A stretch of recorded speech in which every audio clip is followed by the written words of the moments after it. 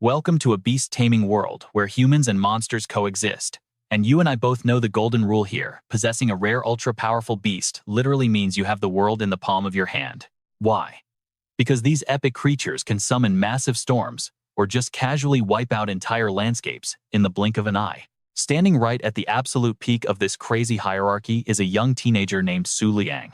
All because the companion beast resting inside his body is known as the legendary lunar god butterfly. It is a mythical monster straight out of ancient legends. We are talking reversing time, warping space, twisting fate itself, and honestly, it might even be completely immortal. Talk about absolutely overpowered. The more people stare at Liang, the more captivated they get.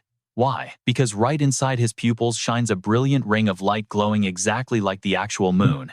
Every single ounce of favor, grace, and absolute blessing from the moon god is perfectly reflected right there in those intense glowing eyes. In this entire world, Liang is the one and only person crowned as the Lunar King. He is practically worshipped and endlessly chased by millions of devoted fans. The Lunar King's life was absolutely legendary, entirely untouchable by absolutely anyone else. Yet somehow, while sleeping, he accidentally rolled right off his bed, smacked his head directly on the floor, and just straight up died in the most ridiculous way possible. Right at that exact second, another teenager sharing the exact same name from 21st century Earth completely transmigrated into this empty body, instantly absorbing a massive flood of the original owner's scattered memories. Liang version 2.0 was honestly left completely and utterly shell-shocked. Normally waking up in a new world as the absolute strongest guy alive feels like hitting the ultimate jackpot. But here is the massive catch: that insane luck only actually works out if all the rumors about this legendary Lunar King were completely 100% true. But the moment Liang actually tried to verify the original owner's real status, he discovered something insane. His beast was absolutely not the legendary lunar god butterfly. Nope, it was literally just a basic glowing butterfly, a super low-tier moonlight beast with practically zero real power. Holy crap, talk about a massive scam. All of Liang's wild hopes for a glorious, overpowered new life instantly shattered into pieces. Awakening a top-tier companion beast at 14. Getting officially crowned as the mighty and unstoppable Lunar King by age 15. Total lies. Becoming the absolute top student at the Moonlight Beast Taming Academy, or successfully founding the massive Moon Church by 16. Being blindly worshipped by over 1 million loyal followers, or casually receiving a literal declaration of war from the great Emperor Kangyu right before his 17th birthday. A highly anticipated final duel in exactly 3 years. It was all completely fake. Funny enough, the original guy was not even trying to scam anyone. He was honestly just severely delusional about his own strength. He fully believed his tiny glowing butterfly was the divine beast in disguise. He thought its true legendary lunar god butterfly form would simply reveal itself during epic illusion battles. Even when staring down a direct challenge from the great Emperor Kangyu, a literal 8-star Tamer, the original Liang never showed a single ounce of fear. Talk about crazy confidence. If this 21st century Liang had not literally relied on the special system panel he received upon transmigrating to verify his own actual deeply depressing character stats, then he totally would have fallen for the exact same massive delusions the original guy had. Anyway, pushing that wild mess aside for now, Liang quickly summons out his glowing butterfly. After all, he really needs to see exactly what his supposed legendary companion beast actually looks like in person. The second the glowing butterfly materializes, he completely freezes in total shock for a few seconds. Why? Because honestly, the little guy looks incredibly cute. But here is the absolutely heartbreaking news. Besides being cute, this little creature is totally completely useless in a real fight. Liang falls into absolute despair. What exactly is his next move? Forget about surviving that massive final battle with the great Emperor Kangyu in 3 years. Even if he fought a basic elite student at the Beast Academy right now, he would completely lose. Without some massive golden finger cheat code, like every other isekai main character gets, the idea of him actually defeating the great Emperor Kangyu in 3 short years is nothing but pure impossible fantasy. But right as he hits rock bottom, a memory sparks. Wait a minute. The original owner actually did possess something that heavily resembles a massive golden finger. Buried deep inside those inherited memories is an incredibly weird, hyper-mysterious object. No one knows where it came from, but the original guy intensely despised and completely rejected it. After seriously digging through his brain, Liang finally remembers the name of this bizarre artifact. It is called the Book of the Moon. And the exact second he remembers it, the Book of the Moon instantly materializes right in front of his eyes. It is basically an incredibly detailed illustration book packed with images of various beasts.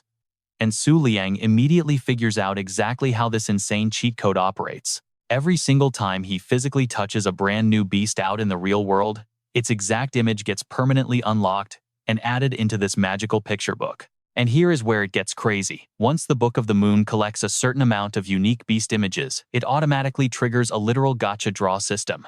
That means Liang gets a totally free chance to summon a completely random beast of unknown rarity. Flipping straight to the Supreme Tier section, he finally understands why the original guy hated this book so much.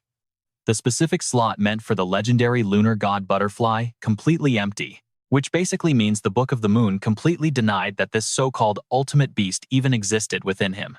That hard truth completely shattered the original guy's massive ego and his rock-solid delusion about owning that legendary divine butterfly.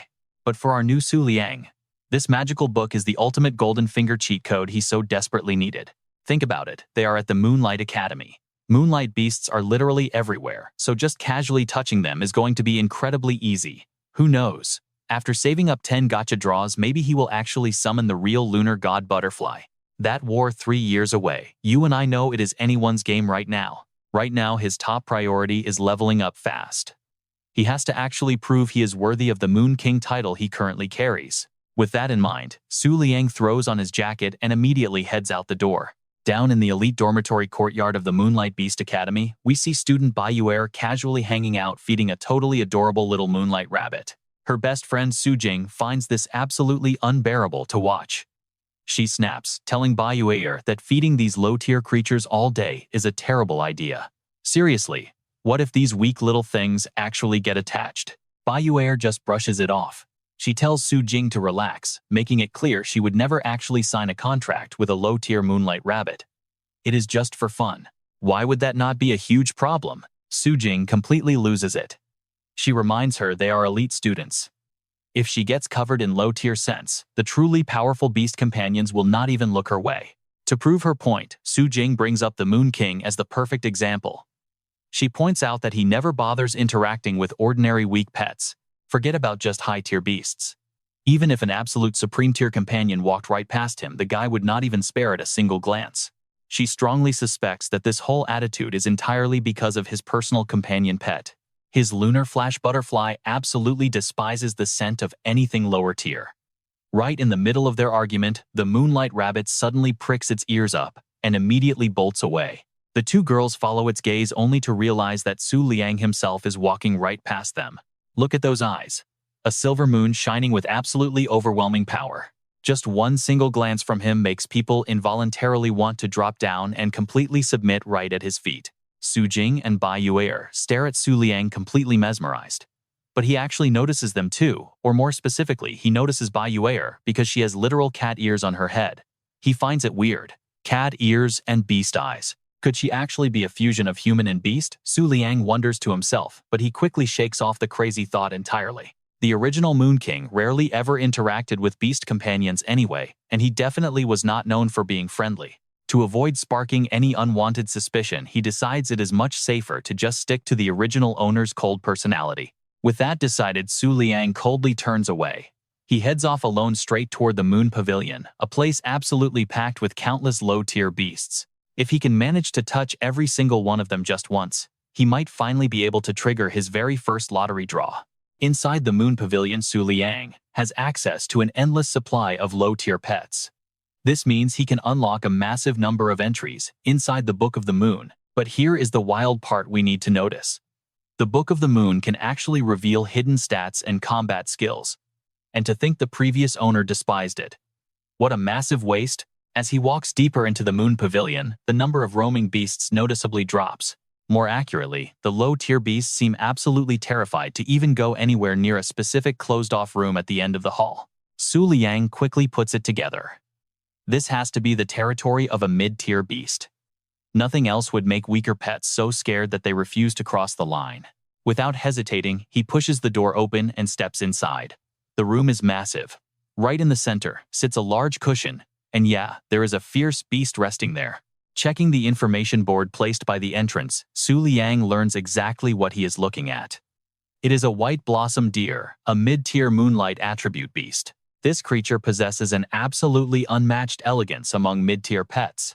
Honestly, even if you search the entire beast world, you would rarely find anything quite like it. It has a very gentle personality, enjoys eating grass, and absolutely loves bathing in pure moonlight. Because of all this, the white blossom deer is notoriously picky when choosing a partner. This makes them extremely rare nowadays.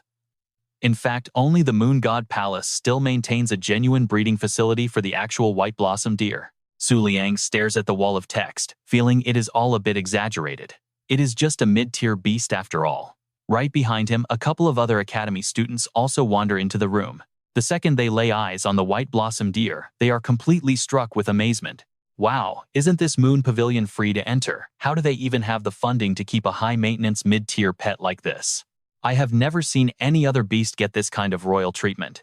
Honestly, do you think it is just because it looks so pretty? Look at how beautiful that deer is. It almost gives you weird ideas, right? Who knows, maybe some insanely rich guy out there is actually into that sort of thing. Liang hears the two students whispering all this nonsense, but he definitely does not expect that the white blossom deer can hear them too. While that loudmouth student is still running his mouth, saying completely gross things about the elegant beast to his friend Boom. A sudden freezing blast of cold water crashes down onto his head, and the one responsible for this sudden attack, the white blossom deer itself. Seeing the furious look in the beast's eyes, those two students completely panic and sprint for the exit. No way, are you telling me that thing actually understood what we were saying? How should I know? I heard some highly intelligent mid-tier beasts can actually comprehend human speech. Whatever, we just need to get out of here right now. Liang, however, is not in a rush to leave. After all, he never provoked the white blossom deer. The elegant beast has finally stopped lounging around. It steps off its cushion and begins slowly pacing around the spacious room. The moment its gaze locks onto Liang, it completely freezes in shock. Drawn in by the silver moonlight shining within his eyes, the white blossom deer involuntarily approaches, pressing itself right against him. All right, you and I are watching. The second they touch the Book of the Moon activates, unlocking a completely new beast profile. But here is the crazy part: this newly unlocked creature is actually the legendary cloud-treading moon deer. A moonlight attribute, but its rank is supreme tier. This isn't just some normal mid-level white flower deer. Liang is absolutely shocked. Is he really standing in front of a supreme tier beast with enough raw power to destroy an entire city? For context, a supreme tier pet is the ultimate ruler of a region, commanding tens of thousands of other monsters. If it snaps, everything within hundreds of meters gets completely leveled with just a single stomp. So why on earth is this terrifying beast wandering inside the academy? At this rate, the whole school could get wiped off the map at any second. Liang takes a deep breath. Wait a minute. If this supreme beast is chilling here so peacefully, maybe its temperament is actually super gentle. The school must know it doesn't just attack people, right? Even earlier, it only splashed those two guys with water because they were running their mouths with zero brain cells. But you can never rule out the classic trope of hiding true strength to crush arrogant fools. Just like those web novel protagonists holding heaven-defying power but acting like completely harmless idiots to trick everyone. Completely unlike Liang, because our guy here is actually tragic. Zero real power, surviving purely by putting on a tough face to scare people. Snapping out of his daze, Liang realizes the deer is staring dead at him. A heavy wave of pure anxiety hits his chest. Wait a second. This deer isn't actually getting ready to attack him, is it? Did he stand there too long, making it realize its secret identity is totally busted? If it attacks right now, he is absolute toast. So Liang starts playing dumb, loudly praising it. Wow, what a beautiful mid-level white flower deer. I just got totally lost, admiring its majesty. Yeah, he has absolutely no clue why this ferocious monster is here, but the bottom line is he really doesn't want to die today. He casually pretends to admire the architecture, and then right near the exit, he completely bolts. He was terrified, but honestly, from the white flower deer's perspective, it was just staring too long because the bizarre patterns in Liang's eyes caught its attention. After Liang practically teleports out of there, the deer lazily plops back onto its cushion. But here is the wild part. This massive beast pulls a literal smartphone from under its bed. It actually logs online, typing in the search bar "humans with eyes like the moon." Seeing the search results pop up, the deer is visibly stunned by Liang's identity. Meanwhile, our guy escapes the pavilion and sprints straight back to the dorms. Su Liang is still shaking, realizing just how insanely dangerous that was. Seriously, what kind of psycho sets that up? How is that any different from dropping a massive dinosaur into a petting zoo? Plus, that white flower deer is way stronger. Honestly, a single casual kick from that thing could easily send multiple dragons straight to the afterlife. If that cloud-treading moon deer had decided to ambush him, Su Liang would be a goner. It is a supreme tier monster, while his current pet is literally the bottom of the barrel. Without the Book of the Moon, Su Liang would be absolute garbage tier. Now you and I need to remember what happened back at the pavilion. The book didn't just show the beast's picture, it revealed every single hidden skill and trait. That basically means Su Liang gains complete encyclopedic knowledge of any creature just by touching it once. This is a massive advantage in any fight, knowing exactly what your opponent's beast can do. Thinking about this, Su Liang gets seriously hyped. Using the cover of darkness, he decides to hunt down a small pet in the academy just to test out this overpowered feature. And that is when he spots the same Moonlight Rabbit from earlier. The really interesting detail here is how pet mechanics work in this specific world. Normally, moonlight beasts turn super aggressive under the moonlight, going totally wild, while their combat power absolutely skyrockets. But this specific Moonlight Rabbit, it seems completely unaffected by the moonlight pouring down on it. Realizing this, Su Liang almost has a heart attack. Don't tell him this tiny rabbit is also hiding supreme power and just pretending to be weak to bait people in. Just look at that incredibly calm kingly posture. It might actually be even deadlier than the supreme beast from earlier. Su Liang completely tenses up at the thought, but he has to use the book's power to expose exactly what kind of monster this bunny really is. Swallowing his fear, he steps forward carefully, slowly extending his hand toward it. However, the second he actually touches the rabbit, massive disappointment hits him. Because this rabbit is definitely not hiding some secret overpowered ability at all. It is literally just useless.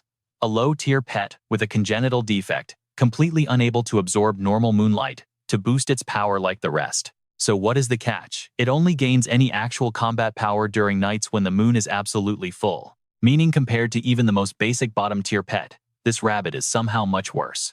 Alright, you and I know the drill. Su Liang couldn't hide his disappointment. Those epic encounters with high-level beast companions were clearly destined not to happen to him. But get this, somebody actually catches Su Liang hugging the Moonlight Rabbit. And it's none other than Bai Yuer, that cat-eared beast-eyed girl he just bumped into earlier this afternoon. Right before bed, she was just planning to give the little rabbit a midnight snack. Instead, she catches the ruthless Moon King, a guy who never touches weak creatures, snuggling that Moonlight Rabbit like it's the most natural thing in the world. Totally surreal. Still reeling from the shock, Bai Yuer heads back to her room. She finds Su Jing totally chilling with a face mask on and asks Su Jing, do you think it's possible? I mean, just hypothetically speaking, could the terrifying Moon King actually have a soft spot for tiny animals? Su Jing literally freezes in place for a solid few seconds before snapping back. Huh. Did sitting through too many lectures completely break your brain or something? Should I call you in sick tomorrow? Bai Yuer just awkward laughs it off. Haha, I was just kidding. She totally dodges the question and scurries back to her bedroom. But deep down, she knows exactly what she saw. That was definitely not a hallucination.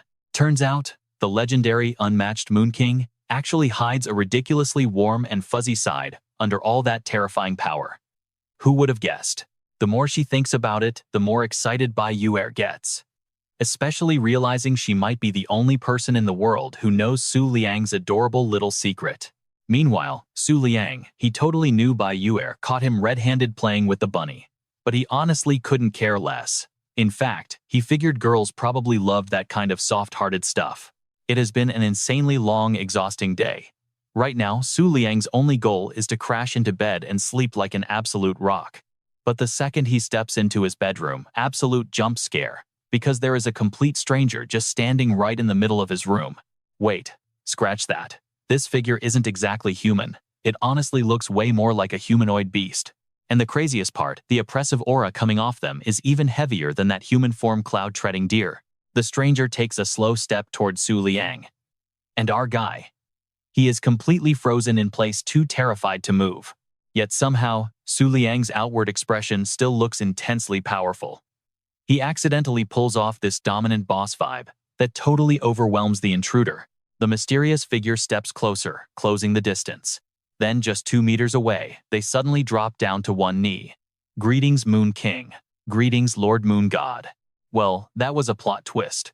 This definitely isn't what Su Liang was expecting.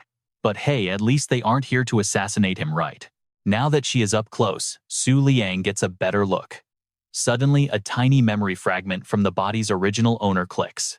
He actually recognizes this girl. She is one of the top beast envoys from the Twin Moon cult.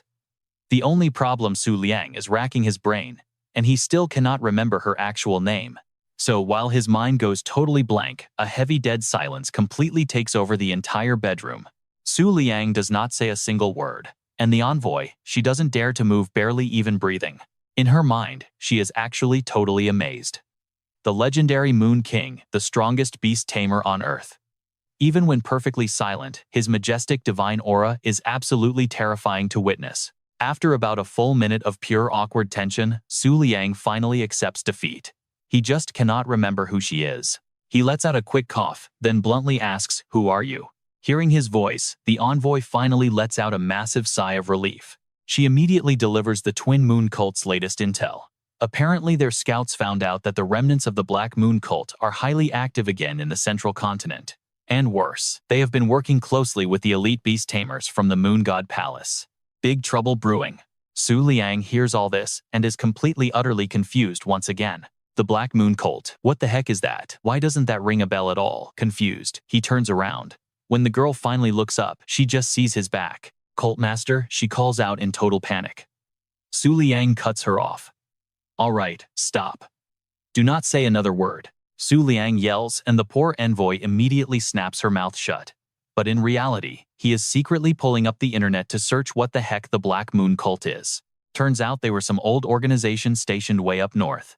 Basically cultists who worshipped crazy deities like the Death God Palace. The Black Moon legends even claimed they possessed weird magic, capable of turning the moon pitch black. 3 years ago, they clashed directly with the Twin Moon cult.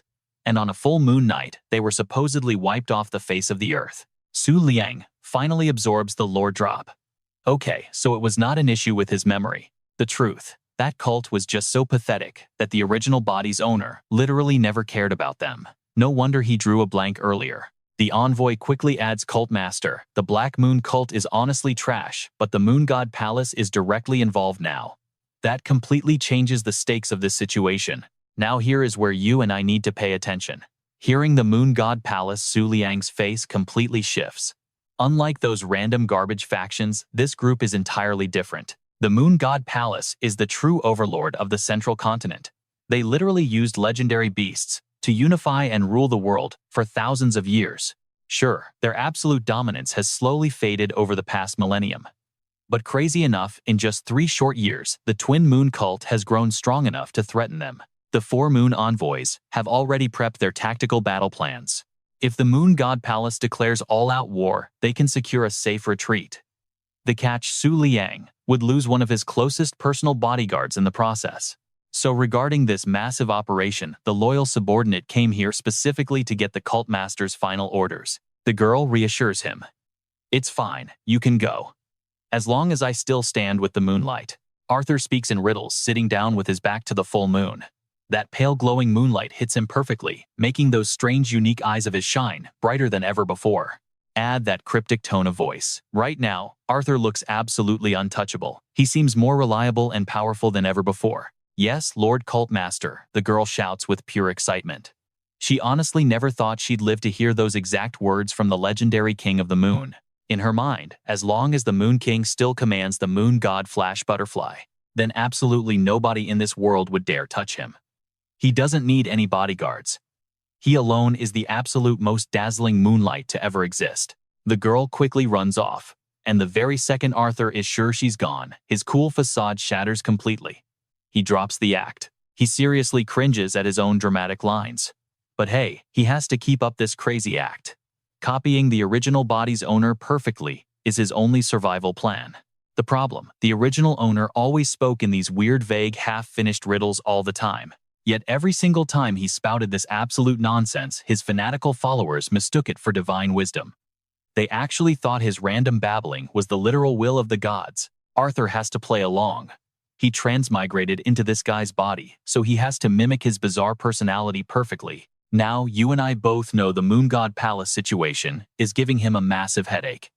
He's been here one day and things are already completely out of control. To be fair, the original Moon King wouldn't even break a sweat over the Moon God Palace right now. But that confidence assumes he actually controls the legendary Moon God Flash Butterfly. But right now, he is just Arthur. His only beast is an insanely weak, totally useless basic Flash Butterfly. He's literally just faking his way through being the Moon King. Honestly, Arthur regrets spouting that dramatic nonsense and sending the girl away. With 0 bodyguards left by his side, if any real danger shows up right now, it is an instant game over for him. He's completely exposed. While stressing out over his impending doom, Arthur suddenly remembers something crucial. Wait, he still has the Book of the Moon. He interacted with so many beasts at the Moon Pavilion today. He definitely collected enough points to finally use the gacha system. Arthur eagerly opens up the Book of the Moon. And jackpot, he has enough energy to flip a card. This summoning system is wild. It gives him a chance to pull any Moonlight-type beast from total trash tier all the way to absolute god level. Whatever he pulls gets instantly contracted. But here's the catch. If he hates the beast, he can cancel the contract and convert it directly into pure experience points instead. So either way, it's a win. Before hitting that draw button, Arthur literally prays to every single god he can think of. His current situation is incredibly desperate. But if he manages to pull a supreme tier beast right now, he flips the entire board. He wouldn't have to fear a single soul. Arthur activates the pull. Instantly, the Book of the Moon erupts with a blinding absolute golden light. After some insanely flashy effects, the system drops the epic reveal. Arthur pulled the transparent Moon Shadow. It is a high-level Moonlight beast equipped with 2 solid combat skills, Moon Scales and Stealth. Sure, it isn't the supreme tier god beast he wanted, but a high-level summon is honestly pretty great. If Arthur was just a normal academy student pulling a seriously rare high-level beast like the transparent Moon Shadow, would have him jumping around screaming with absolute pure joy right now. But for the almighty Moon King, the supreme leader of the Twin Moon cult, this transparent Moon Shadow is basically pocket change. It means absolutely nothing. Let's be real here. A mere high-level beast doesn't have nearly enough firepower to save his skin. Not even close. So, after thinking it over, Arthur instantly decides to shatter the contract and scrap it. The system is surprisingly generous, though. Canceling that contract gives him a massive surge of pure experience. His power levels skyrocket, pushing him straight toward becoming a 2-star beast Tamer. Even with that epic power boost, Arthur just cannot celebrate. Looking back, the original body's owner had endless chances to contract real supreme tier beasts inside the Twin Moon cult. He literally had it made. But because the idiot actually believed he controlled the legendary Moon God Flash Butterfly, he completely ignored every single one of them. And now Arthur is the one stuck cleaning up this massive mess. He lets out another long, heavy sigh. Later that night, just as he's crawling into bed, a horrifying realization hits Arthur like a truck. Sure, that high-level transparent Moon Shadow beast couldn't wipe out the entire rival Black Moon cult. That much is incredibly obvious. But come on. It was still light years stronger than his current garbage tier Flash Butterfly, which literally has 0 combat abilities to its name. It could have saved his life in a sudden ambush or emergency. Yet he just scrapped the contract without a second thought. Is he actually being corrupted by the original owner's insanely arrogant personality? No, that can't be right. At least Arthur actually knows that the legendary Moon God Flash Butterfly is completely fake. He mutters to himself, collapsing onto his bed. But deep down, he is furiously regretting throwing away that Moon Shadow beast. He swears to himself next time he pulls a high-level beast, he is absolutely locking in that contract immediately. No questions asked. Tomorrow, he plans to hit the Moon Pavilion again to scan the rest of the low-level beasts. Oh, and he cannot forget that cloud-treading moon deer. Arthur plans to bribe it with some premium food and completely trick it into following him. But the very next morning, the cloud-treading moon deer wakes up to find its entire enclosure completely smashed open. Oh, hey there, little buddy. Are you finally awake? Alright, you and I are diving right back in. The cloud-treading moon chaser flinches, realizing a caretaker is just brushing its fur. The caretaker whispers that better food awaits at the Moon God Palace, and their envoys are coming soon to pick it up. They tell the deer to stop being so picky and to listen to its brand new caretakers. The beast flinches hard once again. Wait a second, what exactly does this human mean? Was it actually sold to the Moon God Palace? Yeah, it turns out that suspicion is totally spot on. Because right outside, 2 beast tamers from the Moon God Palace have already arrived at the Moon Pavilion to collect the deer. Their sudden appearance causes a massive crowd of curious students from the Beast Taming Academy to gather around. One envoy scoffs. She heard the Moon King trained here and thought it was special, but seeing just a bunch of little kids makes the whole place seem like a total joke. The older Moon God Palace envoy scolds her. She tells her little sister to stop causing trouble, reminding her they are only here for the white flower deer. No unnecessary drama allowed. She specifically warns her to avoid anything involving the Moon King or the Twin Moon cult. The younger sister huffs. She knows the drill and just wants to grab the white flower deer and leave. Shortly after, a girl with glasses steps out from the Moon Pavilion. She introduces herself as Qingxia, the official owner and manager of this entire establishment. Qingxia sizes up the two women with a quick glance. Honestly, their incredibly arrogant attitude does not surprise her one bit. Too bad. The Moon God Palace lost its golden age of ruling the masses.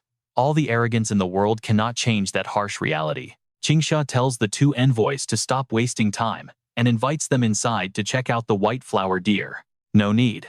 They already checked out all the photos online anyway. They offer 10 times the price and demand the beast immediately, without any delay.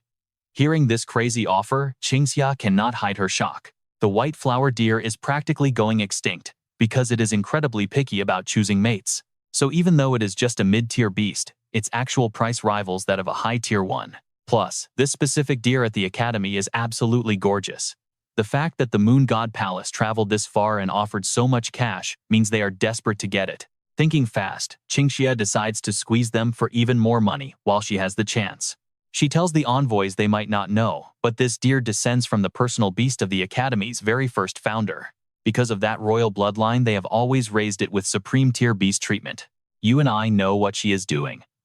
10 times, the price will never cover their massive resource expenses. Hearing this, the younger envoy reacts, first bursting into loud laughter.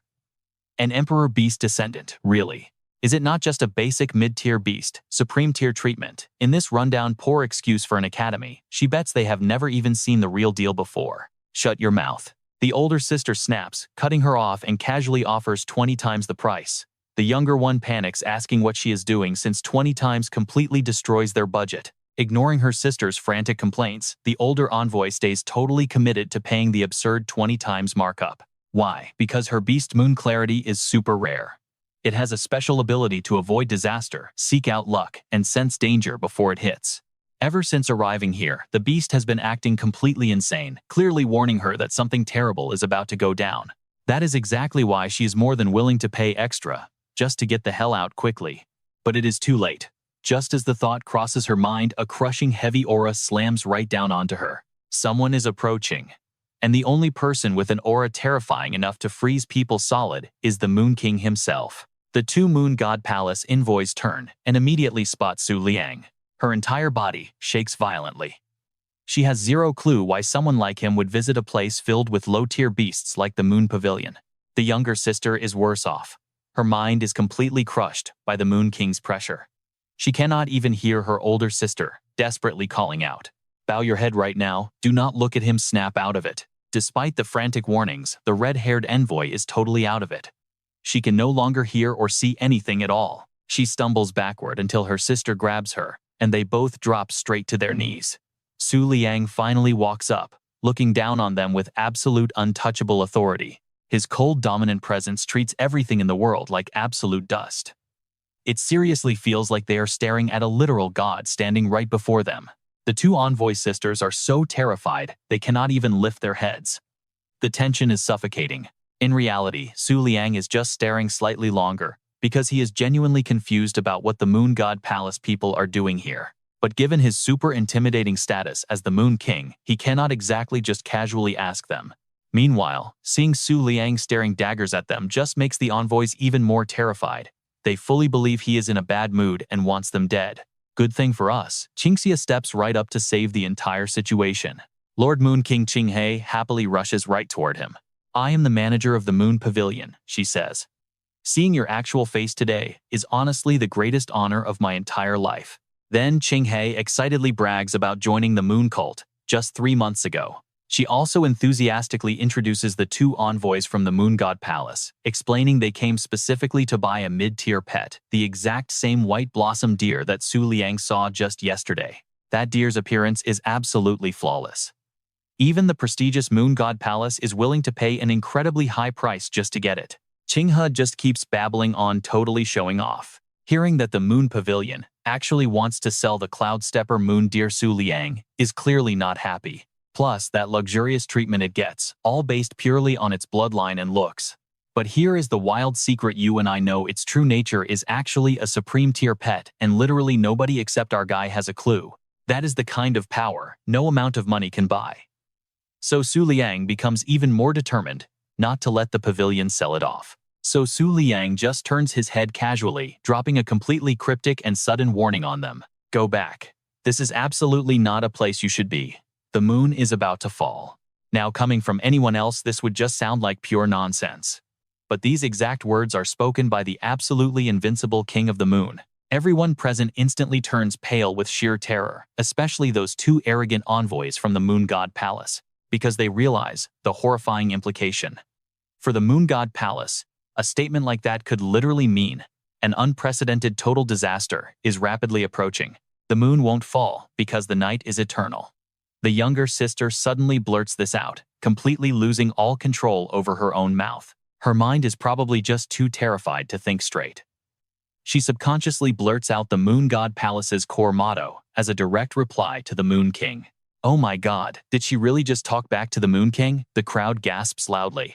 That is exactly when the woman finally realizes how unbelievably disrespectful her impulsive actions just were. She unconsciously looks up only to instantly meet Su Liang's terrifying gaze, a stare much colder than absolute ice. She is so absolutely terrified, she instantly passes out on the spot.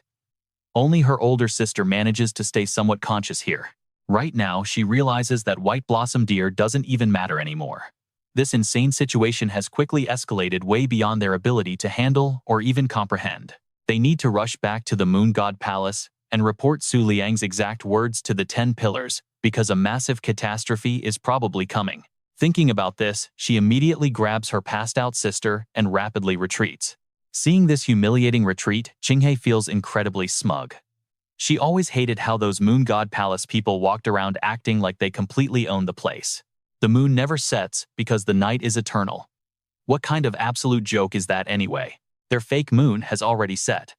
The true moon is forever sleeping right inside the eyes of the one and only Moon King Su Liang. After successfully chasing the envoys away, Su Liang walks deep into the Moon Pavilion. Once he is completely sure nobody is watching him anymore, he finally lets out a massive breath. That situation was way too dangerous. Having to constantly flex and act like the intimidating Moon King is honestly making him tired to death right now. Even though he has absolutely no idea if his acting actually worked, and I know throwing out a heavy threat like that should definitely make the Moon God Palace stop thinking about that white deer. Meanwhile, in the private room of the Cloud Stepper Moon Deer, the pavilion staff are already starting to pack up its things to move out. But the deer is fiercely resisting, aggressively biting the staff's clothes and crying out in absolute pure panic. The staff are completely confused by this behavior, because normally this pet is incredibly obedient and super gentle. Oh, I get it. Is our little baby too sad to leave mommy? The caretaker suddenly comes up with this ridiculous reason, rushing forward to hug the deer tightly. Don't you worry at all. Even when you move over to the Moon God Palace, mommy will still come visit you all the time. Inside, the Cloud Stepper Moon Deer is fiercely screaming in protest. Who wants that? It just straight up refuses to go to the palace. Just then, the deer's sleeping cushion gets lifted up, and the staff member discovers a whole bunch of random stuff hidden right underneath it. There are half-eaten bags of melon seeds, little human-shaped dolls, a vanity mirror, literal romance novels, and to top it all off, there is even a freaking smartphone hidden away. A bunch of question marks literally pop up over her head. Do magical beasts seriously like this kind of stuff? Out of everything there, that phone is obviously the most valuable item. The caretaker actually thinks somebody must have dropped it by mistake, so she reaches down to grab it. Seeing this exact scene unfold, the Cloud Stepper Moon Deer completely panics, totally terrified that its embarrassing internet browser search history is about to be exposed. To protect this absolutely crucial secret, the deer has to drop its gentle image entirely, charging forward and brutally headbutting its absolute favorite caretaker with a desperate full-power strike. The phone flies straight out of her hands, soaring through the air, before landing perfectly into Su Liang's hands just as he rushes in. You and I both know this situation is honestly 100 times worse than just having a random caretaker see its weird search history. Su Liang looks down at the phone in his hands, seeing the screen displaying a super trashy romance novel about a monarch and a beast. He is just completely speechless. Meanwhile, the cloud stepper moon deer is so insanely embarrassed it already hid itself completely behind its own bed. Right now, it just wishes it could dig a hole and disappear forever. After a few awkward seconds, Su Liang decides to reclaim his cool guy image by casually tossing the glowing phone far away. Alright, let's jump right in. He casually announces the Moon God Palace deal totally cancelled. He tells everyone to drop their bags and stop packing. The Twin Moon cult will be showing up very soon to negotiate the complete buyout of the Moonlight Pavilion. After dropping that bomb, Su Liang just walks right out. No hesitation, no extra movements. He just leaves the entire staff standing there completely stunned. His original plan for coming here today was exactly that, discussing the whole buyout of the pavilion. Running into the Moon God Palace guys, totally unexpected. But having this place as a front is perfect. It gives him a completely legitimate excuse to get close to a whole bunch of lower-level monsters. But Su Liang definitely did not expect to walk in and immediately catch a supreme-tier pet in the middle of a super embarrassing moment. He figured the beast might get so humiliated it would go crazy and literally gore him. So making a fast exit was the smartest play. He leaves, and the room goes dead silent. After a few seconds of processing everything, the stunned staff finally break the silence with pure, absolute amazement. Did the Moon King seriously just announce that the huge transaction is cancelled? Did he run into the Moon God Palace messenger outside? What in the world just happened? They are all absolutely dying to know the juicy details. Word is, he cancelled it all on his own. Pure boss energy right there. But wait, does this flex actually mean he is declaring war on the Moon God Palace? The Twin Moon cult is definitely going to protect us now, right? But honestly, they are way more curious about that phone. Making the majestic Moon King show a face like that. What on earth was actually on that screen? The cloud deer overhears all this, and its pride immediately takes a massive hit. Before anyone else can even touch the phone, the deer lunges forward. It snatches the device right in its mouth and fiercely bolts out the door. The staff cannot catch it at all, so they just stare at each other. They have zero idea why the little beast is acting like an edgy, rebellious teenager. The cloud deer sprints out of the Moonlight Pavilion like a rocket, desperately chasing right after Su Liang. Just the other day, he figured out its true identity. And now, he has completely exposed its ridiculously shameful internet browser history. The beast figures if it lets him just walk away today, it might as well pack up and move to another planet. The humiliation is just way too real. Stop right there. Moon King, you saw everything. The deer runs incredibly fast, cutting Su Liang off and actually speaking in a very frantic human voice. Its voice is actually surprisingly nice and clearly sounds like a young girl. Su Liang immediately gets it. No wonder it was reading those trashy romance novels. The deer snaps, saying if he leaks the secret, she will never let it go. The cloud deer keeps throwing out threats. Su Liang just stays completely quiet for a few seconds, his face showing absolutely zero emotion. Now, here is where you and I need to pay attention. Just when the deer thinks it scared him, the always ice-cold Moon King suddenly lets out a mock laugh. Hold your grief. Sometimes losing your dignity is just a way to say goodbye to your past self.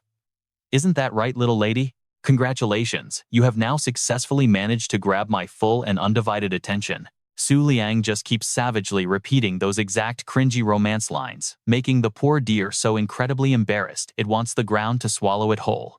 Shut up. Just shut up. Don't think for a second. I am scared of you just because you are the Moon King. It screams at him.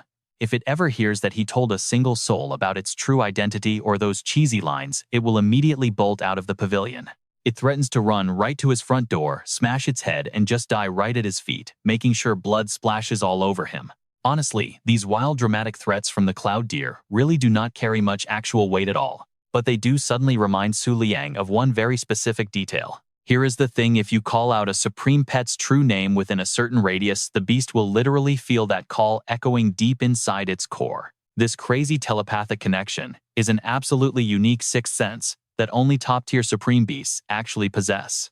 So Su Liang totally takes this golden opportunity to strike a little bargain with the frantic cloud deer. So that means if I call you, you will absolutely come running, right? Of course I will. The extremely frustrated deer yells right back. But the moment it says that, it realizes something is very wrong. Wait, wasn't it supposed to be the one threatening Su Liang? How did the tables flip so fast? Then it is a deal. From now on, whenever I call you, show up. If you don't, I will gladly reveal your embarrassing secret to the entire world. Su Liang drops that final condition and then just casually strolls right away. The cloud deer stands there stunned.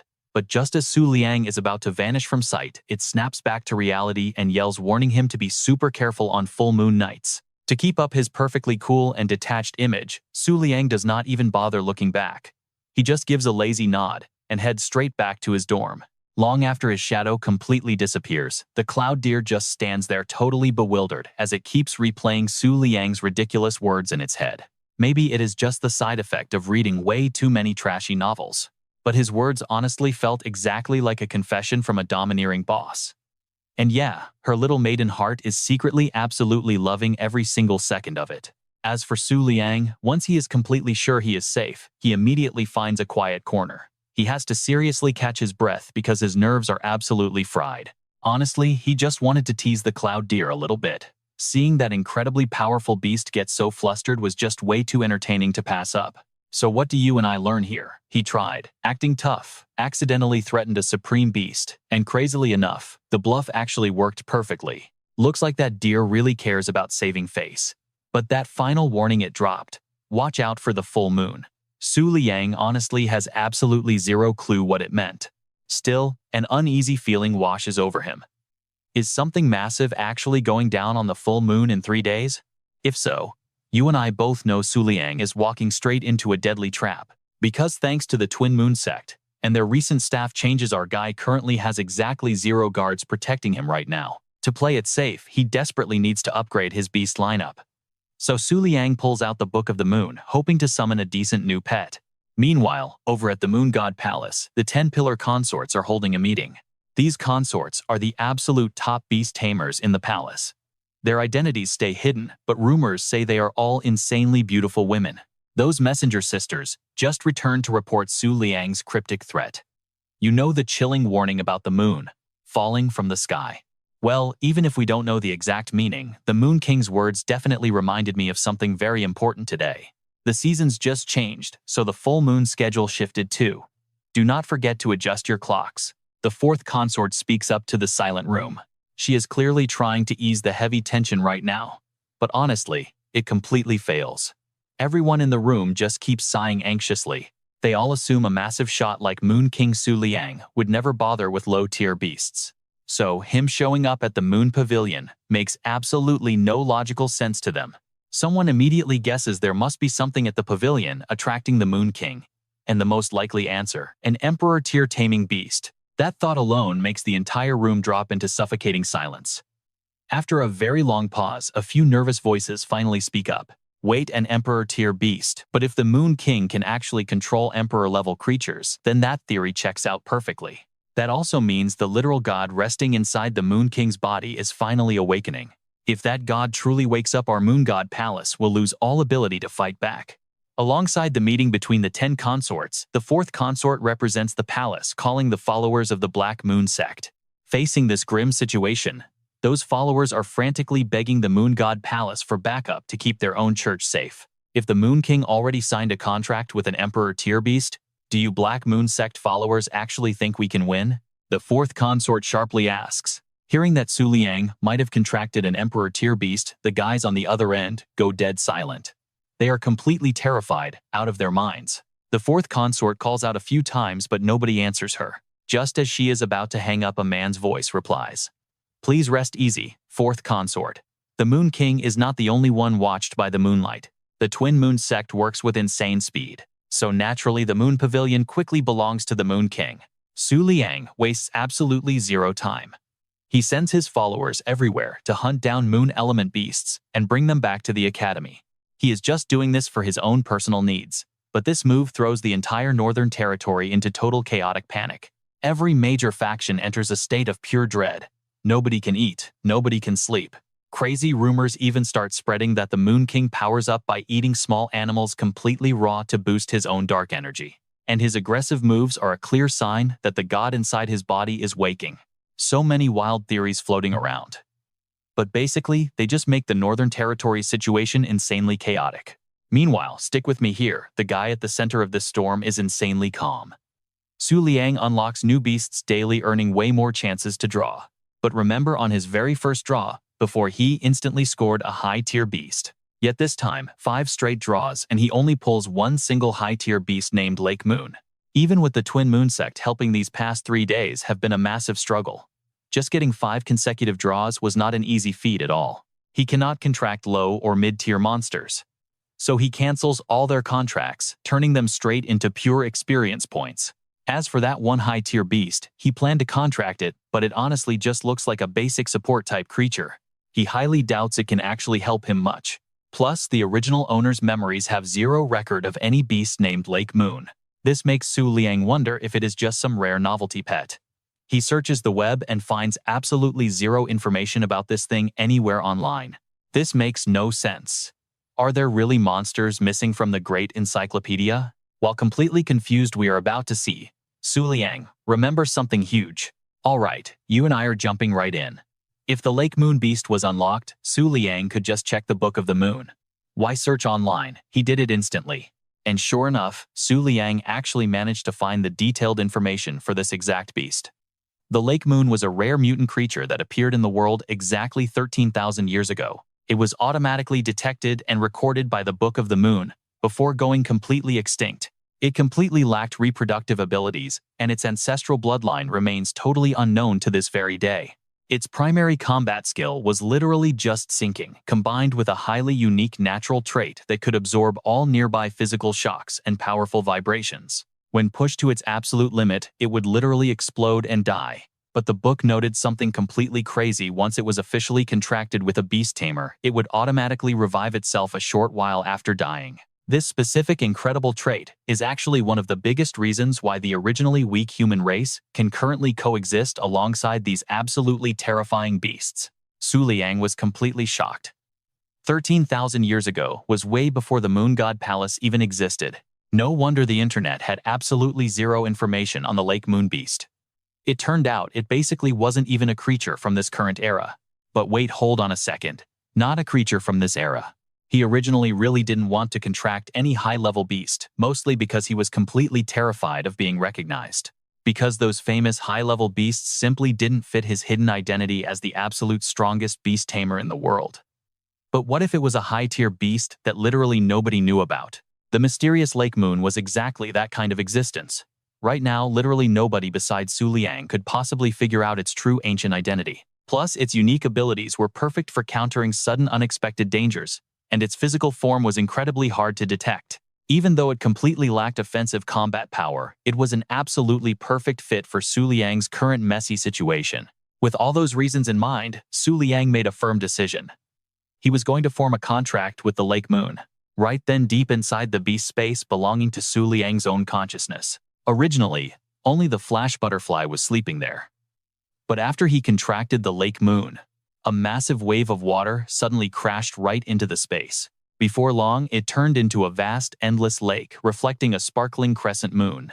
The flash butterfly couldn't even help but shiver from the intense energy. At the exact same time, Su Liang directly felt the existence of this high-tier beast. But that deeply mysterious and fluctuating energy felt completely different from the traits of any other high-level beast out there. He finally got his second pet beast, and Su Liang seriously hoped this little guy could lend him a much-needed hand. Because the full moon night that the Cloud Treader warned him about was fast approaching. In fact, tomorrow night was that exact full moon. The members of the Black Moon cult were finally making their move. Based on their tense negotiation the other day with the Moon God Temple, they firmly guessed Su Liang had obtained an Emperor-tier pet and would make his move tonight during the full moon. One of the absolute strongest fighters in the Black Moon cult, a guy flawlessly playing the spy role inside the Beast Academy, was assigned to guard this exact area. It was the closest spot to the King of the Moon. He was sweating bullets, completely terrified that if Su Liang detected even a tiny bit of hostility coming face to face with him, would absolutely mean an instant death sentence. Meanwhile, Su Liang was still just chilling back in his own dorm room. But the weirdest thing was happening. His flash butterfly kept frantically flying back and forth, looking incredibly anxious. During the previous full moon nights, it had never acted like this before. The Lake Moon beast was still fast asleep, seeming perfectly normal, without any strange issues. Because of this completely wild reaction, Su Liang quickly guessed that a super powerful beast had likely shown up inside the academy, absolutely terrifying all the low-tier pets, like his flash butterfly. Okay, just calm down. Let me take you outside to check things out. Liang quietly told High Butterfly, and it finally landed completely obediently right on his shoulder. Even though these full moon nights meant incredibly strict curfews at the academy, that rule absolutely wasn't a problem for Liang given his highly special status. If something abnormal was going down inside the academy, there was a massive chance that he was the main target. And if real danger hit, fighting back in an open area would be way easier than being trapped inside a closed-off dorm room. Besides, Liang absolutely refused to drag the other students into his mess. Stepping outside his private room, you and I can see something wild happening in the south dorm. It wasn't just his Flash Butterfly, tons of other low-tier pets were completely losing their minds in a massive frenzy. All around him, panicked students were scrambling wildly, just trying to catch their frantic pets. This chaotic scene made him feel incredibly uneasy. Did the Cloud Treader's warning actually come true? Was a strange, terrifying beast really coming to hunt Liang down on this full moon night? Yeah. Liang felt tense but also surprisingly hyped. Whoever had the guts to target him, what kind of beast did they pack? Just as that thought crossed his mind, a massive explosion shook the ground. It sounded like it came from the building right next door. Liang quickly rushed over to the window to check it out. The entire roof of that adjacent building had been completely blown off. But wait, this crazy attack wasn't even aimed at him. Here's the wild twist. The guy who just got blasted was actually the Black Moon cult spy infiltrating the academy. That massive shockwave happened because some incredibly bizarre creature violently ambushed him out of nowhere. Bizarre, because the creature clearly looked just like a common low-tier Moonlight Rabbit, but its enormous size and terrifying aura were completely overwhelming. It definitely wasn't acting like a weak little rabbit at all. Alright, you and I are looking at a Moonlight Rabbit with a birth defect. It only unleashes true power on the brightest full moon nights. But nobody else knows that little secret except Liang and his Book of the Moon. The spy is completely clueless too. He cannot understand the creature right in front of him. Meanwhile, the Moonlight Rabbit attacks relentlessly using its massive long ears. Wherever those ears strike, even the most solid bricks and solid stone crumble into pure dust. Inside the dorms, the low-level beasts panic. They grow terrified by the violent destruction outside and the deafening roars of the Moonlight Rabbit. Over at the Moon Pavilion, the exact same chaotic situation unfolds. Low-tier beasts are running wild outside. But weirdly enough, they all sprint straight toward the cloud-treading illusion deer's private room. The majestic white deer was fast asleep. Getting woken up by this massive racket obviously makes it furious. Who dares make so much noise at midnight? So annoying, just go back to sleep. The aura pressure this deer emits completely eclipses the Moonlight Rabbit. Hearing this strict command, the little low-tier beasts instantly become obedient.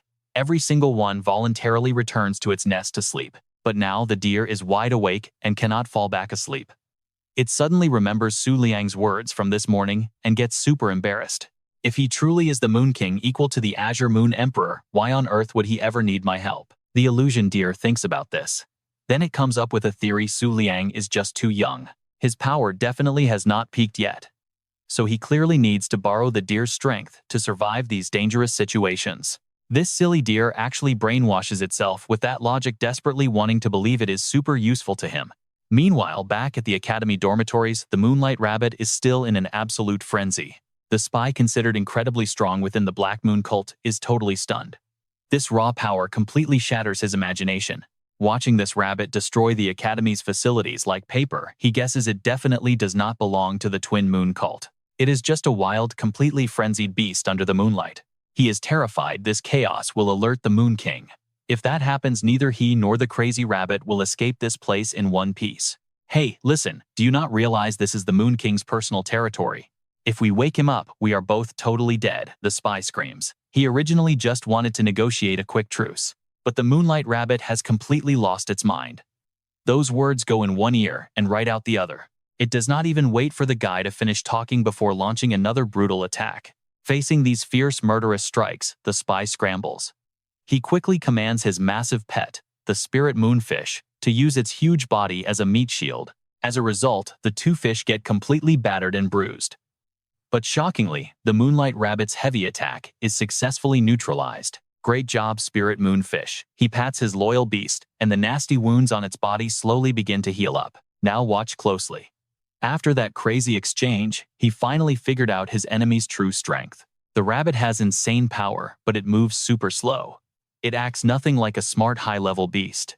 It is definitely not a supreme tier pet. Otherwise, his spirit moonfish never could have blocked that strike. How incredibly interesting. If the Moon King isn't awake yet, then why the hell should I fear you? The Black Moon Spy laughs out loud. He jumps off his beast and removes its limiters, allowing the spirit moonfish to freely absorb the moonlight. Instantly fueled by the full moon's energy, the two fish merge together. They transform into one massive, terrifyingly ferocious shark. But at the exact same moment, the spy feels agonizing, crushing pain ripping through his chest. Spirit moonfish, stop absorbing right now, he screams. He just about hit his absolute breaking point. Aside from the Azure Moon Emperor and the Moon Palace, no beast tamer can let their pets absorb moonlight forever without facing consequences. Otherwise, the ultimate price is the tamer's physical body exploding into pieces. Instant game over. As for Moon King Su Liang, this spy guesses the kid has already completely defied common sense. Then he completely unleashes the spirit moonfish's power, sending it charging at the giant Moonlight Rabbit. The exact second these beasts clash, a massive earthquake rocks the academy. An emergency evacuation protocol is instantly initiated. At first, academy staff think some hostile faction is attacking the school, but they quickly dismiss that crazy idea altogether. Because with the Moon King living here, no lunatic would ever dare to strike first. It is probably just some beast absorbing way, too much moonlight and losing control. Yeah, that has to be the explanation. Full moon beasts are crazy dangerous though. One of them actually beat up a teacher before. We're about to see things get wild. Mid-conversation, the two staff members see a shadow dash past them. Initially thinking it was a panicked student, they look closer only to realize it is Su Liang himself. The moon's power is rising. Luke dropped another one of his totally vague, cryptic lines. Honestly, he had absolutely no idea what the hell he was saying, but it sounded insanely cool. After that mic drop, Luke just turned and walked away. Even though he had acquired the Moon Lake, he still felt this gnawing lack of confidence deep down, especially tonight under the blinding glare of the full moon. If we had to quote the original host's creepy survivalist logic to explain that gut feeling, it would definitely be the moonlight is watching me. Meanwhile, the traitor's lunar shark beast launched a totally brutal, totally ruthless attack. A strike so deadly this guy literally thought his only job left was scraping the Moonlight Rabbit's corpse off the pavement. But wait for it. As the dust finally clears, he looks up and sees that giant rabbit still standing there like an absolute tank. This realization hits him like an absolute freight train. That lunar shark beast was his ticket to power. It earned his top rank inside the Black Moon cult. And yet right here, right now, it cannot even scratch a single completely crazed mutated beast. At the exact same time, Chloe and Bella are hiding behind the building next door watching this absolute slaughter unfold with their own eyes. Now you and I both know going near this fight is pure suicide, but they just had to watch the chaos. I mean, their dorm roof just got totally blown off anyway. But watching this fight play out, Bella cannot shake the feeling that this monster looks weirdly familiar. Chloe thinks it looks like some high-level mutated plush toy, but let's be real, that massive unnatural body shape is completely terrifying. They barely whisper a few words before the entire battle becomes completely and utterly one-sided. The Moonlight Rabbit uses its giant ears to wrap up the lunar shark tight, violently slamming it straight into the dirt. That terrifying shark beast. Against this rabbit, it basically looks like a harmless little koi. Its healing speed is completely overwhelmed by the sheer devastating damage the rabbit is dishing out right now. The Black Moon cult traitor is officially pushed right to the absolute dead end. Desperate, he commands his beast to unleash its ultimate killing move, swallowing the moon. This attack is pure nightmare fuel. Once a target gets hit, an invisible force field from the lunar shark literally shreds them apart until they draw their very last breath. But get this, before that overpowered ultimate move can even finish charging up, the Moonlight Rabbit lets out a deafening roar. Then, it literally swallows the shark's invisible attack completely whole. The guy watches this happen and completely freezes in horror. He genuinely cannot believe that a simple, mindless wild beast could possess combat skills this insanely terrifying. Bella is just standing there with her jaw completely dropped, absolutely stunned by the terrifying raw power of that massive rabbit. That is until Chloe suddenly tackles her into a tight hug from behind, instantly summoning her own guardian beast, the lunar silver fox. The fox beast whips its massive tails around, forming a thick protective shield to completely cover both girls. And just in time, the Moonlight Rabbit goes full throttle, reflecting every single drop of that swallowed energy right back out. This ultimate payback blast hits with the raw, devastating force of a literal nuclear bomb. Without a doubt, that lunar shark is instantly deep-fried into oblivion. Yep, that cult traitor just completely and utterly lost this horrific fight once and for all. The massive shockwave alone completely wipes out an entire section of the Beast Academy grounds. Chloe and Bella barely survived the fallout, mostly because Bella also managed to summon her own fierce guardian beast just in time. Otherwise, the fox's shield alone wouldn't have been enough. They would be totally half dead right now. But there is a huge problem. Bella's giant white tiger beast just caught the absolute full attention of the Moonlight Rabbit. And right now, the girls have absolutely nowhere left to hide. Seeing that terrifying rabbit lock eyes directly on them, the two girls just hug each other, violently shaking. They are completely convinced it is game over. But here is where you and I get a total plot twist. The Moonlight Rabbit just hops closer and stands totally still. No attacks. Chloe realizes its giant eyes are locked onto Bella with absolutely zero killing intent. After a tense silence, the giant rabbit finally looks away. It turns around and easily plucks the crushed cult traitor right out of the burning rubble. Even after that insane nuclear-level shockwave, this guy is somehow still barely breathing. Talk about surviving like a literal cockroach. He coughs up blood and yells, "You think you can walk away alive? The Moon King is coming. You'll be dead meat." This guy is totally delirious, screaming empty threats. But all that yelling, it doesn't scare the beast at all. It just makes the Moonlight Rabbit seriously angry. It slams the traitor hard into the dirt, raising one massive foot up high. It's totally ready to crush this helpless guy like a literal bug. Bella sees this brutal execution coming and instantly wants to rush in to help. Chloe grabs her arm fast. "Are you crazy? You know Snowy cannot stop that massive monster from doing what it wants. It's a high-level beast. If it dies in this fight, bringing it back will permanently drain its loyalty to you. But we cannot just stand here and watch a man get violently crushed to death. How can we just do nothing?" Bella yells right back at her. Chloe is honestly too used to her friend's stubborn hero complex. She knows talking her out of it is impossible, so she just drops her hand and steps back. But right at the exact second, Bella prepares to command her beast forward. A human arm suddenly reaches out, blocking her path completely. It is Luke. The new Moon King has arrived. Standing under that bright full moon, his heavy, overwhelming presence completely dominates the area. "Step back," he warns them. "This isn't a fight you can handle. The pure moonlight is about to converge." A spinning halo of pure light materializes right above the Moonlight Rabbit's head. As Su Liang steps forward, brilliant rays of light radiate from his entire body. Just like the beast's swirling vortices appear right above him too. Watching from behind, Su Jing and Yue Er are completely blown away by his power. They shield their eyes, yelling about the blinding light, wondering if this guy is even human anymore. Right at that moment, the massive Moonlight Rabbit turns its head. It locks eyes on Su Liang's tiny figure as he fearlessly approaches. Clothes whipping in the wind, Su Liang runs the numbers in his head. The size, the shape, plus a supreme tier beast has literally never been born in this era. He bites his lip, hesitating for just a split second. But then, his eyes snap wide open, blazing with absolute certainty. He realizes there is only one possible explanation for all of this. Let's rewind 10 minutes. Hiding behind a rock, Su Liang watched Su Jing and Yue Er, a heavy sense of dread filling his mind. He knew rushing in was incredibly reckless, yet he stepped out with this totally unexplained confidence. Staring blankly, a wave of dark pessimism hit him. He knew fighting this thing head-on was completely impossible. The chaos unfolding right in front of him only fueled his absolute despair. Even the high-tier beasts of the 4-star guides were getting wiped out in seconds. Even as he summoned the legendary Book of the Moon, that deep anxiety wouldn't leave his chest. His pets, Lake Moon and Flash Butterfly, couldn't even scratch this monster.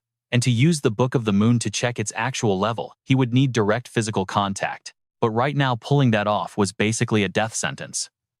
The book's glow illuminated his face as he stood there completely paralyzed by indecision. What was his next move? Was he really just going to give up here? Suddenly, Su Liang's eyes snap wide open. Something clicks, freezing his racing thoughts for just a split second. Wait a minute. Up ahead, the massive Moonlight Rabbit is standing completely still, just staring intensely at Su Jing and Yue Er. This sparks a huge question in his mind. Why isn't the monster attacking them? Su Liang immediately starts analyzing the insane situation. Complete loss of control and actual reasoning are somehow coexisting. That kind of contradiction is literally impossible for a high-tier beast. Snapping back to reality, standing right near the giant rabbit, his confidence returns. There is only one final possibility left on the table. Meanwhile, down below, the cultist Black Whale stares at Su Liang's back, totally stunned by what he's witnessing. The legendary Moon King was actually this close to him. A massive, excited grin spreads across his face. He can barely contain his hype, wondering if he's about to witness the Moon King's legendary beast in action. Information about the Moon King's beast would literally shake the entire world, and he was going to be the only one to see it firsthand. But his wild daydream is suddenly cut off when Xiaobai violently snatches him up into the air. As the beast successfully tosses Black Whale securely onto its back, Yuer cheers with pure joy, praising Xiaobai.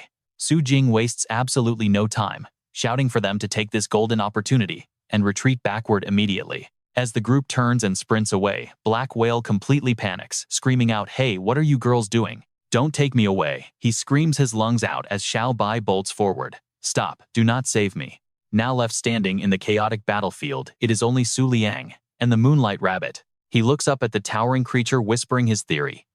A beast driven mad by the full moon shouldn't have any sanity left. You're not actually crazy at all. Seeing the huge beast just silently listening, he calmly continues speaking.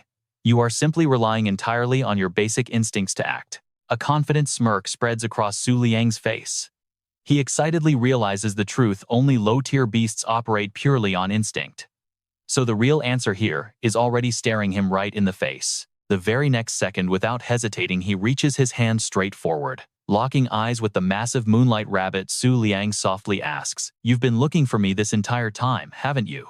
From a safe distance behind, both Yuer and Su Jing completely hold their breath, nervously watching his every single move. Totally panicking, Su Jing cries out, "The Moon King, what exactly is he trying to do?" Suddenly, Yuer stares wide-eyed at the scene, screaming frantically, "Su Jing, look at that!" Out of nowhere, the Moonlight Rabbit lets out a ferocious earth-shaking growl, violently slamming its two giant ears straight down. Even standing directly beneath that deadly attack, Su Liang doesn't even flinch. His hand remains confidently extended straight forward into the air. Su Jing's jaw drops to the floor in absolute shock. She can't believe the legendary Moon King isn't even summoning a single beast to block this. Beside her, Yuer grabs her face in pure terror, screaming that he is about to be completely crushed into a bloody paste. By now, those massive rabbit ears are literally just centimeters away from Su Liang's face. Refusing to dodge, he just squeezes his eyes shut, fully concentrating on the overwhelming energy. Seconds later, a bead of sweat drops from Su Liang's face into the lake below. That tiny splash echoes loudly through the deadly silence. At that exact moment, the crushing ears that were about to flatten him suddenly curve violently upward, freezing completely still in midair. Now here's where things get wild. Beneath Su Liang's feet, a magical glowing whirlpool of water begins to spin. From those deep currents, the Lake Moon Beast suddenly materializes, gently wrapping around his body from behind. The beast slowly opens its glowing eyes, while Su Liang keeps his squeezed shut in lingering fear. Witnessing this insane twist, the three people watching from afar are left completely speechless. Black Whale goes totally rigid. He can't even utter a single word as the crazy realization hits him. Seeing the Lake Moon actually manifest from Su Liang's body to block that lethal blow just absolutely confirms everything he suspected. Ancient, deeply mysterious, and totally unranked. Yes, this perfectly matches the secret intel from the Black Moon cult. Wide-eyed and completely terrified, he slowly mutters every single word, in pure, unadulterated shock. An emperor-level beast has finally appeared. You and I need to pay close attention. Su Liang slowly opens his eyes, staring ahead in dread. But wait, the sight before him actually makes him gasp in joy. A massive grin breaks out as a sudden, glorious realization hits him. His gamble paid off. Hu Zhongyue successfully blocked the devastating attack. But that joy fades in an instant, replaced quickly by a heavy, sinking panic. He instantly realizes the terrifying truth. That strike was way too powerful. His beast absolutely cannot survive a second hit like that. Suddenly, Su Liang smirks. A system panel pops up, identifying the massive creature, the Moonlight Rabbit, possessing a low-tier waning moon physique. A wave of sheer relief washes over him. No more fighting required. The pieces finally click together. Realizing this terrifying, ferocious beast is actually the legendary Moonlight Rabbit, Su Liang absolutely loses his mind with excitement. It was you all along. It held back its attack because it felt a familiar connection. His wild prediction was spot on all along. He gently reaches out, softly stroking its massive fur. It all makes sense now. Meanwhile, the giant Moonlight Rabbit just keeps glaring intensely downward. Showing zero fear, Liang explains everything. That waning moon physique, it can only infinitely absorb lunar power during a full moon night. That completely explains its desperate hunger for moonlight. It literally forced itself to evolve, pushing past its limits to absolutely crush higher-tier beasts. Hearing those words, the beast freezes. The tension drops completely, and those massive, terrifying ears slowly droop down in pure defeat. Right at that exact moment, a pair of boots touches down gracefully. 3 female backup fighters in cloaks step up, taking in the absolute destruction around them. One girl asks, "What happened here? Are we too late?" Jing, currently completely wrecked on the ground, spits back bitterly. "You are not late. You are just completely useless being here right now." Confused, they demand answers. "What did you say?" Jing just smirks, spelling out their doom. "You woke the Moon King. We are all dead." Hearing that terrifying name, all 3 backup fighters completely freeze in horror, screaming together, "Moon King." Over with Liang, he frowns as those 3 nervously plan their escape. Backup arrived, meaning he cannot drag this out anymore. Making his choice, he turns back to the giant rabbit. "So you came here specifically for me." The beast drops its paws immediately. A second later, it bows its head straight to the ground, fully submitting before Liang. Watching this absolute madness unfold, the 3 girls stand there totally speechless. Extremely satisfied with his new pet, Liang flashes a confident smirk. "Since you chased the moonlight with such insane willpower, I will personally grant you the ultimate lunar power you desire the absolute most." Lowering his voice, he leans in and whispers a secret into its ear. "Meet me again at the exact spot where we first crossed paths." The second those words drop, the huge Moonlight Rabbit slowly rises. Without missing a beat, it immediately turns completely around. It sprints into the pitch-black night, leaving the confused backup squad totally stunned. Why did it run? Shouldn't we chase it? Chase it? Are you insane? The Moon King has not even moved an inch, so who are you to act? Suddenly, Jing leaps forward aggressively, screaming in pure frustration. What, we just let it go like that? He is absolutely boiling with resentment. Damn it, he nearly died and did not even get a clear look at that Emperor-tier monster. Furious, he glares straight at Liang and screams, "Lord Moon King, that monster just attacked you, how can you forgive it?" Liang shoots him a truly ice-cold glare, dropping his voice dangerously low. "You call that an attack?" Jing instantly flinches, completely silenced as a terrifying realization hits him. Now watch this. That crescent moon pupil just completely shifted, morphing into an incredibly rare, flawless full moon. Deep inside Jing's mind, a voice echoes suddenly. Jing, what did you see?" The chilling question gets absolutely zero response. The sinister voice demands answers again. Jing responds immediately, but the guy is completely paralyzed, standing there like a broken, lifeless statue. Suddenly, the terrifying image of that massive Moonlight Rabbit flashes violently through his traumatized mind. Next, he remembers Ling Yu getting absolutely obliterated in a split-second, burning black, before vanishing into thin air. Then the image of Liang, holding his fox beast from behind. And finally, he recalls Liang's terrifyingly cold, dead expression. That horrifying eye shifting from a simple crescent into a complete, flawless full moon. Connecting every single crazy detail together, Jing finally whispers in absolute terror. "An emperor." His entire body shakes uncontrollably. All the blood completely drains from his pale, horrified face. A second later, he crashes to his knees. Clutching his head in pure panic, he screams, "An emperor. Yes, the emperor, I finally saw it." He totally loses his mind, screaming endlessly. The Moon King is terrifying. Completely broken, he slumps down, gasping for air like a madman. Right then, that mysterious voice returns. "Stop here for today. Any more would just completely crush your mind." A dark silhouette slowly materializes before Jing. Jing, last night Chenxing Yanyue, officially surfaced in the Northern Territory. Sweating bullets, the terrified man waits anxiously for the Shadow's next horrifying instruction. Following those strict orders, he gets instantly teleported away to an unknown location. So here is the deal. The Black Moon cult's vice leader just hit the north. Jing must stay strictly undercover as their inside spy. Even with Jing reaching up in absolute panic, the other person simply ignores him, giving strict orders.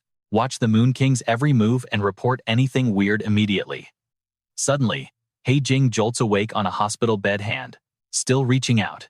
Calming down and looking around, he worriedly asks himself, is this the Academy Infirmary? Was that whole thing just a nightmare? But then his eyes go completely blank. You and I know exactly what just hit him. Wait, not a nightmare. Jing grabs his aching head. He is absolutely certain now that was a high-level leader's beast. The Dream Pact was an official order from above.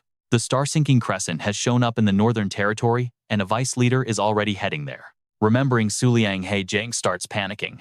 But who is actually going to deal with the Moon King's emperor? His eyes flash with pure shock as a wild thought hits him.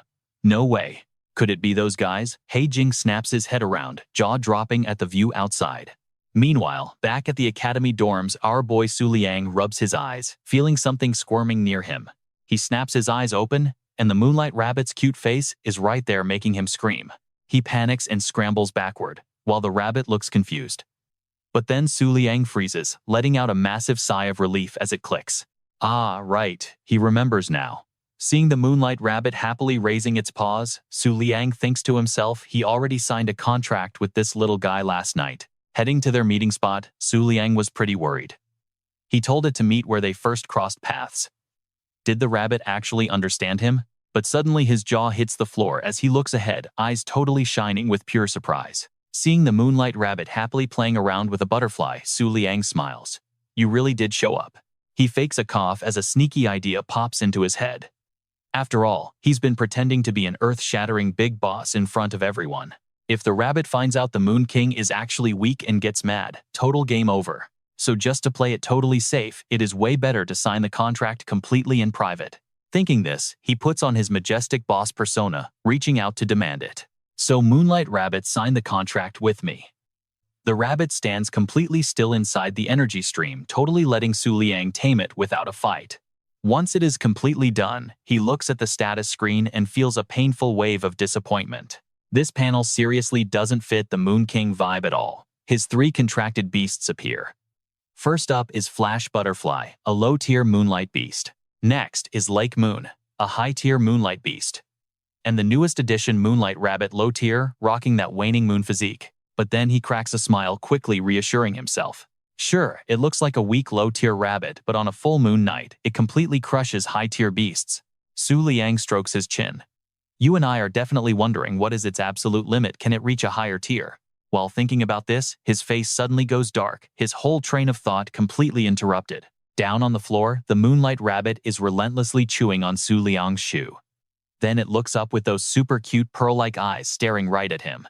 Seeing this, Liang slaps his forehead and walks away in total exasperation. Then an idea hits him. He should head to the Moon Pavilion and find the Moon-calling beast to confirm some details about this rabbit. After throwing on proper clothes, Liang opens his door to step outside, but instantly freezes in place. Seeing girls excitedly sprinting down the hallway in one direction, he wonders what is going on here. Looking around, Liang is pretty surprised to realize that things are definitely not playing out like they did yesterday. Right then, an excited girl shouts out a supreme-tier wild moonlight beast actually arrived in the Northern Territory right near the academy. The friend next to her asks, you aren't trying to go sign a contract with it, right? The first girl quickly replies, might as well try it. Who knows what if I actually succeed? Overhearing this, Liang's jaw drops, repeating the word supreme. He pulls out his phone to search frantically, asking which one. A supreme-tier wild beast definitely wouldn't just casually wander around for no absolute reason. Fast fingers type out Northern Territory Supreme Appearance. Liang instantly slams that search button. What pops up makes his eyes practically bulge out. The screen shows a picture confirming the Supreme Beast, Star-Sinking Crescent, arrived in the north early this morning. Hundreds of miles around have already been completely locked down by the Moonlight faction's forces. Spectator crowds have already blown way past hundreds of thousands. Listen up, the Star-Sinking Crescent is literally the only supreme-tier wild weapon in the entire Moonlight system. Failing to find a worthy beast tamer, it fell into deep sleep. Even the Kangyue Emperor and the 10-pillar consorts of the Moon God Palace couldn't wake it. Alright, you and I are jumping right back in. Yesterday, the Star Crescent Moon Beast awakened and arrived in the Northern Territory. While Liang is totally glued to reading these updates, 2 female assassins are secretly watching him from behind. He absorbs every single word of that final line. With an entrance like that, literally every major faction is hyper-aware of this beast's existence. At that exact second, the female assassins leap right out the window. Liang finishes reading the massive info dump and just stands there totally frozen for a moment. Why? Because of 2 names, Moon King and Liang. He stares blankly at his phone in the hallway. He slowly slides the phone back into his pocket. It suddenly clicks in his mind. Oh, so that's how it is. Basically every single faction out there believes the Star Crescent Moon Beast came here specifically for him. Behind him, the two heavily cloaked girls tracking his every single move suddenly widen their eyes in pure absolute shock. After a long moment of heavy silence, Liang finally steps forward to move again. Seeing his back as he walks in the exact opposite direction of the crowd, the two scouting girls are just completely baffled. The Moon King is completely ignoring the legendary Star Crescent Moon.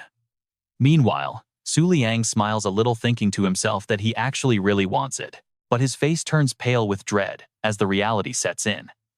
Is he seriously supposed to tame the Star Crescent Moon, with hundreds of thousands of people watching his every move? Just picturing himself getting completely wrecked in front of a massive audience makes Liang internally groan in pure agony. If he does not have the actual power to control that thing, wouldn't he just straight up die on the spot? Thinking about that, our MC chooses the much safer route. Playing it safe is way better than risking his life. Plus, there is already a much cuter, prettier beast waiting right nearby. Not long after, Liang arrives right at the Moon Pavilion. Inside the room, Huan Yue is lying on the bed, totally lost in thought. His hand gently pushes the door open. Huan Yue instantly snaps her head around to stare right at the newly opened doorway. Liang walks in with a big smile, waving his hand as he says, "Long time no see."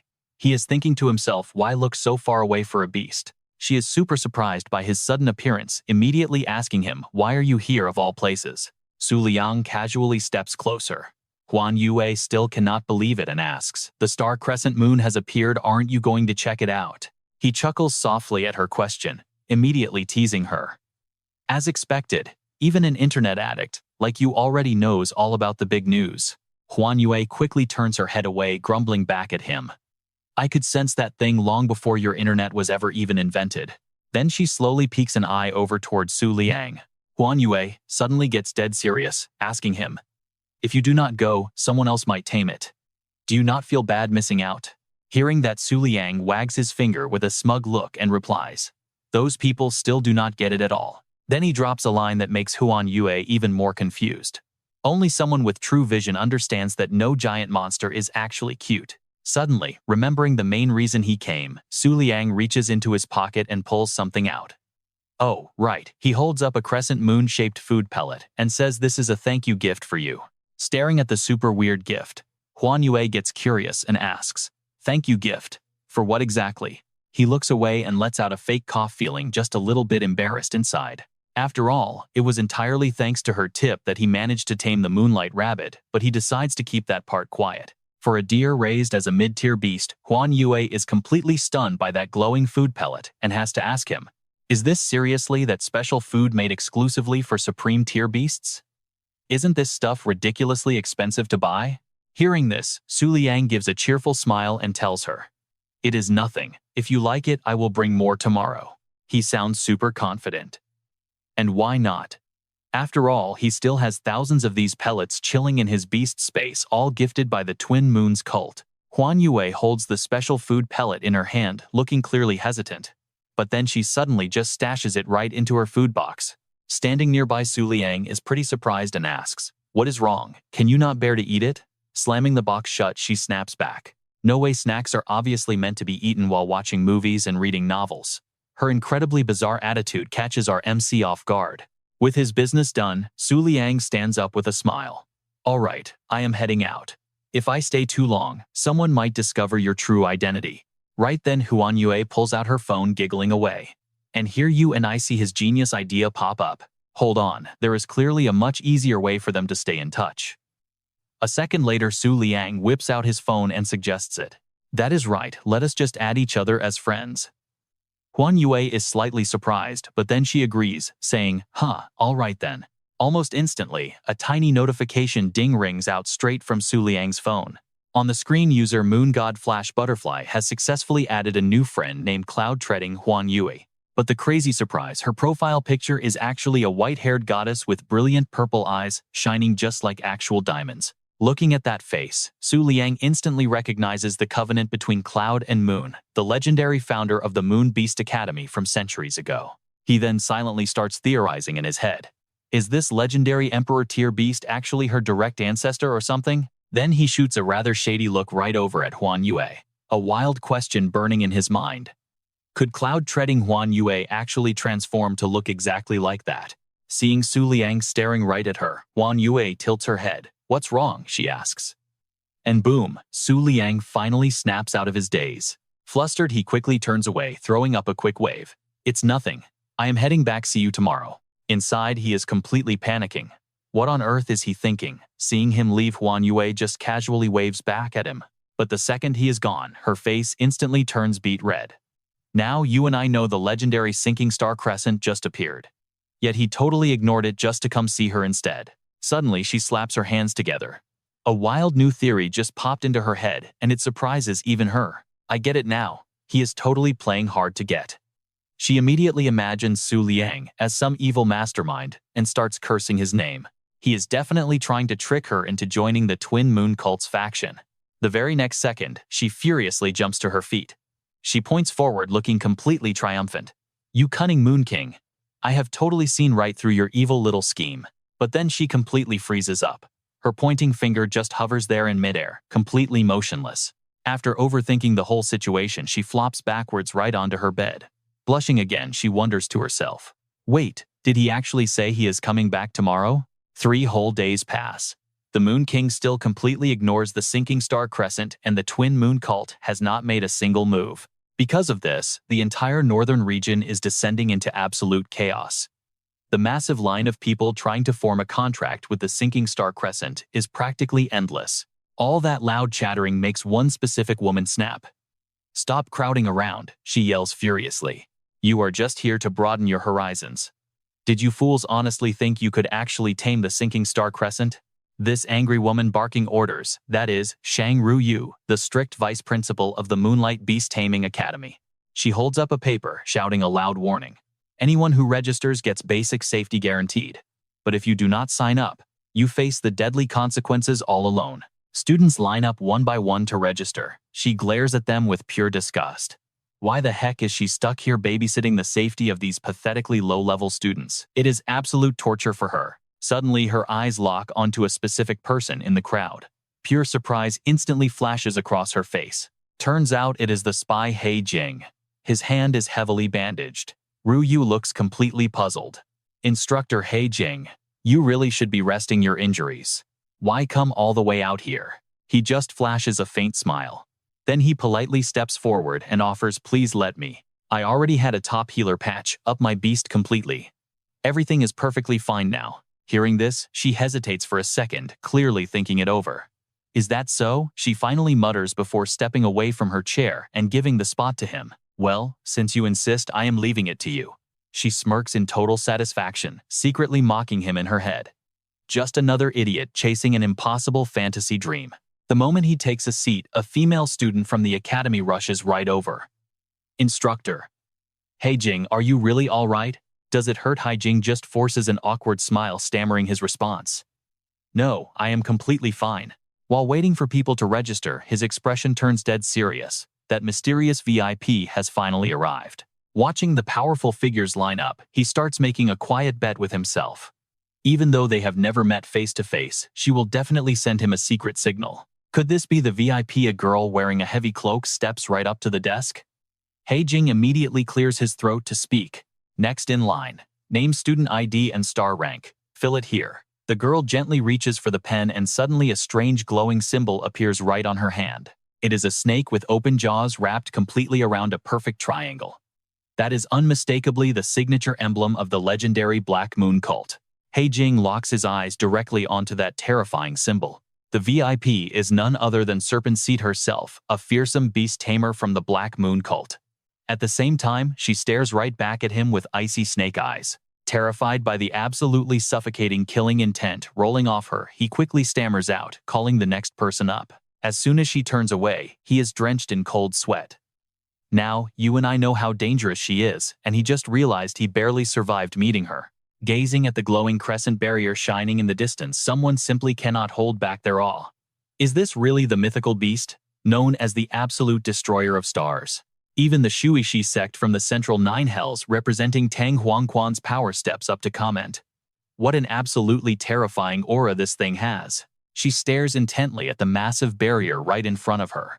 Filled with admiration, she continues, "Seeing it today, the legends were absolutely right." Out of nowhere, a tall blonde man approaches her directly from behind. He suddenly speaks up, catching her completely off guard.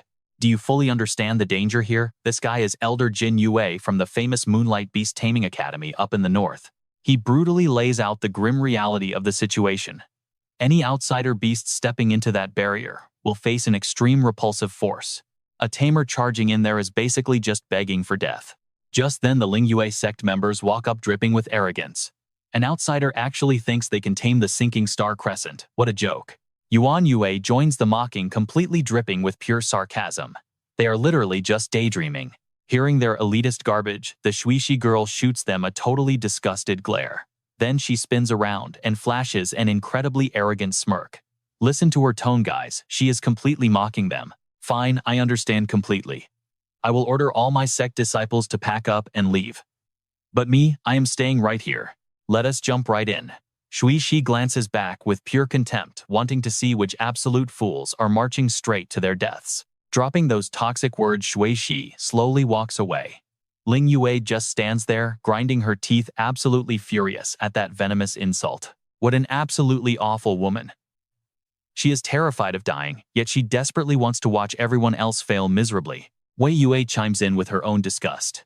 If her faction was not so terrifyingly powerful, nobody would ever tolerate her arrogant behavior here. Seeing his students fuming, Jin Yue pats their shoulders and shakes his head. Let it go. The situation is critical, and we must choose who enters right now. He then issues a very serious warning. Rule 1. To avoid any rejection, every single beast must belong to a Moonlight Beast Tamer. Rule 2. Any Supreme Tier beast entering will instantly trigger the Star-Sinking Crescent to attack. Hearing those strict conditions, both Wei Yue and Ling Yue exchange nervous glances. They hesitate completely. Seeing their clear panic, Jin Yue confirms the harsh truth. Only beasts below the Supreme Tier can safely step inside. Wei Yue rubs her chin, piecing it together. Is this the reason the legendary Moon King never showed up here? Jin Yue nods along. That makes sense, but anyway. Suddenly, before he can finish speaking, a pair of long legs steps right up behind him, totally interrupting. We are finally here. The three of them turn, casting very nervous glances toward the speaker. Right on cue, Ru Yue arrives alongside the eager students from the Moonlight Beast Taming Academy.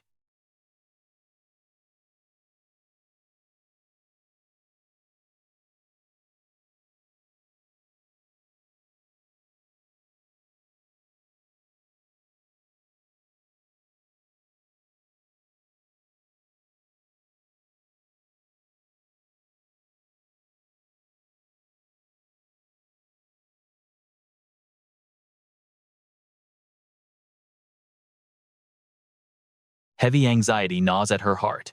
She fears these young students are walking straight into a massacre. Her gaze shifts over to Shuishi, who stands there with her arms crossed. The woman shoots a nasty glare right back. Zero friendliness. Ignoring the drama, Ru Yue simply turns away to address her squad of waiting students. Listen up, everyone. We are entering the Star-Sinking Crescent territory right now. Pay close attention while I explain the rules. First, while the beast is asleep, it is completely invincible. Second, the moment it wakes up, it unleashes a random slash that instantly disintegrates absolutely everything around it. Meanwhile, back in Su Liang's room, our guy is getting the exact same intel on his phone. He reads the next line, sweating nervously. Despite being fully conscious and alive, communicating with this thing is just completely impossible. A new text message from Huan Yue pops onto his screen. Years ago, Emperor Kang Yue and the Moon God Palace failed completely here. It does not matter who tries, it is useless. Su Liang pulls his Moonlight Rabbit into a hug, totally doubting the intel. It sleeps, it destroys, and that is it.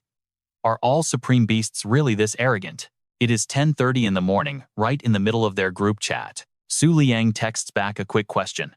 Does it ever wake up normally? Huan Yue replies instantly. Correct, though probably not by choice. It came to the northern region, sensing a chance to evolve. Then she adds, are you really sitting this one out? Reading that final text, he just clicks the power button off. Now here is where things get interesting. He tosses his phone aside and stares at the ceiling. Why should he even care about taming this star-sinking crescent? He practically spits blood, just picturing everyone laughing in his face if he actually failed. The legendary Moon King wiped out by a supreme beast. That joke would go down in history. Number 1. Trending topic: the Moon King gets himself completely destroyed. Number 2. His butterfly is a scam. Number 3. His whole sect becomes a joke. While lying there entirely dazed, an insane thought suddenly hits his brain. Wait, what? Liang shoots right up in bed. His mind races as the realization clicks. Hold on.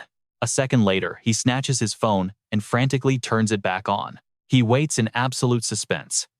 Meanwhile, back at the Hidden Moon Mountains, everyone is eagerly lining up to enter the beast barrier. Standing in line, Shizhe scans the crowd completely in disbelief. She mutters inward, "I cannot believe the Moon King actually skipped this." She touches her chest, anxiety spiking. If he were here, he would definitely find a way to tame that monster. Staring at the massive barrier, she makes a brutal vow. "Once I get that beast, I am slaughtering every single beast tamer here." Her snake-like eyes lock forward. She is absolutely determined to wipe them all out to make sure zero information ever leaks. Suddenly, her phone dings with a notification. She frantically pulls it out, totally confused. Who is messaging me right now? An alert at this exact moment. Looking at her glowing screen, all color instantly drains from her face.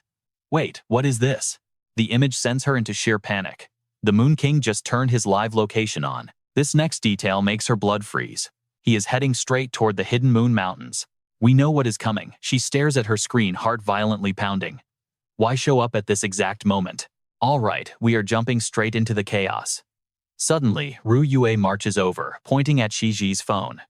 She yells, making her jump. What time is it to be playing on your phone? Ru Yue is absolutely furious, unleashing a harsh scolding. Still completely distracted. Do you seriously want to die out here? Shiji just quietly observes her for a second. But then she smartly lowers her head, acting totally guilty and apologizing profusely to her. Seeing this, Ru Yue turns to leave, tossing back a sarcastic remark. If you can't even focus, you might as well just go back home. Glaring at her retreating back, Shiji secretly seethes with pure venom. Just a little orange-haired brat, and she actually dares to lecture me. Instantly, a brutal image of Ru Yue being crushed by giant slithering snakes flashes right through Shiji's twisted mind. Her expression completely darkens as an absolutely insane, sadistic thought takes over her mind. Once I finally capture the Deep Star Crescent, I will personally torture you until you are begging for death. Right at this exact moment, Ru Yue steps up, facing a massive line of people. Holding a bizarre glowing stone in her hand, she raises it high up and makes an announcement to the crowd. For this operation, each of you will receive a secret teleportation stone. Then she slowly and carefully explains exactly how this powerful item works. The second you crush it, you will be instantly teleported out. Suddenly, her face turns dead serious, lowering her voice to deliver a grim warning. The moment you see the Deep Star Crescent opening, its eyes crush the stone immediately. If you hesitate, you will absolutely die inside that zone. Receiving the secret stones, everyone in the crowd looks visibly anxious about the terrifying place they are about to enter. Shiji has already regained her calm composure. She quietly calculates her next move. The Moon King will be arriving here very soon. Over in a nearby corner, Shui Shi stands with her arms crossed, leaning against the wall. She silently observes the whole situation all by herself. She looks over at the group with absolute arrogance, a deeply contemptuous thought crossing her mind. Do you pathetic weaklings seriously believe that mere 1- or 2-star beast tamers can actually capture the mighty Deep Star Crescent? Even an elite 8-star beast tamer like Emperor Kang Yue failed to do it. She continues scanning the long line of people waiting to enter the Crescent Barrier, feeling completely bored and tired of this entire joke. Looking around, there are barely even a few 3-star tamers here. Seems like the Moon King joining didn't magically make them stronger. This is honestly so incredibly boring. Suddenly, right amidst the chaotic crowd, Shiji's back catches Shuishi's eye, instantly making her jolt in genuine surprise. Now here is where things get wild. The pure killing intent and mysterious aura pouring out of Shiji make the surrounding air feel incredibly suffocating. Out of nowhere, Shiji snaps her head back. Her intense glare looks ready to completely devour the entire space. Her piercing pupils literally shoot out terrifying flashes of dark, overwhelming power straight forward. Shui Shi involuntarily freezes stiff, completely speechless. It feels like her throat is being crushed by that single horrifying gaze. Meanwhile, Shiji keeps staring intently towards the back. She wildly searches for someone's specific presence but eventually gives up. Turning her head back to the front, she focuses on the crucial task at hand. That brief, terrifying scene leaves Shuishi in absolute utter panic. Losing all her previous arrogant swagger, she frantically wonders, what the hell was that? The mysterious dark energy radiating from Shiji's body makes her feel even more deeply unsettled. How many stars does that Tamer even have to think a complete monster like her is actually hiding right here in the Moonlight Academy? Just then, a foot gently steps right into the magical barrier. The line has visibly shortened, with people quickly moving inside one by one to start their exploration. Only 2 people left before Shiji's turn. Right now, she quietly mutters to herself, "The Moon King will reach Hidden Moon Mountain soon. Before that happens, I absolutely must figure out the Deep Star Crescent's new mechanics."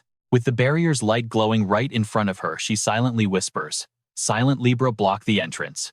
Wait for the Moon King to enter and then seal his Emperor abilities completely." After a brief wait, Shiji's footsteps finally bring her right up to the glowing barrier. The very next second, her body slowly merges right into it. Soon the last person in line also steps into the sparkling magical gate. The people watching from behind look incredibly nervous. Suddenly, Shui Shi flashes a totally fake smile, walking over to Ru Yue. "Vice Principal Ru Yue, why are there only weak 1 or 2 star beast tamers here? The Moon King hasn't shown up." She keeps pushing, while Ru Yue stays completely silent. "I bet he already knows the Deep Star Crescent is totally impossible to capture." Then Shui Shi smirks, dropping a heavily loaded question. "Even knowing that you still sent all these poor people in here, your real goal isn't just to let the students witness the beauty of a supreme-tier beast now, is it?" Ru Yue's patience is totally hitting its limit after that barrage of questions. Holding back her anger, she snaps, "You don't even have the right elemental attributes. You specifically rushed all the way out here just to watch us become a laughingstock. Or do you seriously think you can somehow capture a supreme beast among completely conflicting elements?" Her sharp comeback instantly pisses Shu Ishi off, and you can see her smug face visibly darken with obvious frustration. The 2 women fiercely glare at each other, neither backing down an inch. After observing for a bit, Shui Shi quietly speculates inside her mind. What is going on here? She clearly doesn't know the truth about that dark-haired woman. Pondering for a moment, she finally speaks up again. "Your so-called academy." But wait, we have to pause here. Her sentence is suddenly cut off. Everyone simultaneously snaps their heads in the exact same direction, eyes wide with pure shock. "All right, you and I are about to see something wild." In the distance, that familiar cloak flutters in the apocalyptic wind. The figure appearing leaves everyone in shock. It is none other than the Moon King himself, Su Liang. Seeing him, a single massive question instantly drops into everyone's mind. Why on earth is he showing up in this dead zone right now? Ru Yue is the very first to speak up. "Lord Moon King, are you actually here to tame the sunken star beast?" Right after that, Yuan Yue and Ling Yue both chime in, wondering the exact same thing. But what if the Moon King's Emperor-class beast accidentally provokes the sunken star? Hearing all those super pessimistic worries, Ru Yue just shoots them a totally smug look, showing off her absolute faith in him.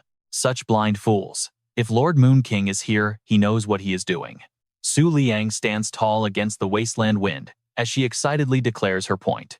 It means he has total confidence. Even without his Emperor Beast, he can easily force the sunken star to surrender. Meanwhile, on the flip side, Su Liang is actually just sighing to himself. His plan is actually super simple.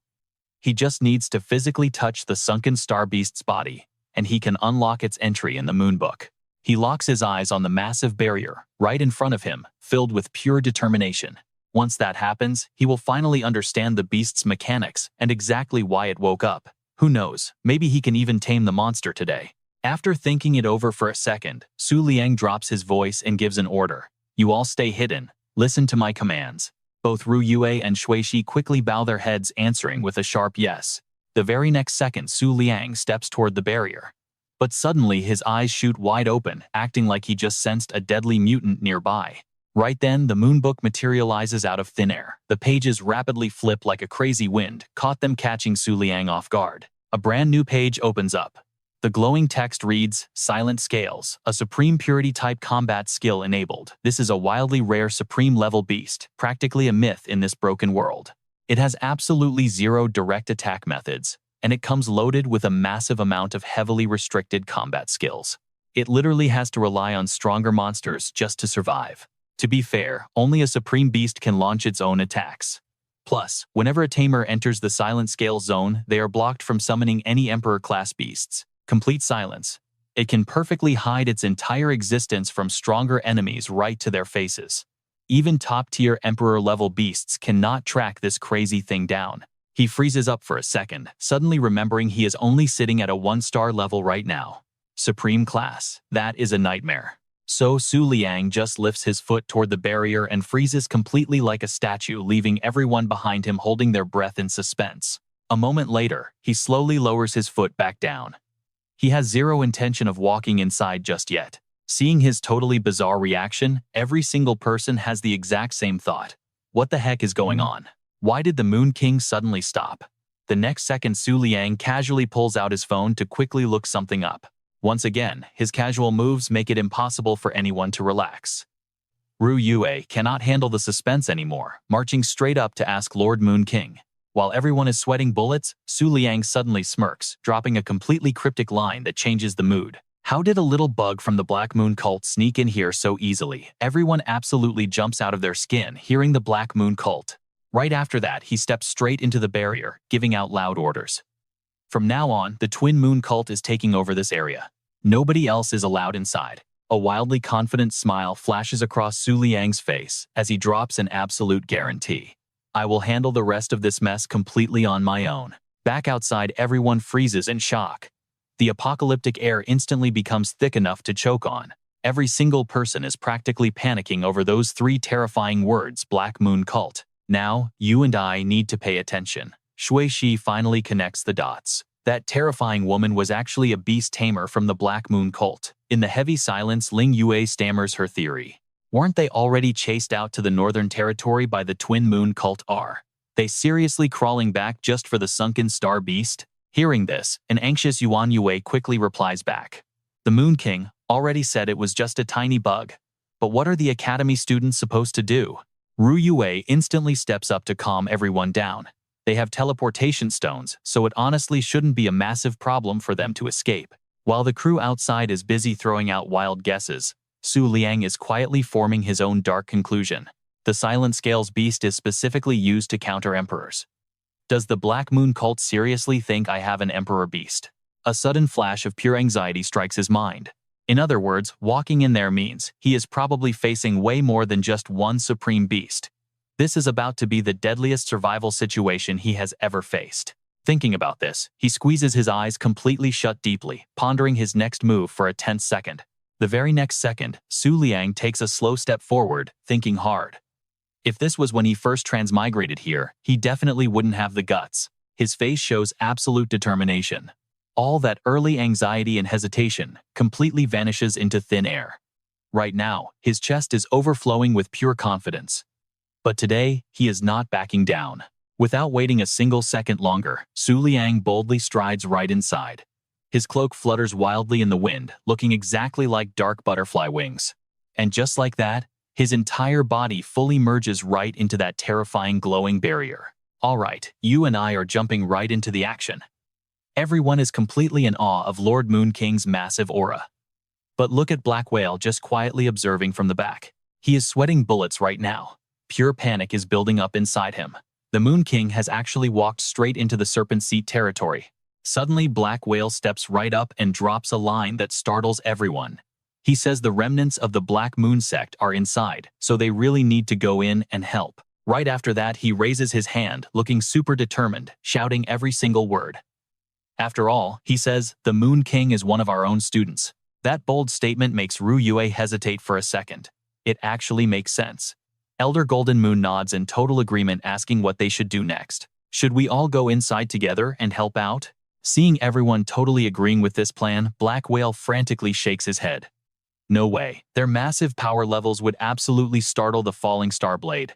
Then he steps forward with his arm still in a cast, speaking up very decisively. He claims his resurrected beast is still pretty weak, so he can just go in by himself without causing any problems at all. Seeing his beat-up appearance, Yuan Yue and Ling Yue both question him at the exact same time.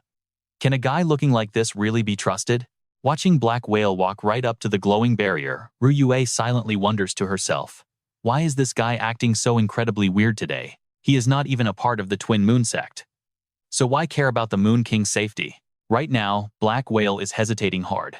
He walks slowly while everyone stares in pure confusion.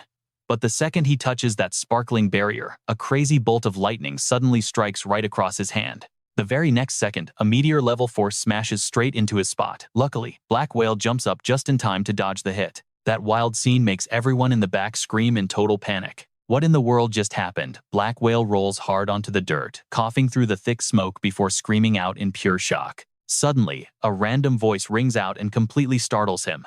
The voice calls him an idiot and asks if his imagination is running wild. Emerging from the heavy smoke, a very lightly dressed woman steps forward, tossing out a totally mocking remark. She tells him that even if his beast was back at its absolute peak strength, trying to startle the falling star blade is literally just a pipe dream. Right at this moment, Black Whale locks his eyes straight onto the butterfly symbol, sitting right there on her thigh. His face instantly freezes up. He realizes it is 7th moon from the Twin Moon sect, one of the 12 moons and the 7th serpent seat Lord Major Trouble. 7th moon casually walks up and totally blocks the glowing barrier. She looks super annoyed, asking if they completely missed the sect master's strict orders. While everyone stands there totally stunned, she proudly declares that from this moment on this entire zone is controlled by the Twin Moon sect. Her next words hold a very clear, heavy threat. No matter who they are, absolutely nobody is allowed to step foot inside. Black Whale sneaks a quick glance at 7th moon, standing with her hands on her hips, quietly celebrating inside his head. It looks like she has not noticed the silent angel yet. Plus, she is not going in. This whole situation can still be turned around. Meanwhile, deep inside the falling star blade's massive barrier, the serpent quietly walks right through the dusty ancient ruins. She is looking a little nervous now, scanning the area.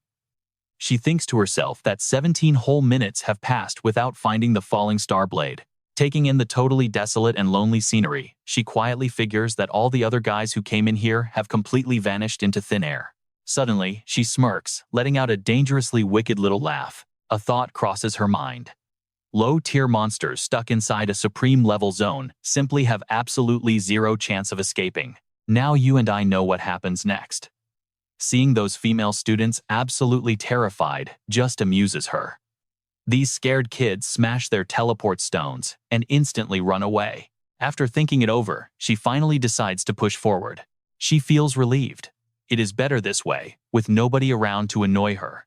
But suddenly, an intensely violent aura erupts right behind her, literally feeling like it could swallow the entire space. She picks up on that insane energy instantly. She whips her head right around, and her face completely lights up with joy. That dark energy completely spreads everywhere. She instantly recognizes it as the heavy breathing of an incredibly powerful top-tier monster. Without waiting another second, she dashes like the wind straight toward that heavy aura. Pushing through the suffocating pressure, she rushes forward with pure excitement, totally eager to see exactly what is waiting up ahead. The moment she arrives, her eyes go wide. She celebrates inside, knowing her gut feeling was absolutely spot on all along. She was right. Seeing the massive blade of the falling star, standing tall in the roaring wind, finally puts her at ease. I finally managed to find you, falling star blade. The weapon floats proudly in the air, its base planted firmly into the ground. That majestic vibe leaves her totally amazed. Truly, the supreme king of all weapons, shining brighter than absolutely anything else. A huge smile breaks out on her face. She refuses to take her eyes off that insanely precious weapon. Feeling super satisfied, she thinks it was worth coming here just to keep her elemental purity intact. She even completely skipped making a contract with the silent angel. With that thought, she slowly steps right up to the massive blade. She commands it softly. Come with me, I know exactly what you want. Stick with me here. Acting like she completely understands its very soul, she just keeps on whispering to it. Alright, you and I are watching pure madness unfold. You rejected the Azure Moon Emperor and the Holy Maiden all because of their imperial bloodline. You're a proud, arrogant weapon. You just can't stomach the feeling of being looked down upon by anyone. Sheji places a hand on her chest, speaking with absolute conviction. I might not match their status, but I'm still a mighty 6-star beast Tamer. Reaching out to grab the crescent moon blade, she boldly declares, I swear I will never treat a weapon like you poorly. Pure excitement bubbles up inside Sheji as she screams at the top of her lungs, Fallen Star Crescent Moon, become a part of my power. But just as her fingertips are about to brush the blade, a blinding violent light erupts. An invisible crushing force slams into Sheji, completely blocking her from touching the legendary weapon. Seeing this impossible scene unfold right in front of her, she screams in pure shock. What? A massive, terrifying pressure surrounds the crescent moon blade, completely shutting Shezhi out. She stammers, absolutely stunned, asking how something like this could possibly be happening. She stares wildly at the crescent moon blade, real fear creeping into her heart. Wait, is it actually rejecting me right now? Shezhi stands there, pulling at her hair, gritting her teeth as she screams out. Was the Holy Mountain's judgment actually wrong all along? She just stands there, screaming like a maniac, ignoring the terrifying aura growing around the crescent moon blade. No, this is absolutely impossible. He told me I was the absolute perfect candidate to claim the fallen star crescent moon. So where exactly did everything go wrong? Suddenly, someone marches up from behind and shouts, "Hey, you Moonlight Beast Academy girl." A massive group of rival competitors has just arrived on the scene together. Right in the middle stands Han Ke, angrily screaming out, "You're the one who brutally took down over 20 of our Spirit Moon sect disciples. We are absolutely here to avenge our fallen brothers." Not too long before this, he had found his junior martial brothers completely wiped out, lying scattered across the dirt. Shocked, he called out from a distance, "Junior brothers." Rushing over to hold one of the wounded disciples, he anxiously demanded answers. "Why is it like this? What in the world happened here?" The battered disciple weakly gasped out his words. "We were brutally attacked." Forcing himself up, the dying guy stammered out that it was a Beast Tamer Academy girl. She had pitch black hair and terrifying snake-like eyes. Back in the present, Shezhi's face darkens completely as she faces down the burning wrath of the angry crowd standing right in front of her. "Everyone, let's take this crazy girl down first, then we can claim the crescent moon blade for ourselves. Now, watch this." Suddenly, she presses a hand to her face, a sinister smile twisting her lips. The Spirit Moon sect members instantly feel a deep chill. Hanka literally takes a step back from that wicked expression, nervously stammering, "What the heck are you laughing at?" Shezhi suddenly bursts into absolutely manic laughter, spitting out pure venom. Things were already annoying enough. But now a bunch of clueless little brats are literally rushing over just to beg for their deaths. Glaring forward with those terrifying snake eyes, she scoffs with pure disgust. "You really think absolute trash like you can lay a finger on the crescent moon blade?" A second later, Shezhi's face completely twists into a nightmarish, cruel sneer. She whispers with pure deadly intent, "Come on out right now, my beautiful children." In a split second, 3 massive, overwhelmingly violent auras erupt straight out from right behind her back. Terrifying crescent-shaped slashes suddenly appear out of nowhere, literally looking ready to rip space apart. The very next second, 3 horrifying battle beasts materialize: the Moonblade, the gigantic Whale King, and the White Phantom Lightning Spirit. Crackling, brilliant bolts of electricity wildly surge around the Lightning Spirit's entire body. Seeing their monstrous forms, Hanka, who was talking so tough just a second ago, screams in pure horror. They are all high tier, summoning 3 huge beasts at once. Is that seriously a level a normal academy student can even reach? The battle beasts look violent enough to literally swallow reality itself. It leaves him utterly paralyzed as he stammers out. Plus, this terrifying, bloodthirsty aura. How many ruthless slaughters have these things actually been through? Standing directly beneath those towering monsters is Shezhi, looking absolutely arrogant, commanding, and totally untouchable. After fully revealing her overwhelming power to everyone, she smirks wickedly. "Don't just stand there staring at me. You guys have high-tier battle beasts too, right? Well, why don't you hurry up and summon them already?" Signaling her massive beasts to unleash their explosive attacks, she screams at the top of her lungs, "Or just stand there and die." Fast forward a bit, and a fresh streak of blood is now trickling right down Shezhi's completely cold, emotionless face. Right above her, the Whale King clamps its razor-sharp teeth down hard onto an enemy battle beast. Drops of fresh, warm blood slowly drip from the monster's jaws directly onto Shezhi's cheek. Then, looking practically obsessed again, she turns back to the blade. "Fallen star, crescent moon. Are you finally seeing this power?" Right behind her is a scene of absolute bloody chaos, everyone brutally slaughtered under the overwhelming violent rampage of her 3 beasts. Shezhi just can't stop bragging, completely high on her own strength. "Now, do you finally recognize my true absolute power?" But even after that crazy display, the crescent moon blade doesn't flinch at all. Total silence. Zero response except for the howling wind around them. Rejected yet again, Shezhi violently furrows her brow, absolutely refusing to accept it. She clenches her fists tightly, trembling with pure rage. Damn it all. Suddenly, a voice rings out, making Shezhi jump completely out of her skin. "You pathetic remnants of the Black Moon cult." The voice belongs to Liang. He scoffs with absolute pure disgust, adding, "Honestly, just looking at how incredibly desperate you are right now, I can't help but laugh." She slowly turns her head, a sliver of genuine fear slipping into her voice. "You're actually here." All of Sheji's massive monsters instantly lock their deadly gaze onto Su Liang. Even while trying to fake a perfectly calm expression, she slowly asks her next question. "Let's see what happens next. You're just a weak one-star beast tamer. Are you seriously here without guards? All right, you and I are jumping right in." That warning echoed in his ears. Did they really think having an emperor tier meant owning everything? On the outside, Su Liang played it cool. Inside, he was completely speechless. These idiots actually believed he had an emperor beast. But honestly, that just put his mind at ease. No wonder they busted out the silent Libra to block him.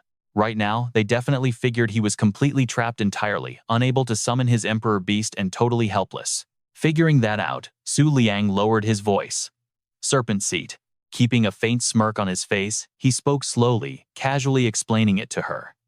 Just relying on an emperor doesn't automatically grant you everything in this world. His calm, steady voice only made Serpent panic even more. Whether Silent Libra is here or not, the answer stays exactly the same. Then Su Liang's eyes sharpened like a blade, giving her one quiet warning. "So before the Twin Moon cult completely locks this place down, you should really crush your escape stone and run." Serpent's legs trembled uncontrollably as she stammered out. What sweat poured down her face like rain. She just froze there, a million terrified questions racing frantically through her mind. Silent Libra had been exposed, just like that. Right then, Su Liang casually brushed right past Serpent, while she was still totally lost in panic.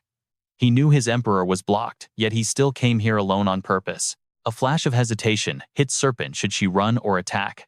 But while she was busy second-guessing herself, Su Liang was already stepping right up to the crescent.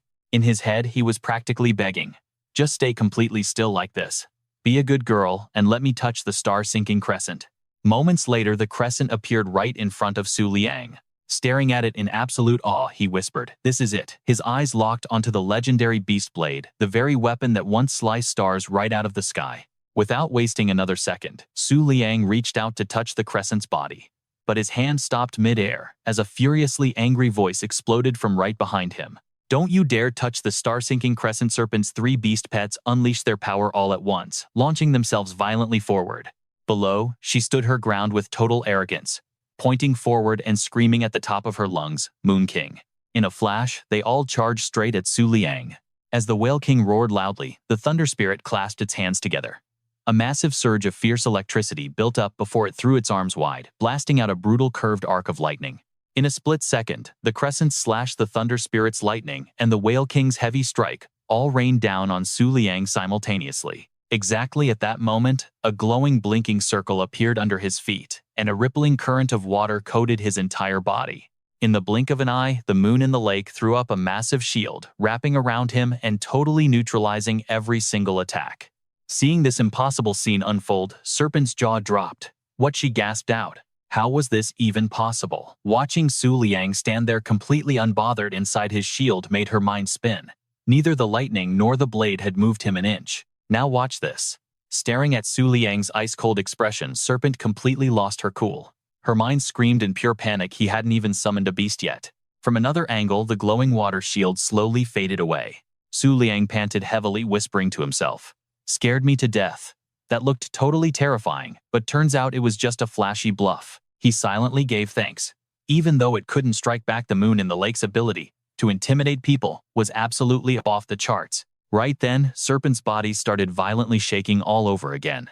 She ground her teeth together and shrieked. Moon King, mystical bright green patches materialized above her head, right alongside a wicked crescent moon slash. Throwing her arms wide open, she screamed at him, "You don't need to act so high and mighty anymore." Su Liang's gaze casually shifted toward Serpent. Her hands were trembling uncontrollably as she confidently declared, "You don't have an emperor beast." A split second later, she slammed her palms together with a loud clap, sounding completely certain of herself. "You're just putting on a fake show to bluff me." Serpent gnashed her teeth in rage, a thin trail of blood dripping down her violently trembling face. Right at that moment, a massive magic circle erupted under her feet. Pure killer intent flared up, crackling with deadly sparks of dark magic. She locked her hands together and raised them high. Her face went completely dark as she muttered two chilling words. "Come out." Great Moon Demon King. The very next second, a massive explosion tore through the sky and something huge started clawing its way out from the center. Down below, tons of students were totally freaked out by the massive shockwave. Su Liang's jaw dropped as he stared straight ahead, completely unable to hide his absolute shock. A deep sense of unease crept into his chest. He suddenly realized that the Silent Libra's stealth combat skill had completely masked the monster's aura. Thanks to that exact ultimate technique, the star-sinking crescent had no idea this was coming. Scaly snake skin slowly slithered out from the rift, floating in midair. Su Liang silently calculated the stakes. She was summoning another supreme-tier beast. The giant beast's slimy, disgusting tongue flicked out into the air, gearing up to kick off a brutal and totally merciless hunt. The colossal Great Moon Demon King slammed down right next to Serpent, its cold steel-like eyes locking onto its target straight ahead. Total exhaustion was written all over her face, but the words leaving her mouth were overflowing with insane pride. Well, how about it? So facing my proudest creation finally got you scared, huh? But look at our guy. Standing opposite her, Su Liang stood perfectly tall and completely unfazed, facing down this colossal beast without flinching even a single inch. All right, you and I see Su Liang's face looking completely calm. Totally unbothered. Seeing this reaction, Shiji feels a wave of panic. She secretly wonders how on earth can his expression stay so ridiculously cold right now. The fierce aura coming from her absolute pride and joy only makes her even more suspicious. Could it be that he does not even care about a supreme-tier monster? Seriously, does he not consider it a threat? But get this on the inside. Su Liang's thoughts are a completely different story. He remembers a post he scrolled past before. It said when facing down a massive beast, your expression needs to be absolutely fierce and intimidating. He tries hard to maintain that stoic face while a super pessimistic thought crosses his mind. At least he can die with some dignity. At this point, Shiji cannot take it anymore.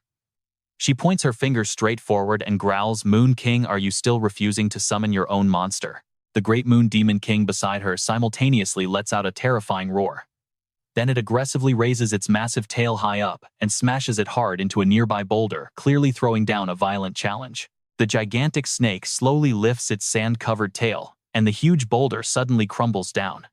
Thick dust and debris fly everywhere in a split second. That intense scene makes Su Liang silently marvel at the sheer power. As expected of the Supreme Tier, even throwing a tantrum looks special. The very next second, Shiji ruthlessly orders the Great Moon Beast to kill him. Instantly, it opens its massive jaws, and a dense blast of dark purple energy is fired straight ahead. Right then, Su Liang tightly shuts his eyes, silently gambling his fate. No matter what happens, he has to rely on Lake Moon now. He waits in dead silence over the calm lake surface. In an instant, the devastating attack from that pet beast crashes right down onto his position. A massive shockwave erupts immediately after. As the mysterious dark smoke slowly clears away, Su Liang is still standing tall down there, looking completely unharmed. He gives a faint smile after that intense strike, but inside, he is crying tears of joy, literally thanking the heavens for surviving. Then he seriously analyzes the situation. The Moonlight Beast can only use half its power during the day. This time, it could not even deal 30% damage. Casting an incredibly smug look over at them, Su Liang secretly feels thrilled. If they want to break Lake Moon's shield, they need to try much harder. Though honestly, it probably will not take too much effort. Right now, Shiji slumps down to the dirt, facing a truly miserable defeat. Her eyes turn completely dazed, and her voice shakes uncontrollably. How is this possible? Could this actually be the legendary moon god beast from the myths? To fuel her fear even more, Su Liang speaks in a deep, intimidating voice. Black Moon cult remnants should not rush. After I deal with the Star Crescent Blade, you are next. Saying that, he immediately turns around and walks away, completely ignoring the stunned Shiji left behind. Only when Su Liang's back is far away does Shiji suddenly realize the truth. The Moon King ignored her so he would not alarm the Star Crescent Blade.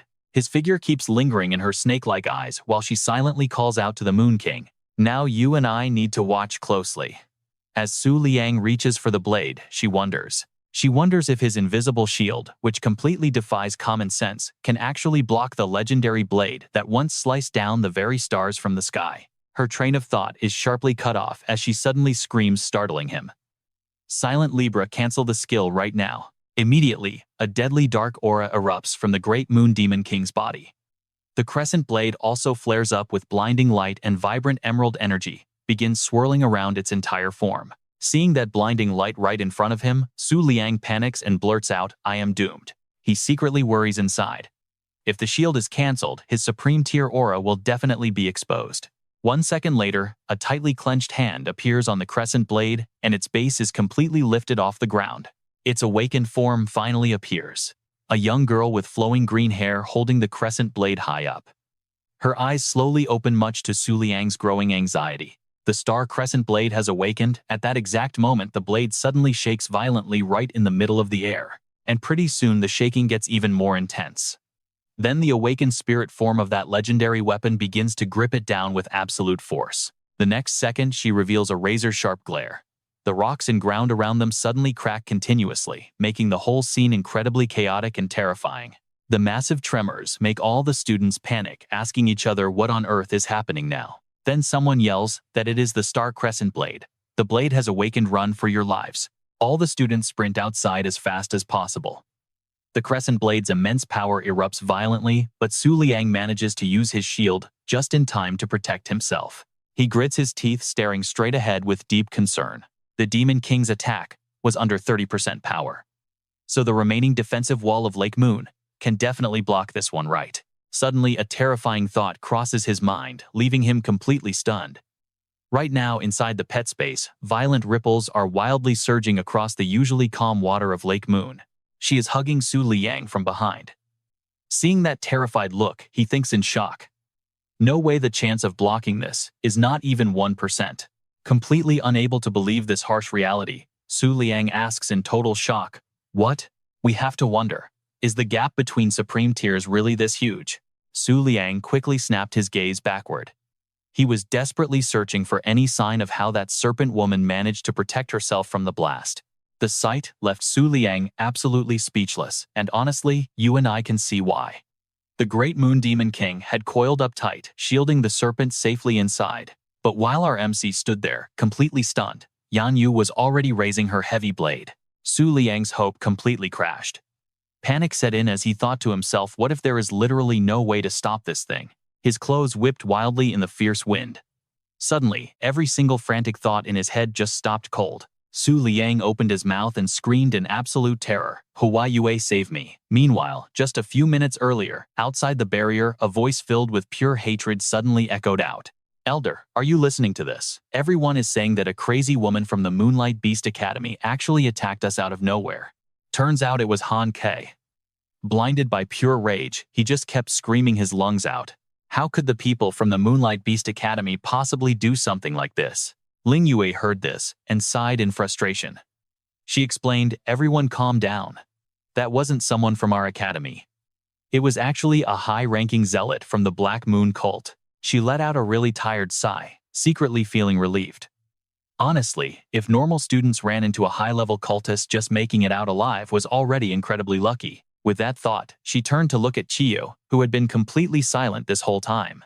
Seeing her acting like absolutely nothing was wrong, Ling Yue could not help but wonder. Why exactly was that woman staying so calm right now? Qiyu's cold and expressionless face only made her even more confused. Was she not worried about the Moon King's safety at all? Suddenly, her expression completely shifted. Her eyes went wide as she realized something terrible. Without wasting a second, Qiyu snapped her head back and urgently shouted a warning to the entire group. The falling star Yanyue has been disturbed. Everyone panicked at once, yelling out together, "Is the falling star Yanyue about to wake up?" Kui Wei did not say another word. She just bolted toward the students, screaming a frantic warning. "Every single person here needs to fall back right now." A second later, massive boulders blasted right out of the barrier at terrifying speeds. The nearby students started screaming in absolute terror, scattering in every single direction to survive. Kui Wei watched them run, her mind spinning with pure confusion. What was that intense aura that just swept past? Could it really be the cult leader's emperor tier power?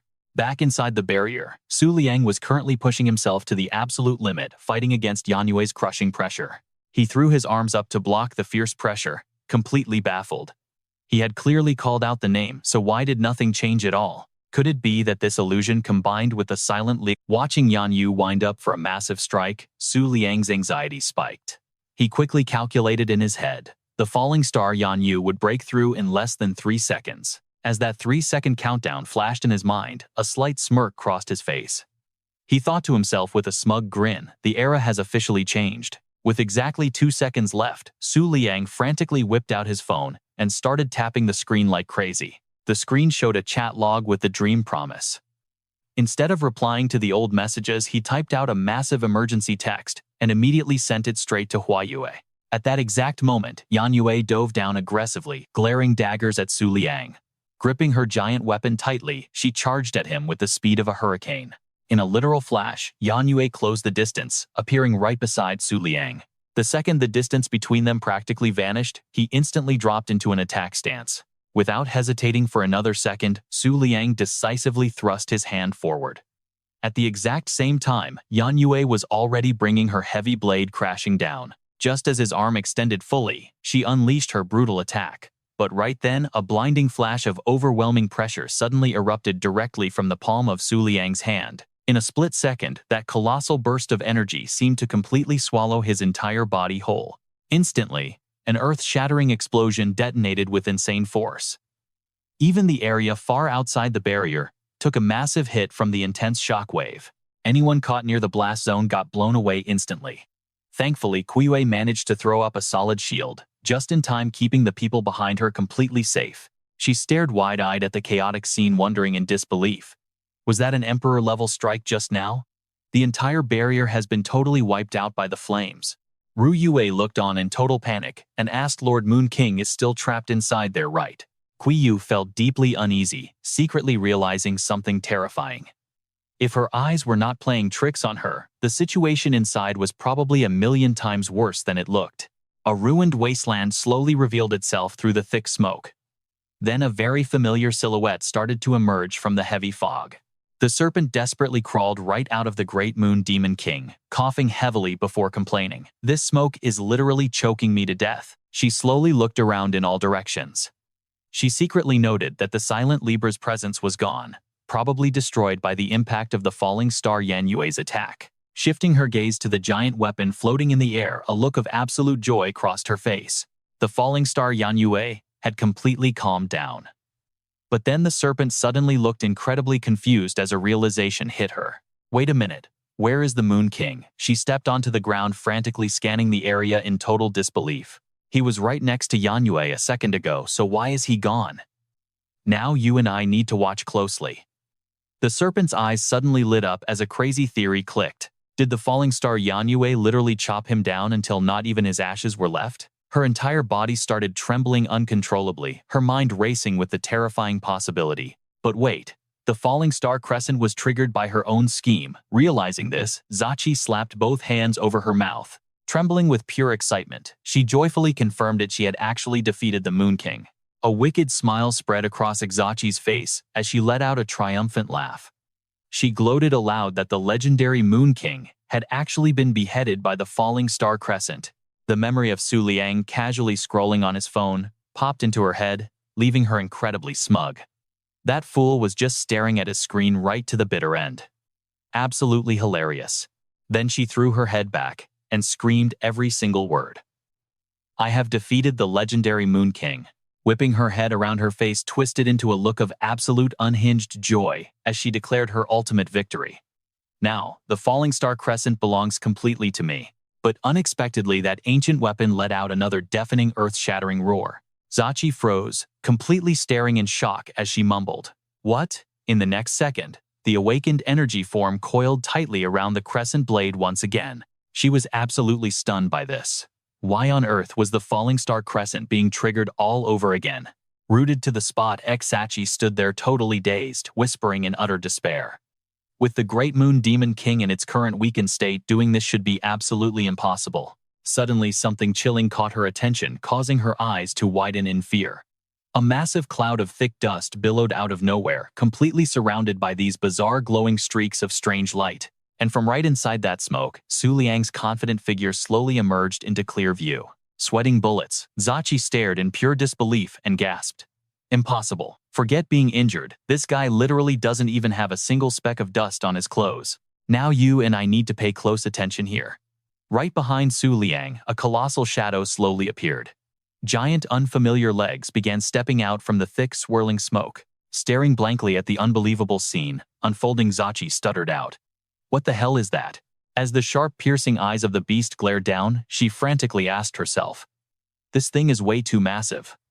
Could it actually be an Emperor-tier beast?" Frozen stiff, Zachi's mind raced with theories. A supreme tier wouldn't normally be this enormous, but if an Emperor-tier beast had arrived, the entire northern region would be shaking from the impact. Just what on earth was this absolute monster standing before her? Suddenly, her face darkened completely. Her muscles twitched, and a look of pure, unadulterated terror washed over her. Trembling violently, Zachi reached into her robes and pulled out a teleportation stone. But just as her fingers squeezed, a sudden realization hit her, making her instantly drop the escape plan. No, she couldn't run now. Even if she died right here, she absolutely had to see the Moon King's legendary beast with her own 2 eyes. She gritted her teeth and stayed put, watching closely as the colossal shadow finally began to step into the light. This was a once-in-a-lifetime chance. A moment later, a pair of shimmering crystalline antlers pierced through the haze, followed by a majestic pure white body stepping forward in all its glory. That giant awe-inspiring deer was none other than the supreme tier beast, the cloud-treading Mooncaller. Right at that very moment, the faint, ghostly silhouette of a young girl materialized just behind the beast. Zachi collapsed straight to her knees. Her eyes were completely glazed over as she whispered, "How is this even possible?" Her mind was completely blown. She quickly calculated the size. This massive creature was at least 4 or 5 times bigger than the Great Moon Demon King. Physically, the Great Moon Demon King was one of the most terrifying monsters in the Black Moon cult. But seeing this, she never realized a supreme tier could grow to such an insane size. Zachi locked her eyes onto Su Liang, completely baffled. With his weak 1-star blessing, how could he possibly draw out the full strength of a supreme tier beast? It made absolutely no sense. She confidently smirked, convincing herself that this lack of energy was his one and only fatal flaw. Meanwhile, Su Liang finally let out a breath and smirked. His heart was still racing from the adrenaline. What an absolute spectacle that was. He glanced back at the Mooncaller beast, secretly blown away. To think that tiny little deer could transform into something this majestic. Even he was caught completely off guard. But then a question hit him. How did she actually manage to get here? It felt like instant teleportation. He hadn't even seen clearly how she pulled off the rescue. Su Liang's gaze locked onto the glowing phantom woman, hovering right behind the beast, completely mystified. Wait, is that ghost hovering back there supposed to be her ancestor? Is that what she's gonna look like when she grows up? Suddenly, the beast glanced down at Su Liang, telepathically whining. "Hey, by the way, can you please stop that falling star crescent? I really do not want to get slashed by that thing again." Snapping out of his daze, Su Liang awkwardly replied, "Can I stop it?" The beast rolled its eyes and fired back. "You're standing right here, so you obviously have a plan, right?" Su Liang rubbed his chin, falling deep into thought as something suddenly clicked. Wait a second. He quickly summoned the Book of the Moon. His mind raced, since the blade had just hit him directly. That counted as physical contact. He should be able to see its full stats in the book now. Without wasting a second, Su Liang frantically started flipping through the pages. Staring at the glowing text, a heavy knot formed in his stomach. Even if he could read its stats, that didn't guarantee a win. If things went south, he'd just have the giant deer carry him and bolt. So the book revealed that the Supreme Tier Falling Star Crescent was actually a legendary beast. It lost its scabbard when the moonlight shattered in ancient times, and it had been searching for thousands of years. Over those countless centuries, it would constantly fall into deep slumber and wake up again trapped and completely unable to return to its protective sheath. It completely refused to communicate with any living creature. And what you and I need to know is in those final lines, its ancient scabbard, the Crescent Frost Flower, was an unsealed Moonlight Supreme Tier artifact. All right, you and I are jumping right in. Reading those lines, Su Liang realizes a Supreme Tier sword sheath actually exists. With news about this sheath making a deal with Sinking Star, Yan Yue shouldn't be too hard, right? His eyes suddenly light up when he sees that even the ancient Moon God Palace had absolutely no solution. Su Liang stares intently at the awakening Yan Yue, his thoughts finally clicking together. Wait, does this mean Sinking Star Yan Yue is actually way older than the Moon God Palace itself? Right at this moment, Yan Yue starts arching her body backward. In that exact second, it finally hits Su Liang. There is a huge chance even the host Shangxuan Changhua has zero clue about its true origin. Yan Yue's eyes suddenly flare up with intense light, a clear warning she is about to unleash a devastating strike. Massive power gathers in the air. Shija runs away in absolute terror, screaming that it is about to awaken again. She sprints straight to her monstrous beast, frantically screaming for the Great Moon Demon King to step up and protect her. As Shiji mutters those words, the Great Moon Demon King hits critical health and immediately lets out a massive blood-curdling roar. Right then, Yin Yue aggressively glares over at Huan Yue. The beast does not back down, either glaring right back and snapping, "What are you looking at?" The very next second, both sides stare each other down with pure hatred. Their auras violently crash together, and neither one is willing to back off. Right in the middle of this, Su Liang steps forward. He sprints directly toward Yan Yue, just as she prepares to attack. Shiza, who is busy trying to hide, looks completely confused. Moon King, what exactly is he trying to do? He takes a few more confident steps forward, making her gasp in pure shock. He actually left the Supreme Protection Zone. Right now, a confident smile spreads across Su Liang's face. He slowly spells it out. "Sinking star Yan Yue, submit to me." Massive waves of oppressive energy constantly erupt, creating an intense force field completely surrounding his body. Without a single hesitation, Su Liang reaches his hand straight forward, his gaze remaining razor-sharp. Just a tiny bit closer, and his hand will actually touch that blindingly radiant ball of mystic energy floating above. At that exact moment, Yan Yue is suddenly startled, furrowing her brows in visible discomfort.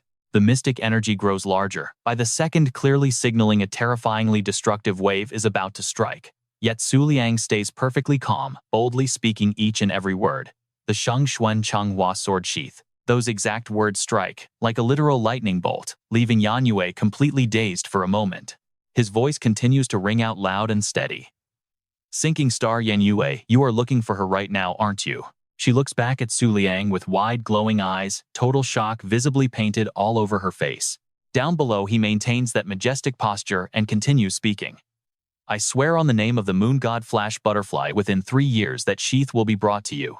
Without a single moment of hesitation, he drops his condition. "In exchange, you have to grant me one request." The moment Su Liang finishes speaking, Yan Yue completely sinks into a state of deep thought. She stays dead silent for a moment to think. Then she slowly closes her heavy eyelids, and her entire physical body begins to dissolve straight into the empty void. In just a flash, Yan Yue's body transforms into a blurry phantom floating high in midair. Su Liang's hand perfectly plunges straight into the core of that massive energy source. In the background, Shiji stares with wide, terrified eyes, completely baffled. He pierced right through it. How is that even possible? Could it really be? Right at that second, rippling whirlpools of water surge straight up from beneath his feet. The brilliant blue water swirls upward like soft silk threads, gently wrapping around Yan Yue in midair. Down below, Su Liang refuses to look away, tracking every single subtle movement. The very next second, Yan Yue transforms into a glowing ribbon of blue energy, flawlessly blending into the swirling water. Slowly, the vibrant mixture floats over and seamlessly merges right into Su Liang's chest. Seeing this, Shiji's wild theories finally hit an absolute conclusion. Did sinking star Yan Yue actually accept the Moon King standing right next to him? Huan Yue stares over with absolutely mind-blown eyes. Suddenly, a bright gleam flashes in its eyes, completely captivated by the impossible miracle unfolding right in front of it. The two energy streams finally become one, powerfully swirling around Su Liang's body. Huan Yue cannot help but realize the outside world is definitely going to shake after this. In just a split second, he completely tames that wild legendary weapon. He looks up at the sky, feeling an immense sense of absolute satisfaction. By now, Shizi acts like 100 lightning bolts just slammed straight into her face. She stands there, completely dazed, her mind spiraling in absolute denial. This is impossible. There is just no way. Now here is where you and I need to pay attention. Tens of thousands of beast tamers failed because sinking star Yan Yue is practically indestructible. But once a contract is made, the weapon can actually be destroyed if its master dies. Because of that rule, sinking star Yan Yue would only ever sign a contract with someone she truly believes is absolutely invincible and will never be defeated. Su Liang's confident face immediately flashes right inside Shiji's spiraling mind.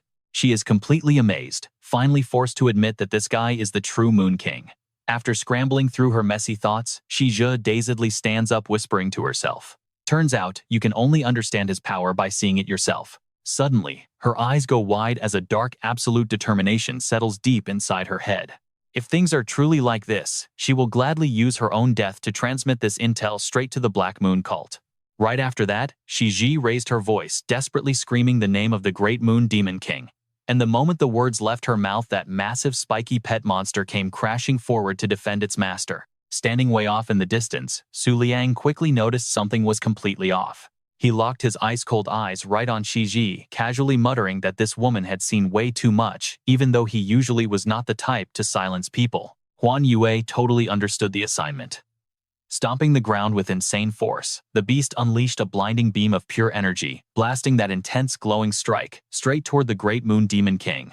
Just 1 second later, that gigantic snake was completely wiped out into absolute nothingness. That lightning-fast attack successfully blew the great moon demon king away, leaving behind a totally devastated and utterly wrecked wasteland. Staring at the completely leveled mountain range right in front of him, Liang was speechless. He thought to himself, with a little bit of sweat dropping, did he maybe feed her way too much random stuff in the past? Down on the ruined ground, drops of blood were slowly dripping down. The person coughing up blood so miserably was none other than Shiji, who was now desperately trying to piece this whole crazy situation together. Moon God Palace, Moon Pavilion, White Deer, the Moon King. So that was the truth. Glancing over at Huan Yue's massive shadow, she became absolutely certain of one thing. This beast was definitely not a natural-born supreme being. Shiji froze as the terrifying realization hit her. This was the descendant of an emperor. Her eyes locked right onto the dark silhouette of Huan Yue. Panic set in as she wondered exactly who was its ancestor. Cutting her thoughts short, Shiji carefully pulled out her instant teleportation stone, trying to calm her racing heart. I absolutely cannot die. This intel is way more critical than the sinking star crescent. Everyone back home has to know about this. Her face was full of raw determination and pure anger. The plan: distract them first, and then make a run for it while she still had the chance. With that thought, Shiji secretly ordered her 3 remaining pets to charge straight ahead. Right after that, she whipped her body around. Gripping the teleportation stone tight, she told herself that this zone was not completely locked down yet. As long as she got away from the Moon King, she had a real shot. But out of nowhere, a sudden flash of light zipped right past her, snatching away Shiji's very last hope of survival. She stared at her totally empty hand, completely speechless. On the opposite side, even Huan Yue dropped its jaw in shock at that sight. Liang's tiny little butterfly was tightly holding the stone. Huan Yue was amazed seeing it. That was just a low-tier flash butterfly. In no time flat, the flash butterfly brought the teleportation stone right back into Liang's hand, leaving Shiji staring blankly in pure despair. He gave a slight smug smirk and explained, "In a chaotic battlefield filled with supreme beings, nobody is ever going to pay attention to a basic low-level flash butterfly. Tell me I am wrong." Hearing those words, she basically died inside her body, completely paralyzed in midair, unable to move a single muscle. Then she finally spoke, sounding so perfectly calm that she had clearly given up. "Even though it is probably way too late now, I finally understand exactly why they call you the Moon King." Huan Yue did not wait another second, blasting out a wave of freezing energy. Shiji's body faded into nothingness, her face blurring with a final smile as she said goodbye. "Moon King, it was an absolute honor getting to fight against you." She kept that smile even as her life completely faded away. "All right, cutting outside the barrier, you and I are about to see Qi Yue widening her eyes at something crazy." Right in front of her, Liang strolled out of the absolute chaos, looking completely relaxed, causing her to stutter and scream out loud. "Lord Sect Master." He casually walked right past the crowd of people who were all staring directly at him, calmly making an announcement. "Serpent Seed is dead, drop the lockdown." Right after that, he slowly added 2 words, and also which made everyone in the crowd super curious. Liang shifted his crescent moon eyes, overtaking his time to firmly state, "From this moment on, the sinking star crescent is mine to keep." The news that the Moon King had claimed the sinking star crescent sent a massive shockwave through every single Moonlight faction out there. Right at that same moment, over at the Azure Moon Holy Sect, down in the southern region, a girl with glowing long hair was soaking in a pool. Behind her back, a female servant came rushing in, panicking to deliver a report. "Great Emperor Azure Moon, this is really bad. The sinking star crescent got taken by the Moon King." She scooped up some water from the pool and calmly replied back, "No need to panic, I already knew about that." Then Kang Yue stood up, still looking entirely unbothered, and explained, "The Moon King is the chosen child of the Moonlight and holds the Book of the Moon, so this was basically expected." The servant was not having it, raising her voice to shout, "But great emperor, you are too. You were literally born as a 4-star beast tamer. Plus you have an emperor tier beast, and possess those eyes that can see right through all the moonlight in the entire world." Hearing that, Kang Yue gave a slight smirk, answering back with an incredibly sinister look. "Exactly. I am actually pretty curious myself. Who does the moonlight truly favor more?" Then she firmly ordered, "For the moon god's sacrifice, make all sect members drop out of the qualification tests." Those words hit the servant like an absolute ton of bricks. She stood there, completely stunned, barely managing to squeak out, "Huh." Meanwhile, you and I are jumping to the northern edge of the central zone. Somewhere on a beach, a totally cloaked figure was just standing there, staring into the distance. "All right, we are jumping right in." Behind him, a woman's voice calls out to report, "Lord Shengshan, they are approaching." Shengshan immediately fires back a question. "Lingzi, do you really think I will lose to the Moon King again this time?" Lingzi responds without a single moment of hesitation. "Even as the only one left among the top believers, I have absolutely never doubted your power. You will absolutely crush the Moon King and restore the pure glory of the Black Moon cult." Suddenly, mysterious whirlpools and strange beams of glowing light erupt violently right across the dark ocean surface. A booming voice echoes straight out from the center of that swirling vortex. "Black Moon's Shengshan. I really hope your little plan does not end up disappointing us." Xing Miyu from the Nine Hells emerges with a bold claim. "If we die in battle, our entire sect will gladly surrender to the Moon King without a fight." Beside her stands Tang Huangquan, also from the Nine Hells. She chimes in, "Nobody can defy the gods, and you really ought to understand that basic fact by now." Hearing this, Shengshan shoots back, a completely rock-solid guarantee. "Rest assured, this master plan will definitely succeed." Then he turns away and issues a ruthless command. "Let's move." We head to the Moonlight Beast Taming Academy, wait for the Moon God's sacrifice, and slaughter the Moon King. Scene shift. We are inside the massive moon stargazing hall. Right now, somebody is totally panicking and screaming out loud. Is the legendary Moon God's sacrifice truly about to begin? That voice belongs to Huan Yue. Still completely stunned, it yells out. The Moon God only descends to give guidance when the moonlight is at its absolute brightest. The absolute last time the Moon God's sacrifice happened was over 1,000 years ago. Su Liang just facepalms in pure exhaustion and mutters back, "I know the Beast Taming Academy principal contacted me ages ago. Back then, a crazy colorful Rubik Cube popped up and basically talked his ear off. Once the actual Moon God's sacrifice begins, every chosen Moonlight Beast Tamer becomes a literal sacrifice, all fighting to the bitter end for the ultimate title of Moon King. Now you and I need to pay attention here. The reward for winning forces a tamer's growth into something absolutely terrifying. It could genuinely reignite the brutal Emperor War. And this brutal Moon God sacrifice will not stop until someone finally takes the throne or every single other competitor fully surrenders. Because of this, the current sacrifice will keep going until he can somehow manage to completely defeat the great Emperor Kang Yu in 3 years." Hearing all this heavy information, Su Liang just completely freezes up in quiet, hopeless resignation. He whips out his phone for Huan Yue, looking incredibly frustrated while reading the text right off the screen. Worse still, these living sacrifices can actually track each other's exact locations.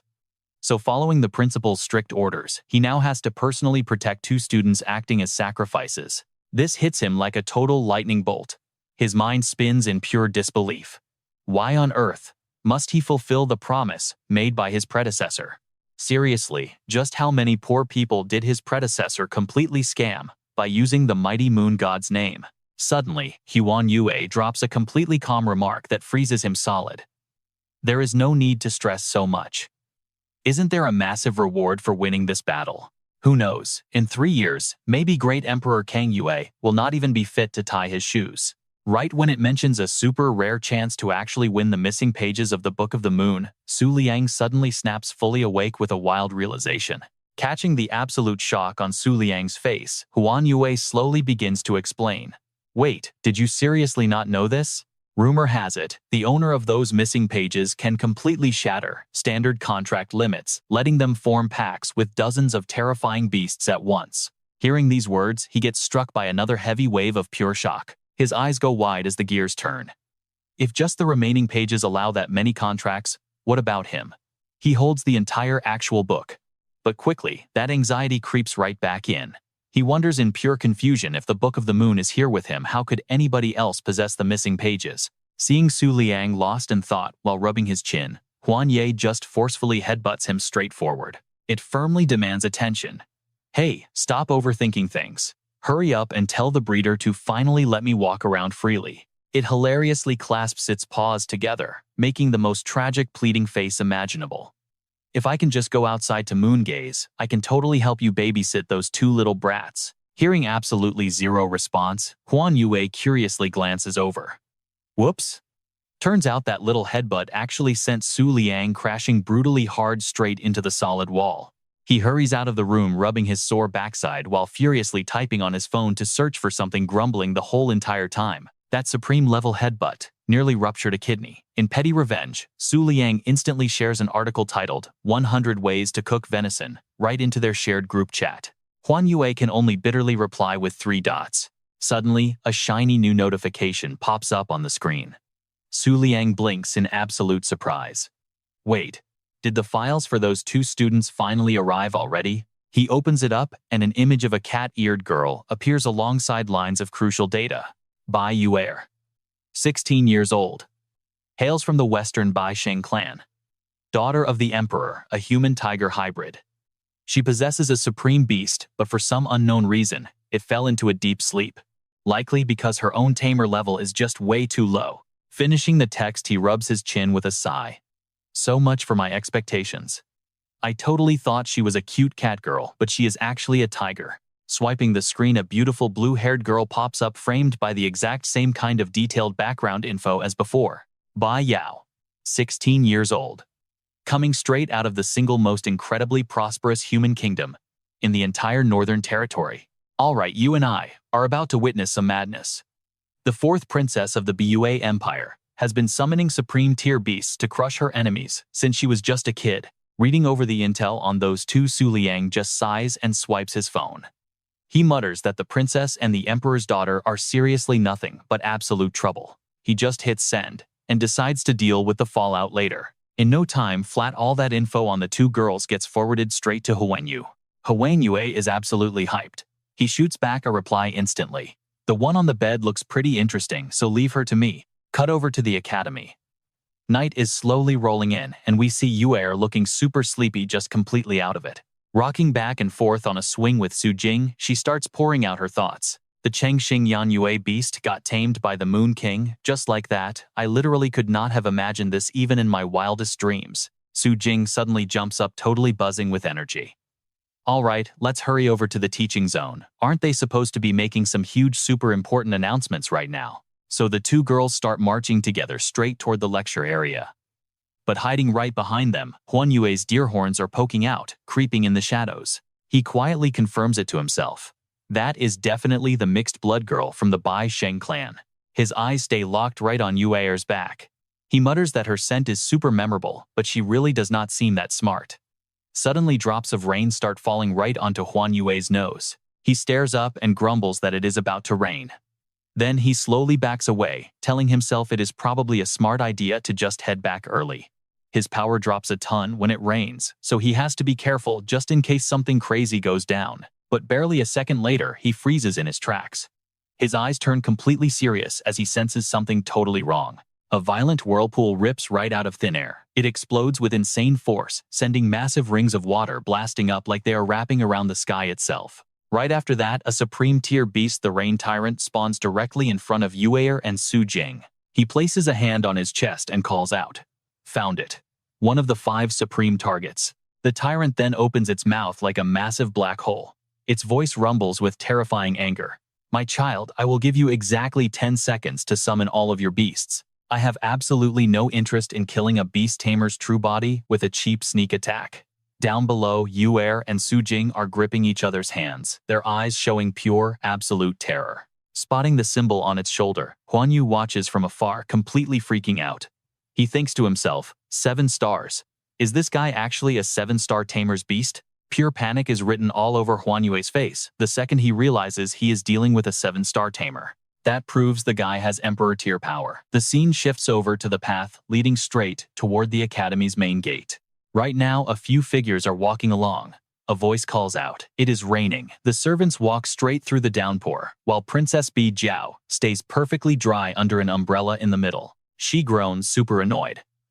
Why are we being forced to gather at the teaching zone in the pouring rain? What is going on? Suddenly, a tiny butterfly flutters right in front of Bi Jiao's face. It immediately catches her eye. Taking a closer look, she is actually pretty surprised to realize it is a low-level flash butterfly.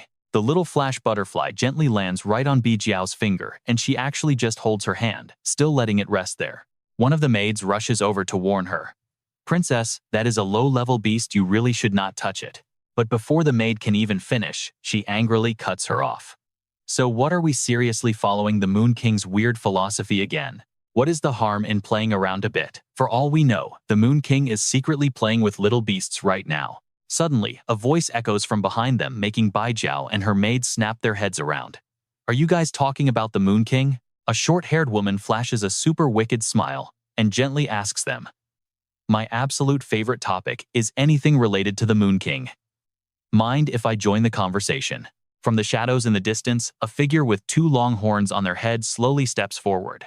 The maid instantly goes on high alert, shouting out and demanding to know who goes there. As the maid unleashes her power, Bi Jiao steps back and snaps at them. Get lost, you ugly freak. Can't you see I have an academy meeting to get to? Now here is where you and I need to pay attention. Turns out it is Ling Zhuo. She puts on a fake smile, trying to act calm while saying she wants to join. But inside, she is absolutely furious about being called an ugly freak. Then Ling Ji summons her pet beast right on the spot, speaking up with totally arrogant pride. It is such a shame I have to deal with a child holding a weak supreme tier beast. I feel so guilty I could practically cry right now. All the maids let their jaws hit the floor. They are completely shocked to recognize the supreme tier evil eye antelope. Even Bi Jiao loses her cool the second she thinks about the Black Moon cult. We cut right over to the Beast Academy's teaching square, where a massive crowd of students has already gathered up. Everyone looks completely miserable, standing there in the pouring rain. Right in the middle of the square stand Ru Yue and Jin Yue. Ru Yue sweeps her gaze across the crowd below, feeling a deep dark sense of unease. Bai Yue and Bai Jiao actually did not show up. She gets a seriously bad feeling about this. Then she coughs a bit to clear her throat and starts giving the planned announcement. She speaks up. Dear students, please listen very carefully to what I am about to tell you. The moment she says the moon god sacrifice is starting for the first time in 1,000 years, pure shock spreads across the students' faces. But Ru Yu just keeps looking around while talking. You and I know chaos is coming. Once the moon god's sacrifice officially kicks off, high-potential Moonlight Beast Tamers are handpicked as combat offerings. Their one and only purpose, fighting to entertain the gods above. Every single victory brings absolutely unimaginable rewards. But the rules to decide the ultimate winner in this twisted game, you and I are about to find out. But before that thought could even finish, a mysterious voice cuts right in, echoing loudly across the entire area. The offerings must slaughter each other until only one person is left breathing. Nu Naguit and Kim Naguit both snap their eyes up toward the glowing sky. The guardian spirit suddenly appears, with a completely freakish smile on its face, gladly continuing its twisted little speech. That last survivor will be the true Moon King of this era. Seeing that completely twisted face, Nu Najiet immediately barks a panicked order to the students. Everyone needs to fall back and retreat right now. But the moment she speaks, the guardian spirit drops a massive meteor-like explosion right on them. The blinding light practically turns the dark night into pure daylight. Nu Nguyet reacts fast, popping a defensive skill to protect herself. She stares straight ahead as a heavy sense of dread completely takes over her heart. Damn it, that is a 7-star Supreme Combat skill, but her own Moon Cloak Supreme skill, it is only good for protecting herself. The students are absolutely terrified. Slowly, the thick dust and smoke from that earth-shattering explosion starts to clear up. Rain keeps pouring down as Nu Neget freezes in place. She stares at the completely uninjured students, totally speechless from pure shock. Elder Kim Nuet walks up right next to her. They both have the exact same thought, what in the world just happened? The guardian spirit keeps that totally twisted look, but a real hint of worry creeps in. My attack was absorbed. It looks like the Moon King finally made a move. Somewhere over in the teaching area, Luang is standing right there with the students wearing his usual familiar cloak. His back does not move an inch as he quietly watches the entire situation unfold. Luang flashes a dagger-sharp glare. Right then he hears the guardian spirit firmly claiming that the Moon King is watching them. Right now he is doing the math in his head. Thanks to the battle at Hidden Moon Mountain, the Lake Moon defensive skill is 3 times stronger. But a wave of unease hits to Liang as he checks the Lake Moon surface. 40% of the shield got completely blown away this time. If this was the past, everyone here would have been turned into absolute ash. Still, he smirks. He smugly thinks to himself, I almost forgot how long it has been since I really showed off. The moment that thought ends, blood-red lightning crackles violently across the entire sky above them. People start screaming in total panic. What is that? Space is literally being ripped open. The Moon Maiden suddenly appears out of thin air. She is a woman with 2 massive angel wings steadily flapping right out of the void. Seeing the 7-star mark on her chest, Noon Gwyet feels real fear. Another 7-star supreme tier, a 7-star beast tamer. That means the enemy has at least 1 emperor level. Suddenly the Moon Maiden angrily snaps, what exactly are you doing? What happens if every single one of these people dies? Is this really necessary? The guardian spirit casually fires right back. What do you know? Why would the Moon King ever care about the lives of these little ants? She is not taking that. She immediately shouts right back at him. You idiot, this is Twin Moon Sect territory, plus our only job here is to block the 2 vice principals. Hearing that argument just now, something finally clicks for Noon Net. She quickly shouts at the 2 strangers, hold on Guardian Spirit and Moon Maiden. Are you 2 working for the Starry Moon? Full of total panic, Noon Gwyet continues questioning them. 5 years ago, I went to the Starry Moon to train as an exchange student. And I was lucky enough to actually witness that person's terrifying power. So why are you attacking us now? The Guardian Spirit instantly turns to ask the Moon Maiden. Well, what should we do, my other half? Hearing this, the Moon Maiden gives him an order. All right, fine. I will give you exactly 1 minute to take these naive students and run. After that, we are absolutely not holding back anymore. Now here is where you and I need to pay attention. The students totally scatter after hearing that, but one single set of footsteps calmly steps forward instead. Right in the middle of everyone trying to escape this total chaos, Liang casually walks in the opposite direction. He is even typing something on his phone. Stopping right in front of those 2 troublemakers, he drops his voice and asks Starry Moon, huh? Both of them immediately whip around, shooting highly cautious glares straight in his direction. Right now, Liang's face completely darkens. Pure anger leaks out as he speaks. You do not even dare to show your true faces. Not even your emperor shows up, yet you dream of leaving here alive after causing this mess. The very next second, he summons his crescent star. It shoots straight up into the air, surrounded by blinding bursts of brilliant energy. Noon Gwyet and Kim Gwyet both stare up in absolute awe. They realize it instantly that is a supreme tier crescent star. Now that ultimate weapon officially enters its awakened state. Crescent Star pauses for a brief moment, silently analyzing the whole battlefield. The very next second, blinding rays of light flash wildly from her eyes. Crescent Star grips her massive blade with both hands. Energy starts building up fast, signaling an absolutely heavy wave of destruction is about to drop. Noon Gwyet instantly notices something is terribly wrong, completely terrified by what she just realized. Wait. That stance, it completely blurs the line between friend and foe. Seeing Crescent's terrifying expression, Yue freezes. You and I both know exactly what dark thought just crossed her mind. Is she seriously planning to wipe out every single person present? In a flash, the awakened Crescent unleashes an absolutely devastating strike straight toward the Guardian Spirit and the Moon Guide Maiden. The blinding light from this ultimate attack is almost too much to handle. Moments later, a massive cloud of thick smoke erupts from the exact spot she just attacked. The ground itself is left completely shattered and ruined. Deep inside that heavy smoke, Yue's violent choking coughs echo through the air. She slumps on the dirt, somehow completely unhurt by that massive blast. Touching a small scratch on her cheek, she is totally stunned. Against all odds, she actually survived. Yue slowly gets to her feet. Staring at the massive crater ahead, she realizes the truth. The Moon King clearly still cares about keeping his own people alive. Those 2 enemies are completely flattened at the bottom of the crater. Barely managing to speak, they have absolutely zero chance to fight back now. Is this the true power of Star-Cleaving Crescent? Standing tall at the crater's edge, Su Liang's clothes flap in the wind, while the awakened Crescent floats menacingly right above him. The Moon Guide glares right at him, somehow still stubbornly spitting out a bold threat. Even if we die in this battle, consider our lives nothing more than a welcoming gift for you. The Guardian Spirit regains her cold composure, following up with one final chilling warning. The Emperor will soon appear right before your very eyes. The very next second, those two start fusing their powers. The spirit erupts with an intense blinding light while the moon guide summons floating energy spheres all around her body. Crescent spots this strange anomaly instantly, her eyes flashing with a sudden fierce light. She quickly flies over, staring straight down at their fusion. Meanwhile, Liang stays completely silent in the back, analyzing the entire situation. He grits his teeth, deeply worried about this dangerous setup. After taking 2 heavy hits, the moon in the lake shield is down to 4%. It is basically completely useless now. Right now, the moon guide and the guardian spirit are endlessly muttering some bizarre chant. Liang, on the other hand, is totally panicking in his mind.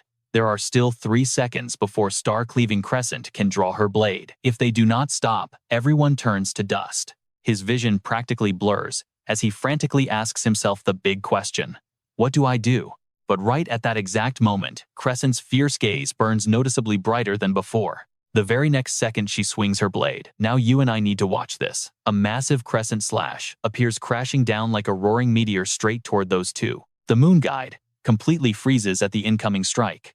Her face darkens with pure terror, standing totally paralyzed as her fragile life hangs by a thread. Boom! Crescent's attack shocks the entire sky. A blinding pillar of light violently erupts upward, packing so much raw power that even the academy students miles away can barely stay standing. One panicked male student yells out in pure shock. An explosion this massive, is that really the Moon King's beast?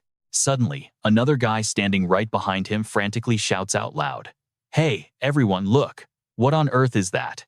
High up in the sky, a crescent moon and a full moon suddenly appear side by side. The students are completely mind-blown, realizing there are actually 2 moons hanging up there. From within the thick choking smoke, the guardian spirit's desperate, angry curses suddenly echo out. "Are you completely out of your mind? Why did you use that ability to create the full moon spell?" She slowly reappears in her human form, her mouth still relentlessly screaming in absolute rage. "Even if you relied on the full moon's evolution just to save our lives, did you ever stop to think how ridiculously severe the consequences would actually be?" The 6-winged moon guide sits there sobbing guiltily, stammering out apologies, though deep down she subconsciously feels like she did absolutely nothing wrong. But before she can even finish her sentence, the guardian spirit furiously cuts her off. "You stupid woman, what we have to face now is the Moon King empowered under a full moon." Their heated argument suddenly stops dead in its tracks, as both of their eyes instantly snap toward the exact same direction. Right in front of them, the Moonlight Rabbit appears in an absolutely gigantic, terrifying form. All thanks to that massive full moon today. The guardian spirit is completely dumbfounded, shakily asking a question. Is that the supreme tier? Moon, loot, jade mallet. But no matter how you look at it, something feels horribly wrong here. Hiding right behind her, the moon guide reveals pure fear on her face as she delivers a grim warning. What is worse, Star-Cleaving Crescent has also become completely abnormal. They finally lock onto Crescent's insanely aggressive glare, and a wildly terrifying question slips out. Wait, are we seriously going to have to fight both of these monsters at the exact same time? Wasting zero time, Crescent goes into an absolute berserker rage, tightly gripping her massive blade with both hands. Then, without any warning, she brutally slashes right into the Moonlight Rabbit's stomach. Blood splatters everywhere, as its giant body is mercilessly sliced perfectly in half. This insane bloody scene leaves the guardian spirit and moon guide completely paralyzed with shock. What just happened? Did she seriously just butcher her own teammate? After that ruthless strike, Crescent snaps her razor-sharp glare backward. Meanwhile, the scene shifts right back over to the Moonlight Beast Taming Academy. Just outside the Grand Royal Mansion, an incredibly sinister and twisted wave of dark magic is currently rising up from deep beneath the ground. Bijiao's servants cannot help but tremble in absolute fear at this heavy, suffocating atmosphere. Ling Ji leans forward, mocking the weak pets everyone just summoned. She scoffs with absolute disgust. Are you kidding me? Can you losers even last a single minute? Let's see how you and I handle this ending. Right after that, Ling Ji calmly calls out for her evil-eyed antelope. The massive towering beast behind her instantly fires off 8 deadly laser beams straight ahead. All right, you and I are jumping right in. Instantly, those deadly beams completely pierce the weak pets opposite them. The pierced spots quickly turned into massive gaping holes with thick burning smoke pouring straight out of them. In just an instant, the pet's entire body practically melted away. A dense, terrifying aura rose up, causing a panicked servant to scream out in absolute terror. What in the world? Seeing this total nightmare, Bijou didn't wait another second. She immediately summoned her jade scale eagle. The massive beast quickly materialized and took its stance right beside her. Standing opposite them, Ling Ji looked completely satisfied with the brutal scene. She smirked and taunted her, "So you finally decided to bring out your little supreme tier kid. How interesting." But unfortunately, it was totally useless. Those high-intensity beams of light instantly pierced straight through the massive beast, accompanied by another mocking greeting from a very confident Ling Ji. "Your jade scale eagle isn't a moon element. It doesn't match your attribute at all, which is exactly why it's always been stuck in its unevolved state, right?" Desperate, one of the servants immediately summoned a swift leopard. They ordered the beast to carry Bijou away, yelling, "Princess, you have to run toward the edge of the black mist. If you can just get outside, you might survive." Watching them scramble only made Ling Ji look even more disgusted. She casually crossed her arms and asked, "Are you really relying on this pathetic level of skill?" The second she finished speaking, her evil eye antelope gathered a massive sphere of energy in its throat, while glowing rings of light appeared in its terrifying eyes. In a split second, the deadly beam of light fired out once again, piercing straight through the bodies of the terrified female servants. The leopard carrying Bijou away couldn't escape the blast either.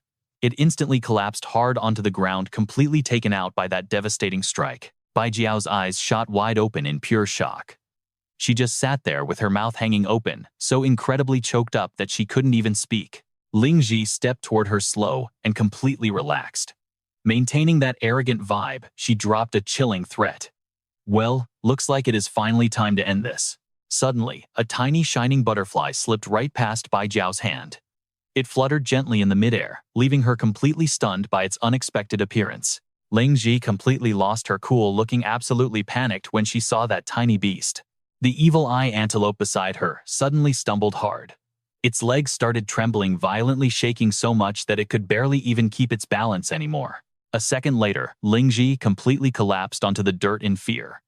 She grabbed her terrified pale face, desperately asking herself, how is this even possible? How could a shining butterfly possibly be here? As the little shining butterfly fluttered right in front of her face, she was absolutely terrified. Her voice trembled as she cried out, "Why did it have to be now?"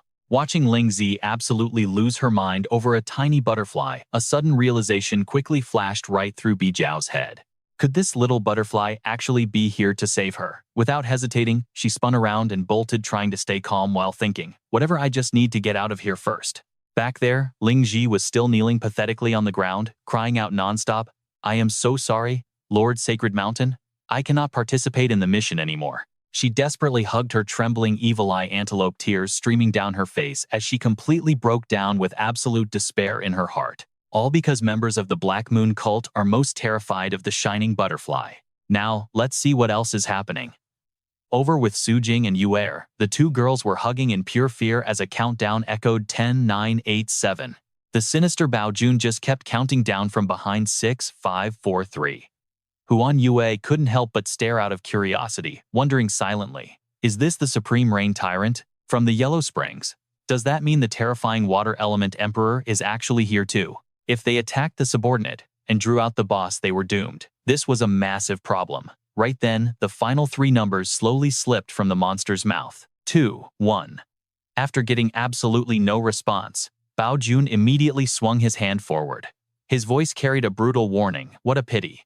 Then do not blame me for this." Instantly, massive raging whirlpools of water blasted violently straight out of the tyrant's hand. In just a fraction of a second, Yu Er and Su Jing were completely swallowed by the roaring rapids. But suddenly, mysterious pink and purple clouds materialized out of thin air. The glowing clouds rushed right past Bao Jun, leaving him absolutely stunned.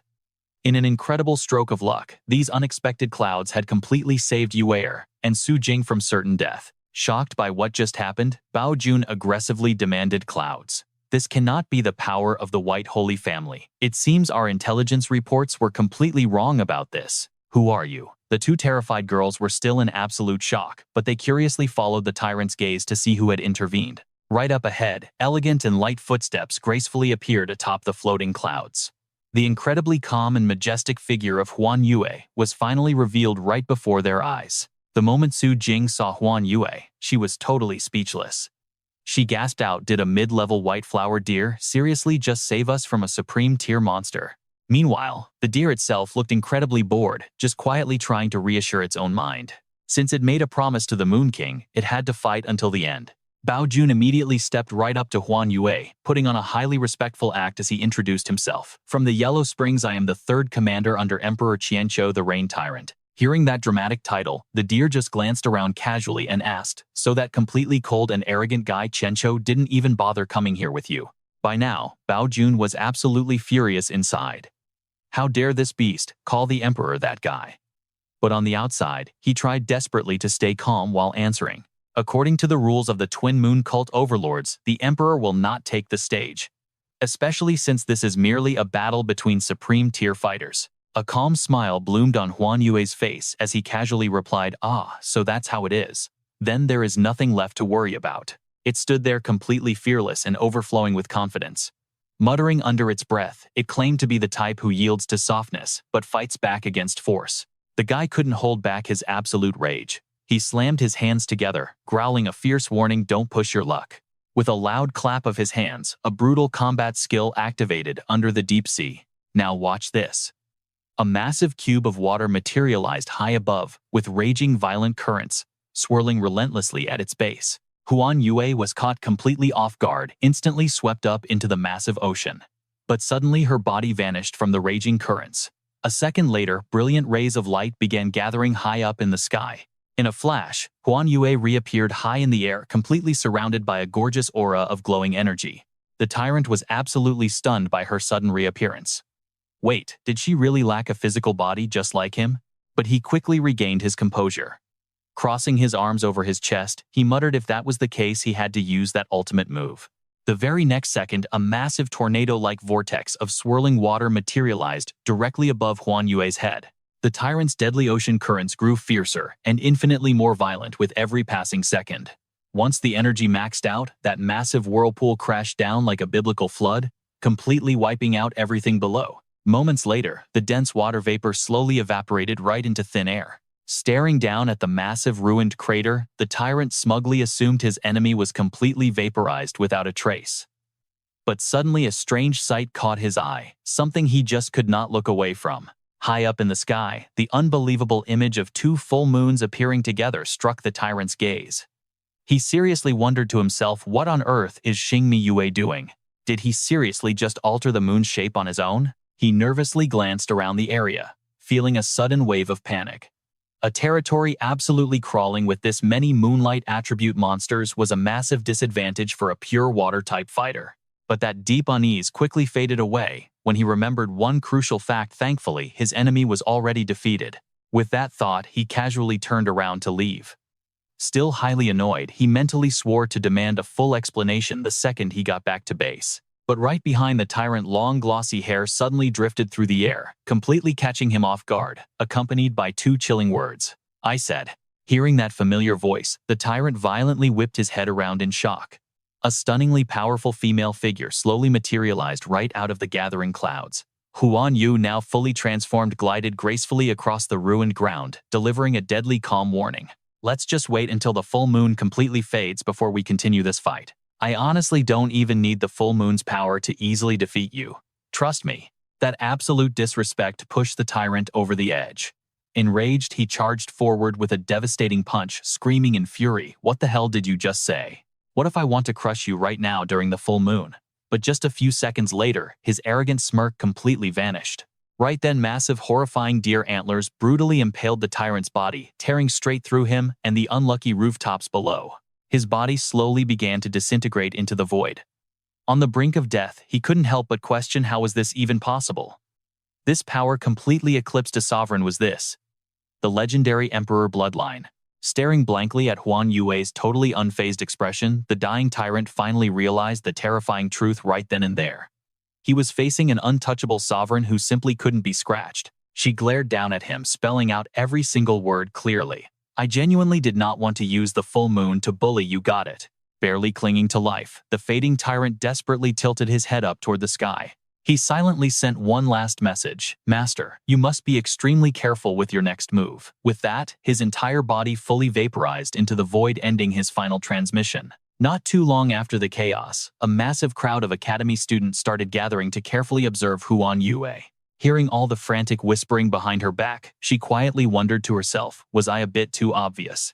Her gaze suddenly locked onto a specific spot in the distance, scanning the absolute destruction before her.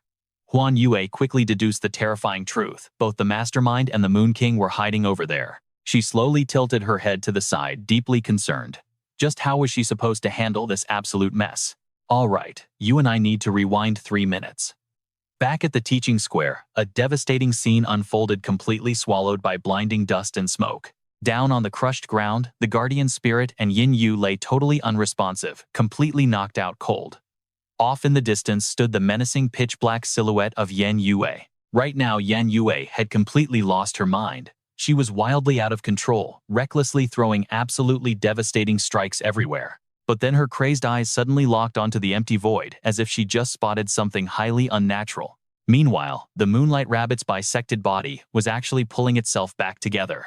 Glowing clouds gathered right around the fatal wound, literally regenerating its entire upper torso from thin air. In just a split second, the Moonlight Rabbit fully revived in its full moon form.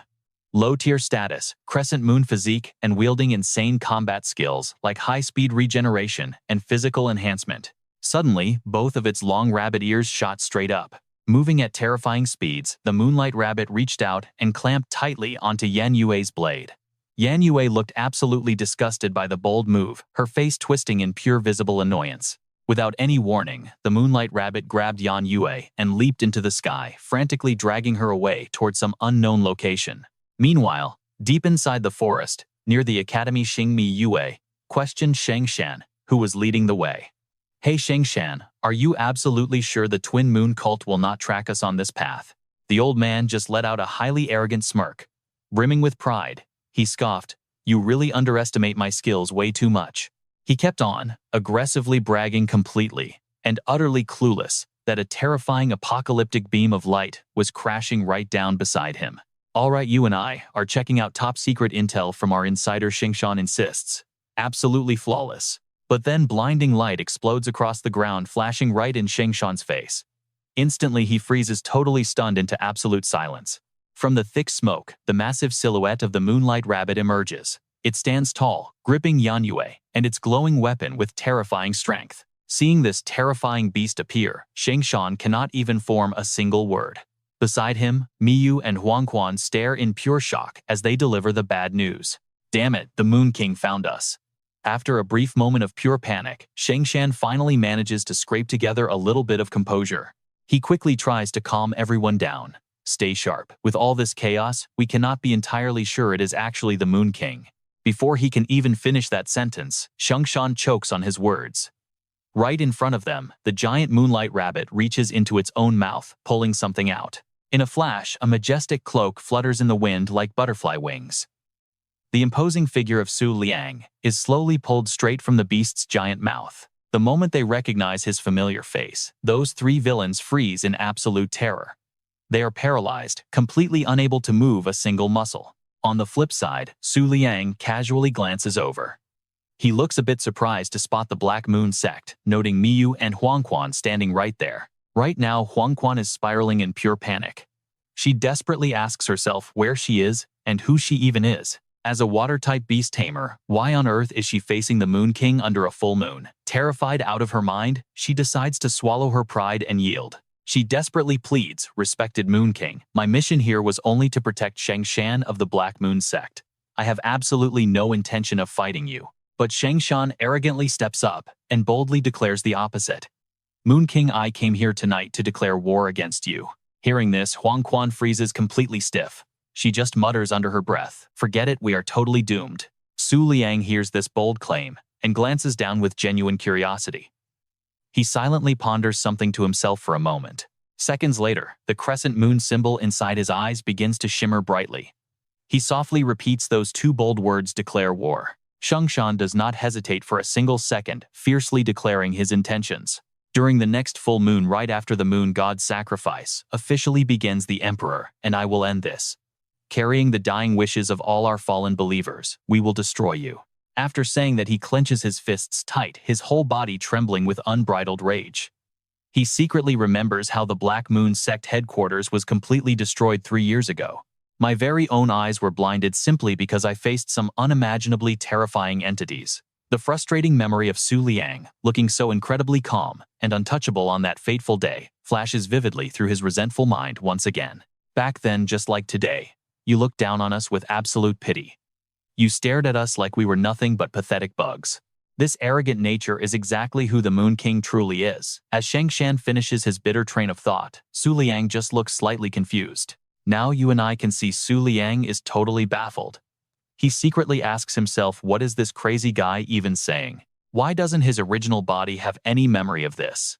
Did the previous owner really forget absolutely everything? But then he shifts his worried gaze over to Yan Yue, who is aggressively surging with explosive energy. Su Liang nervously thinks over his next move. No matter what, he needs to find a quick excuse first. Sinking star Yan Yue is about to completely lose control. After pondering for a quick second, Su Liang finally speaks up in response. Even though the desperate struggles of pathetic bugs are quite ugly to watch, I suppose I can graciously grant you all one single chance. The three villains below stay dead silent, listening closely to every single word he drops. Su Liang's face darkens dangerously as he continues with a fierce, threatening tone. But as the price for provoking me, I am ordering the Twin Moon sect to relentlessly hunt you down.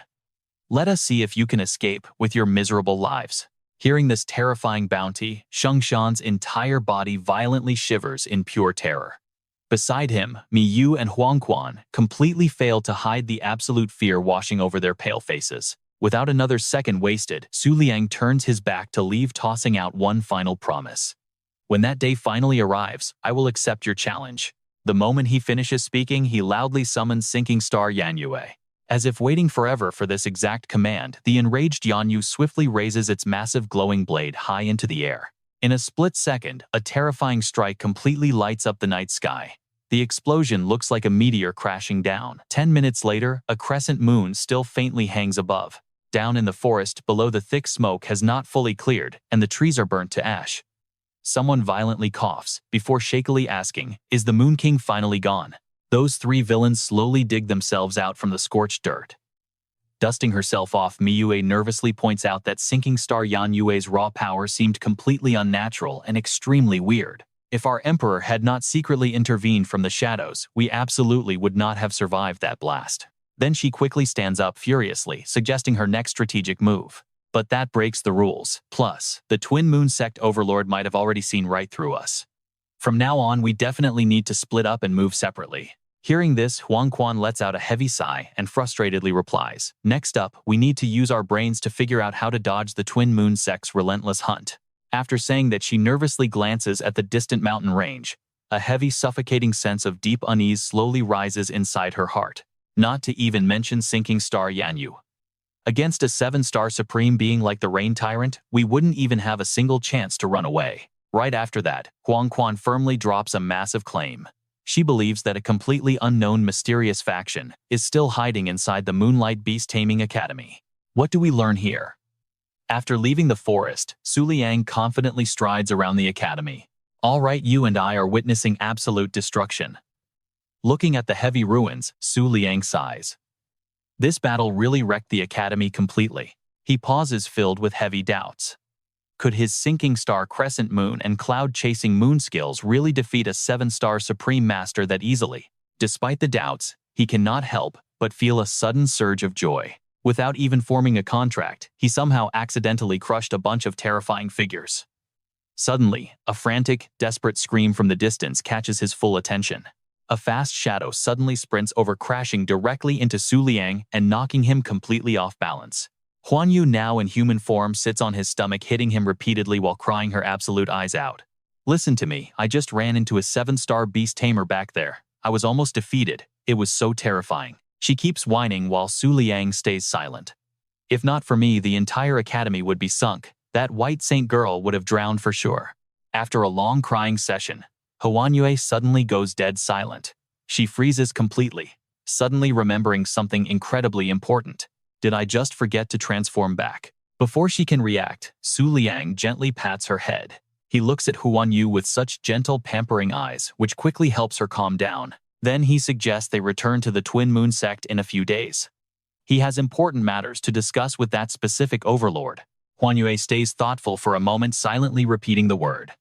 Overlord. Realizing something, her face flushes bright red with extreme shyness.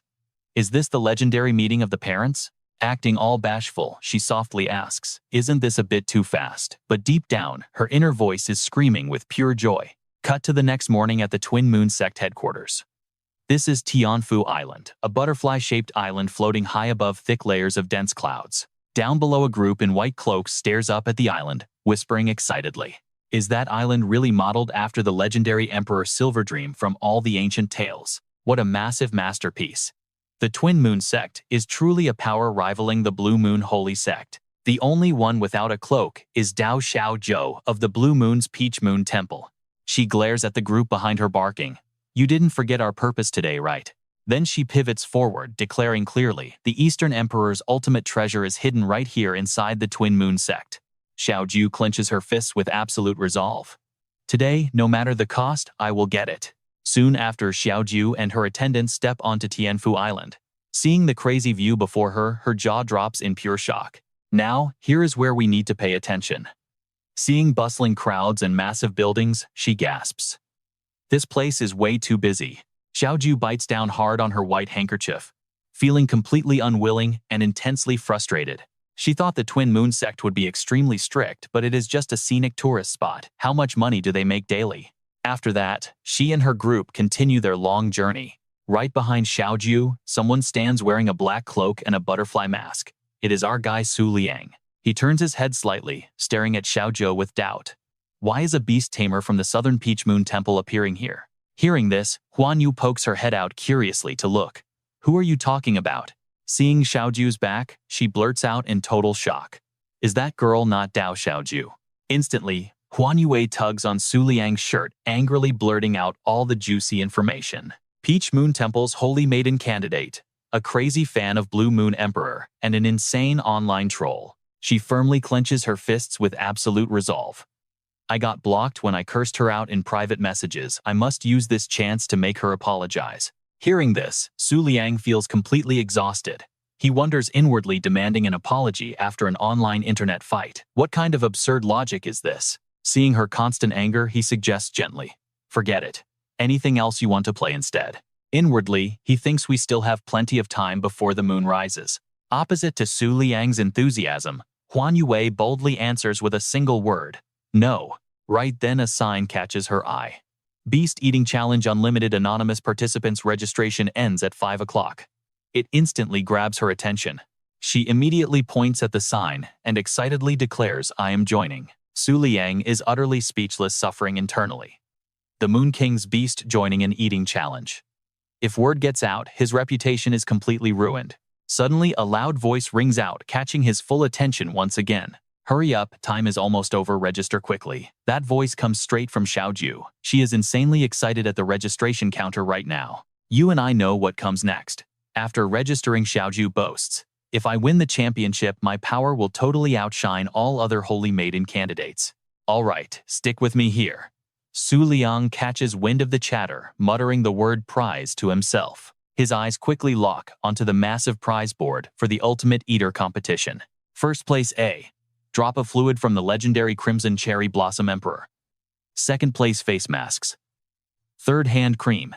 Staring at those prize listings, Su Liang's jaw practically hits the floor. He blurts out in pure shock, wait, what kind of insane gap in value is this? Completely bewildered, he thinks to himself, the Crimson Cherry Blossom Emperor, isn't that the legendary ruler of the Eastern region? Rumor says wherever it flies, the sky burns red for 1,000 miles, dropping endless cherry blossoms everywhere. But since the entire electronic signal in the Eastern region is completely isolated, almost nobody has ever actually seen its true physical form. Frustrated, Su Liang practically groans out loud. Who the heck organized this crazy contest, putting an Emperor-tier beast drop next to basic hand cream and face masks? Huan Yue blinks, totally caught off guard by his sudden outburst. Wait a second, she asks in confusion. Isn't this exactly what your own Twin Moon cult teaches everybody? To get revenge on the Cherry Blossom Emperor. Hearing that, Su Liang instantly snaps his mouth shut. Huan Yue gets completely serious, explaining the online rumors. Word on the net says the Twin Moon cult has been hoarding massive amounts of rare delicacies meant specifically for high-tier butterfly beasts. They have some serious beef with the Cherry Blossom Emperor. You didn't know. I honestly thought you actually ordered it yourself. Hearing that Su Liang can only sweat drop and answer silently in his own head. How is that even possible? There is absolutely no way my low-level flash butterfly could handle Emperor-tier beast food. Still, his eyes drift back to the eating contest. A spark of pure excitement flares up inside him. Whatever the reason, he is definitely hooked on this now. Right on cue, the Book of the Moon interface pops up. Stage 2 unlocked. New function available. It requires spending a specific amount of gacha draws. He can now clearly see tracking clues for his unlocked beasts. Just 5 draws will unlock a high-tier beast clue. 30 draws gets you an intermediate beast clue. And a full 100 draws. That unlocks a tracking clue for a supreme tier monster. Seeing the system update, Su Liang smirks, completely hyped up inside. Now, this is where you and I need to pay attention. Unlocking those supreme tier beast illustrations actually upgraded the Book of the Moon. Who knows what broken features it reveals next? Moments later, the host grabs a microphone and shouts to the massive crowd. Welcome to the Beast Eating Challenge, officially sponsored by the Twin Moon Cult. I am your host, Yu Ayer. She stands right between 2 massive competition tables, while a huge crowd quickly swarms in to watch the incredible spectacle. Her voice echoes out with pure hype. Thank you all for signing up with such amazing energy. Down in the crowd, people start whispering to each other. Who in their right mind would want to get dragged into a war between the cult and the Emperor? Are these contestants actually brain dead, or did the Twin Moon Cult just hire a bunch of paid actors? Completely ignoring the crowd's gossip, the host jumps straight into the official rules. Listen up, each contestant is allowed to summon a maximum of 2 beasts for the eating trial. But heads up, this trial uses supreme tier beast food. We are talking about an insane, absolutely brutal spice level that only supreme tier beasts can survive. Hearing that, Xiaoju's 2 sidekicks go completely pale. But Xiaoju herself, she looks totally unfazed and locked in. Huge plates of glowing red food slam onto the tables. Just the steam rising off them carries a brutal, eye-watering spicy punch. That intense scent hits the pets belonging to Xiaoju's crew. Within seconds, the weaker beasts are already whimpering, completely unable to handle it. But Huan Yue is a totally different story. While others suffer, she is practically drooling over the wildly spicy feast sitting right in front of her. On the other side, Xiaoju stays totally confident.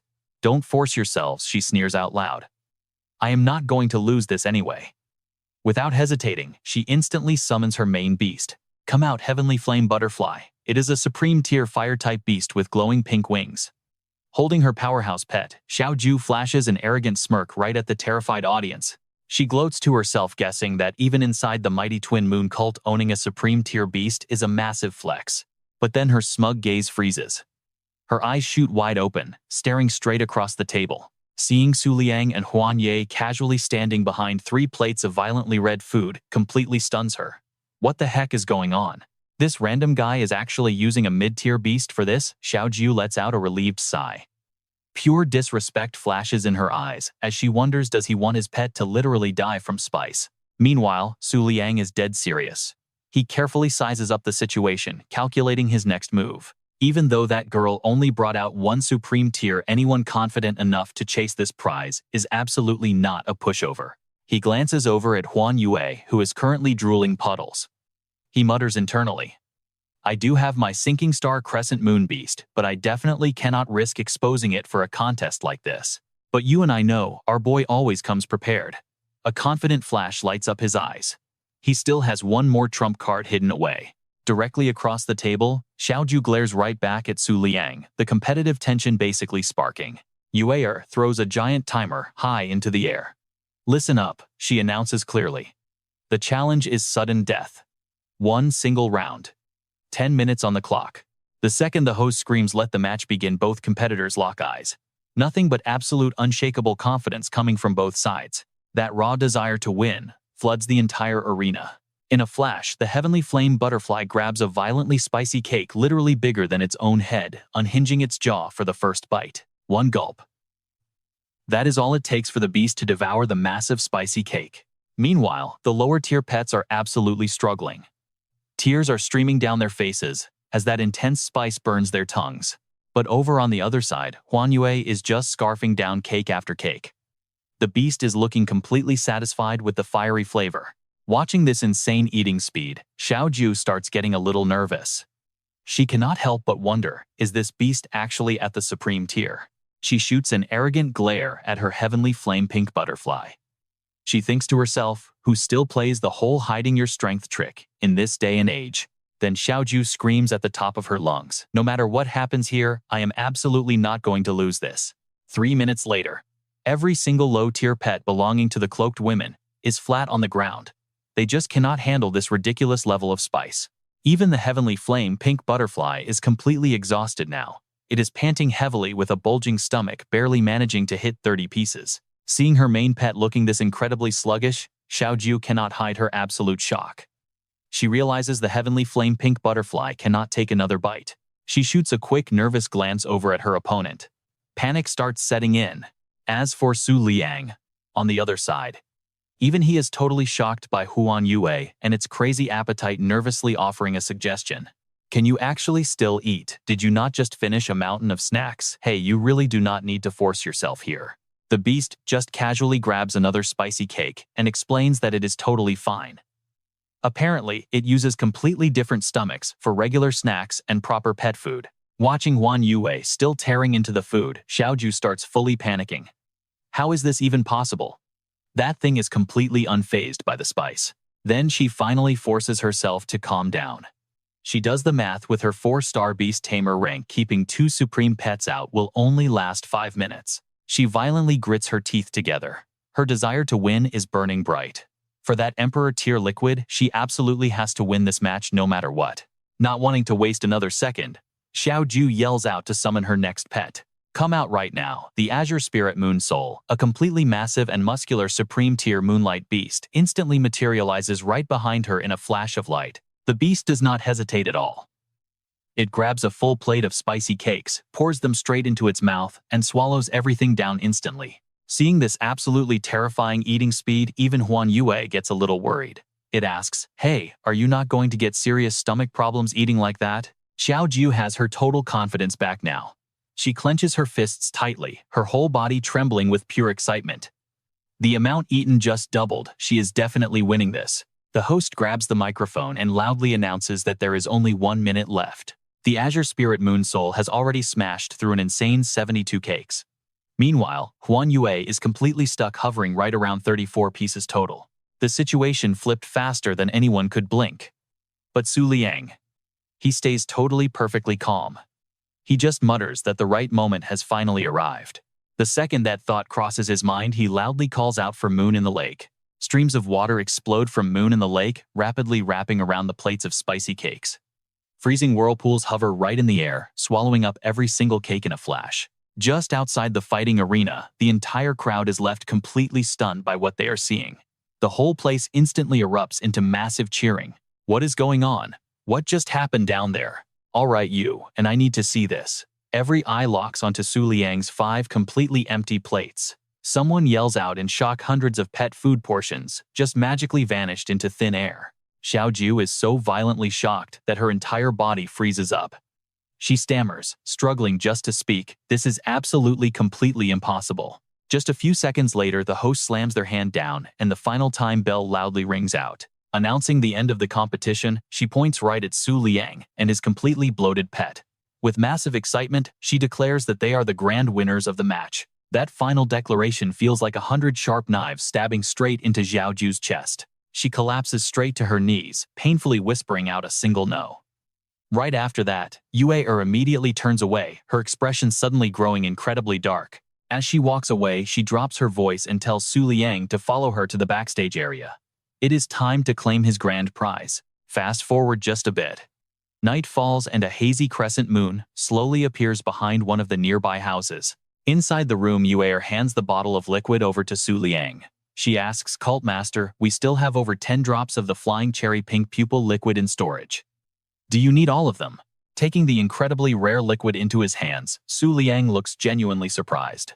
He asks, wait, you actually recognized who I am? She starts explaining, completely confusing Huan Yue in the process. At first, she only had suspicions thanks to a rumor about him traveling around with a mysterious white deer. But then Yue's face gets serious as she delivers some incredibly urgent news. Now, stick with me here, this gets wild. The Overlord just awakened. He ordered her to bring Su Liang to the main hall, immediately finally confirming his true identity. Hearing this massive news, Su Liang is secretly terrified, but he forces a perfectly calm expression, his voice dripping with absolute arrogance. Good. So that guy actually woke up right after the moon showed itself tonight.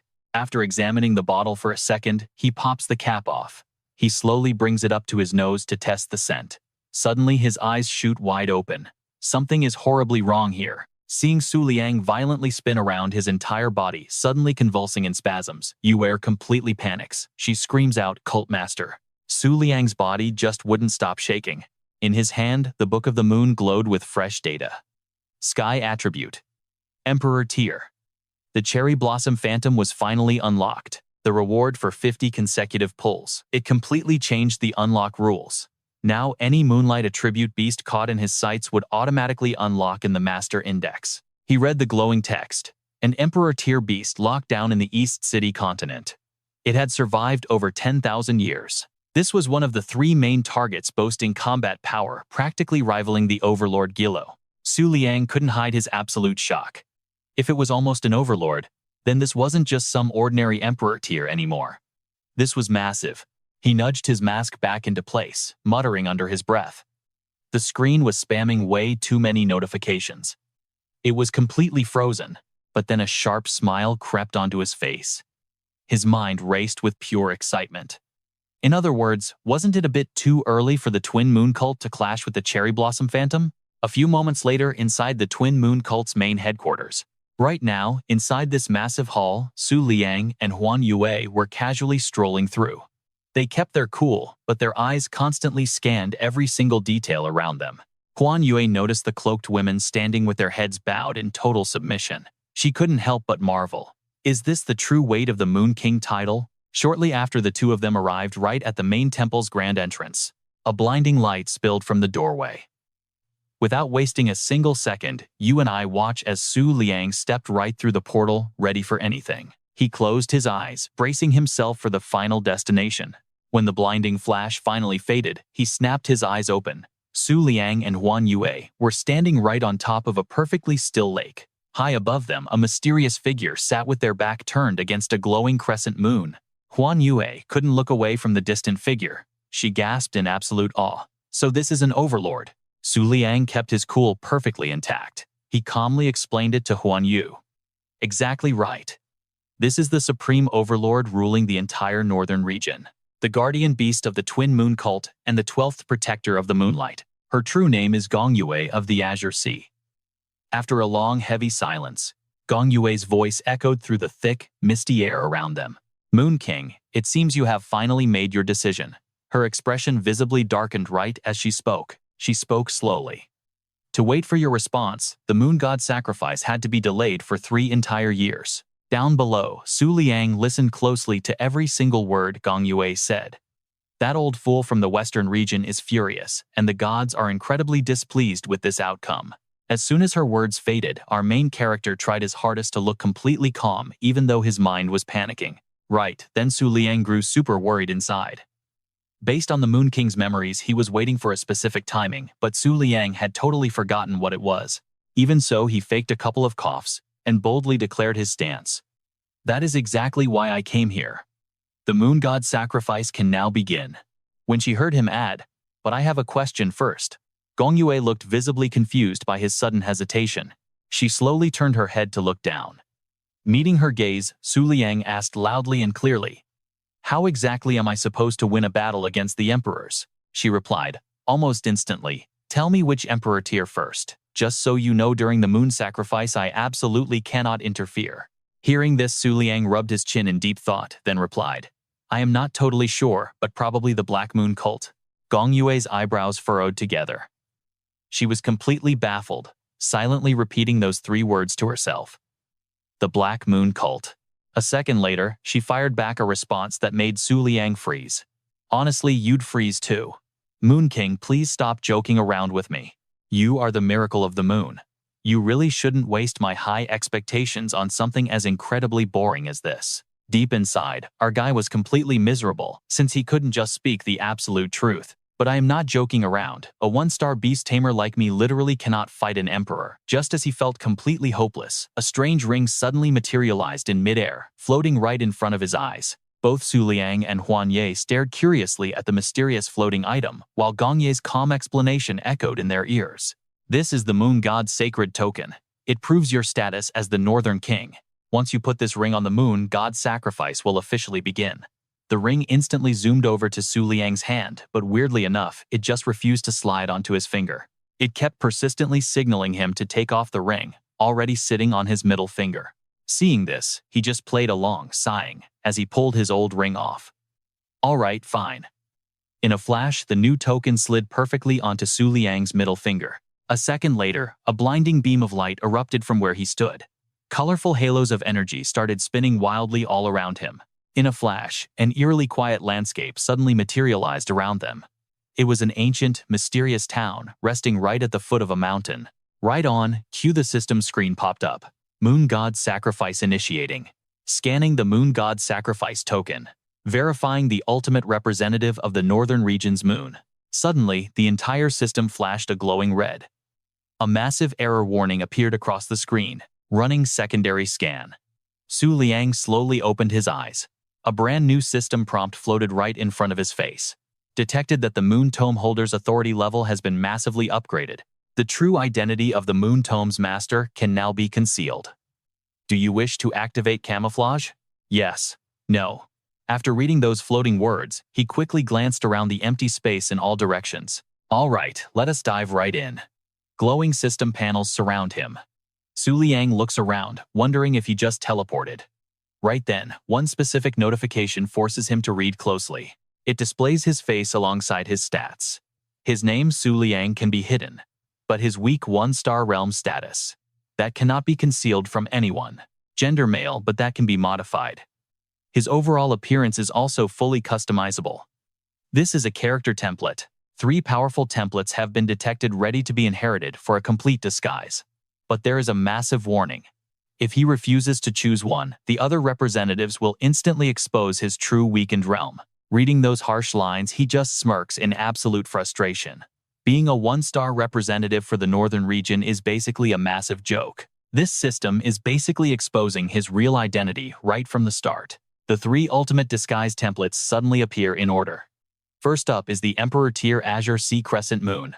Next is the Supreme Tier Sunken Star Eclipse Moon. And finally, the Supreme Tier Cloud Stepping Moon template. Taking all this in, Su Liang gently strokes his chin seriously, analyzing the entire insane situation in his head. The most crucial thing right now, he cannot reveal his actual weakness under any circumstances. If he does, things will get incredibly dangerous once the Moon God's sacrifice officially begins. As these intense thoughts race through his mind, he quickly realizes something. His absolute best survival option is to inherit a seriously overpowered template right away. Without any hesitation, he quickly taps the glowing selection box for the Emperor Tier Azure Sea Crescent Moon template. In an instant, the floating system panels slowly fade away into nothing. Only one final bold notification remains, officially confirming his dramatic transformation into the chosen character template. Meanwhile, over at the Moon God Sacrifice, the atmosphere feels incredibly suffocating. A single intense beam of light strikes the center perfectly, illuminating a tight circle of neatly arranged chairs. A dark silhouette slowly emerges from the pathway leading into the grand ceremony. The mysterious figure constantly mutters a deeply familiar phrase: "The moon never sets because the night is entirely eternal." This is the powerful Shining Moon Holy Maiden. She officially stands as the lunar representative for the central region. The exact moment she takes her seat, a flash of pure surprise crosses her face. Right across from her, another dark figure slowly steps out of the shadows with a welcoming greeting. Shining Moon Holy Maiden, long time no see. This newcomer is the Pale Moon Great Emperor, the official representative for the dangerous southern region. She confidently strides forward with a massive smile on her face, proudly declaring that the legendary Moon God's sacrifice is finally about to begin. The Holy Maiden stays totally silent, completely ignoring her comment. Right at that exact moment, a tiny silhouette suddenly appears. A little girl wearing a simple nightgown slowly steps out into the light. This little girl is actually Xiao Hu, the official representative for the Western region. The Holy Maiden shoots her a seriously unfriendly glare. Meanwhile, the Emperor happily waves at the kid, excitedly shouting, "Long time no see, King of the West." But Xiao Hu just responds to all this intense enthusiasm with absolute total laziness. Yeah. After clumsily climbing up onto her massive chair, the little girl immediately squeezes her eyes shut and just goes right back to sleep. Not long after that, a figure with long flowing hair finally makes an appearance. This gorgeous woman wearing an incredibly stunning outfit is Bing Min, the proud representative of the Eastern region. She slowly glances around the room, clearly feeling completely annoyed. What is this anyway? It is literally all just women. How incredibly boring. Seeing her terrible attitude, the holy maiden immediately shoots back with deep disgust. Why exactly is Bing Min of the East even showing up here? Useless non-moonlight element anomalies, like you are only going to threaten the absolute purity of the sacred moon. Bing Min casually takes her grand seat, a perfectly confident smirk playing on her lips. If the moon god token completely chose me, I obviously had absolutely no choice but to show up. All 4 leaders are finally settled. But you and I both notice that one glaringly empty seat that remains completely unoccupied in the center of the room. Bing Min immediately locks her eyes on that entirely empty spot, looking completely confused. Why haven't they come out yet? When exactly are we going to proceed to the next phase? The Emperor smirks slightly confidently, announcing, "Only the northern region is left. It must be the legendary Moon King." Xiao Hu finally wakes up from her nap. Rubbing her deeply sleepy eyes, she quietly asks, "Wait, is it that exact same guy who caused that massive chaos 3 years ago? The one who literally forced a full moon to last an entire month?" The holy maiden flashes a look of absolute disgust, immediately firing back. That is nothing but a completely fake, totally empty reputation. The exact moment she finishes, echoing footsteps approach. A pair of elegant, slender legs finally steps into the room. Xiao Hu and the Emperor instantly snap their heads toward the strange sound. Even the holy maiden and Bing Min cannot hide their growing curiosity right now. Slowly, the delicate silhouette of a young woman emerges directly out of the deep shadows. The second she sees the newcomer, Bing Min's jaw drops in pure disbelief. What the hell is this? The Emperor is totally stunned. She violently jumps up from her chair, screaming, "This is absolutely impossible." Su Liang, now fully inhabiting the stunning female form of the Azure Sea Crescent Moon, boldly struts right in front of everyone. He is the official Northern Region representative. His new eyes fiercely glow with that deeply iconic crescent moon symbol. The Emperor stares blankly at the newcomer, completely unable to process the insane reality unfolding right before her eyes. Her lips tremble as she violently stammers, "The sacred moon actually gave us the wrong guidance." Even as Su Liang casually takes his seat, the Emperor just keeps frantically screaming, "The representative of the North, how in the world is it not the legendary Moon King?" The holy maiden remains surprisingly calm through all this wild chaos. She gracefully offers up her own arrogant theory. It seems the legendary Moon King is just an ordinary mortal after all. Clearly, there are plenty of much better choices to easily replace him. After dropping that insult, she falls totally silent. She shifts her piercing gaze straight towards Su Liang to carefully study him. His unnervingly calm expression instantly triggers a wave of deep suspicion inside her mind. No reaction at all. Could this random new girl actually have absolutely zero connection to the terrifying Moon King? But honestly, deep down, Su Liang is actually feeling incredibly hurt right now. She looks so incredibly cute, so why the hell is she so unbelievably toxic? Quickly snapping back to reality, he regains his completely serious composure. He secretly realizes something great. This beautiful Azure Sea Crescent Moon disguise is working perfectly. It has all of them completely confused.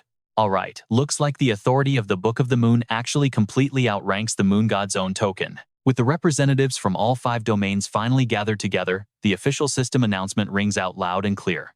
After thousands of years, the legendary Moon God Festival is back. And the ultimate winner, decided by the kings themselves. That echoing voice seriously gets on Kang Yue's nerves.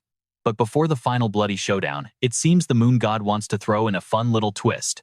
Stick with me because things get wild. The announcement just keeps dragging on, while Xiao Hu is literally nodding off. Choose your absolute strongest sacrifice, the voice demands. And get this, until that specific sacrifice goes down, the kings are strictly forbidden from fighting each other. Bing Min is totally eating this up, soaking in every single rule. If a king steps in and massacres another player's sacrifice, they get instantly disqualified from the whole tournament. Meanwhile, Kang Yue completely ignores the rules. Her eyes are totally locked straight onto Su Liang.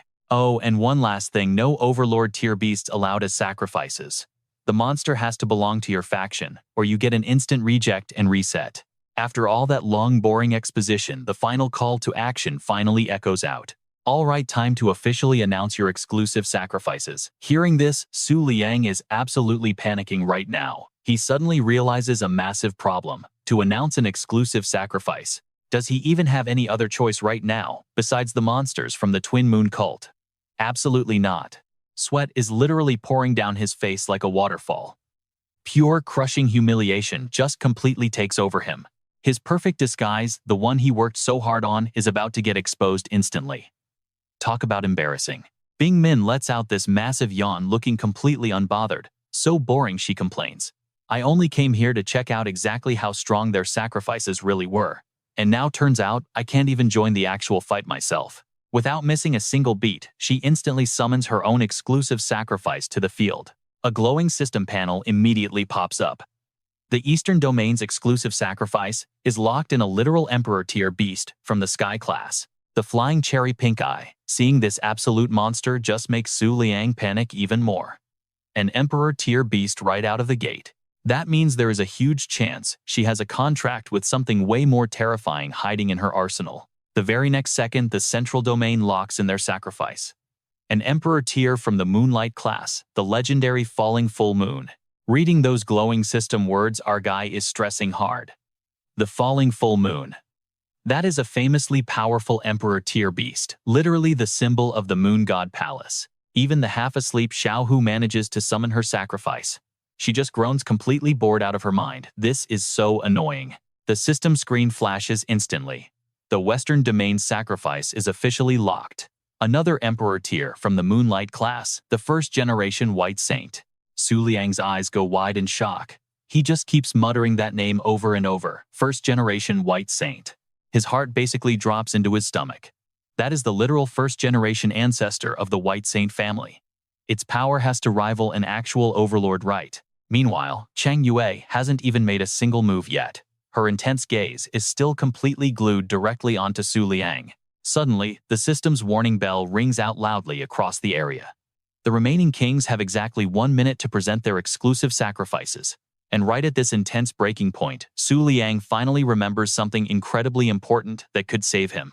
That's it. What about that Emperor tier beast from the Northern Territory? Sure, it's totally missing in action right now, but it still has a slight connection to his account. A split second later, a faint glowing silhouette, sporting massive deer antlers, suddenly appears. He is absolutely hyped, screaming internally. Found it. Without a single ounce of hesitation, he boldly calls out to the system. Book of the Moon, give me 100 consecutive draws. The glowing pages of the Book of the Moon start flipping faster than lightning. Just seconds later, the system dings. An official encyclopedia notification for an Emperor tier monster flashes right across the screen. Right there is the majestic image of the Cloud Dream Wanderer. An ancient Emperor tier beast from the Northern Domain, and the literal founder of the Moonlight Beast Taming Academy. Data Log 1. Thousands of years ago, the Cloud Dream Wanderer served as the supreme guardian of the White Deer Palace, among the 12 Moon Luminary Palaces. After the Moon Luminary shattered, it dropped from a ruling overlord all the way down to a regular Emperor tier. It fell into a deep slumber within the northern fogs, waiting for the moonlight to gather enough energy to wake it up again. Data Log number 2. The 12 Moon Palaces are basically fragments of the Moon God Flash Butterfly system. And get this. The only guardian still alive today is the 9th Palace's Azure Sea Broken Bow Moon from the Sagittarius Palace. A loud system warning suddenly snaps Liang right out of his dazed state. 5 seconds remaining. If no choice is made, you will forfeit your rights as king. But then, Data Log number 3 flashes onto the screen. The descendant of the Cloud Dream Wanderer is the supreme tier cloud-treading moon chaser. By claiming the White Deer Palace's fragment, it can actually evolve straight up to the Emperor tier. You and I would be sweating too. Liang is completely frozen, staring at those insane stats. The relentless countdown keeps echoing. 5, 4. Right at that very second, Data Log number 4, the absolute final piece of information pops up. System confirms that the Cloud Dream Wanderer and the host actually belong to the exact same faction. This means it completely bypasses the Moon God Festival's exclusive sacrifice rules. It is exactly what he needed. His eyes light up with pure, desperate hope. As the countdown hits 3, 2, 1, both Su Liang and Kang Yue lock in their sacrifices at the exact same time. The final system alert drops. The Northern Domain's exclusive sacrifice is locked and loaded. An Emperor tier from the Moonlight class, the legendary Cloud Dream Wanderer. Kang Yu read the information and was completely speechless. She just couldn't believe it. It actually wasn't a beast from the Twin Moon cult after all. This was absolute madness. At that exact moment, Su Liang stared in absolute shock, trying to process what was happening. The exclusive sacrifice chosen by Emperor Kang Yu was actually Supreme Tier. You and I both know how insane that is. The system panel flashed with new text. The Southern region's exclusive sacrifice was confirmed. Moonlight Attribute. Supreme Tier. First Quarter Moon Naraku. This was getting wild. That piece of information suddenly reminded him of something incredibly important. Plus, this prefix perfectly matched the scabbard Shen Xing Yan Yue was searching for. The First Quarter Moon Bone Flower Bronze General. Right after that, rings of glowing light filled the entire room, echoing a system announcement. The Southern region's exclusive sacrifice had been completely locked in and confirmed. The Moon God sacrifice is about to begin. Please enjoy the show. Su Liang's body started fading away into light. The return teleportation process had finally started. Xiao Hu was just getting ready to close her eyes and take a quick nap, but suddenly her eyes snapped wide open. Pure shock washed over her face as she realized something. Wait, the Cloud Dream Pact. Xiao Hu stared right at Su Liang's fading figure, gasping out in absolute disbelief. How is this even possible? This guy is actually... But before she could even finish her sentence, the teleportation sequence completely ended. Su Liang was teleported right back into the main hall. The sight in front of him caught him totally off guard. Just then, Gong Yue, sitting gracefully on her crescent moon, softly called out to the Moon King. She looked at Su Liang and asked, "Have you felt it yet? Only seconds ago, the Moon God sacrifice officially began. Now go out there and claim the throne that rightfully belongs to you." Hearing those exact words, his eyes locked in with an unusually fierce, unshakable determination. A split second later, he turned around and started walking away, tossing back a few casual words. "Yeah, I need to make some preparations too. Let us stop here for today." Gong Yue smiled brightly from above. "Very well. The next time we meet, the Moon God sacrifice might already be over completely." The figures of Su Liang and Huan Yue slowly began fading away. Gong Yue kept watching them leave, her voice carrying a deep, lingering promise. "I truly hope our agreement can be fulfilled when that time comes, Moon King." Once his presence completely vanished from the hall, she turned around, her face full of genuine confusion. "To think he actually asked me how to defeat the Black Moon Holy Mountain. An insect like that." Remembering that fierce, absolute determination on his face earlier, she was completely certain of one thing. He has absolutely no clue about his own true power. Then Gong Yue started piecing her theories together. She questioned the Book of the Moon's ultimate choice, feeling a deep, creeping fear towards the other reigning emperors. A small smirk played on her lips. Pure excitement dripped from every single word she spoke.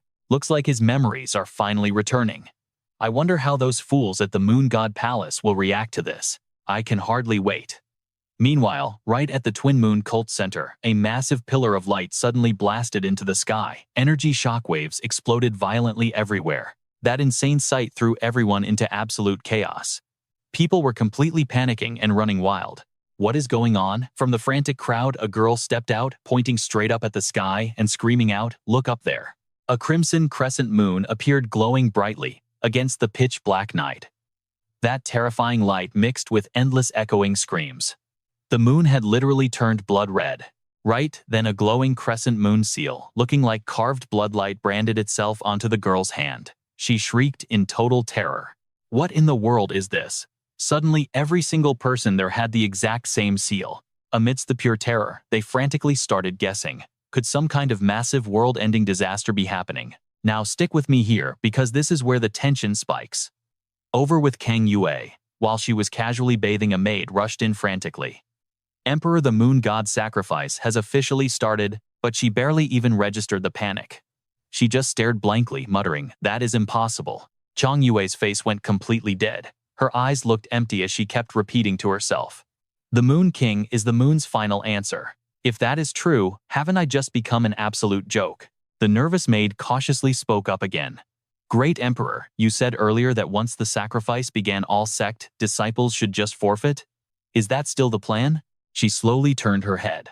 A hollow expression paired with an intensely icy glare instantly locked right onto the terrified maid. Kang Yue slowly shut her cold eyes. After finally regaining her composure, she lightly brushed her hair aside and coldly replied, "No need. I have completely changed my mind." Kang Yue stood up, her tone dead serious now. For all temporary sacrifices in the sect, let Wu Ye join the Northern Region's upcoming sacrifice elimination tournament first. Saying that, she reached out for her towel, her voice dropping like ice. As for me, I need to make a personal trip there. She stood tall, casually throwing the towel over her shoulder, adding, "I have to see exactly what is happening with the Moon King and that cursed moon." Watching her silhouette fade away, the maid suddenly remembered a critical detail and frantically called out, "Wait, Great Emperor, hold on a second." She chased after her in a panic, asking with heavy doubt, "The Wu Ye sacrifices, are they really all just pawns being sent out?" Getting zero response, the maid just stood there completely frozen in worry. "So what do you and I think happens next? At the Northern Region's elimination tournament under a full moon, what horrors await?" Outside the Twin Moon Cult City, the maid's voice faded into silence. "The War of the Emperors has officially begun." At that exact second, Huan Yue's feet silently touched down on a nearby rooftop. "All right, let's jump right in." It carried Su Liang on its back, silently scanning the surroundings. The next second, he coldly stepped down. He realized something wild. The number of supreme experts hidden around the academy was suddenly off the charts. It looked like the Twin Moon sect had rushed over in full force. Right in the middle of his thoughts, a familiar voice rang out. "Lord Yue Feng, you have finally come back to us." Su Liang turned around out of pure curiosity. It was Qingxia rushing over in a panic. She shoved her phone right in his face, looking totally furious, and screamed, "You have to get justice for us. The Great Emperor Kang Yue just suddenly declared war on our entire group." Su Liang grabbed the phone and read the crazy alert. Emperor Kang Yue actually declared war on the Moonlight Beast Academy. The Southern Region's 5 Leaves sect was joining the Northern Sacrifice Elimination Tournament. Qingxia just could not hide her burning anger anymore. "They straight up want to wipe out every single sacrifice inside our academy." He stared hard, completely sensing the hidden motive behind Kang Yue's move. Declaring war on the academy, she just wanted to test him, intentionally sending the 5 Leaves to cause total chaos. Su Liang stayed perfectly calm. He gently waved his hand, totally unbothered. "Do not worry about a thing. I will let the Twin Moon sect handle this whole mess." After saying that, Su Liang and Huan Yue turned their backs and walked away. He just left one simple order. "I need some rest. Just send me the list of every faction joining the tournament." Even though she was totally stunned, Qingxia could only nod and obey. A few hours quickly passed by in an absolute flash. Back in his room, Huan Yu was hugging the Moonlight Rabbit. The Flash Butterfly was also curled up, sleeping totally soundly on the bed. Under the dim light, Su Liang silently and carefully checked every single name on the tournament faction list he received. He rested his chin on his hand, completely lost in deep thought. So the Bua Empire actually proposed this elimination tournament first. But as a descendant of the Jade Sea, Kang Yue surely would not do anything to put him at a disadvantage. Staring at the list for a long time, Su Liang's mind kept swirling with endless racing thoughts. The Ling Yue sect and Yan Yue were both old friends. They were probably just here for fun. The Northern Region participants included the Bai Yue Empire, the Moonlight Beast Academy, and the Ling Yue sect. For the Central Region, Yan Yue, the Cross Moon Court, and the Libra Society. And from the Southern Region, just the 5 Leaves. The Cross Moon Court and Libra Society were just minor forces showing support for the Twin Moon sect. He could easily brush them off for now. His face stayed completely motionless. His eyes were heavy with a deeply chilling silence. Thinking it over, the real threat here was obvious. The only name stuck in Su Liang's head was the 5 Leaves. His eyes locked dead onto the Southern Region roster. The 5 Leaves. Xiaoju's face immediately flashed through his mind. She was just a Saintess candidate from Moonview Island, but she already controlled 2 supreme experts. Su Liang instantly realized the massive power gap between them. You and I can only imagine just how insanely strong the true reigning Saintess must actually be. Even his top fighters, Cloud Chaser and Falling Star, might not actually be a match for them. He suddenly stood up, a brand new thought hitting him. He might just have to let the 12 lunar shadows handle this problem. Su Liang flopped heavily back onto the bed. His face looked totally drained, showing obvious exhaustion. He grumbled quietly. This feels so tiring, just way too much trouble. He glanced over at Huan Yue, sleeping so peacefully beside him, and fell deep into thought. Sure, with Cloud Chaser Falling Star and the Jade Rabbit, he was basically totally invincible on full moon nights. He was absolutely not weak anymore. But very quickly, a heavy anxiety started creeping back into his chest, because his next opponent was a genuine emperor. And with those other forces involved, right now he absolutely could not survive until the very end of the Moon God Festival. In that silent moment, he gently stroked Huan Yue's ears. Without an absolute miracle, his only choice was letting the little deer grab the moon fragment from the White Deer Palace. But a split second later, something made Su Liang suddenly freeze right in his tracks. He stared completely bewildered, thinking to himself, did she seriously go to sleep without even taking off that shiny crystal chain on her head? That is crazy. Being a good guy, Su Liang gently reached out and carefully unclasped the crystal chain from Huan Yue's head, just trying to help her sleep better. He did not overthink it, quickly climbing into bed and pulling the blanket up. He was exhausted. Time to finally get some sleep. Hours later, Su Liang suddenly woke up in the dead of night. His eyes slowly opened into pitch darkness. He groggily mumbled to himself, "It is still late, why am I awake?" But he had no idea. A strange dark shadow was pressed right up against him. The absolute second he realized it, Su Liang's eyes snapped wide open, utterly terrified and completely speechless. It was Huan Yue. She was in her human form, totally naked, and had practically tackled him in her sleep. He was panicking hardcore. What the heck was going on? Their bodies were pressed tightly together, separated by just one thin layer of clothing. The tension in the room instantly skyrocketed. Feeling the incredibly close physical contact, Su Liang's entire face turned instantly violently red. His whole body went rigid. We have all made mistakes, but this was crazy. Was all of this just because he removed that stupid crystal chain? All right, you and I are diving back in. Su Liang stared down at Huan Yu, sleeping right on top of him. Total panic setting in. She wouldn't kill him when she woke up right. He didn't dare move a single muscle. Terrified of waking her, he just quietly stared at that peaceful sleeping face. Zero guard up at all. Still deep in sleep, she instinctively snuggled even closer to him, leaving our guy completely flustered and helpless. But right then, her eyelashes fluttered. Those eyes slowly opened. They were locked in the most awkward position imaginable, and the tension in that room was unbelievably thick. Then out of nowhere, the sleeping Moonlight Rabbit mumbled and kicked out. 4 eyes locked. Su Liang's lips twitched, forcing the most awkward nervous smile you have ever seen. Panicking, Su Liang instantly shot up. His face went totally pale, stumbling over his own words. About that. But get this. Her first move wasn't to attack him. Instead, she sleepily reached up to the top of her head, completely confused, searching for something. She quickly realized something was very wrong. Her voice dropped ice cold.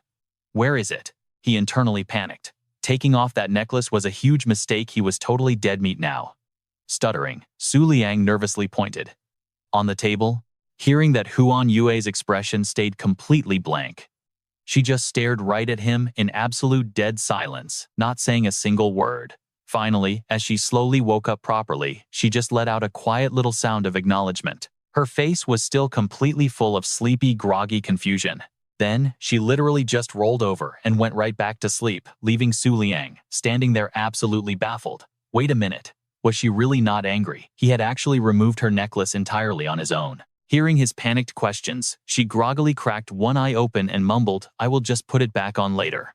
Why would I be mad about that? It was only then that Huan Yu actually noticed his incredibly weird, flustered expression. Staring at him, she genuinely asked, "You seem super tense. Did something bad happen?" Su Liang blushed bright red, feeling completely awkward. "Well, don't you think the situation we are in right now is a little bit embarrassing?" Hearing that, she could not hide her utter confusion. A million question marks basically popped up over her head. Embarrassing? Why? After freezing up for a second, Su Liang suddenly realized the issue. Wait a second. Only Emperor-class beasts could take human form, right? Did that mean they were totally used to walking around without any clothes on? Monsters literally never wore clothes anyway. Seeing Su Liang just standing there completely spaced out, Huan Yue got a little annoyed and leaned right in demanding an answer. Seriously, what exactly is so embarrassing here? He immediately backed up awkwardly, stumbling over his response. What I mean is, thanks to his quick thinking, Liang instantly came up with the perfect cover story. I just mean your human form is gorgeous. Truly, the most beautiful creature I have ever seen. It is literally beyond words. Huan Yue completely froze for a moment.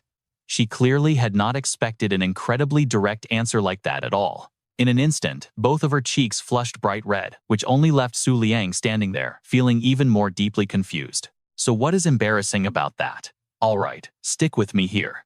By the very next day, the morning sky had painted the world a brilliant, bright blue. With the early sunlight creeping right through the window, she lazily rubbed her eyes, still looking absolutely adorable and groggy. Pulling the curtains completely open, Liang glanced back over at Huan Yue. His voice was super gentle. "Oh, you're awake." Still not fully conscious, she just quietly watched him move around the room, her expression completely dazed and lost in thought. A second later, Huan Yue spoke up. "Liang, ever since the very first day we met, you have always been so tense. Like you were constantly worrying." She tilted her head, slightly unable to hide the genuine surprise in her voice. "But today, you seem completely different. You actually look totally relaxed and honestly happy." Liang just smiled softly at her. "You are not wrong." Internally, he remembered taking on the Moon King's identity. He had been so absolutely obsessed with deceiving the whole world and crushing his enemies that the endless stress nearly destroyed him. But after that crazy heartbeat moment last night, he finally realized something important. Thinking about it now, Liang looked at her with totally genuine heartfelt gratitude. "Thanks to you, I have finally found my calm." Huan Yue sat there in total silence, absolute disbelief painted across her face. Meanwhile, Liang cheerfully stretched his arms. "Alright, next up, time to prep for the Moon God Festival. I think I finally figured out how to defeat the Emperor-class beasts." She just stared blankly. "But I didn't even do anything." A moment later, it finally clicked for Huan Yue. She literally cheered out loud in pure excitement. "Wait, are we going out to play? Awesome." Seeing her about to sprint out completely naked, he panicked. "Wait, put some clothes on first." Flash forward, the two of them were suddenly standing on the roof of a massive soaring tower. Up there, Liang finally turned to her, asking incredibly carefully, "So that necklace of yours, if someone takes it off, what actually happens?" Hearing that question, Huan Yue just looked at him completely confused. When she didn't answer right away, he awkwardly tried to explain. "Well, yesterday, I took off your necklace, remember? But you still woke up seriously asking where it went." Huan Yue answered without skipping a single beat. "Because my mother left that for me. Obviously, I am going to ask where it is. I only turned human because the full moon is getting closer, and my beast bloodline went totally out of control. It has literally nothing to do with the necklace." Liang groaned out loud. Wow, he had totally overthought the whole thing. That incredibly blunt answer hit him like a bucket of ice water, leaving him frozen in place. But let's see what happens next. Brushing that aside, she looked around suspiciously. "Okay, but seriously, why did you bring me all the way up here? Aren't we supposed to be getting ready for the massive Emperor-class battle?" "Alright, you and I are jumping right in." Liang looks out thoughtfully. He points out this is the Academy's tallest building, the perfect spot to oversee the entire school, including the brutal sacrifice elimination tournament below. His expression instantly turns dead serious. He announces his crazy plan. He's preparing to fight the Emperor right here. Huan Yue glances around the empty rooftop. "Fight here." There's absolutely nothing around them. Liang just turns and smirks. He wants to run a little test first. Can he, as the true Moon King, actually communicate with the gods? With that, he confidently calls out his pet. The flashwing butterfly instantly appears on command. Its entire body glows brilliantly, shining like the sun and moon fused together. Huan Yue quietly watches the radiant creature as it flaps its wings flying skyward. The very next second, she is firing off questions. What kind of test is this supposed to be? He literally just released one tiny glowing butterfly. Liang just points straight forward and tells her to look again. Huan Yue curiously follows his gaze, and the insane scene unfolding right before her instantly leaves her wide-eyed and absolutely speechless. It is a massive swarm of flashwing butterflies. They rush in, completely covering the entire area. Liang calmly explains the strategy. Sure, low-tier flashwing butterflies are basically only good for scouting missions. But they share one unique trait: they absolutely love flocking together in giant swarms. He looks down at the glowing pet resting on his hand with pure affection. He keeps explaining. Whenever his specific butterfly flies out, it naturally attracts tons of wild ones along the way. That means no one can ever figure out which pet is actually his. A swarm of glowing butterflies suddenly flutters right in front of Huan Yue's face. Filled with curiosity, she leans in for a much closer look. Suddenly, they converge into a single point and violently burst apart. The blinding flash of light scares the living daylights right out of her. Huan Yue whips her head around, totally annoyed. They vanished. She demands to know exactly what Su Liang just did. He just brings a finger to his lips, making a shushing motion. It is a secret, he replies casually. Huan Yue is definitely not thrilled to hear that. Her entire expression instantly darkens with pure irritation. Right at that exact moment, a sudden system chime rings out. Su Liang looks completely surprised as the alert drops. The contract is complete. He thinks to himself it actually worked. A massive beast info panel flashes above Su Liang's head. It displays his roster: Moon in the pool at high-tier Moonlight, Jade Rabbit at mid-tier Moonlight, and then Flashwing Butterfly 1 and Flashwing Butterfly 2 both at low-tier Moonlight rank. He quickly scans through the detailed data panel. Honestly, he can barely believe his eyes. He mentally praises his golden cheat ability. Using the Book of the Moon's unlimited contract limit, he just bound over 1,000 Flashwing Butterflies in one single breath. Su Liang raises both hands, staring at them with deep, thoughtful eyes. He is still nowhere close to his absolute limit. In fact, he does not feel burdened at all. An excited smile spreads across his face. He is incredibly hyped to see his master plan unfold. If the gods truly love witnessing miracles, then all he needs to do is create the most spectacular miracle ever seen. Would they finally show up? Meanwhile, Huan Yue is squatting in the corner. She rests her chin in her hands, glaring dagger-like, purely resentful look straight at Su Liang. Suddenly, a loud string of angry curses erupts from down below, making her jump. Someone is violently complaining about being surrounded by complete trash. This arrogant voice keeps echoing loudly throughout the academy courtyard, easily grabbing the undivided attention of absolutely everyone nearby. 1 star, 2 stars, even a basic 3-star talent is rare here. Truly unbelievable. As it turns out, all those harsh words are coming straight from the 5-leaf holy maiden Ju Yuedai, who just keeps endlessly running her mouth. 3 stars is the absolute bare minimum requirement to even enter our faction. So why would the great emperor send us to this pathetic place? Standing right beside her, the 5-leaf holy maiden Mei Yushuang coldly tugs down the brim of her hat, casually responding to the rant. The great emperor has his own plans. Besides, without the legendary Moon King, this entire Moonlight Beast Taming Academy is basically worthless anyway. Ju Yuedai just flashes her an incredibly bored look. She immediately mutters some bitter complaints under her breath. What a total buzzkill this whole trip is. Now, here's where things get interesting. A terrifying invisible killing intent suddenly brushes against her neck, making her violently shudder. It feels exactly like a sinister phantom-like gaze is quietly stalking Ju Yuedai from the dark. Her sharp instincts immediately detect the danger. She freezes in place, her face turns ice cold, and her eyes practically lock up in pure shock. Ju Yuedai quickly realizes that something incredibly dangerous is lurking nearby. You can just see the absolute, completely uncharacteristic terror written all over her tense posture. The third 5-leaf holy maiden Dao Yueguan senses the dark energy too. She whispers quietly. She feels it as well, and this is definitely not an enemy they can handle. She quickly drops a serious warning. It has to be an absolute powerhouse from the Kang Yue sect. Their best move, do not even look at them. Back up top, Huan Yue is still zoning out, resting her chin with a totally bored, distant stare. But Su Liang suddenly drops an epic comment, completely shattering her lazy distraction. The Kang Yue sect really lives up to its crazy reputation. Supreme experts are literally walking everywhere. He slowly steps up to the edge to observe the crowd below. Are emperors actually less valuable than street dogs around here? Huan Yue shoots him an ice-cold stare and bluntly shuts him down. He reads way too many fantasy novels. Battles between true emperors have been incredibly rare for years now. Hearing her sharp tone, Su Liang curiously tilts his head to check on her. Catching her irritated expression, he lowers his voice. So what do we think? Is she actually still mad? Seeing Huan Yue completely ignoring him, Su Liang figures it out. He flashes a warm smile, trying to make peace. Let us just make up, but nope. She actually lets out an annoyed huff, turning away, without even throwing a single glance in his direction. Watching her cold back, our main guy just falls into deep thought, staying totally silent for a long moment. But the very next second, a seriously wicked smirk spreads across his face. A totally shameless idea pops into his head right then. If that is how it is, do not blame me for playing my ultimate trump card. Idea locked in. Liang instantly shifts his tone, calling out softly, "Woman."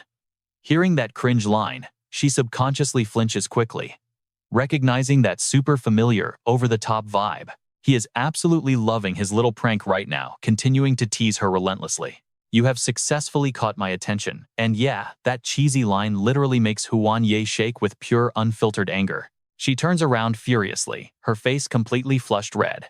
She grits her teeth, totally speechless. Liang just laughs out loud, enjoying this way too much. Every word he drops basically blocks any chance she has of denying things. "Are you really that terrified? I will tell everyone about you reading those romance novels." Now that her absolute rage has peaked, she cannot hold it back anymore. She shouts in pure frustration. "Of course I am. That would literally be the same as killing me." Liang lowers his head slightly, putting a hand over his mouth like he is carefully plotting something, only giving a cold in response. After finishing his little calculation, he demands, "Fine, then you come over here." Huan Yue gets immediately flustered, asking for what? Liang smirks, looking at her with this incredibly sly expression, starting his threat.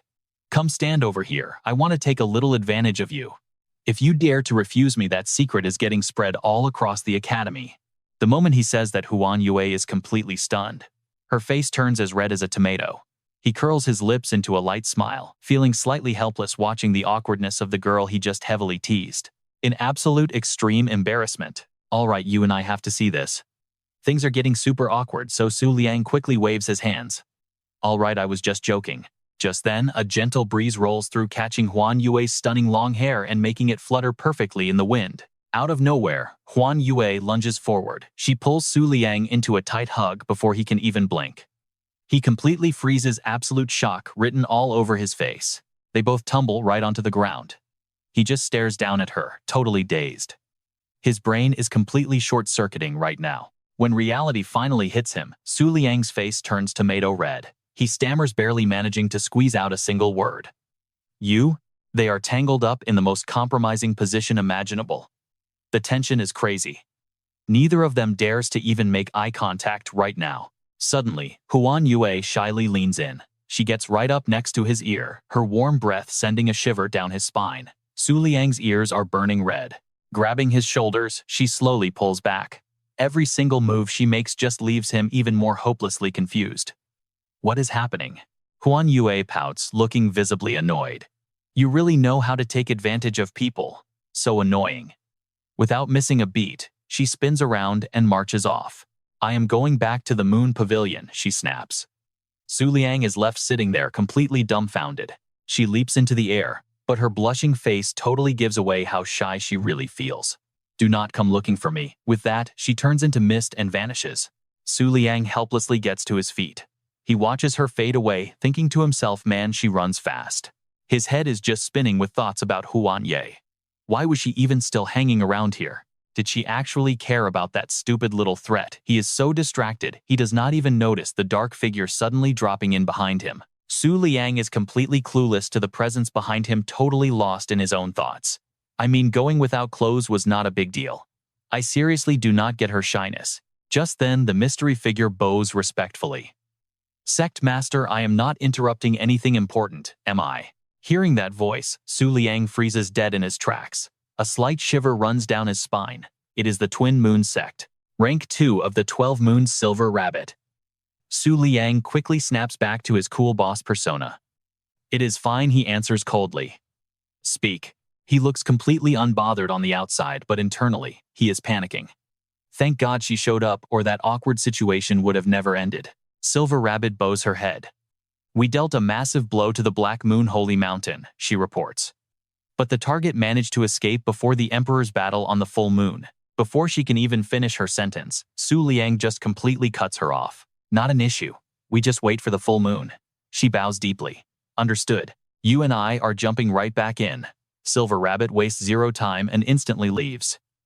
Liang stands completely still, watching her fading figure, as deep thoughts race through his mind. Getting the inheritance from the Black Moon cult means she won't go down easy. That is just common sense in this brutal world. In the very next second, Su Liang's voice drops as he seriously summons his power. Moon in the lake, right after his call. A pale blue water ripple instantly appears, twisting freely right through the air. It slowly fades away into the cold wind, leaving behind the legendary sinking star crescent blade. The weapon just hovers right there, in front of his face in its blade form. Su Liang does not wait around, and urgently speaks up. Sinking star crescent blade, let us make a quick deal right now. He rapidly throws out his bold proposal. You lend me your insane power during the upcoming full moon night. The crescent spirit hiding deep inside the weapon faintly hears his offer. In return, I will give you crucial intel about the blade's sheath. The moment he finishes speaking, the heavy blade slightly trembles. Her eyes, which were tightly shut, suddenly open up with an absolute chilling coldness. All right, you and I are about to see something wild.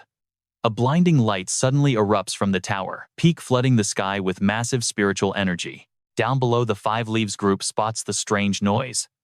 Yue Guan stares up in pure confusion, wondering who the heck is causing all this chaos now. Right, then a hand materializes out of absolutely nowhere, grips the massive blade, and swings it hard. It is Yan Yue. She finally reveals her human form, just floating perfectly right there, in midair. Su Liang looks up and breathes a huge sigh of relief. Guess she actually agreed. He whips out the Book of the Moon, boldly commanding it to use 30 draws to check the supreme beast, Waxing Moon Changhua. Instantly, the pages start rapidly flipping as the magical search begins. But suddenly a system warning flashes. Host lacks authority, so some details remain hidden. That definitely catches our guy off guard. Just a faceless silhouette appears with basic stats. Supreme rank moon attribute and confirmation that Waxing Moon Changhua is officially unlocked. The weapon profile for Sinking Star Yanyu confirms she is one of the ancient 7 profounds. Detail 1. The 7 profounds are legendary masterpieces, and all 7 are actually weapon-type beasts. Detail 2 lists their birth order. Fangshu, Tiangqi, Zixao, Changhua, Neiluo, Yuji, and finally Lij. Each packs a totally different core ability, but they all carry enough raw power to evolve any host. Detail 3 drops some lore. Changhua and Yan Yue teamed up to utterly defeat the Gemini. The 12 lunar shrine guardians from 20,000 years ago took heavy damage and went into hibernation. Yan Yue actually woke up 10,000 years ago, but Changhua still stuck in a deep sleep, currently locked away in the Eastern Vault owned by the Ice Rain Empress. Suddenly, the system blares a harsh warning alert. Su Liang just gasps in complete shock. The alert is blunt. The host is way too weak to fight the Eastern Overlord. To even survive the Eastern Domain, he absolutely must form a contract with at least one Emperor rank beast first. No exceptions. He stares in horror at the system panel. What the heck is this? The Eastern Overlord, getting that scabbard back from her feels like a pipe dream. He quickly relays the Eastern Domain location to Yan Yue. She just listens with her eyes completely shut, offering zero response back. His tone turns dead serious. But to get it back, we have to fight. Su Liang says it without hesitating. The Ice Rain Empress, hearing that, Yan Yue physically shudders. In an instant, her face darkens, completely radiating pure killer intent. She coldly turns and walks away. Seething with rage, she clenches her fists tight. Su Liang goes dead silent, his face turning pale. He thinks hard. The harsh truth is the Twin Moon cult cannot handle the Ice Rain Empress right now. Flashes of Emperor Kang Yue and the terrifying Ice Rain Empress blur together in his stressed mind. You can see why this massive power gap makes him totally panic.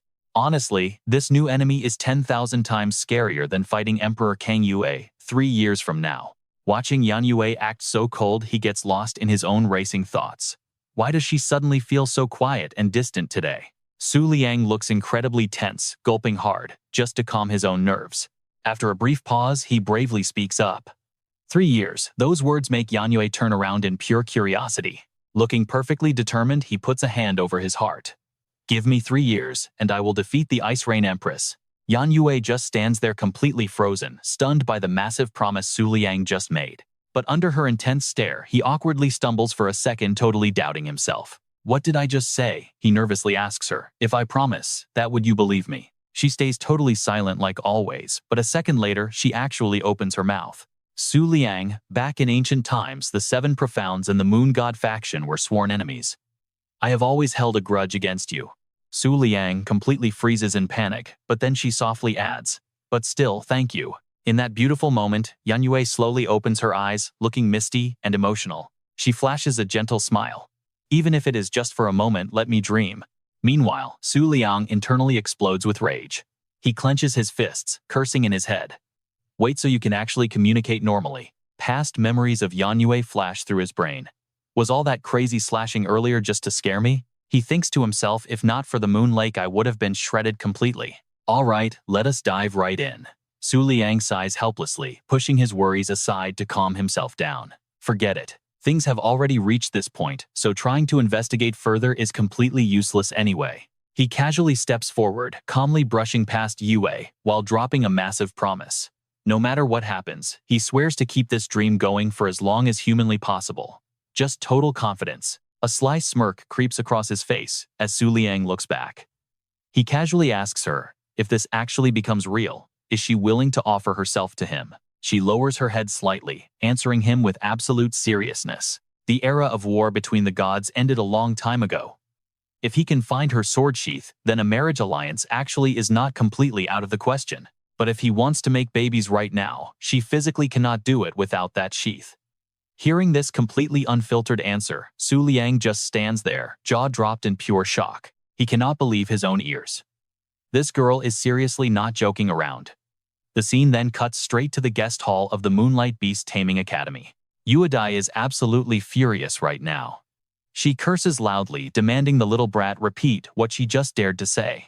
The girl in the black dress stands arrogantly, with hands on her hips, throwing insults. Are you deaf? I told all of you to get lost and go back where you came from. The kid points right at Yuadai, yelling fiercely. Plus, Emperor Kangyo already declared war on us, so I can literally turn you into ash statues right here. And now, Yuadai boils with absolute rage, screaming back at her, damn you. Before she can unleash her anger, a hand clamps tightly over her mouth from behind. It is Yue Guan. She growls a harsh warning right in her ear.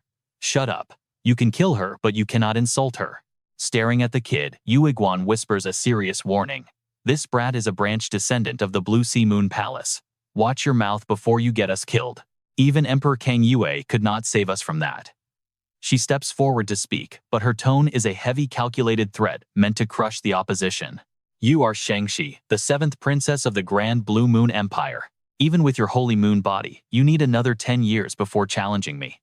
Hearing this bold claim, Yuedai stares in absolute wide-eyed disbelief. Before they can even recover, they realize this little brat can actually unleash her full summoned beast powers during broad daylight. Facing the entire Five Leaves faction alone, Shangxi does not show even a hint of fear. Instead, she confidently declares that fighting is one thing, but this entire guest building is funded by her Blue Moon Empire. She holds all the real power here. If I say you cannot stay, you cannot stay. Go sleep on the streets. Hearing these massive insults from a literal child pushes the 4 holy maidens past their breaking point. Their anger instantly explodes. Yu Guan glares fiercely right at Shangxi and barks out a warning. Little brat, do not push your luck. Shangxi just smirks coldly. Her completely calm attitude hits them like a physical slap to the face. She does not even say a single word. The kid just bluntly erupts with pure energy, unleashing a massive wave of power that creates a violent vortex, blasting them all straight back. Right at that exact moment, as the thick smoke clears in the wind, a mysterious figure slowly reveals themselves. The cold, commanding warning of Silver Rabbit rings out, causing Yuedai and Yue Guan to whip their heads around in absolute panic. If the 5 Leaves dare to fight again before the tournament starts, they will be instantly disqualified. Silver Rabbit looks toward Shangxi, delivering the message in a serious tone. 7th Princess, let them in. This is a direct order from the Moon King. Hearing this, Yu Guan suddenly looks deeply curious and pushes for answers. Are you from the 12 moons of the Twin Moon cult? Silver Rabbit totally ignores the question, sternly repeating her command. 7th Princess, let them inside. Shangxi frowns her face, dropping as a sad look fills her eyes. After a quick second of thought, the kid instantly flips her attitude. She flashes a bright smile and obediently replies, yes, of course, Big Sister Rabbit. In a flash, with the 7th Princess officially giving her nod of approval, the 5 Leaves group finally walks into the Twin Moon cult guest building. But their faces look incredibly heavy and nobody dares to speak a word. Meanwhile, Shangxi stands behind them, happily asking a question. By the way, Big Sister Rabbit, which seat do you hold in the 12 Moons? Silver Rabbit gently looks back, answering with a soft smile. The 2nd seat, why do you ask? Hearing this, Shangxi immediately starts calculating in her head. So the 2nd seat is at this power level. Then the 10th seat is probably just barely stronger than me. If I can become the strongest in 3 years, then I will finally have the right to challenge the 4-moon general. Silver Rabbit listens quietly, her eyes locked intensely on the confident little girl. Shangxi blushes hard, completely lost in her own wild fantasies with her hands clasped together. If only I had not been born 3 or 4 years late. I could have passed down the strongest bloodline in the world with the Moon King. Silver Rabbit just forces an awkward smile, brushing off the wild comment. Then I will wait for the day we fight side by side. After saying that, she does not waste another second, quickly turning around and walking away. Just a short distance away, Silver Rabbit's face turns freezing cold. What an arrogant little brat, she thinks to herself, letting out a soft mocking smirk. Now, this is where things get interesting for us. A mysterious gleam flashes in her eyes as she plots. We will see the true power of this holy moon body at the conference tomorrow. Right before the full moon, bathed in bright moonlight, 2 guards in white cloaks silently patrol the dark academy grounds. As they walk past a tree by the road, they have absolutely zero idea that a 6-tailed spirit beast is hiding right behind it, watching them. It is none other than the Emperor Tier 9 Hell's Fox. She smirks, letting out a dark laugh filled with pure arrogant triumph. What a crazy setup to end on. Their defense level is so utterly weak. They could not even sense my presence sneaking up. Lu Wei stared intently at a leaf on the tree and suddenly spoke up. Hey, is your Huangquan sect actually here to join the fun too? A massive water drop clinging to the leaf suddenly trembled, and a voice echoed right out from it. You better keep a low profile right now. This is the northern region. For all we know, we could all be watched at this exact moment. It turned out to be the ingenious avatar of the 9 hells. The emperor-level expert of the Huangquan sect, Liang Duan. Lu Wei leaned against the tree, completely bored, and casually fired back. Stop trying to scare me. Didn't you also take the Black Moon cult's mission just because you were feeling curious? A split second later, a chilling, creepy smile spread across her face. Enough nonsense. Who do you think is going to be the final winner here? I seriously cannot even imagine what the Moon King's beast is actually going to look like. Lu Wei's face completely lit up with obvious excitement as she continued questioning Liang Duan. Is that guy really just a 1-star beast tamer? Can he seriously control an Emperor tier beast? I am incredibly curious. But after getting absolutely nothing but silence from the other side, she irritably looked up into the branches. Hey, why are you staying quiet? Right then, Liang Duan slowly floated down from the tree and said, if you ask me, his 1-star beast tamer rank is exactly what makes the Moon King so utterly terrifying. Before she could even get a single word out, Lu Wei froze at his next question. Do you know the real difference between a vessel and an apostle? After thinking for a moment, Lu Wei skeptically fired back. You mean the representatives of the gods? The one who never loses is an apostle, and the defeated one is just a vessel. Because the absolute second they lose, even once, they completely lose the right to be watched over by the gods. Right along with her answer, a pair of sharp, freezing eyes suddenly hovered right out from the pitch-black darkness around them. A gigantic hand reached down from high above, controlling a lifeless wooden puppet, using strings that were as thin as paper. Liang Duan listened and immediately shook his head. Your theory is not wrong. An apostle is absolutely way stronger than a vessel, but it is never judged by the final result. The visual playing out right now is absolute proof backing up every single word of Liang Duan's explanation. According to the ancient forgotten records of the Huangquan sect, the biggest difference between a vessel and an apostle is this. Vessels will genuinely think they received secret guidance from the gods hidden in the shadows, exactly like getting a main quest in a game. He added that almost all representatives of the gods in this world are simply vessels. Only a tiny, incredibly rare handful are true apostles. Their own stories claim that they actually saw the gods in their dreams, almost as if they themselves had completely become a literal piece of the gods. But do you have any idea what the Moon King said back then? Lu Wei was instantly stunned the second she heard that question drop. All right, you and I are shifting focus to Su Liang now. He stands completely silent on the tower, staring up at the blazing moon while Liang Duan's voice keeps echoing. Even now, whenever I think back to what he actually said, it sends shivers down my spine, he told me. At that exact moment, he tensely stares in one direction. Suddenly, a blinding flash of light erupts from behind the buildings, literally tearing through the dark night straight at his face. Su Liang's eyes snap wide open, his gaze completely locked and highly alert. Immediately after, those blinding rays of light grow intensely aggressive, blasting straight across the tower's peak. In the blink of an eye, the devastating attack mercilessly charges right at Su Liang. Boom, a massive explosion instantly detonates violently, shaking the entire sky. As the deafening aftermath slowly fades into a thick cloud of dust, a crazy excited laugh suddenly echoes right out. Ling Zi and her pet beast finally emerge from behind the thick smoke. She is heavily panting for air, but still sounds completely and totally smug. That final ultimate attack literally burned through my lifespan. There was absolutely no way he could have blocked that move. Ling Zi glances over at Black Whale, who is carefully hiding behind a tree, and smiles in deep gratitude. Excellent work. Thanks to you, I actually got close to the Moon King. He instantly panics and nervously asks Lady Lingji, what are we supposed to do next to safely escape out of here? She calmly looks back and immediately answers. Escape?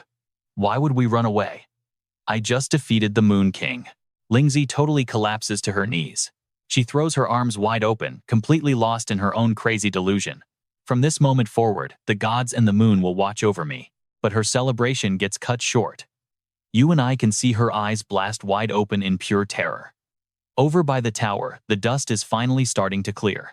Liang casually steps out without a single scratch on him, completely protected by swirling currents of water.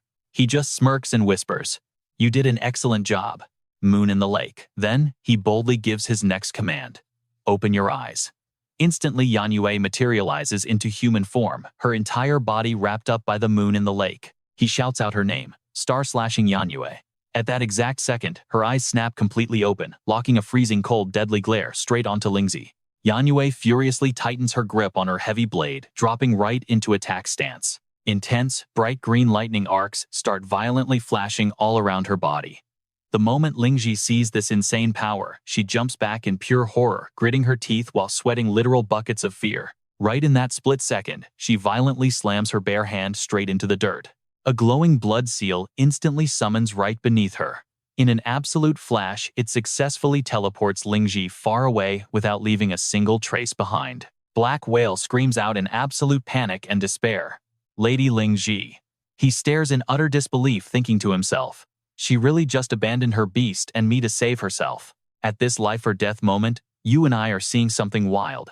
The evil-eyed antelope snarls, instantly detonating its ultimate combat skill, the Tyrant Pupil Evil Eye. It quickly threw up its defenses, managing to block Luna's absolutely massive attack just in the nick of time. Tyler stood tall, absolute badass energy radiating from him. He coldly raised his hand and immediately green energy from all directions started gathering around him. Then Tyler slowly moved his arm forward. A gigantic surge of power blasted out with absolute certainty. The intense energy rippled and spread everywhere, completely taking over the entire area. Faced with that insane power, the Shadow Whale and the Demon Eye Antelope couldn't even react. They were instantly wiped off the face of the earth. Meanwhile, let's shift over to Lily. She had just managed to escape deep into a forest. She leaned against a tree trunk, totally exhausted and gasping for air. Having run hundreds of miles away, she figured she was finally safe here. She never expected Tyler's attack to be that unbelievably strong. And right now, it was rushing straight at her at a terrifyingly fast speed. The second she noticed it, Lily panicked and desperately turned around, but that massive energy was already right there. Brilliant green light reflected off her tear-stained face as she trembled, screaming out loud in pure absolute terror. Lord Sacred Mountain. Her final words were cut short, as Lily's entire body completely vanished inside that raging burst of bright light. Time flew by fast, and finally the day of the massive tournament had officially arrived. Chloe stepped out, looking super hyped, waving cheerfully. Hey everyone, the Sacrifice Elimination Tournament is about to begin. She smiled brightly, happily streaming live to all her viewers while making the big announcement. I am going to take you all along to witness the entire process. Make sure to hit that follow button by tapping your screen 3 times in a row. Chloe stared intently at her phone screen. The viewer count was skyrocketing, making it hard to hide her excitement. She thought to herself, tens of millions of live viewers, that is 100 times more than usual. But Chloe's main goal, just like almost everyone else watching, was super simple. The Moon King's official monster lineup was finally going to be completely revealed to the world today. Over in the stands, however, not a single person had shown up just yet. Meanwhile, 2 girls were chatting. Hey, isn't the tournament starting a little too early? The full moon is still a while away. Morgan immediately nodded in total agreement with her. Exactly. If the full moon hasn't arrived yet, how can anyone unleash their true maximum power? Gwen turned around and spoke up. Forget this tournament. Even in the moon god's sacrifice, whether we win or lose seriously does not matter at all. She clearly didn't care about honor or shame, firmly focusing entirely on her original plan. As long as we witness the battle of the emperors today and make it back alive, that is enough. Before long, the stadium stands were absolutely packed with excited viewers. Gwen thought deeply to herself. Even though our match here is literally just a warm-up act. She glanced at Claire, who was smiling calmly without a care. Her thoughts turned dark. But it would be much better if this little brat got eliminated right here. Gwen stayed completely silent, her expression tense as her mind raced. If she lets her advance, it might actually mess up the final results of the moon god's sacrifice. You and I are about to see this begin. As the moon finally appeared, lighting up the dark night, the announcer's loud signal echoed out. Thank you all so much for traveling from afar to attend this sacrifice elimination tournament. Bella, caretaker for the Twin Moon Cult's overlord and a royal of the Emerald Moon Empire, stood center stage. Let me explain the official rules to you guys one more time. The rules were announced one by one through Bella's smooth voice. Rule number 1, all competitors must be under 20 years old. Rule number 2, your battle monster must be summoned before the fight begins. Summoning after the match starts is strictly forbidden. Rule number 3, either side can surrender unconditionally without losing their qualification for the moon god sacrifice. The entire crowd was listening super closely to every single word. Rule number 4, attacking the audience or beast tamers is strictly banned. After finishing her speech, Bella loudly declared the big opening. Now the competition has officially begun. Challengers wanting to fight, please step onto the arena stage. Right on cue, Claire couldn't wait any longer. She eagerly ran over and happily asked Auntie, I am totally ready. Can I get in the ring now? Ah. Bella gave her a warm, affectionate smile, gently rubbing the kid's head. Not yet, little one. The full moon hasn't even shown up tonight. She gently patted Claire's head again.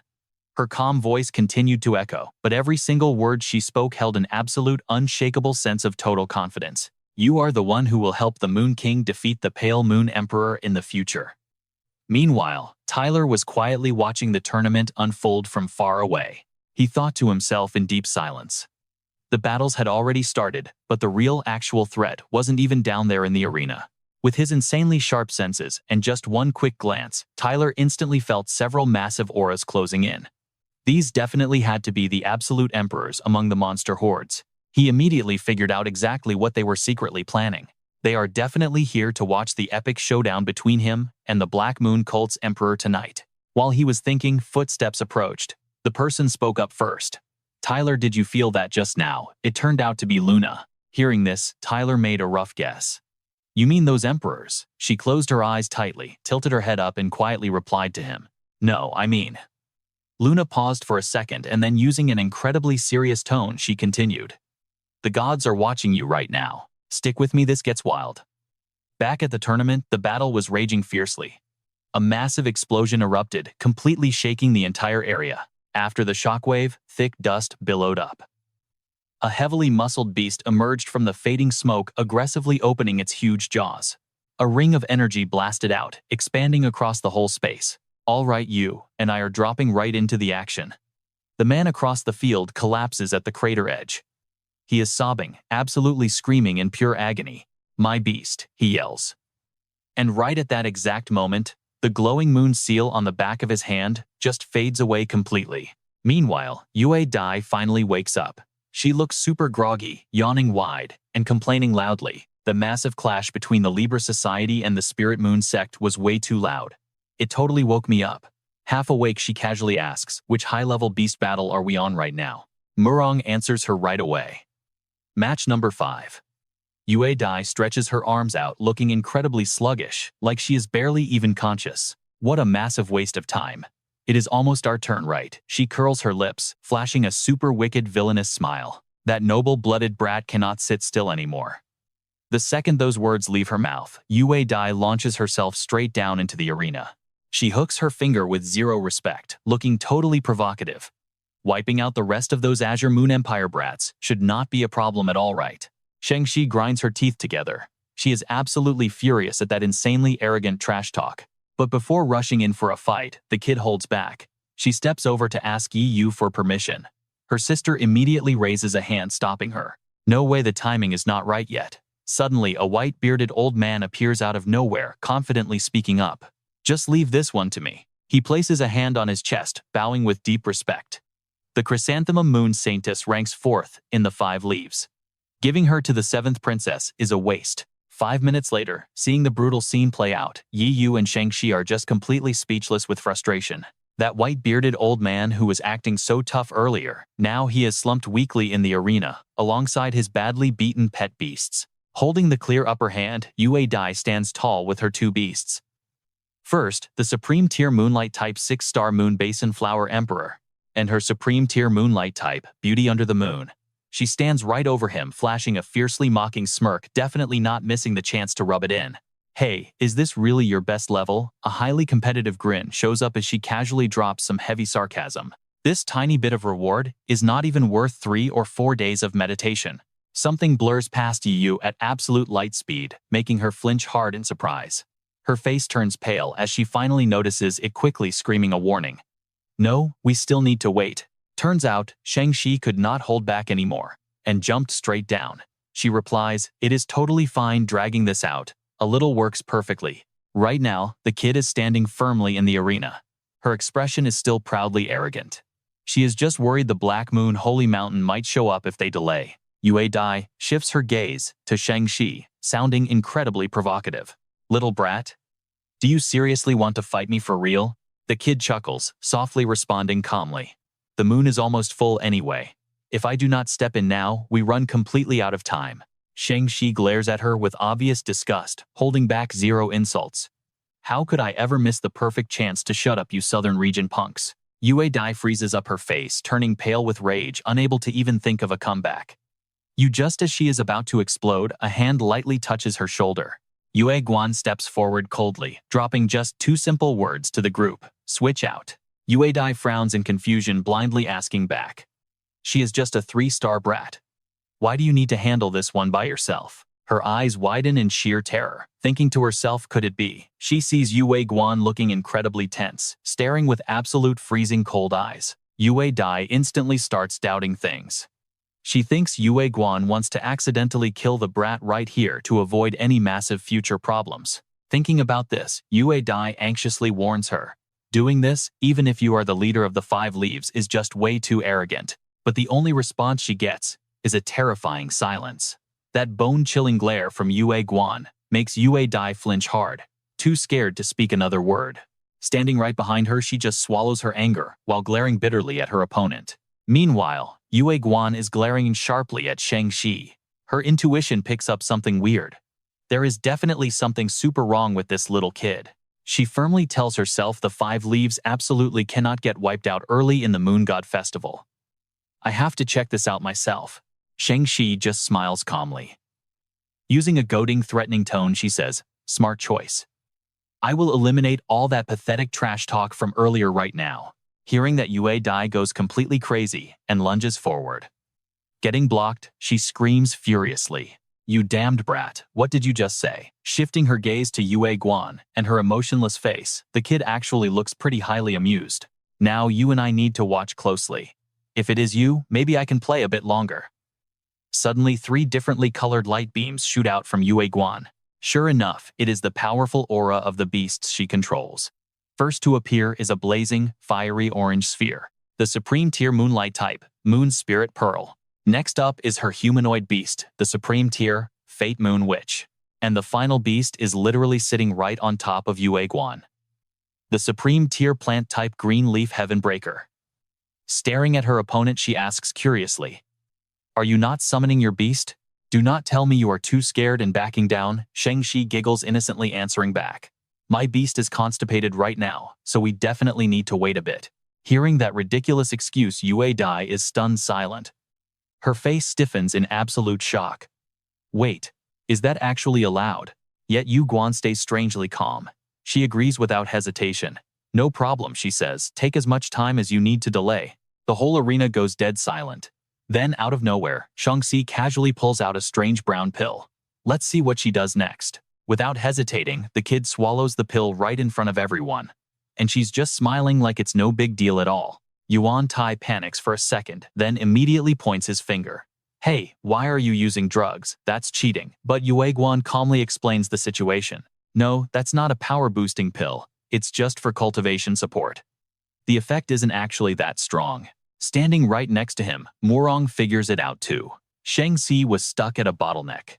Is she seriously trying to break through right before the fight? Suddenly, Shang-Chi's eyes snap wide open. Just like that, she breaks straight into the 4-star tier. Murong rubs his chin, calculating her next move. If she hits the 4-star tier, she can unleash the full terrifying power of a supreme-level beast. But even with this upgrade, beating a 6-star powerhouse like Holy Maiden Tao Yue still impossible.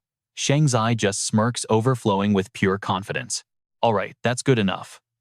In a flash, 2 massive pillars of blue and gold aura erupt right behind Shang-Chi. First up is a gorgeous mermaid-type beast she loudly calls Zhao Yuhun. That is a supreme-tier moonlight attribute summon, folks. And next, Shang-Chi loudly shouts out, "Crescent Moon Song." Her second summoned beast reveals a glowing crescent moon intricately woven with razor-thin musical strings. Yep, another supreme-tier moonlight attribute summoned the Crescent Moon Song. Yue Guan just stares blankly at the beasts the kid just summoned. She questions her, "Hey, do you seriously think this is enough to beat me? Or when you finally can't hold on anymore, is some heavy hitter from the BU Empire going to jump in to interrupt and save your precious status?" Hearing those arrogant words, Shang-Chi completely freezes up. Her cute cheeks quickly puff way out, looking exactly like she is desperately holding in a massive burst of air. A few seconds pass and she just loses it, bursting into wild laughter. "You people from the southern region," she says, "truly know nothing about the holy moon physique." Shang-Chi grabs her forehead and looks up, barely fighting off her laughter. "Relax, you're going to understand real soon." She locks her intense gaze right onto Yue Guan, firmly declaring the absolute difference in their power levels. Right after that, Zhao Yuhun moves, instantly vanishing from her starting spot in a split second. Yue Guan is completely caught off guard, totally frozen in pure shock for a moment. In reality, Zhao Yuhun is just rushing straight at Yue Guan at absolute light speed. They're already face to face. 2 cross attacks are launched in a flash while Yue Guan is still glued to the floor, not even fully processing what's happening. In that exact moment, a brutal green light crashes down, covering the entire arena. The terrifying pressure literally cracks the solid ground wide open. Yuan Tai cannot believe his eyes and screams in absolute horror. "What the hell is this? Is this really the power of a 4-star supreme?" She angrily clenches her fists, eyes blazing with fury. She hasn't even used a combat skill yet. But Murong stays incredibly calm, trying to reassure her. "What are you so worried about? This match just started." Meanwhile, inside that thick cloud of dust, Yu Guan's figure has completely vanished from sight. But then she steps out completely unharmed, all thanks to the protective energy shield created by Liu Ye. Seeing her take 0 damage, Zhao Yuhun furiously grinds her teeth. She gets even more agitated, aggressively, rushing in to unleash a brutal barrage of attacks right at her opponent. The deafening shockwaves blast through the entire stands, making everyone wince in sheer discomfort from the noise, covering their ears. "Damn it, I'm going deaf." Yue Guan shuts her eyes tightly, then slowly opens them, shooting Zhao Yuhun an absolute death glare. Her voice is ice cold. "Have you played enough?" Suddenly, the Moon Spirit Pearl drops down, blocking the path between them. It unloads a massive direct attack before Zhao Yuhun can even try to react, violently blasting her far away. She crashes hard into the arena floor. The impact is bone-crushing, with the terrifying pressure shattering the rocks beneath her. Zhao Yuhun opens her mouth, roaring in pure rage. Now she struggles to get back up on her feet, facing the Moon Spirit Pearl, hovering right in front of her. Zhao Yuhun quietly lifts a boulder with her tail. Catching the pearl off guard, she whips her tail forward and smashes the artifact far away. 1 target down. But before she can even take a breath, Yuan Yu swiftly moves right up to her. Zhao Yuhun goes absolutely feral, letting out some ear-piercing growls to intimidate her new opponent. Yuan Yue just smirks and gently points. A small orb appears, showing an exact reflection of Zhao Yuhun inside it. With 1 light tap, the orb instantly shatters into pieces. Hooking her finger, Yuan Yue guides a silent power right into Zhao Yuhun's body.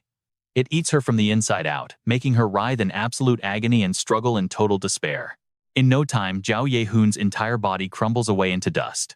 Only a single lifeless fishtail is left lying on the cold ground. Watching this whole thing unfold, you and I aren't the only ones shocked. Every single guest is terrified by this brutal cruelty, gasping out loud. "It's over. That was just brutal." Yuan Tai waves his hand, shaking his head with a smug look. That is the 6-star holy maiden Tao Yue. No matter how strong that holy moon physique is, you just cannot bridge that tier gap. At that moment, Shang-Chi just looks mildly surprised. Her eyes stay locked straight ahead, and her voice rings out like a dark warning. This match really should end now. Right on cue, a water sphere materialized perfectly, reflecting the little girl's silhouette inside. Without a second thought, Chloe violently jabbed the sphere, shattering it into pieces instantly. But here's the twisted part. The backlash hit Luna, its actual owner. 1 second, she was completely fine, and the next, she's randomly coughing up blood. Out of nowhere, flames erupted. The massive explosion caught Luna, totally off guard, and the brutal shockwave violently launched her backward. Watching this, Ryan screamed in absolute terror. What? How is this possible? She collapsed to her knees, planting one hand into the dirt to stay upright. Covered in blood, she couldn't even process what just happened. What on earth is happening? Luna was visibly shaking now. She gritted her teeth, glaring forward with pure rage. She couldn't believe Chloe the witch's own attack had actually been reflected right back at them. Seeing its master severely wounded, her mutated plant Ivy went into absolute panic mode, frantically dropping its glowing healing petals down around her.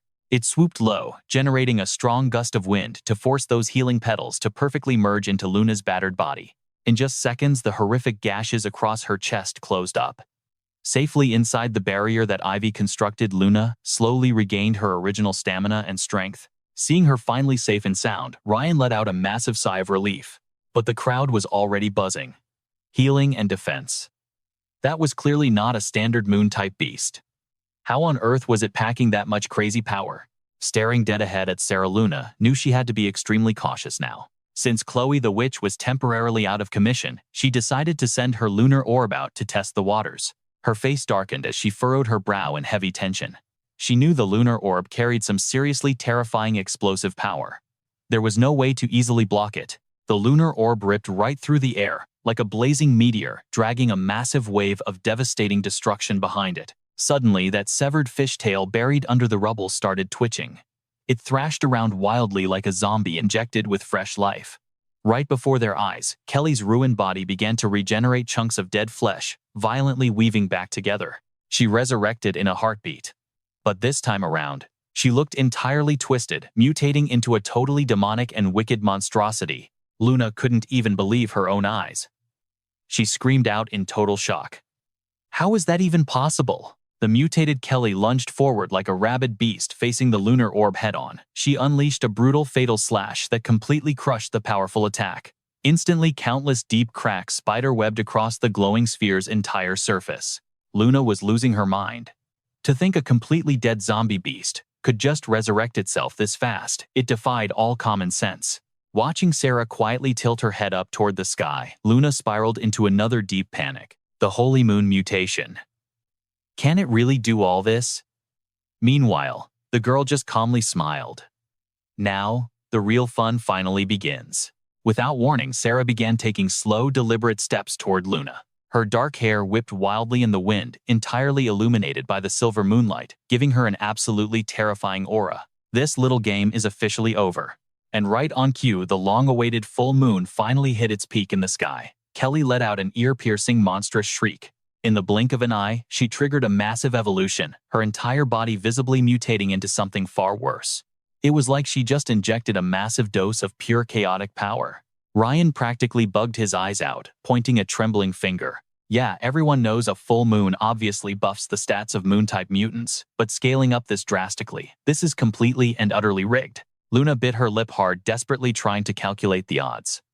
Could the holy moon mutation plus a full moon actually bypass 3 whole power tiers? Suddenly, cutting right through the dead silence of the night, a very familiar voice echoed from way across the arena. Ah, so that's the secret. Tyler gently rubbed his chin, flashing a wide smirk. A 4-star tier actually matching a 7-star supreme boss. That holy moon mutation is absolutely no joke. Standing casually on a towering rooftop, he kept his eyes locked on every single chaotic movement down below. A hint of intense curiosity flashed in his voice. But you know this kid hasn't unleashed a single mutant other than her supreme tier. Tyler suddenly figured it out. Unlike the flawed moon virus, it seems zombies infected by the holy moon mutation completely lack the ability to fight across different tiers. Back in the deathmatch zone, Kelly had grown utterly massive. She bared her nasty fangs, growling with pure bloodlust. With one brutal whip of her giant tail, she literally cracked the earth, sending sharp debris flying everywhere. Before Luna could even process the threat, survival instincts kicked in, throwing her arms up to shield herself. Kelly just hovered there in midair, glowing intensely while projecting a crushing heavy aura. Luna slumped back onto the dirt, staring in absolute confusion. Why the hell isn't she attacking me? What sick game is she playing now?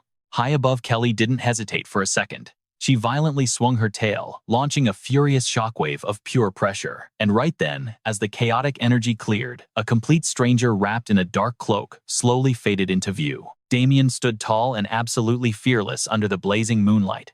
His cold, commanding voice echoed across the ruins. So you get your hands on the Holy Moon mutation, and suddenly, you think you're untouchable. The Jade Moon Empire has arrived. All right, you and I are jumping right into the madness. He smirks a cold, wicked smile. With your pathetic level, you're nowhere near qualified to step into this fight. Right on cue, Xi Yang raises his hand. A massive crackling bolt of lightning answers his call, ripping down. A desperate, agonizing scream tears through the air. But it's utterly hopeless. In mere seconds, her entire body turns to dead ash. At the exact same time, Xiao Jieyu's phone, which was live streaming the whole tournament, just completely blacks out without warning. She panics, screaming her lungs out. Oh my god, you've got to be kidding me. We were streaming from such an epic spot. My influencer dreams are ruined. Xiao Jiu looks around in total shock, only to realize that literally everyone else is dealing with the exact same problem. Every single device in the area is totally shattered. But then wait for it, her eyes lock onto something in the distance that leaves her completely paralyzed with fear. It's the massive Moonlight Rabbit. It tilts its head up, staring right down Xi Yang in the sky, and Xiao Jiu cannot hide her absolute terror. What even is that thing? It charges forward like a berserker, its long ears twisting to create an insanely heavy crushing pressure. Xi Yang isn't backing down either. He shouts out, "Mo Ran." In the blink of an eye, a vicious dark gray beam of light crashes right in front of the Moonlight Rabbit. His own beast enters the fray. It's from the same rabbit family, but this one is completely drenched in a deep, pitch-black color. A crescent moon mark sits right on its chest. This is Mo Ran, a supreme rank Moonlight attribute beast, famous for its absolutely devastating mace attacks. It actually steps forward and casually asks, "Hey, you look like a Moonlight Rabbit. Are you a guy or a girl? Can you even talk?" Facing that annoying string of questions, the giant Moonlight Rabbit just glares back, flashing a deeply irritated and totally disgusted scowl. Mo Ran just lets out a helpless sigh, sounding super bored. Looks like we really cannot communicate. So boring. Suddenly that moon mark on its chest shifts into these weird messy ink scribbles, tearing open a small void right in thin air. Mo Ran casually reaches its long ears straight into the hole to pull something out. Those ears swing up, dragging out two massive heavy spiked maces. The Moonlight Rabbit completely loses its patience, fur bristling, as it goes berserk with glowing blood-red eyes. It fiercely stomps the ground and lunges straight at its opponent. But wait, Mo Ran is completely gone. Before it can react, that spiked mace comes whistling through the air, slamming a decisive bone-crushing hit right into its body. Boom! A totally horrifying explosion rips straight through the sky. Xi Yang speaks up, his voice chilling and eerie. Every single word feels like it is hiding some dark, twisted secret. Getting closer and closer now. He shifts his gaze, staring dead at the exact building where Su Liang is standing, and flashes this creepy skin-crawling smile. Xie Yang's voice echoes through the air, King of the Moon. Su Liang just stands there totally solemn, quietly watching the chaos unfold below. Glowing flash butterflies light up the dark night all around him. And standing right beside Su Liang are two very worried girls, Yan Yue and Huan Yue. Looking at this complete disaster, Huan Yue cannot hide her panic. She softly asks him, "What do we do now?" But Su Liang, he is insanely calm, just quietly reassuring them like it is nothing. Don't worry, that is a Moonlight Rabbit with a waning moon physique. Its regeneration power is even more terrifying than the Holy Moon body. Right in the middle of their talk, a massive noise makes Huan Yue totally freeze up. Yan Yue feels the shockwave, too, frowning in pure discomfort. Cut to somewhere else entirely, someone suddenly raises their hand into the air. It turns out to be a girl. Princess Lei Yue, another supreme rank, Moonlight Master. Right now, chaotic stormy lightning is rapidly building up in her hand, completely primed to blast everything apart. The very next second she coldly drops her hand. Surging lightning spreads across the sky like a god's net, violently tearing through the night and crashing onto the arena. In a literal split second, that attack brutally sweeps through every single row of buildings inside the academy grounds. The vicious lightning bolts strike the ground without mercy, instantly crushing solid rocks into tiny fragments and leaving nothing behind but thick rolling gray smoke. As the debris settles, a super solid barrier suddenly reveals itself. It popped up just in time, successfully protecting the entire arena from total destruction. The holy maidens of the 5 leaves are panicking tightly, hugging each other in pure, absolute shock. Yi Wu looks up, face full of worry, but lets out a breath of relief. Thank goodness for that protective shield set up earlier by the Twin Moon Sect Emperor. But then she suddenly jolts like she just remembered something insanely important. She screams in pure panic. Wait, what about Lord Moon King? Before she can move, something else makes Yi Wu freeze dead in her tracks. Her eyes go wide, completely unable to believe what she is seeing right now. She gasps in utter disbelief. What kind of situation is this? Now, here is where you and I need to pay close attention. Despite those ferocious lightning strikes, Su Liang's building is still standing tall in the rubble, completely unharmed. Xie Yang, standing right on Lei Yue's shoulder, furiously yells out, "Cheat! This is literally impossible," staring down at Su Liang, who is totally safe after that massive wave of intense attacks. He just cannot wrap his head around it. Even an attack of this massive level cannot take down the Emperor of the Moon King. But contrary to that cool, untouchable vibe, everyone thinks he has. Su Liang's face is actually completely pale. He thinks, damn, that completely terrified me. Looking over at Hu Zhongyu, he honestly cannot understand it. Hu Zhongyu's defensive barrier is so absurdly strong it can clearly block even the most reckless, overwhelming strikes from the star-slashing Yan Yu. Alright, you and I are jumping right into the chaos. Su Liang's HP is flashing red. He's dripping cold sweat and boom, Princess Lei Yue sends him flying with one brutal strike. Yan Yue steps right up. She looks straight at Su Liang and demands, "Let me handle this." Before he can even speak a word, she launches high into the air. Arms wide open, pure spiritual energy swirling all around her like crazy. And just seconds later, that energy violently shatters into countless razor-sharp crystal fragments. Yan Yue gently raises both hands. Immediately, those deadly fragments gather together, pulled in by some massive invisible force. Watching all of this unfold, total panic starts creeping in. Xi Yang immediately calls out, warning them to be careful. His voice is still echoing when the brutal counterattack hits. Those sharp fragments shoot forward in a massive line, glowing insanely bright, lighting up the dark just like a literal path of moonlight. At that exact same moment, the twin weapons in Lei Yue's hands suddenly start vibrating violently. Sensing something is seriously wrong, she doesn't hesitate. She lets go, letting both weapons fly right up into the air. In an absolute flash, they take human form. Meet the Dark Moon Dual Strike. Supreme tier moonlight attribute known as the Star Cleaver Yan Yue. These two girls scream out with pure excitement, demanding to be her opponents right now. The pink-haired Dark Moon just smirks. She completely mocks her, saying she heard she is supposed to be the absolute strongest supreme weapon, basically just an old antique from ancient times. Both of them charge forward with zero fear, throwing out triumphant insults as they go, saying it is a pity they were born so late, otherwise they would have dominated that ancient era too. But that arrogance does not last. A totally blinding flash of light suddenly blasts right into Dark Moon's face, making her freeze up in pure absolute shock. Yan Yue's heavy crushing attack slams down. She instantly takes control, moving so insanely fast that neither of the Dark Moons can even react in time, defeated with just a single strike. Down below, the two holy maidens, Yue Tai and Yue Guan, absolutely lose their minds, screaming in pure terror at the sight. What the battle barely started a few minutes ago, and the first supreme tier killer has already hit the field. Feeling the massive backlash of his beast taking a critical hit, Xie Yang violently coughs up blood right there. He clutches his chest completely, shaking, eyes bloodshot with pure rage, teeth grinding. Damn it. Xie Yang suddenly snaps his head up. Those deadly crystal fragments are spinning wildly under the bright moonlight, gathering together under Yan Yue's total control. A massive strike is coming. Pure panic sets in as Xie Yang violently screams out, "Not good, block it right now." He barely manages to summon the Void Moon Lion. Supreme tier moonlight attribute. It throws up a massive protective shield right in front of Lei Yue. A brutal pillar of pure energy drops from those fragments, totally wiping out the entire area right underneath it. And it shows absolutely zero signs of stopping. By now, the entire arena around them has been reduced to absolute smoking rubble. Even though they are perfectly safe behind the shield, Xiao Jiu and the two descendants instinctively throw their hands up, absolutely terrified. Oh my god, only when the dust settles does she finally dare to peek through her fingers.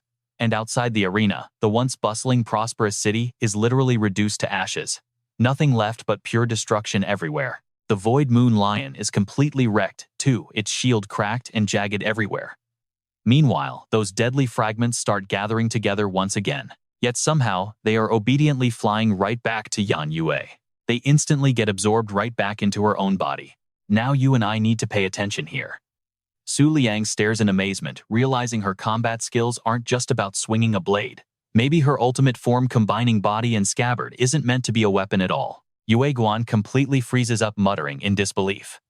One single strike just heavily injured 3 supreme tiers of the Black Moon cult. No wonder the great Emperor Kong Yue wanted her. The very next second, she goes completely silent. She drops her head, her face turning incredibly dark and gloomy. Even the heavily injured Cheng Shi, who is actively being carried away, cannot hide his excitement, throwing out a few words of real admiration. Truly a supreme that even the great Emperor Kong Yue could never tame. This right here is the absolute strongest Moonlight Beast Tamer. The true power of the Moon King. Yan Yue turns around, face dead serious, and sternly drops a warning. Su Liang, do not get totally relaxed here. That attack I just used. Even under a full moon, I can only pull that off exactly one more time. He just smirks, looking totally confident, and replies without missing a beat. We can still use it one more time. Yeah, that is more than enough for me. Then he shoots a quick look over to Huan Yue and gives his order. Your turn. Get out there and stall the enemy team for as long as possible. Hearing this, she instantly pouts, face dropping as she complains out loud. You really know how to ask for the most impossible things, don't you? Right then, a single shining butterfly flutters down perfectly onto his hand. Seconds later, a massive swarm of shining butterflies rushes in, totally surrounding Su Liang. His voice cuts through, completely decisive. It is almost time to get ready for the ultimate clash between the emperors. Scene shifts. Xie Yang, currently standing on top of Lei Yue's shoulder, suddenly starts coughing violently. He quickly wipes the dark blood from his mouth, voice dripping with absolute bitterness. It has been a seriously long time since I felt the pain of losing a beast in battle. Old painful memories suddenly flood Xie Yang's mind. The very last time he felt this was on a full moon night exactly 3 years ago. He remembers it perfectly. That exact day, kneeling right down in front of a cold-blooded white-haired kid, looking totally like a pathetic stray dog. Thinking back to Su Liang's icy face from before, Xie Yang asks himself, is this time going to end differently? You and I are about to find out. After a heavy breath, he completely loses it, bursting into unhinged laughter. Xi Yang looks up, his glowing eyes locked in a truly maniacal smile. He yells at the Moon King, demanding to know if he truly represents the northern region's moon god. He screams at him, calling him sick, saying his memory is completely shattered. He demands to know, do you even remember the words you promised me? Facing those crazy accusations, Su Liang just stands there totally stunned.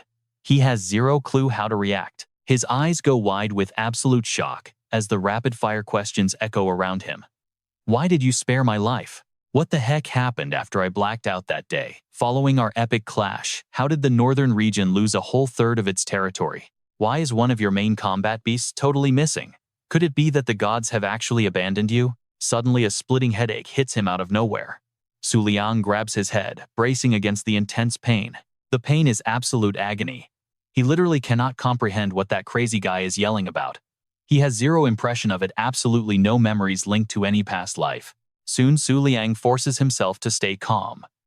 With a huge enemy right there, he literally cannot afford to waste any energy on this. Right at that exact second, he remembers something crucial he almost completely forgot. Meanwhile, down in the ruined wasteland, thick waves of dark smoke are rising up, looking like they might literally swallow the entire sky. Su Liang glances over, deeply curious. Come to think of it, he still has absolutely no idea what she transforms into during a full moon. If she can successfully pull off a 1-on-3 fight, that would be totally insane. The thick fog slowly covers Lei Yue and Xi Yang. Back at the arena's rabid battle, Mo Ran looks up, totally confused by the weird clouds forming above. The very next second, a sudden puff of smoke rises up right behind it. Mo Ran quickly turns around to check it out. Thick smoke is billowing up everywhere, and it is making some seriously eerie, spine-chilling noises. Right on cue, the Moonlight Rabbit emerges from the dense, murky smoke. Mo-Ran just smirks with total arrogance. Super speed regeneration. Well, this gives him something fun to play with. The Moonlight Rabbit glares with blood-red eyes and dashes straight forward. Mo-Ran readies its spiked maces, openly mocking the rabbit for being way too slow. It flashes a cocky grin as the twin spiked maces on its ears start spinning like wild propellers. Mid-fight, catching the Moonlight Rabbit completely off guard, it takes a clean shot and slices off one of its ears. But incredibly, that severed ear regenerates back to normal in a literal flash. Mo-Ran grinds its teeth in pure frustration. What the heck is up with this insane regeneration speed? Filled with absolute rage, it unleashes a brutal combo that literally beats the Moonlight Rabbit out of shape. You and I have seen crazy healing before, but this, in just a blink, the Moonlight Rabbit heals without a scratch. Mo-Ran panics. Did you grow up eating supreme meat? Mo-Ran's ears finally flop to the ground, totally exhausted. Its whole body is worn out, panting heavily while calling its opponent a lowly creature. Looking up, a dark and crazy idea suddenly pops into its exhausted mind. Wait a second. Just trap it somewhere inescapable. Mo-Ran doesn't hesitate for a second. Those droopy ears from earlier suddenly snap up with fierce, aggressive intent. The Moonlight Rabbit just looks up at those ears, completely stunned. Mo-Ran smashes down with massive pressure, exploding the ground into cracks and aggressively crushing its opponent without any mercy. Even the arena's protective barrier can't handle it, shaking violently under the sheer weight of this extreme pressure. The crowd goes wild, shouting that the ground is sinking. Mo-Ran keeps its ears pinned in the crater while thick black smoke keeps billowing out. Thinking it scored a total victory, it slowly pulls its ears out, flashing a super smug smile. The enemy must be a literal meat pie by now, pinned thousands of meters underground, with zero chance to ever escape. Watching the fight from a distance, Liang sighs in amazement. He never expected this rabbit's raw strength to be so terrifying. Facing this massive threat, he only has one solid plan. If it comes down to it, he'll just deploy Shengxing Yue to finish the job.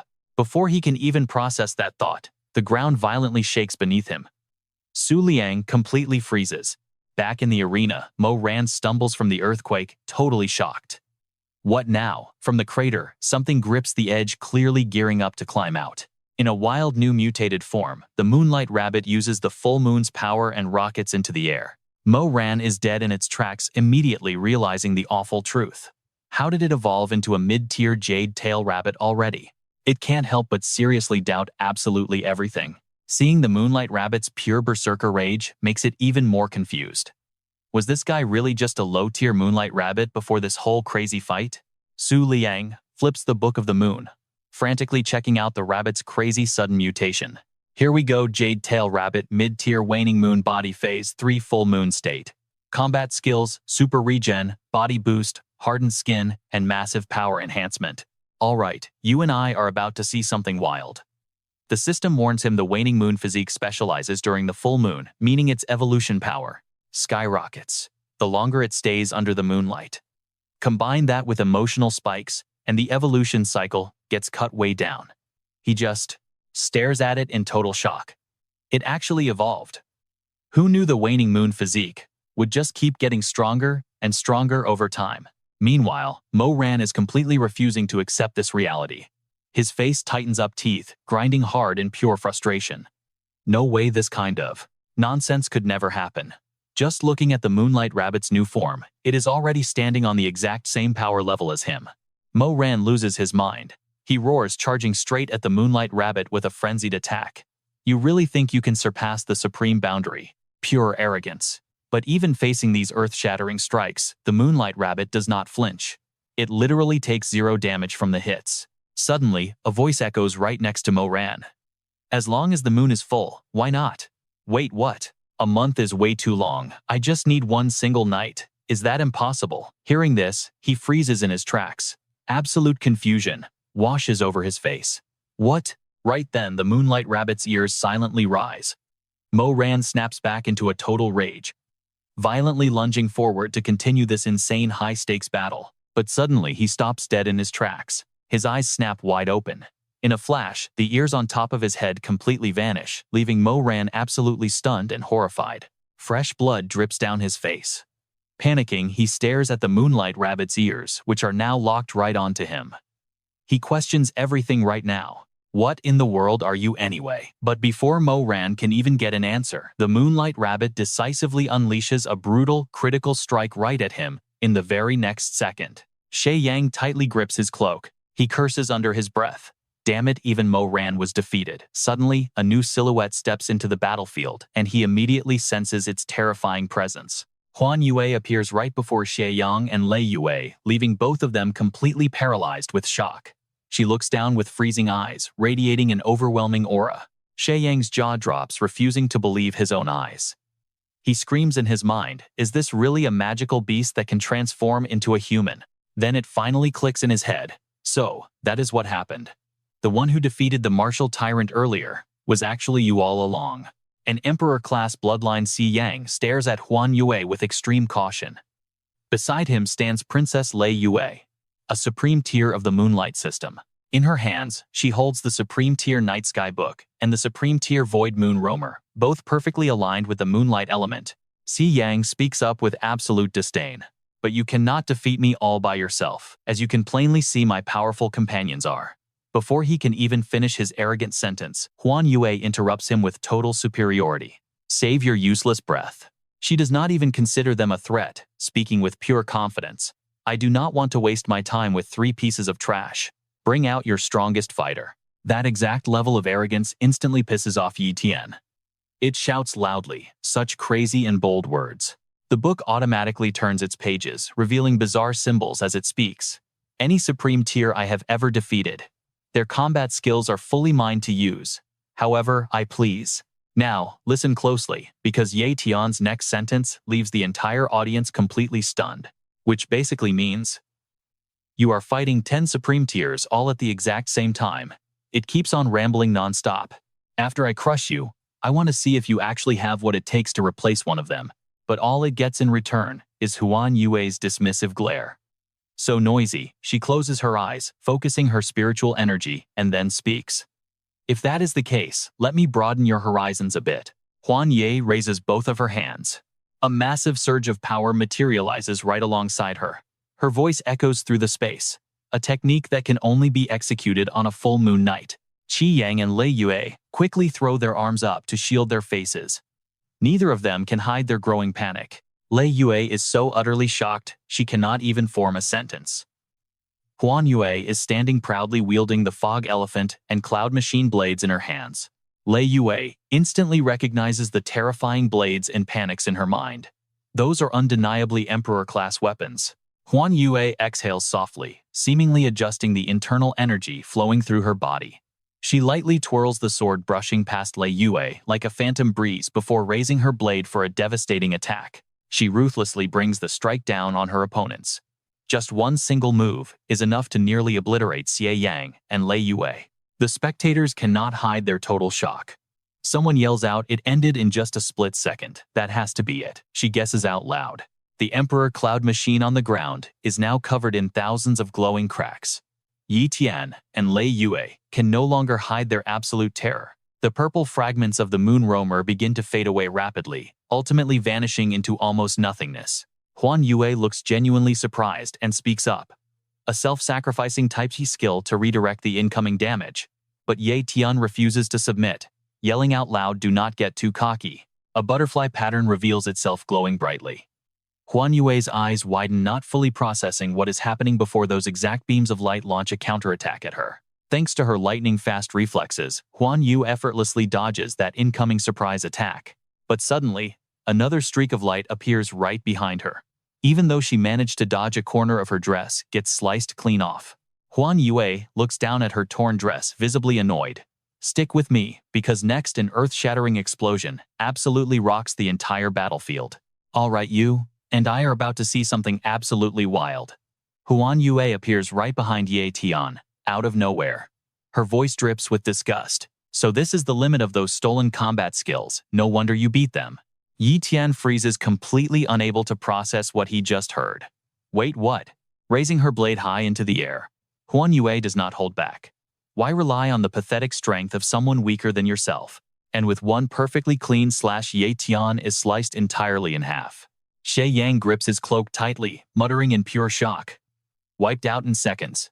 Only one survivor left. I actually lost.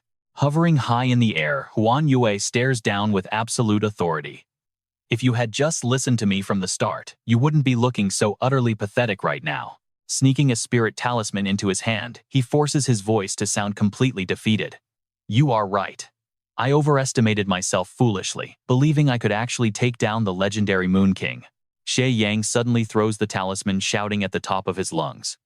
Moon God Palace, let us sign the transfer agreement right now. Watching secretly from her cloud up above, Liu Wei lets out a massive yawn. How incredibly boring. To think it would just end exactly like that. Lang Duan senses a shift in the air.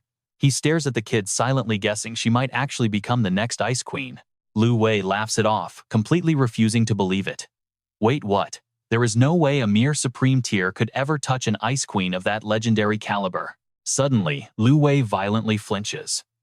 An absolutely massive surge of energy erupts. A blinding pillar of light slams directly into the ground, vaporizing the city into dust and smoking ruins instantly. Su Liang drifts helplessly up in the air. That is when he spots Huan Yu. Su Liang can hardly speak. Is this the aura of an emperor? Huan Yue instantly shakes her head. No, of course it is not. Using her sword to stand up, she glares with razor-sharp eyes. But you could definitely put it this way. That thing is already half a step into the emperor realm. A blindingly brilliant green light suddenly explodes. From deep inside that glowing sphere of pure energy, a single foot steps right out. It is a girl with incredibly messy green hair, looking completely exhausted and lazy. Yue Guan stares at her, utterly shocked. Wait, what is going on? Watching from above, Liu Wei literally starts screaming. This has to be a total foul. Is that not the supreme beast of the Moon God Palace? Why in the world was she just summoned by the Black Moon Holy Mountain? Right then, the system screen flashes directly in front of Su Liang. New beast unlocked. His bestiary entries light up as the glowing text slowly reveals her absolutely crazy stats. Her body contains an insanely high concentration of pure emperor blood. The Moon God Palace treats her like an absolute treasure.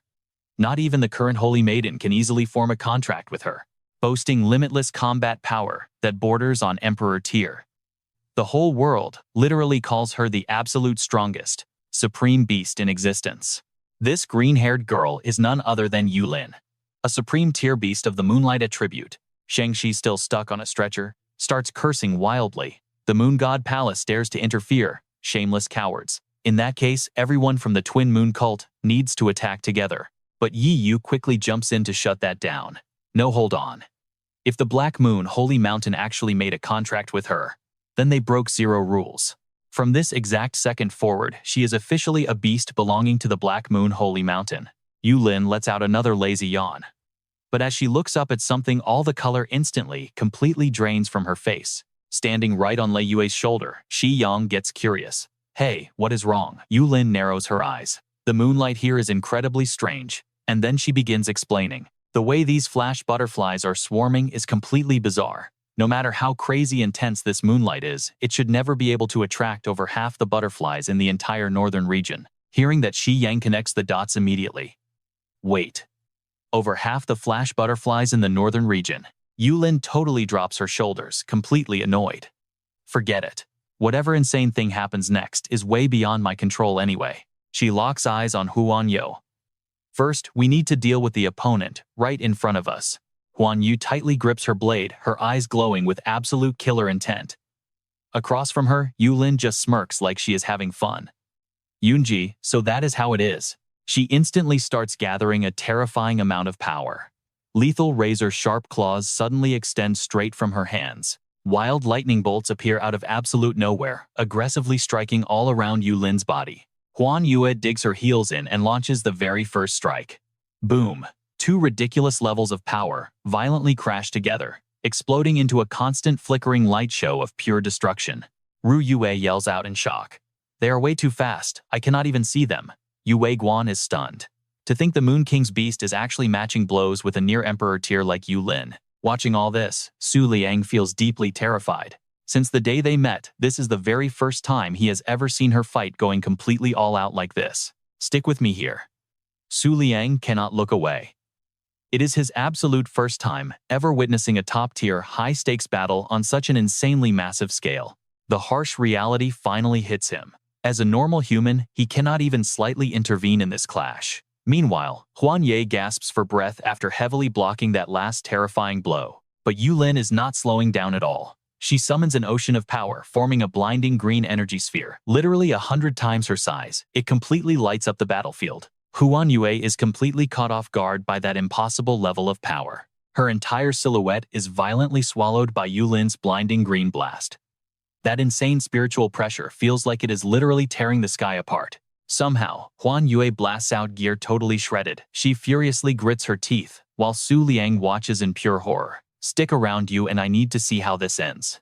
Su Liang is absolutely stunned. Even the Moonlight Rabbit took damage. You and I are witnessing some seriously terrifying off-the-charts power right now. Thoughts flood his mind like a raging waterfall. If he remembers correctly, the crescent moon physique fluctuates with time and emotion. The crazier things get, the stronger it actually becomes. This is a massive tier jump. The Moonlight Rabbit crouches, low, pressing its body against the ground to build momentum. Then, boom, it explodes forward like a rocket. The sheer launch force sends dirt rocks and trees flying everywhere. Yulin and Huan Yue are clashing hard, totally locked in combat. Suddenly, Yulin spots something from the corner of her eye.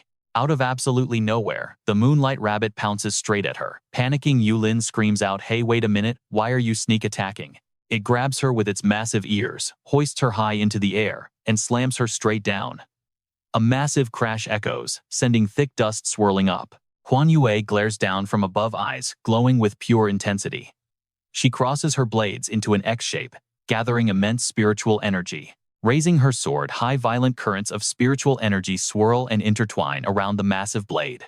She is totally ready to strike. Her eyes flash with absolute killing intent as she brings down a ridiculously powerful, earth-shattering strike straight into the ground.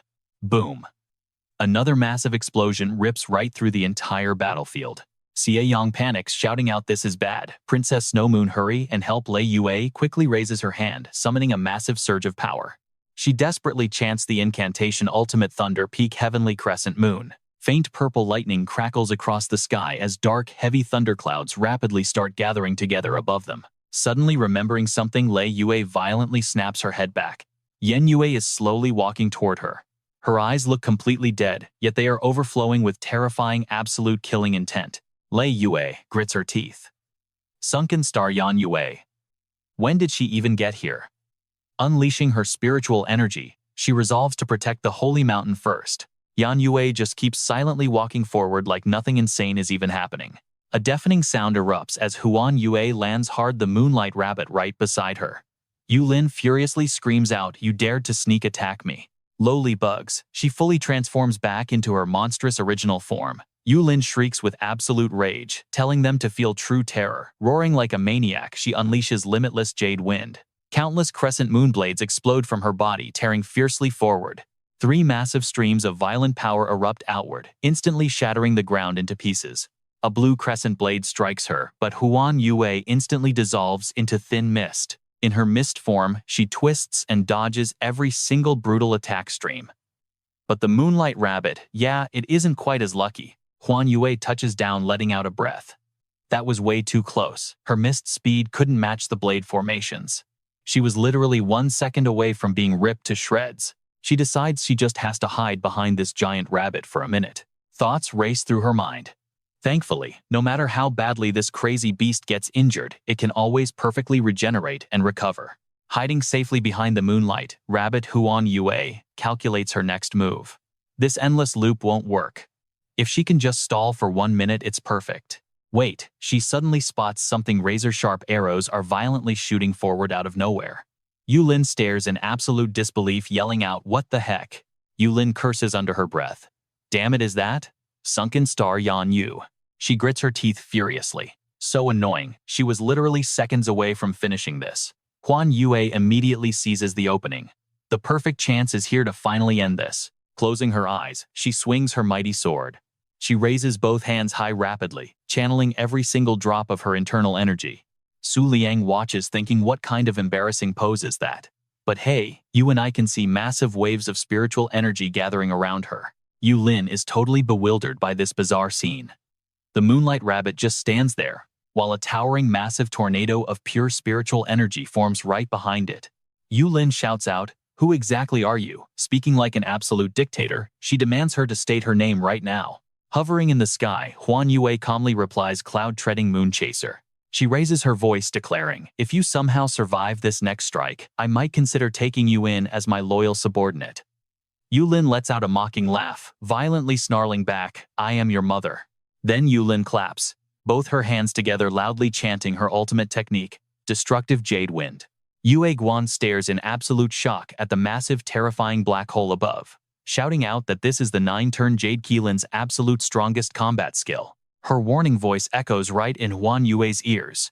Anything that touches that massive black hole will be completely and utterly obliterated into nothing. But Huan Yue doesn't even flinch. She closes her eyes, casts her spell, and instantly transforms into a giant white flower deer, twice the size of that black hole. Its hooves glide smoothly through the air before violently ramming its massive horns straight into Yulin's black hole. An earth-shattering boom explodes, sending thick clouds of dust everywhere. Every single person in the grandstands is plunged into a heavy, utterly suffocating silence. Xie Yang bursts out laughing. He mocks them, saying she wasn't a match at all. What a totally pathetic and deeply disappointing supreme-tier battle. Huan Yue, Su Liang, Yan Yue, and the Moonlight Rabbit now confidently stand together, forming a united front. Xie Yang stares up at the sky. He calmly states that it is enough the gods watching this spectacle must be deeply entertained by now. Smirking ominously, he drops a chilling threat: the real dinner party can finally begin. Yuan Tai frantically looks around in absolute terror, crying out, why can't I see anything suddenly? Yue Guan quickly tries to calm him down. Relax, the night sky just suddenly went pitch black. The bright moon vanishes into total darkness as dense heavy clouds violently roll in. Su Liang closes his eyes to steady his nerves. Honestly, his heart was racing during that whole supreme tier battle. I bet yours was too. All right, you and I are about to see something wild. Facing an emperor-class threat right now. Surprisingly, Su Liang didn't feel anxious at all. Huan Yue nervously asked Su Liang if he was completely sure about this. In response, he just flashed a mysterious knowing smile. With absolute confidence, he declared that losing wasn't even a possibility in his mind. Huan Yue looked at him totally skeptical. Was he being serious right now? Su Liang smiled gently. Yeah, it sounded insanely arrogant, exactly like the former Moon King used to be. Old memories slowly surfaced in his mind. Those previous words from the Black Moon Holy Mountain had somehow triggered certain memories in his head, memories that technically shouldn't even exist. Actually, rather than memories, they felt more like wild hallucinations, like visions of his past self growing up in the northern region's Moon God Palace since childhood. He saw vivid scenes of his past self's mother, and glimpses of his previous incarnation's youth. To verify if these bizarre memories were actually real, he had once written down an entire notebook filled with English words. But then one random day, every single one of those memories got completely wiped out by some terrifying unknown entity. So there was never any body possession happening here. That past incarnation was literally just him. Ever since birth, Su Liang had brought his past life's memories into this apocalyptic world. It's just that his memories were forcefully erased, turning him into his past self 3 years ago.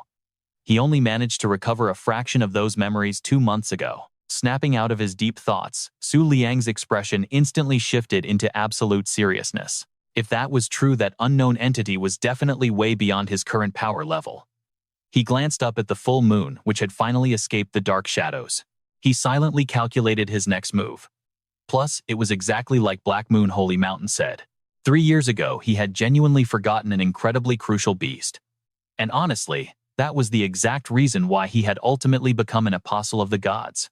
Right now, a massive towering leg lifted high into the air. Its terrifying eyes glared down at the ground, observing the tiny crater it had just stomped out. That colossal creature was the evil moon overlord spirit, an emperor-class lunar beast. Its massive eyes coldly swept toward the exact spot where the group was hiding. At this critical moment, a dangerous crack appeared on their defensive shield. Su Liang narrowed his eyes, thinking intensely about his next move. The protective shield was barely holding on. He could only hope this massive beast wouldn't just start blindly slaughtering innocent survivors around them. The beast looked down and muttered. It didn't know what era this was, but the Black Moon faction had clearly fallen into deep decline. The dark spirit asked Xie Yang, who was standing right on its eyelash. Who was the opponent? He quickly replied. Lord Dark Spirit, this time around, I literally sacrificed 20 years of my own lifespan just so you could fully manifest back into this world again. It was all to defeat an apostle of the gods. Hearing those exact words instantly sparked the beast's interest. An apostle of the gods. It glanced down at the freshly destroyed crater and quietly muttered to itself. Fine then. The northern region could no longer even feel the will of half its followers anyway. Had the Black Moon cult finally reached its bitter end, its terrifying eyes scanned the ruined landscape before it finally made a solid decision. If that was the case, they might as well have one last epic battle. Now you and I need to watch this. From a distance, Su Liang's figure stood tall, staring back at the beast without fear. In Su Liang's hand was a bottle containing the fluid of the flying cherry-pink pupil. Seeing this, Huan Yue was completely shocked. Realizing it was the fluid bottle of the flying cherry-pink pupil, he didn't say a single word. He just popped the cap right off. Su Liang casually poured the glowing liquid straight down to the ground. This insane move left both Huan Yue and Yin Yue absolutely speechless. She immediately questioned him. Hey, that is an incredibly precious fluid from a high-tier Emperor-class beast. Are you seriously just throwing it away like that? What on earth are you doing? Su Liang just smiled and explained. I feel like doing this will probably help them find their direction much easier. Hearing that, Huan Yue's face totally froze in confusion. What? But then suddenly sensing something massive approaching, she quickly turned her head. Over in the stands, the crowd's eyes widened in pure shock. Someone subconsciously gasped out, "What is that?" From far away, brilliant golden lights started appearing high in the sky. Those beautiful lights drew closer and closer until they became totally clear. It was his shining butterflies. Su Liang calmly closed his eyes. His powerful voice echoed through the space. I am the true master of the Moon Book. Inside the survivor base, every single person could clearly hear his words, including the Apostle of Lunar Radiance. Su Liang was summoning all the shining butterflies across the entire northern region. The beast looked at this spectacular scene in absolute horror. What by now an unbelievable number of shining butterflies had flown in, forming a massive swarm. Huan Yue stared blankly at the countless shining butterflies fluttering all around her. Suddenly, his powerful voice rang out again. I want to form a bond with every single one of you. Su Liang narrowed his eyes and commanded. Form the contract. The scene flashed back to the past. This was the exact message Su Liang had his shining butterflies deliver to their entire species a few days ago. Back then, tons of people had excitedly shouted out. The shining butterflies in the breeding zones were all flying away at the exact same time. In the ruined city, the panic was identical. Why did my shining butterfly just cancel our contract on its own? He thought to himself. To avoid drawing any unwanted attention, I secretly hid them across the entire northern territory. Su Liang looked at the sky, now completely filled with countless shining butterflies. He couldn't help but feel incredibly satisfied with his brilliant master plan. They were only summoned back when this massive Emperor-class war finally began. The Moon Book opened on its own. Sitting in Yiwu's lap, Shangzi wondered, is it time? Stick with me, the Moon King's Emperor is coming. All right, you and I are jumping right in. Yue Guan gasps in shock. Look at the Moon King's beasts. Why the heck did they just abandon their master and run? Up in the sky, Su Liang floats with a swarm of flash butterflies. Down below, all those beasts are now standing right behind him. Huan Yue stares at this whole scene absolutely terrified. Yue Guan quickly snaps at her, calling her an idiot. Those monsters are actually retreating. She stares up at Su Liang in the sky, absolutely stunned, and just helplessly mutters to herself. While he hovers there with the flash butterflies, Yue Guan's voice cuts through with pure certainty. Why? Because this exact spot is about to become an all-out battlefield for the emperors. He suddenly tilts his head back, staring into the sky. Current moon god, are you watching this right now? Su Liang stares right at the massive full moon and mutters. He wonders if this crazy opening act for the Moon God Festival is finally enough to satisfy that deity's appetite. That slightly sad look vanishes, replaced by a confident smirk. If you are really awake up there, then sit back and enjoy watching this absolute miracle unfold. Watching this scene unfold, the dark spirit feels its heart drop and immediately starts cursing. Damn it all. Sure, they might not be a fatal threat, but having this many around is just incredibly annoying. It closes its eyes, running the calculations in its head. Even if it really wanted to just obliterate him with a single palm strike, it simply cannot pull it off. The dark spirit glares up at Su Liang, hovering in the air.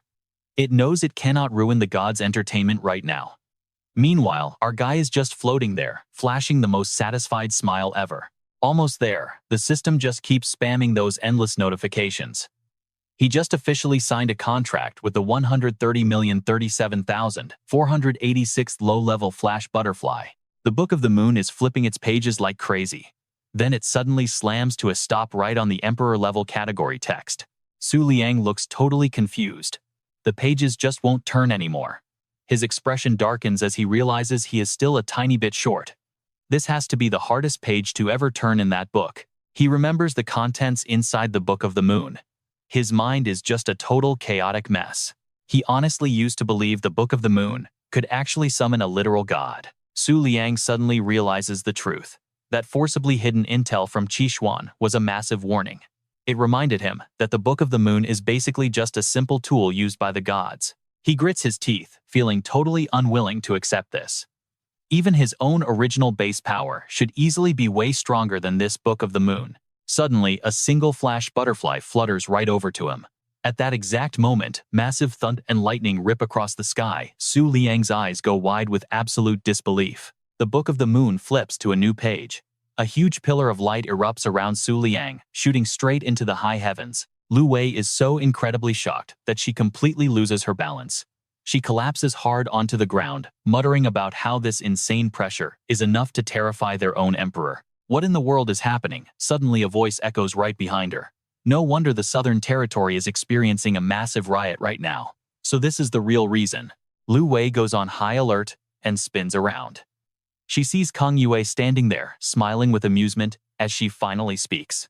Moon King, whether you are actually the true representative of the northern region or not, you can still walk with me right to the very end of this Moon God Festival. Kang Yue turns her head away, quietly muttering, "Honestly, there is no need for us to keep watching this anymore." Lu Wei is completely frozen, just staring blankly as the woman walks away. A moment later, she snaps out of it and yells, "Holy crap, since when was Great Emperor Kang Yue standing right behind us? That scared me to death," Lu Wei angrily shouts out. A literal female ghost. The scene shifts. Up in the sky, that huge swarm of flash butterflies has fully gathered together. The bugs link up, shifting their formation to create one gigantic pair of glowing wings. Every single person on the ground goes wide-eyed in total amazement. Now watch this closely. Yi Wu and everyone around her literally cannot help but drop to their knees in awe. Tears stream down her face as her voice trembles. She says her ultimate lifelong dream was simply getting to witness the miracle of this exact moment. Xie Yang is visibly terrified by this insane display. He nervously stammers out, asking if they can actually deal with this. The dark spirit just stares silently into the heavens before letting out a heavy sigh. Xie Yang senses something terribly wrong and looks over at it in pure horror. Unbelievable. The powerful dark spirit actually has real tears welling up in the corners of its eyes. It bursts into a totally manic laugh. "You little brat, you seriously expect me to fight that thing up there?" Its voice shakes. It says the mission of their Black Moon cult is officially over right here and now. The dark spirit slowly closes its eyes, completely accepting its grim fate. When it speaks again, its voice sounds surprisingly firm. This is the end of the line. "Get down!" Xie Yang gets violently blasted away as the dark spirit's loud voice echoes through the air. "Just be a good boy and watch the final ending." This era does not belong to us anymore. Xie Yang lies trembling in Lei Yue's arms, staring at the monster in total horror. The dark spirit glares up, questioning loudly. An apostle of the gods, in its entire long life, it had never once heard of such a crazy thing existing. It stares at Su Liang. Its voice is completely dripping with disbelief at the idea of a god's apostle reaching this insane power level. Meanwhile, our guy just stands tall in the sky, looking down like an absolute king. Looming right behind Su Liang is a colossal figure. It is a guardian from the 12 palaces of moon glory, the 8-winged moon monarch of the second golden butterfly palace. Xie Yang just mutters weakly. "So, this is the truth. How could anyone even call this a simple battle of emperors anymore?" Those massive 8 wings give a slight flutter. Immediately, its entire colossal body radiates an absolutely blinding, majestic halo of pure light. Everyone in the base is completely blinded by this flash. Many of them actually pass out because they cannot handle the sheer intensity of that light. Things are not much better for Lei Yue. She is getting completely suppressed by this overwhelming power. Wan Yue, and the Moonlight Rabbit were completely overwhelmed. Liu Wei threw up his hands to block, screaming, "What kind of insane power was this?" Just the pure pressure from this attack could shake an entire continent. What kind of monster is this?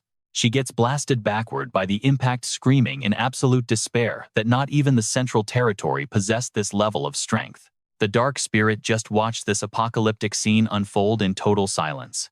Struggling to speak, it whispered that it felt incredibly honored.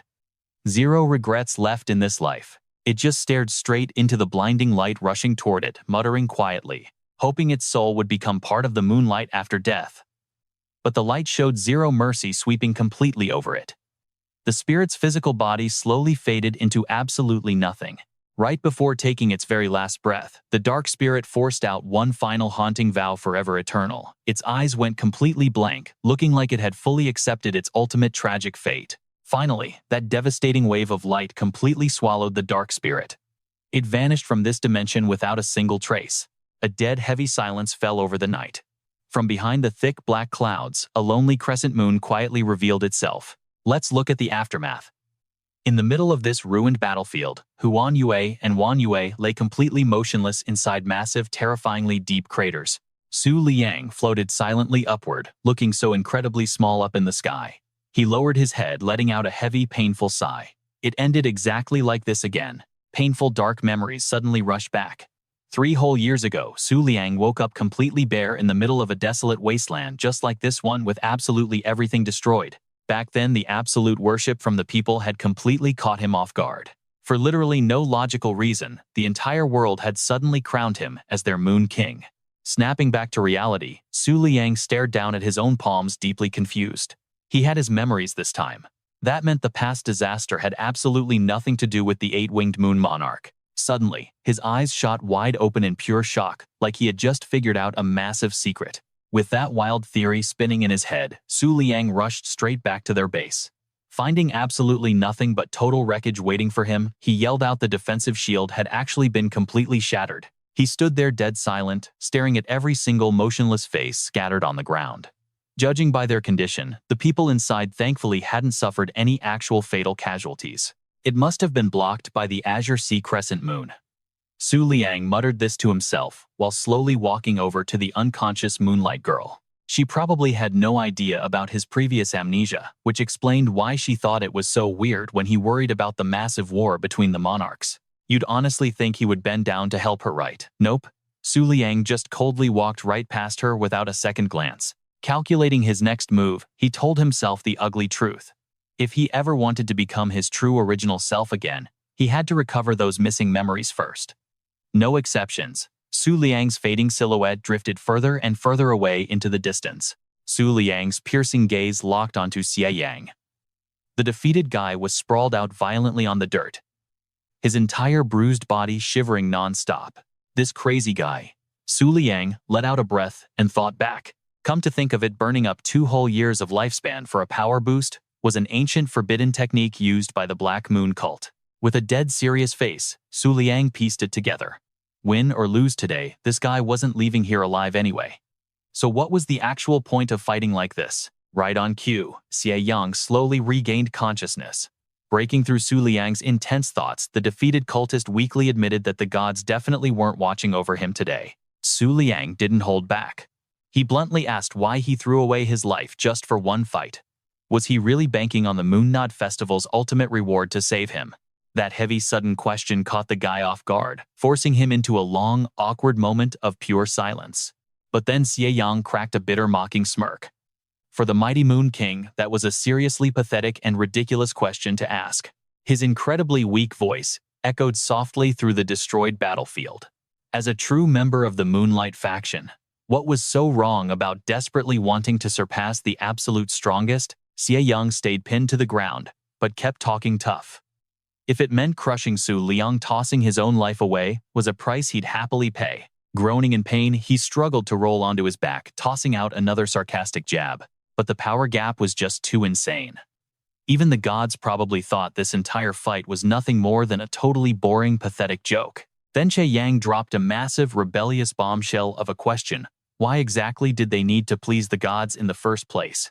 Su Liang narrowed his eyes, searching for a totally logical answer. At least I honestly enjoyed the thrill of today's battle. That's enough, right? Not buying it for a second. Xie Yang mockingly repeated his words. Oh, is that right? You actually enjoyed it. Trailing off with a half-smile, Xie Yang smugly added that he finally managed to become a massive headache for the Moon King. Glancing quietly off to the side, Su Liang gave a small, genuine nod. Yeah, he was completely pushed to his absolute limits in that brutal, bitter fight. After dropping that confession, he squeezed his eyes shut, standing there, looking like a perfectly gracious, incredibly merciful winner. Su Liang figured they had reached the very end of the line. Zero reason left to keep insulting a dying man. Xie Yang let out a weak chuckle and whispered his thanks. You and I need to listen closely now. Xie Yang thanked him for that comforting lie, warning the Moon King to remember his next words. They were the absolute key to his missing memories. Those shocking words made Su Liang's eyes snap wide open. Pursing his lips tightly, he focused entirely on absorbing every single syllable the dying man dropped. Coughing hard, Xie Yang struggled to confess. Even though the monster he faced all those years ago was most likely the terrifying eight-winged moon monarch, the traumatic image of those 8 wings flashed through his mind as he spoke. But for some absolutely crazy reason, even when that nightmare played on repeat, the twisted, deeply unnatural feeling inside his gut just straight up refused to vanish. All right, you and I need to process this. That incident wiped out a third of the northern region, yet absolutely no one mentioned where those missing people went. A massive, lingering question. Were they just erased and forgotten in thin air? The terrifying realization left Su Liang completely frozen. Tiny specks of light started floating around Xie Yang as he hesitated for a brief moment. Moon King, what happened back then definitely was not that simple at all. Right after Xie Yang's body slowly began to fade away into the blowing wind. But before entirely leaving this realm behind, he made sure to drop one final warning. You had better take good care of yourself. With those final words, Xie Yang completely vanished into thin air, leaving absolutely nothing behind except a single tiny streak of glowing light floating right in front of Su Liang. Su Liang just stood there in dead silence, processing the heavy words he had just heard. Deep down, a very real sense of unease started creeping into his mind. Su Liang looked up, his voice filled with clear frustration. With the death of their very last member, the Black Moon cult has finally met its end. But honestly, I do not feel happy about this at all. Clenching his hand tightly into a fist, Su Liang desperately tried to convince himself of one thing. The real reason behind my memory loss has absolutely nothing to do with the Black Moon cult. He slowly reached out, almost trying to touch the glowing specks of light reflecting across his face. But the terrifying entity that erased a whole third of the northern region from existence, right now I still cannot even touch it. Su Liang clenched his fist hard once again, his entire body trembling violently from the sheer weight of the truth. A few moments later, Su Liang had no choice but to loosen his grip. Standing completely alone in that massive dark void, he let out a heavy sigh, trying his hardest to release the crushing pressure weighing down on his chest. Feeling totally helpless, Su Liang reached up to rough up his hair and complained. Why does everything feel so incredibly heavy right now? Well, at least the current deadly threat has finally come to an end. Looking completely exhausted, he muttered to himself. No matter what wild things happen in the future, at least I can actually relax for a little while. Su Liang casually kicked the back of his robes aside and just flopped straight down onto the solid ground, desperate for some rest, after an insanely long and brutal day. A few hours later, a voice suddenly echoed through the empty space. It really seems like this whole crazy mess is finally over, right? Lu Wei aggressively scratched her head with a deep frown and complained. Just the leftover shockwaves from that insane pressure kept us fully paralyzed and dizzy for hours. Leng Duan chimed in right next to her. Well, that was the 8-winged moon monarch after all. She glanced back, frowning slightly as she wondered. Those other spectators must have completely cleared out by now, right? Suddenly, Lu Wei's eyes went dangerously wide. Her face turned ghost white, dripping with pure panic, causing Leng Duan to immediately snap her gaze in the exact same direction. Her jaw dropped open. Cold sweat soaked her in absolute terror as she stared at the glowing white deer standing directly in front of them. Pure white Gua simply kept its eyes closed, radiating an incredibly majestic and arrogant beauty. Meanwhile, Yinfei bounded over from the distance, swiftly leaping across the clouds to reach its side. Throwing her hands up with a massive excited grin, she eagerly asked, "So how was it? You liked the sea of clouds?" Yinfei stared at Gua, carefully probing for a reaction. "Was the Moon God Festival opening ceremony I put together spectacular enough for you?" She wildly waved her arms around, enthusiastically rambling. "The shattered fragments of the moon brilliance are finally starting to gather together. Both the Qi Xuan and Bai Lu families still have not made a single move yet. What should we do? But suddenly, a stern voice completely cut her off. Current moon god, you need to stop. Do not interfere with the moon god festival any further. Gu slowly opened its eyes, making its warning perfectly clear. Moving forward, I absolutely will not allow you to cause any more chaos in the northern region. Those heavy words froze Yinfei in place, leaving her staring blankly at Jue. But then her entire attitude did a complete 180. Any trace of fear instantly vanished, replaced by an unbelievably bright and totally unbothered flower-like smile as she gasped. So fiercely aggressive Yinfei playfully skipped circles around Jue, quickly explaining herself. Honestly, you completely misunderstood me. I definitely did not intentionally mess with the Moon God Festival. Her eyes completely lit up. Yinfei rubbed her chin, flashing an incredibly sly smirk as she continued speaking. Actually, it was just some little punk who somehow stole the Book of the Moon and managed to secure a crazy win in the Battle of the Emperors. Wrapping up her story, she threw up a ridiculously cute pose, winking playfully as she demanded, "Doesn't that deserve a massive reward?" Yinfei did not even give Jue a single second to reply. She just kept rambling on right as she started walking away. You do not have to stress over not having any worthy candidates anymore, okay? After wandering off a pretty fair distance, she suddenly spun back around, pulling down her eyelid and sticking her tongue out to mockingly tease it. Lord Pure White Jue. Keeping completely silent, Jue simply offered a bitterly cold glare as Yinfei vanished from sight in an instant. Jue remained perfectly statue still, exactly like before.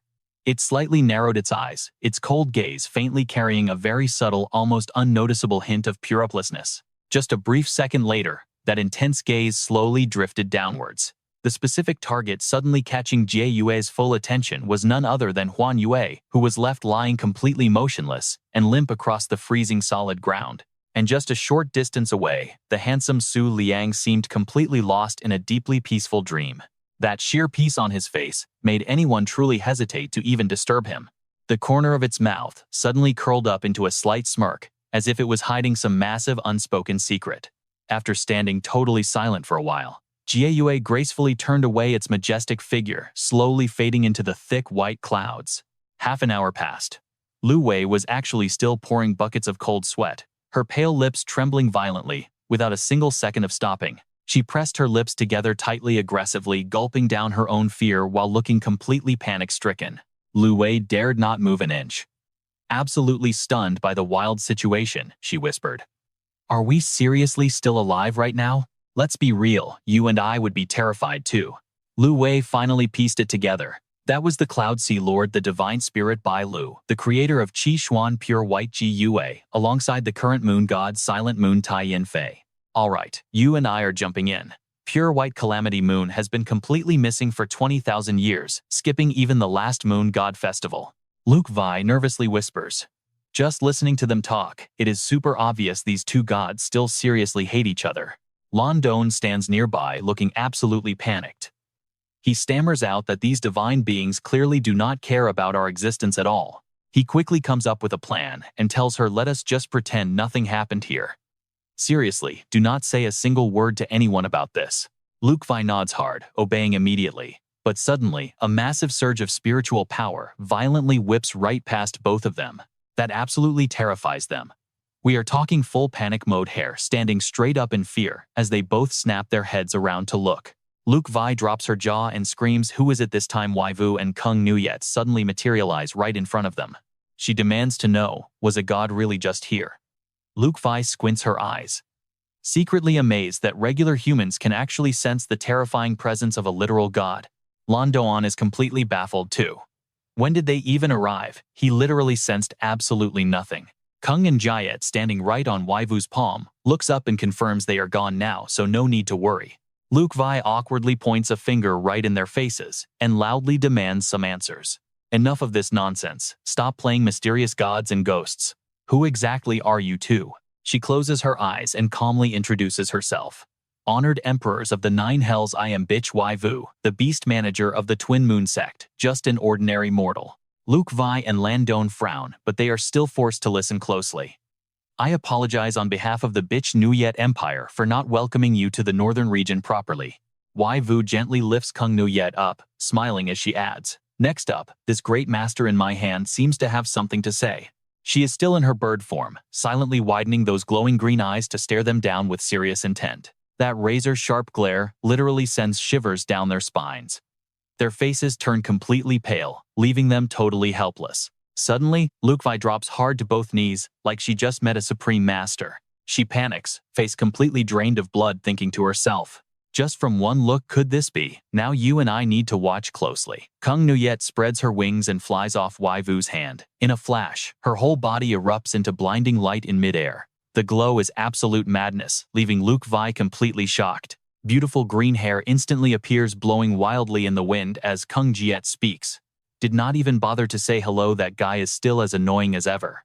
The stunning woman standing right there in the flowing green outfit is actually Bitch High Keep Kung Nuet, the 7th of the 12 Moon Mansions protector of Sagittarius, and absolute reigning overlord of the Twin Moon sect. She coldly drops a heavy warning. "You violated my absolute rules by entering the northern region without any permission. For 1 full year, you cannot leave, and you are banned from sending out any kind of information." Kung Guate's terrifying voice echoes out, forcing those two to just bow their heads and shiver as they listen. "Otherwise, both your sects will face complete and total destruction." She shuts her eyes, hesitating a bit before adding, "Plus, even though I cannot interfere with the initial results of the Moon God Festival. But as for the Moon God Palace, you already broke the very first rule." She drops into an archery stance, aiming 2 fingers right at them, threatening them exactly like a drawn arrow, showing she can easily execute a warning punishment. High up above, the glorious Sagittarius stars appear, linking together beautifully across the night sky. Kung Nuyet's current stance looks exactly like the legendary archer, protecting the Sagittarius constellation. Soon enough, 4 pitch-black vortexes suddenly materialize in midair, spinning violently, like they are signaling a massive disaster, slowly taking its final shape. Her figure glides right through those swirling vortexes, super light, but totally decisive, before stopping right in front of a massive cannon towering in the sky. Kung Jiet coldly pulls her 2 fingers back, eyes sharp as a knife, staring straight ahead without a single ounce of hesitation. Instantly, bright light starts gathering at the tip of the huge cannon, pulling every single ray of spiritual power into one spot.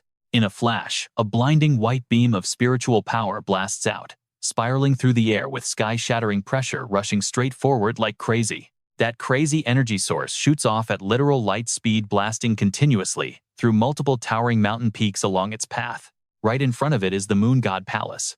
And oh yeah, that terrifying spiritual beam smashes directly into the area, setting off an earth-shattering explosion that literally breaks the entire mountain range into large and small pieces. Moments later, the ground taking the impact turns into a massive deep crater, with thick black smoke violently rolling up into the sky. Xiao Nguyet and her 2 envoys stand frozen in the middle of the absolute ruins, completely unable to hide the sheer terror in their eyes. The guarding overlord of the Moon God Palace, wearing a gorgeous outfit that shows off her deadly charm, steps forward with a deep frown. Right before her eyes, that raging energy stream just keeps pouring down, looking ready to crush absolutely everything. She has no choice but to bow and beg. "Moon Mansion, Overlord, the Moon God Palace absolutely meant no offense. Please calm your anger down." The angry overlord snaps her head back and yells, "Who dared to send out the 9 turns Jade Forest into battle? Step up right now." And right then, you and I see a foot slowly step forward. "Here we go. All right, let's get into it." Si Fei clasps her hands together, looking completely crushed. She stands before the overlord, looking like a criminal, accepting her punishment. Seeing this, the overlord drops the hammer. From this moment on, Si Fei is officially stripped of her 10-pillar consort's title. She has 3 days to pack up and leave the Moon God Palace. With no other choice, she simply lowers her head and quietly whispers yes. Si Fei walks completely alone through the pitch-black night. A pale crescent moon quietly shines down, casting a lonely shadow across her path. Suddenly, she stops and leans heavily against a wall. Si Fei pulls out an old photograph, her eyes locking onto the image with a gaze full of heavy, unspoken sorrow. She tightly grips the picture, showing her beside a white-haired figure. Her heart is just overflowing with endless, agonizing regret. Why does everyone claim the Moon God Palace branch in the northern region is totally fake? Her older sister literally said she was going there to become the branch master. Exhausted, Si Fei whispers to herself. Her voice is a messy mix of bitter anger and desperate pleading. What on earth really happened 3 years ago? Can you finally just give me an answer? She stares up at that pale crescent moon and softly calls out a name. Yufeng Su Liang, my dear grandson. The scene suddenly shifts over to Su Liang, who is currently completely lost inside his own dream. Slowly, Su Liang opens his eyes, and he is instantly shocked by the wild scenery surrounding him. Su Liang bolts upright, asking himself where exactly is this place. He looks all around the area, but he still has absolutely no clue where he ended up. Su Liang squints out into the distance and spots a tiny, blurry, dark shadow. It is none other than Yin Fei, rocking big, bright, sparkling eyes and some seriously long, floppy ears. He just stares blankly at the creature and lets out a confused sound. After a second, Su Liang finally realizes what it is and yells out loud. A Moonlight Rabbit. He bends down, looking completely shocked. He whispers, "Why the heck is there a Moonlight Rabbit in this creepy place?" Su Liang just cannot control his curiosity. He reaches his hand out, totally planning to touch its long ears. But before his fingers even make contact, Yin Fei hugs its own body and throws a massive fit. "You huge pervert, what exactly are you trying to do?" That extreme reaction makes our boy totally panic. He is sweating bullets, completely awkward, and has no idea what to do next. He just sighs internally. What? Su Liang snaps back to reality, frowns, and asks straight up, "Wait a second, you can actually talk." He carefully studies the creature's incredibly smug little gestures. Su Liang knows the facts. High-tier beasts speaking human languages is already crazy rare, but low-tier ones doing it, that is supposed to be totally impossible. He shoots straight up, points a finger right in its face, and demands answers. Drop the fake act. What exactly are you?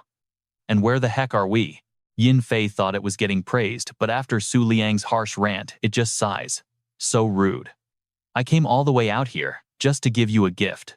He leans backward, looking completely surprised as he slowly repeats the two words. A gift. It tilts its chin up and smiles, confirming. Of course it is your reward from the Moon God Festival. Yin Fei playfully hops in circles around him, casually listing off the remaining pages from the Book of the Moon. You could get a supreme beast, gorgeous hybrid beauties, or even absolute never-ending immortality. Finishing its pitch, the rabbit stares at Su Liang with sly eyes and softly asks Su Liang, "What do you want most?" But without even giving him a single second to answer, Yin Fei keeps rambling on. "Oh, I totally forgot. You already stole my Book of the Moon a long time ago." He is completely stunned, pieces clicking together. Your Book of the Moon, wait. So that means you are actually... Su Liang looks the creature up and down, finally realizing the insane truth. The current moon god, Yin Fei, the grand champion of the previous moon god festival. Su Liang bites his lip, thinking hard.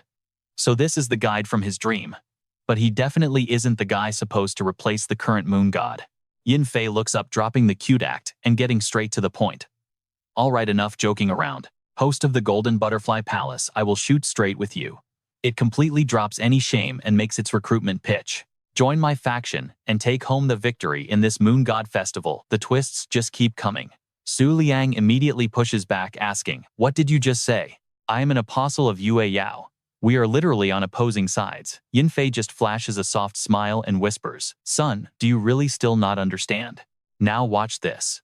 Its animal flesh slowly starts shifting, completely transforming into a full human figure. Yin Fei makes the offer. "Bring the Golden Butterfly Palace over to my side." Wearing Kang Yue's face, it speaks again. "Don't you want to utterly crush the great Emperor Kang Yue?" Su Liang is completely stunned by this brand new human form. He turns his head away, trying to act like he does not care, but Yin Fei keeps pushing hard. "Whether it is the great Emperor Kang Yue or an even stronger god-tier threat, I can easily help you wipe them off the map without breaking a sweat." It slowly leans in playfully, bumping Su Liang's shoulder with a totally provoking smirk. "Those weak little friends of yours could never pull something like that off, right?" Yin Fei lowers its face and growls out the dark truth. "That Moonlight Rabbit of yours, just a defective, watered-down product I diluted through countless generations of my own blood." With those words, it summons a wave of mysterious, glowing pink spiritual energy that completely wraps around Su Liang's body. Yin Fei reaches out and gently tilts his chin up. Pressing a hand against his cheek, it speaks with a dark, seductive tone. "Just abandon them. I can give you the absolute power to crush everything in your path, and we can even create a perfect bloodline with the world's most beautiful beast." Right at that exact moment, Su Liang's eyes shoot wide open in pure shock, like he just saw something completely bizarre. Turns out he suddenly remembers the loyal comrades currently fighting right by his side. All right, you and I are jumping right into the madness. Lucas shoves Eve off him, bluntly refusing her offer. She lets out a dramatic gasp, playing shocked, and demands answers. Why I can satisfy your every dark desire. Eve gently strokes her hair, tossing out another tempting argument to try and sway him. The little demon of the Flying Rabbit Palace, from the Radiant Moon faction, was exactly like you. But eventually, he followed his true desires and joined my side. She extends her hand toward Lucas, totally trying to coax him. But your existence matters far more to me. So go ahead, throw your little tantrums and get angry. I really don't mind. But Lucas is fast. He grabs Eve's wrist and instantly shoots back, no, you're dead wrong. Lucas's voice grows completely steel cold. The moon god can grant absolutely any wish, but they still cannot decide the final winner of the moon god ritual. His eyebrows pull together tightly. Lucas just hit the absolute bullseye, striking a massive nerve. You're only trying to recruit me right now because you're terrified. Terrified that I, the Radiant Moon's apostle, will take that final throne, right? He spits out these words, and Eve's expression instantly darkens into a really nasty scowl. You have zero right to judge my companions. One day I will take every single one of those weaklings you keep mocking. Lucas growls, his voice heavy with warning. And we will crush all your apostles. We're going to claim that final throne of the moon god ritual for ourselves. He raises his voice, practically cursing her. Until the Radiant Moon wins, you can just sit there and wait in agony, absolute despair and torture. Hearing this, her eyes go wide, practically boiling with rage from those massive insults. But surprisingly, Eve doesn't even lift a finger to attack. Instead, she just chuckles. Next second, she tilts her head up and bursts into absolute maniacal laughter. Eve channels her spiritual energy, instantly morphing right back into her original terrifying form. She casually slips right out of Lucas's grip and calls out, "Very well, Apostle of the Radiant Moon." Standing right in front of him, in that cute rabbit form, she drops her challenge. If you're really that confident, then I will patiently sit back and wait. Eve's eyes glow with wild malice as she emphasizes her point. The Flying Rabbit Palace is about to resurrect anyway. My perfectly evolved infected monster descendants will soon swarm this entire world once again. In a flash, a pitch-black vortex violently swirls around the two of them. She slowly sinks down into that dark circle. Eve drops her final challenge. The invincible October eclipse is waiting for you. Before disappearing completely, she leaves him with one last chilling statement. From this exact moment on, it is Moon King Lucas against the reigning moon god Supreme Eve. Hearing that, Lucas jerks his head up, his face painted with pure absolute shock. 3 blinding white light beams suddenly shoot past his face from out of nowhere. Lucas shuts his eyes tight and unexpectedly falls flat backward. He slowly starts fading right out of this space. Lucas keeps his eyes squeezed shut, looking like his mind is heavy with dark thoughts. A single phrase echoes in his mind: I will fight to my very last breath. Scene shifts to 10 days after the clash of emperors, with everyone working together to rebuild their destroyed camp. Someone cleaning up the battlefield stands on a freezing cliff looking out over the construction site when a voice suddenly rings right in their ear. How is it? Adam whispers, standing closely beside her. Sense anything? Alice's entire body shivers violently as she replies. It's terrifying.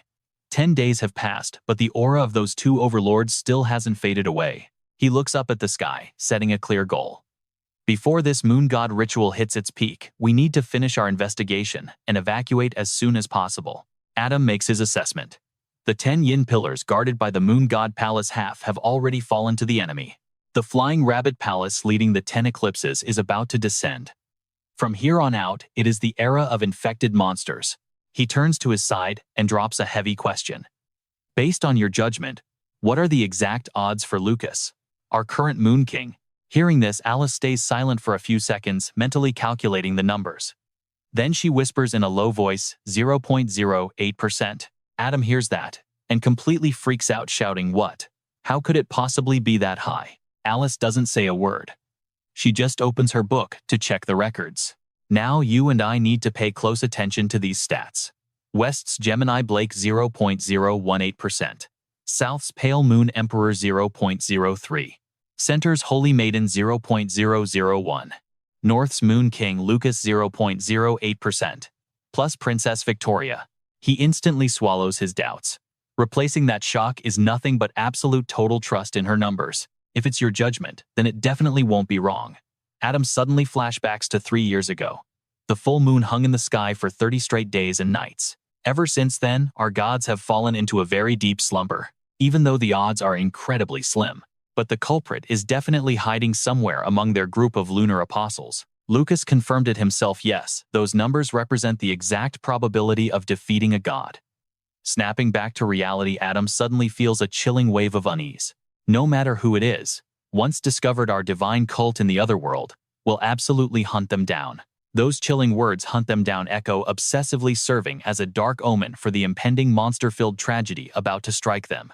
The scene shifts to a very simple tent, pitched right in the middle of a recently quieted ash-covered battlefield. 2 guards stand watch outside. Meanwhile, Lucas is lying down on an incredibly soft bed, his eyes squeezed shut like he's still trapped deep inside a dream. A few moments later, he very slowly flutters his eyelids open. The very first thing Lucas sees is Luna leaning over him. Turns out that super soft bed he was resting his head on, it was actually just her lap. Stick with me, guys, because this chaotic survival story is just getting started. Alright, you and I are jumping in. Huan Yu is shocked. Su Liang woke up. Before he processed it, she urged him. "You're up, get moving. You've been asleep for days." Su Liang just stared blankly, his eyes completely glued to her heavy bouncing chest. Without a single word, he just closed his eyes again, leaving Huan Yue totally baffled. Su Liang silently summoned the Book of the Moon. It instantly appeared. The beast status board popped up. Silverwing Moon Monarch updated. Emperor tier Moonlight type currently sealed. His level was too low. Unlocking it required raising his host tier to 7 stars, or gathering explosive energy from 100 billion low-level flash butterflies appearing all at once. The unlock conditions could actually be triggered temporarily. Low-level Moonlight Flash Butterflies. 137,422,834,056 of them. All locked in a sealed state. With his low tier, he couldn't summon them all. Full moons allowed 100,000 at once. Any other time, capped at a strict 10,000 limit. Mid-level Moonlight Jade-tailed Rabbit with waning moon physique. Plus the high-level Moonlight Lake Moon. He frowned, thinking hard. He assumed the Moon Book would be confiscated after their fight, but apparently they lacked the authority. Thinking he fell asleep again, Huan Yue flicked him hard on the forehead. "Hey, are you deaf?" With a massive bump throbbing on his forehead from the assault, he opened his eyes. He rolled over, burying his face into her thighs like a spoiled kid. Huan Yue was completely speechless at his ridiculous childish behavior. Still face down in her lap, he lazily asked how long he slept. Just then Yan Yue walked in, crossing her arms. 3 whole days. That sent Su Liang into sheer panic. He shot straight up, coughing awkwardly to hide his embarrassment. Su Liang felt dizzy watching this deadly stare-down between the 2 women. He internally groaned completely, forgetting Chen Xingyan Yue was here too. He waved his hands frantically to cover his shame, faking a calm tone. "Wait, what? What's the situation?" Huan Yue sat nearby and explained. "The school is rebuilding. The Northern Territory is peaceful. Now you and I need to hear this." Yan Yue cut in. The 7 stars appeared centrally, attacking the 10 dark pillars. The Moon God Palace has 2 weeks left. Su Liang listened closely to her next words. "If all 10 dark pillars break, the legendary guardian of the Flying Rabbit Palace will resurrect." She closed her eyes, speaking cryptically. "Then the true Moon God sacrifice will begin." He leaned forward, asking a very serious question. "Who exactly is this guardian?" Yan Yue sighed deeply. She led the 7 stars to hunt down the ultimate winner of the previous Moon God sacrifice. She pointed it out bluntly. Originally, the 8th of 12 moon palaces guarding the Flying Rabbit. Now she leads the 10 eclipses of extreme yin. Fu Xiu Bai Yu Qing. Her next sentence absolutely stunned Su Liang. And her master? That was the Moon King of the previous era. The revelation hit him like lightning. Su Liang's eyes went wide as he thought of someone. He flashed back to the bloodbath. Bodies scattered everywhere beneath a majestic throne at the top of the stairs, wondering to himself. Wasn't the final winner of the last Moon God sacrifice the strongest creature of the Moonlight attribute? Su Liang grew highly suspicious. Why would such a supreme being betray the Moon faction and lead the strongest dark extreme yin lineup? He scowled deeply, completely lost in his own intense thoughts. Wait, if she won last time, why mention resurrection? Su Liang firmly pressed the issue. Why was she sealed in the first place? Yan Yue blushed slightly, giving a vague answer. That, I really don't know. I have zero idea what happened after I fell into my deep slumber. Seeing her expression, he knew something was wrong. Why such a strong reaction? It was incredibly obvious she was hiding a huge secret. Meanwhile, Huan Yue puffed her cheeks, staring at Su Liang without blinking once. Feeling totally resentful, she wondered silently. Why is everyone so quiet? Did something happen between them while I was gone? In Dayun Zhuiyue's wild imagination, those two were holding hands looking absolutely happy together. Huan Yue racked her brain. Did she have her own secret? Unconsciously, she clenched her fists. Moments later, a scream of pure agony echoed from the tent, scaring the birds away in a panic. Su Liang stumbled out a clear footprint stamped right on his back. Hugging a tree, he whined. What did I do wrong this time? He looked back, holding a petty grudge. She hits way too hard. He totally missed someone being escorted away, just up ahead. Only after his tantrum did Su Liang actually notice the scene playing out. He saw a woman tied up with red ropes covered in dark ink stains. He instantly recognized her as the 9-turn jade scale. Her face covered in bloody scratches, she glared sideways at Su Liang, grinding her teeth in pure unfiltered rage. All right, you and I are diving in. Su Liang watches them shove Yulin constantly forward. They yell at Yulin to move faster. Su Liang turns his head, a dark, sorrowful look in his eyes. He is thinking hard. Since it was just a temporary contract, does that mean she will not die alongside the Black Moon Holy Mountain? Yi Wu steps up, little Gong Yue perched right on her shoulder. She bows. Lord Patriarch, we are about to head back to the Bua Empire. Seeing his total silence, she presses on. So what exactly is your next move? That single question makes Su Liang stop and think. His next move. His mind flashes back to that absolute bloodbath. Before this, his only goal was simply surviving the deadly war. He had not even planned for the aftermath. But suddenly, Yin Fei and her ridiculously arrogant face flashed through his mind. Boom. He has finally found his answer. Since he already declared war on the current moon goddess, his next target could not possibly be any clearer. Su Liang maps out a brand new plan. First step is powering up the squad. Then crush every enemy and reach the very end of the moon god temple. His eyes turned terrifyingly sharp, completely lost in thought. Only by doing all that can he step right up to that arrogant goddess and drag her forcefully off her throne. Meanwhile, a voice is frantically echoing in his ear. Lord Patriarch. Yi Wu tilts her head, calling him over and over. Lord Patriarch Su Liang snaps out of it and drops a bomb. Let me hitch a ride. She blinks, completely caught off guard. He scrambles for a random excuse, flashing a casual smile. I have never actually traveled to the Bu Empire before. Yi Wu just freezes. Her eyes go as wide as saucers. Left with absolutely zero choices, she awkwardly throws her hands up and agrees. Yes, sir. Hearing that, Su Liang turns away, rubbing his chin deep in thought. The Bu Empire is incredibly close to those ancient ruins from 3 years ago. He asks himself, if he goes back there again, can he finally uncover the real truth about what happened in the past? Standing right behind him, Yi Wu stares at Su Liang and his back. Something feels totally off. The Lord Patriarch seems very different somehow. She remembers his old super strict face. Then she compares it to that terrifying ice-cold apostle who used to stalk the very footsteps of the gods. And then she pictures his bright, radiant smile from just a second ago. Yi Wu instantly turns beet red. He has changed, she mutters. Cut to the northern region border. A massive bird spreads its wings, soaring straight across the open sky.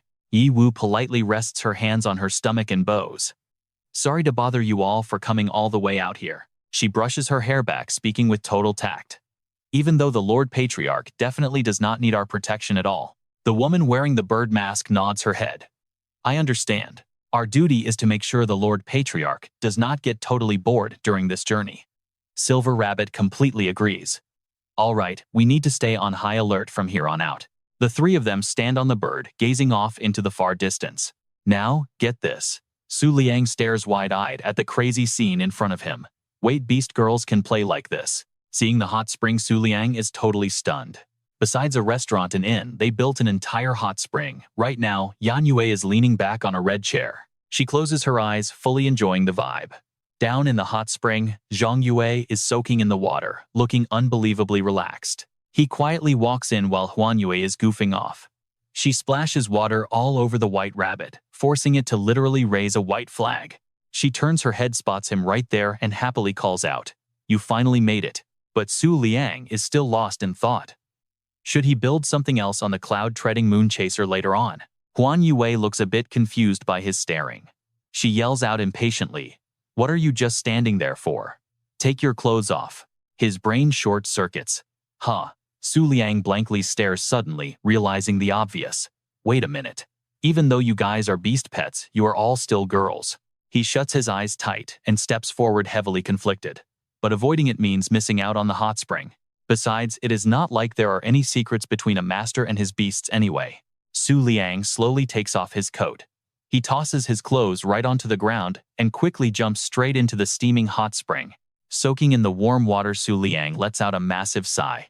So incredibly comfortable. Seeing him this happy but sitting so far away, a wildly bold idea suddenly pops straight into Huan Yue's head. Huan Yu slowly slides over toward him. Surprised, he immediately asks her, "What are you doing?" She gently touches Su Liang's cheek. Her eyes sparkle as she asks in a super teasing voice, "I read in a novel that guys and girls bathing together get embarrassed, right?" Huan Yu starts poking both his cheeks, completely complaining. "So why aren't you blushing with your heart beating out of your chest?" Su Liang just stares blankly. This dumb deer, he thinks. He narrows his eyes and explains. "Don't you run around completely naked in your beast form every single day anyway? Is there really a difference between being on land and being in the water?" Huan Yu rubs her chin, refusing to accept it. "No way, you are definitely just faking it." She swims all around him, inspecting every angle. "I need to check this out very carefully." Huan Yue stubbornly plots her next move. "I have to make sure he never gets to threaten me again with that cheesy line. Woman, you have successfully caught my attention, so you and I definitely cannot let this epic chance to find out his biggest secret slip away. All right, you and I are watching it slowly lift its front paw out the water. Boom, instant transformation. That paw becomes a slender hand reaching out for Su Liang. Huan Yue just shifted into an absolutely gorgeous girl right before our eyes. She crashes straight into his chest. Su Liang nervously catches her, his face turning completely red like a tomato. The guy is totally panicking on the inside right now. Hold on a second. Huan Yue is pressed right up against Su Liang. Her chest is literally touching his six-pack abs. He is so embarrassed, his entire body feels like it is on fire. His head is spinning. What in the world is happening here? Meanwhile, she just rests her cheek right on his chest and whispers. So weird. Why was she suddenly forced to turn into a human form? The next full moon is obviously still weeks away. Suddenly, Huan Yue opens her sparkling eyes wide, completely surprised by something as she speaks. "Ha!" Huan Yue looks down at her own chest, completely confused as she asks, "What are these?" She looks up at him, and Su Liang quickly turns his head to look away. But Huan Yue just keeps staring right at him, without blinking even once. She suddenly jumps straight up to her feet, which makes Su Liang even more embarrassed. Huan Yue takes the chance to press right up against him, smiling, as she demands, "Hurry, and tell me, what are these?" While Su Liang turns away with his face completely red, Huan Yue is having way too much fun teasing him. Is not this the stuff from those romance novels? Her hands are playfully touching his chest. So, the legendary Moon King is just like this, basically no different from a normal guy. Su Liang is still blushing super hard. He frowns and asks if she has some huge misunderstanding about the legendary Moon King. He says he is just a normal guy. Huan Yue gets suspicious and asks, "Hey, I clearly have the upper hand here. Why are you acting like that?" When he does not answer, she actually steps even closer to him and asks, "Should not your reaction be a little bit more dramatic right now?" Su Liang simply cannot take it anymore. He quickly grabs Huan Yue and shouts out loud, "Hey, stop messing around." She gets annoyed, struggling a bit before forcefully swatting his hand away from her. Then, whether it was an accident or not, his hand slips down and grabs her chest. Huan Yu immediately goes wide-eyed, her entire body freezing up completely.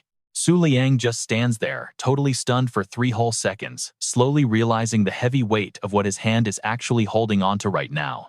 Huan Yue completely changes her tune, going from confused straight to full panic mode.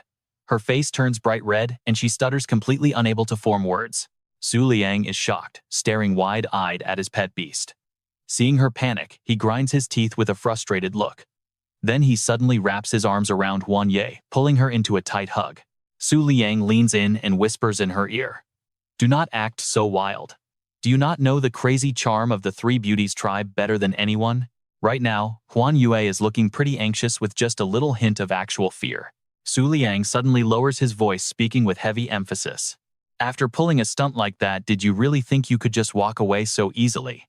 Now, you and I expect her to just scream out loud, but instead, Huan Yue opens her mouth super wide. Using all of her strength, she chomps down hard right onto Su Liang's shoulder. That bite makes him scream in absolute agony loud enough to bring the house down.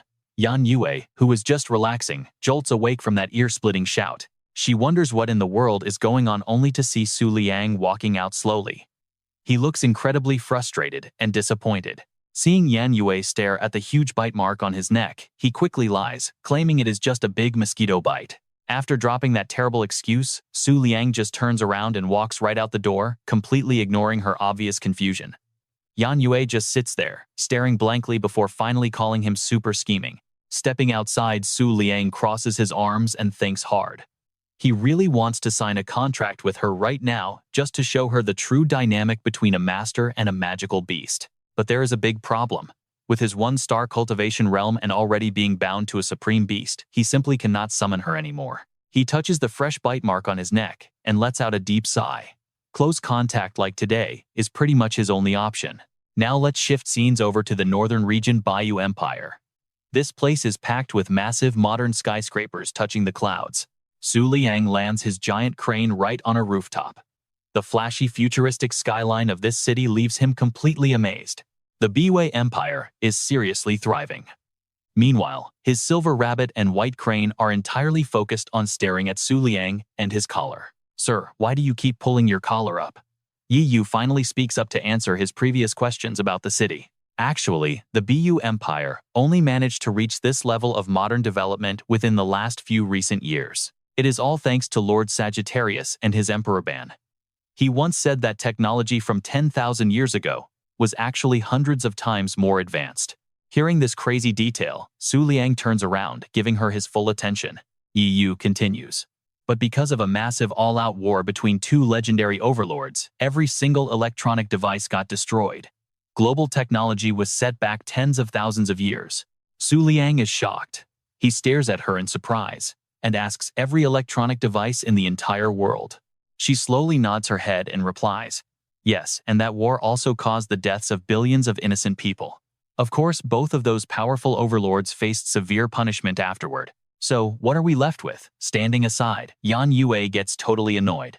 This idiot does not even know who those overlords are, yet he promised to recover my treasured sword. All right, you and I are about to see something wild. The Ice Empress actually showed up for this Moon God festival.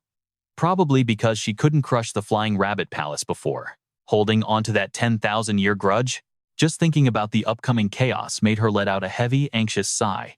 Su Liang, you really better stay out of this total mess, or else you are absolutely dead meat. Meanwhile, our main guy speaks up to the group. All right, we are going to explore on our own from here. You guys can just drop us off right at this spot. Suddenly, boom, a massive gust of wind erupts. Huan Yue shifts into her full beast form, letting Su Liang jump right onto her back. That crazy wind and dust combo left all the girls rubbing their stinging eyes. By the time the smoke finally clears, our boy is completely gone. Poof. Silver Rabbit just stares up at the empty sky, totally baffled. Speaking of which, do any of you actually remember the Moon King's original look? White Crane chimes right in. You mean the day the heavenly abyss appeared? Yi Wu nods along. How could anyone ever forget something like that? Silver Rabbit just shakes her head, totally exhausted. I seriously cannot imagine the great patriarch actually taking his pet beast out on a relaxing sightseeing tour. White Crane completely agrees. Seriously, I honestly thought the guy did not even possess basic human emotions anymore. Like a walking zombie. But Yi Wu, she reacts incredibly hard to that kind of talk. All right, just stop it right there. Not another word. Her voice gets heavy, remembering that exact day. The truth. The people who fear and respect the Moon King the most are not outsiders. It is us. We are the apostles who literally witnessed a miracle. Right now, her entire mind is filled with that one godlike image of Su Liang. Let's check out this white mountain range together. Cloaked in thick fog year-round, they call this eerie place the Northern Territory Heavenly Abyss. Down here, there is a massive bizarre-looking rift tearing through the earth. Staring straight down into that endless abyss, Su Liang speaks up. That is exactly why it is called the Twin Moon Sect. He turns to his two subordinates standing guard. I need to go inside for a bit. Make sure absolutely nobody follows me in. They immediately bow, locking down the area. But way off in the distance, 2 members of the cleanup crew are tracking Su Liang's every single move. One of them whispers from the shadows. Why would the Moon King suddenly show his face back in the Moon God Palace territory? The other guy replies, sounding highly suspicious. Princess Yun was supposed to have the best odds, but clearly something totally unexpected just went down. She claimed to have vaguely sensed the aura of a literal god. This guy's threat level way higher than Princess Yun could ever be. Da hears this, and immediately gets bold. All right, here is the plan. I will head in to investigate. You stay right here so we do not both get wiped out. Ling flinches, completely caught off guard. Wait, what? Da skips the long explanation and gives strict orders. If I die in there, you run immediately. Bump the Moon King's threat level straight to 100%. Then invade the other's dreams, rally our entire force right here in the north, and crush him together. Right now, Su Liang and Huan Yue are making their way down a narrow trail, sandwiched between 2 massive cliffs deep inside the heavenly abyss. He scans his surroundings quietly, wondering to himself. It is broad daylight, so why does the air in here feel so incredibly heavy and suffocating? Watching Su Liang quietly and cautiously analyzing every single shadow, Huan Yue speaks up from right behind him. What is wrong? Are we lost? He squeezes his eyes shut, his voice dropping low. No, I just have a terrible feeling about this. Something here is seriously off. With that said, Su Liang goes quiet and just keeps walking. His mind is absolutely racing. The Twin Moon Sect headquarters and the Jade Moon Empire are both extremely close by. If something seriously bad was going down, the Jade Moon Imperial Palace definitely would have noticed it by now. So, the two of them just keep pushing deeper into the dark, with Su Liang totally lost in his own chaotic survival thoughts. He might not remember a single thing right now, but tracing this original path should eventually lead them straight back to where his oldest memories began. He is absolutely convinced they will find some kind of solid clue down here. Seeing him so deep in thought, Huan Yue just stays quiet and lets out a heavy sigh. Wrapped up in that incredibly gloomy atmosphere, neither of them realizes the scary truth. Someone has been secretly tailing them from the shadows this entire time. That stalker, turns out, it is actually Ling. After tracking Su Liang from a totally safe distance, she calculates her move and casually snaps her fingers. Suddenly hovering right above the massive rift, something incredibly bizarre materializes out of thin air. It looks exactly like a giant pitch-black dome. And then, it plunges straight down into the steep ravine at terrifyingly fast speeds. Down in the ravine, Su Liang is quietly staring at the ground. It looks like the Twin Moon Sect kept this place completely locked down. Seriously, there is not even a single footprint here. Out of nowhere, he freezes. His eyes go wide in pure shock. Because he stopped without any warning, Huan Yue is not paying attention and crashes right into his back. Blinking and totally confused, she quickly asks him, "What is wrong?" But Su Liang is not paying attention to her at all. He is entirely locked onto the object right in front of him. How is this even possible? The mysterious object that left him completely frozen. It is a purple notebook just casually resting right there on the dirty ground, sitting just a few steps away. Su Liang's mind races. Why on earth is his old diary here? Flashback time. He suddenly remembers the exact moment he first crossed over to this world, still looking like a normal modern guy. Wait a second. Did he actually keep this thing on him the whole time? Is that why it survived? And then the amnesia hit. Completely confused and lost, he must have chucked it right here, before walking away. Just like that, his own personal diary was abandoned and left to rot in this creepy abyss. No more hesitation. Su Liang instantly dashes straight forward and makes a wild dive for that notebook. Stick with me here. Even though she doesn't understand anything, Huan Yue stays right behind Su Liang. Out of nowhere, a hand snatches the diary. A mysterious woman draped in a stunning red robe just appears. She clutches the notebook in her hands, her voice ringing out with pure joy. "I finally found it." The woman in red eagerly flips through the pages, eyes wide. She thinks this is the ultimate divine guidance left behind by the gods themselves. But the very next second, what she actually sees inside makes her freeze completely solid. The diary is just filled with scribbled English words and completely random, meaningless doodles. The woman stares at it, totally dumbfounded. She actually starts wondering if divine instructions are just supposed to be this complicated. As for Su Liang and Huan Yue, they are both absolutely shocked, seeing this red-robed woman show up out of nowhere. Sensing the danger, Huan Yue immediately dashes forward. She raises her voice and demands to know who this is. Meanwhile, Liang is tense, his mind racing. Even though he can't read her power level, his instincts are screaming at him. This woman is incredibly dangerous. He shouts out for Yue. In the blink of an eye, she fiercely materializes. The woman in red just stays silent, facing the blue blade and purple horn. No more words are exchanged. Yue, with a face as cold as ice, charges forward without a single trace of emotion. She leaps high into the air, slashing down with devastating force.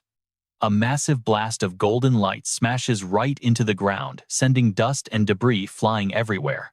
Liang watches closely, peering through the thick cloud of dust in absolute shock. What just happened? That attack actually felt surprisingly weak.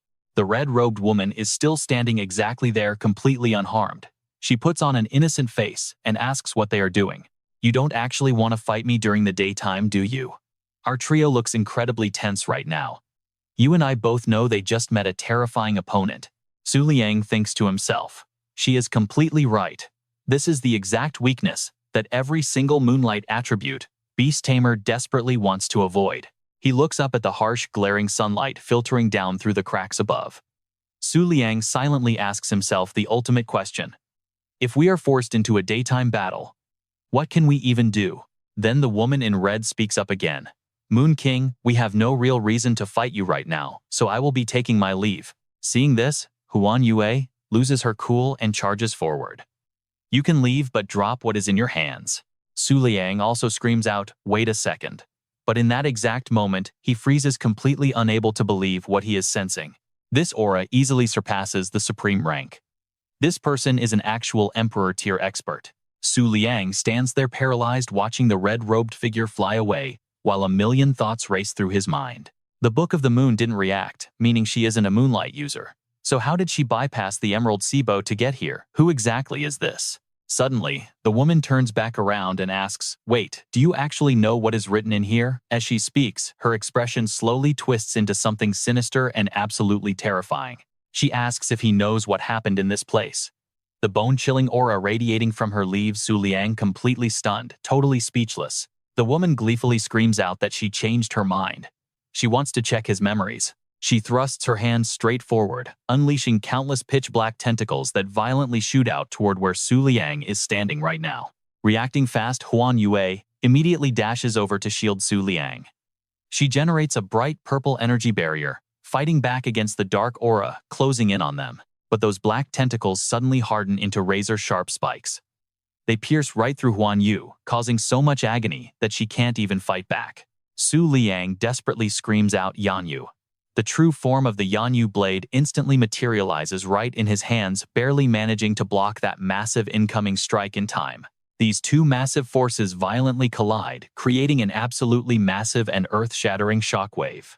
Liang gets blasted away to the side, coughing up violently. Having just narrowly escaped death, he shudders. If it wasn't for the unyielding trait of the Yanyu blade, he would have definitely been killed just now. The situation is pure chaos right now. Yue lies completely motionless on the ground. We can clearly see his absolute panic. How is this possible? That was just a random strike. While processing this, Liang desperately forces himself to stand up. Is this really the deadly price of facing an Emperor-tier expert during the daytime? The woman calmly speaks. Just give up, Moon King.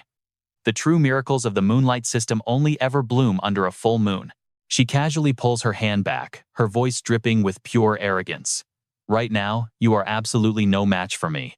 This woman in red is actually the master of the Beyond Divine cult Chu Waji. She slowly steps forward and says, do not expect any strokes of luck. The Archer Palace won't be able to detect a single thing happening right here. Huaji arrogantly boasts, this is the incredible divine grace bestowed upon us by the gods of the Beyond Divine cult. Even the mighty Holy Land itself cannot possibly observe our presence in this place. These words make Liang absolutely furious. He grits his teeth hard, taking a very deep breath just to regain his composure. Then he finally responds to her. You are completely right. Liang wipes the streak of blood off his face, speaking slowly with a highly provocative tone. But that is still no reason for you to enthusiastically treat my scribbled childhood doodles like some sort of divine masterpiece, right? It honestly makes you look incredibly brain dead. When Huaji first hears this insult, Her face instantly contorts with extreme irritation, completely unable to snap back. But shortly after, she flashes a smug, arrogant smile. As long as I can extract and read your memories, none of this will even matter. However, Huaji still has one unclear thing, so she asks, "Alright, let's break this down. If Su Liang had been here before, then coming back now means only one thing. The legendary Moon King actually lost a chunk of his memories." Hearing this, Su Liang freezes up entirely. Total panic hits him. His eyes widen in shock, completely speechless. And honestly, seeing his terrified reaction leaves Huaji absolutely stunned too. Her voice starts to tremble. Tears randomly spill from her eyes as rage takes over. "So that's how it is. You did this." Huaji covers her face, completely sobbing. She screams that she witnessed that absolute horror with her own two eyes, only losing a fraction of her memories. This means he totally forgot everything. Seeing her suddenly burst into intense tears leaves Su Liang super confused. He just stands there in silence, watching her with his guard completely up. After crying her eyes out, Huaji screams in pure rage. From this moment on, the Spider Lily cult will fight the Twin Moon cult to the bitter end. She points her finger right at Su Liang's face and yells at him. "And also, I seventh dream Chu Huaji will end you right here," and with that, her intense declaration of war is official. She unleashes a massive scream. Insane dark power erupts outward, totally shredding her clothes in an instant. It reveals her stunning figure. But wait, there are literal monstrous mouths creeping all over her skin. On top of that, a massive ancient red maple tree suddenly manifests right behind her. Su Liang finds this oddly amusing. He thinks to himself that the real reason behind his amnesia is finally clear. Though yeah, this current deadly situation looks incredibly hopeless. Huaji stops talking and just points her finger, firing an attack straight at him. The massive red maple tree obeys. It violently erupts with blazing energy, sending fiery red leaves flying everywhere, before twisting into a colossal ultra-fast tornado of pure destruction. Facing this insane attack, Su Liang can only grip his sinking star crescent blade tight, bracing for the brutal impact. But literally a split second before that deadly tornado rips into him, Huan Yue dashes in, throwing herself right in front of him. She unleashes a massive wave of energy, trying everything she can to block that furious red leaf tornado. Boom, a gigantic shockwave absolutely shreds the ground, plowing up rocks everywhere. Su Liang gets thrown to the side, while Huan Yue struggles, barely managing to land safely on her feet. He slowly opens his eyes, staring through the thick dust cloud. He can see her silhouette, still standing up against the blast. When the smoke finally clears, the brutal reality hits. Huan Yue is covered in deep scratches, her clothes completely shredded. She just can't hold herself up anymore. She instantly collapses right in front of Su Liang, completely unconscious. And then he watches the mystical purple stone on her head hit the ground and shatter into pieces. Su Liang reaches his hand out, firmly grabbing his sinking star crescent blade. His grip on the blade tightens immensely. His hand starts shaking from pure, unfiltered rage as he growls out one word: "You." Furious, Su Liang wildly swings his heavy blade, launching countless powerful blue moonlight slashes right at her. But facing this crazy counterattack, Huaji just stands in one spot, totally unbothered. Somehow, every single one of his desperate strikes completely misses her body. Huaji squints her eyes, secretly wondering to herself, was that attack just my imagination? She glances down at Huan Yue's unconscious body, totally confused. Did this girl seriously pass out before my attack, even critically injured her? Huaji coldly snaps her fingers, launching another brutal attack. Su Liang takes the heavy hit straight on, letting out a super painful cry. But nope, that strike isn't enough to kill Su Liang. Even though he's literally coughing up blood, he refuses to stay down. He firmly plants his feet, still gripping his blade like his life depends on it. Su Liang gets totally frustrated. Because it's daytime, the power gap between them is absolutely massive. He's the absolute peak of the moonlight element, fighting a normal elemental emperor. Yet somehow he doesn't even have the strength to fight back right now. Huaji laughs, totally mocking him.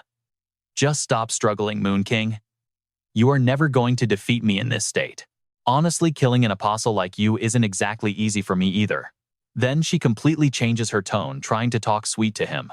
Even if our bitter grudge from 3 years ago is real, I'm willing to step back for now. I can wait for my revenge. Huaji gives this sickeningly bright smile. So be a good boy and show me your memories. Don't you want to know what really happened back then too? Su Liang doesn't even bother replying. He just forces his broken body to stand up straight. With a dead-cold stare, he raises his giant crescent blade and points it directly at her. Huaji scoffs with total contempt. Fine, then the negotiation has failed. Now watch closely, guys. She slowly starts walking right toward where he's standing. But literally in the blink of an eye, Su Liang realizes she teleported. She's suddenly right in front of him, barely an arm's length away. Suddenly, a massive, horrifying mouth on Huaji's chest rips wide open. Worse, it shoots out a disgusting pitch-black tentacle right at him.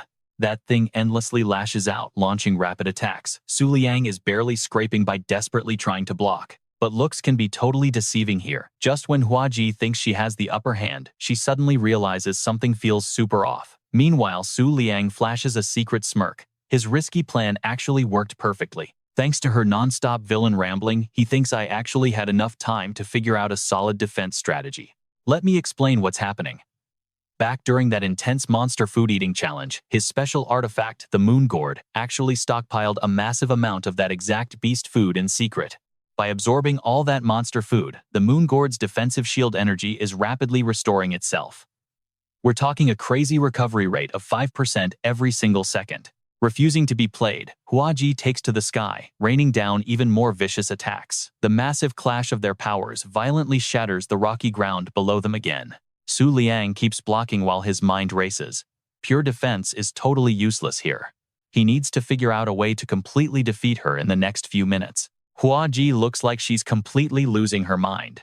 This is absolutely impossible. Now, even more horrifying mouths are manifesting all over her body. You and I both know what that means. This pure madness is only making Huaji's combat power insanely deadly. You and I are jumping straight into the action. Su Liang fights back hard, but his earlier confidence completely replaced by sheer panic right now. These attacks are just too fast and brutal. His hands are literally about to cramp up from the pressure. Spotting a tiny opening in his defense, one of the tentacles seizes the chance and shoots straight forward. It's aiming to snatch the heavy star crescent blade right out of Su Liang's grip. But the blade actually reacts on its own. It flies right up and delivers a massive physical blow directly to the tentacle. Su Liang is totally stunned. The weapon is moving by itself. A ghostly hand reaches out, gripping the hilt right alongside his. Turns out this is Yan Yu, the living spirit inside the blade itself. Seeing him still completely dazed, she speaks up. Didn't you say you still had someone you needed to save? Just focus on the battle. And so, the brutal fight rages on. Even after getting blasted backward and violently smashed against the solid cliff face multiple times, his iron will to fight doesn't waver. Because he is just so incredibly stubborn, Huaji is getting absolutely furious. This time, it isn't just one or two mouths. She unleashes an all-out attack using every single horrific mouth covering her entire body. This overwhelming burst of power blasts him backward. Su Liang struggles wildly while tangled inside this terrifying mess of tentacles, realizing with absolute dread that her attack speed just increased. Huaji laughs with wild arrogance. How does that feel? You still can't defend yourself. At the end of the day, he's just an ordinary human. A pathetic puppet for the Golden Butterfly Palace. The Overlord would never die here with him, so he should just give up. But right at this exact moment, the Yanyue blade suddenly erupts with a magnificent magical glow. This insane sight leaves her completely speechless.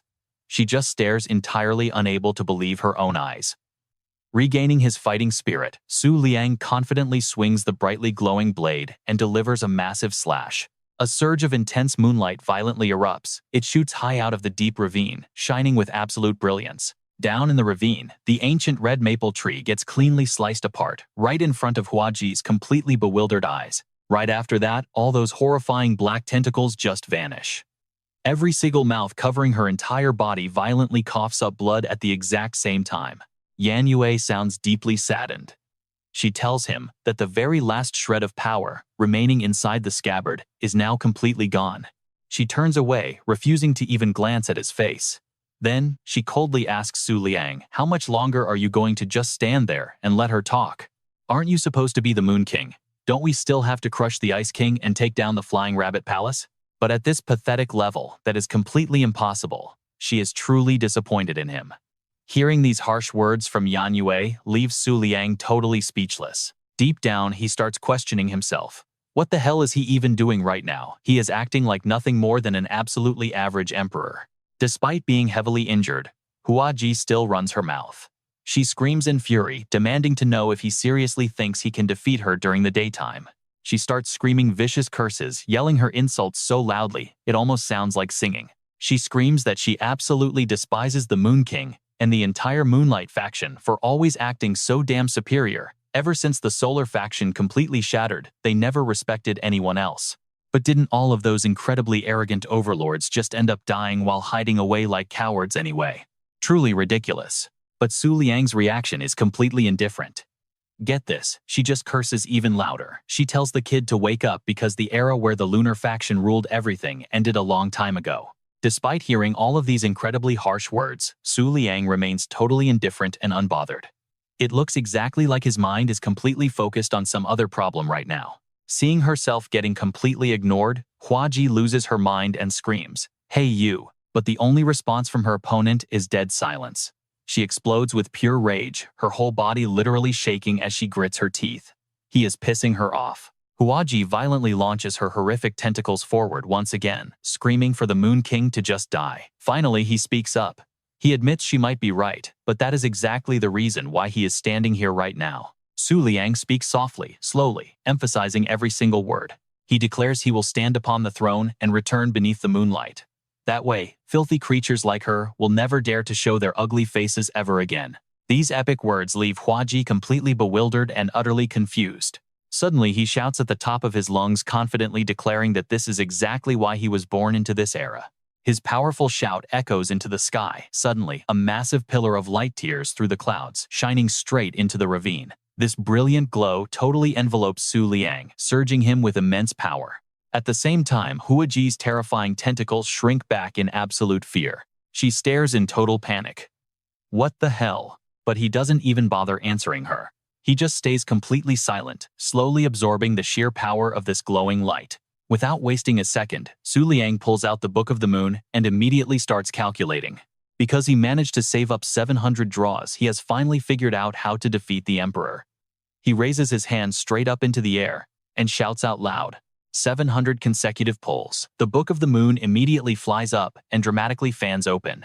The system inside Su Liang's mind chimes in, announcing that a brand new beast has been unlocked.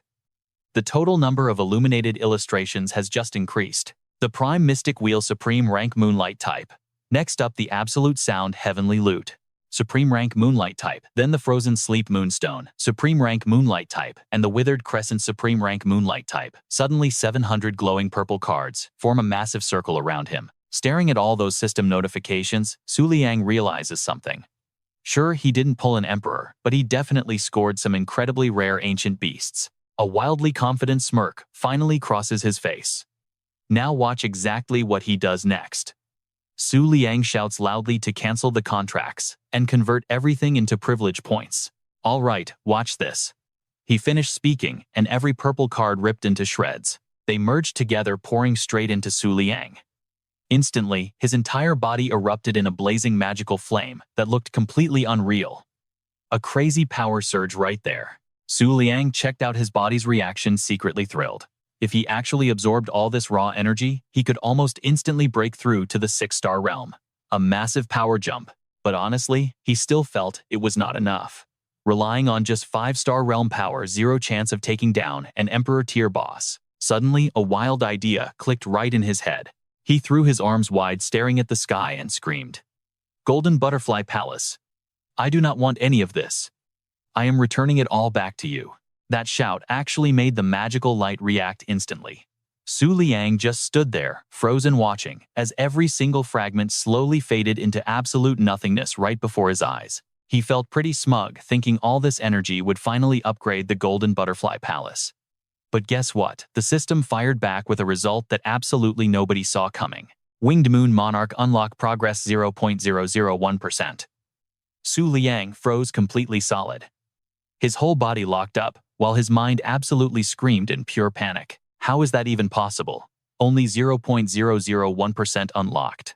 This thing's appetite is just insanely massive. He stared down at his shaking hands, totally freaking out. The energy was completely gone. Right now, he felt like an absolute clown standing there. Meanwhile, Hua Ji took her fighting stance, totally ready to strike. But suddenly, something else manifested that made her eyes widen in absolute jaw-dropping shock. A massive stream of light crashed down from the sky, landing right where Su Liang stood. Honestly, even he was totally caught off guard by this wild twist. Turns out the Golden Butterfly Palace did not absorb it. It was actually those 100 billion flash butterflies from earlier soaking it all up. So that blinding light was completely made by them. Even space and time started warping around the area.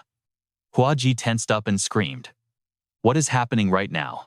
Why did it get pitch black so fast? She looked up and spotted a massive moon hanging there. What in the world? Is the moon actually rising? She glanced back at Su Liang, totally panicking inside. He literally forced the weather to change by himself. There is no way this guy is just some basic apostle. And right now, Su Liang wore the ultimate smirk of an absolute winner. I warned you. If you just handed over my diary, things would not have gone this far. Right as he spoke, a brutal beam of light pierced straight through Huaji's heart. Then that light violently exploded outward. The massive ancient tree nearby was instantly completely split right in half. Every single tentacle on Huaji started fading away. Her whole body dissolved into falling red leaves. Right before turning to ash, she smiled faintly and whispered, "Moon King, I win." With those final words, Huaji vanished completely into nothingness. Only scattered red leaves were left drifting everywhere around them. Su Liang just stood there watching the red smoke slowly drift away from the canyon. He let out a heavy sigh, looking pretty annoyed. You literally just vaporized. How did you even win? Seeing the coast was clear, Su Liang finally relaxed, sat down and complained. I am exhausted. He just collapsed onto the dirt, closing his eyes to rest. Gonna lie here for a minute, before doing anything else. But suddenly, an unknown voice echoed out of nowhere, snapping Su Liang awake. That is right. We totally won. All right, you and I need to pay attention now. From behind the cliff, a girl wearing a black dress slowly stepped out. This was Jumeng's sister of Huji. She walked up to a single red leaf resting in the blood pool and spoke. Seventh sister, you predicted this whole thing absolutely perfectly. Good thing you made me hide in the shadows early on. Because if we showed up together, he definitely would have wiped both of us out completely. That is exactly why she stayed hidden. Even watching her sister get completely blasted to ashes, she could not blow her cover no matter how badly she wanted to. Right then, her totally sad expression vanished, replaced by a super smug smile. But looking at things now, there is basically zero reason for us to lose this fight. Jumeng stepped towards Su Liang, looking absolutely fearless and dripping with pure contempt. She mocked him, saying, even if you somehow surpass the apostle realm, this whole thing is already over. She basically declared that the so-called invincible Moon King was definitely dying right here. Hearing her talk trash, Su Liang was obviously furious. But honestly, the guy was running completely on empty and fading fast. She was just about to close the distance when Huan Yue's voice suddenly broke the silence. Seriously, what in the world is going on? Why is the moon out right now? Hearing that, Jumeng curiously turned her head to look. Huan Yue groggily woke up her brain, completely flooded with a million questions. Did I seriously sleep straight into the night? Still totally dazed, she suddenly locked eyes with a stranger staring right at her. Then she noticed Jumeng looming over a completely exhausted Su Liang. Clearly, this random girl was up to no good at all. Huan Yue instantly panicked and shifted right into a defensive stance. She knew immediately this woman was not human. She was definitely another emperor-tier boss. Jumeng just stared right back at Huan Yue, with heavy judgment. After a solid second, she let out a huge sigh and totally mocked her. Watching that last battle pretty much confirmed it. This dear girl's threat level is absolutely zero.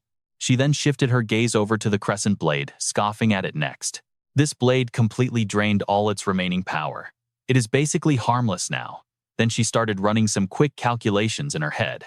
Honestly, the only real problem left on the board is the overlord of the Archer Palace. Waiting for it to land takes 5 minutes. Actually, no. That overlord ignores normal logic.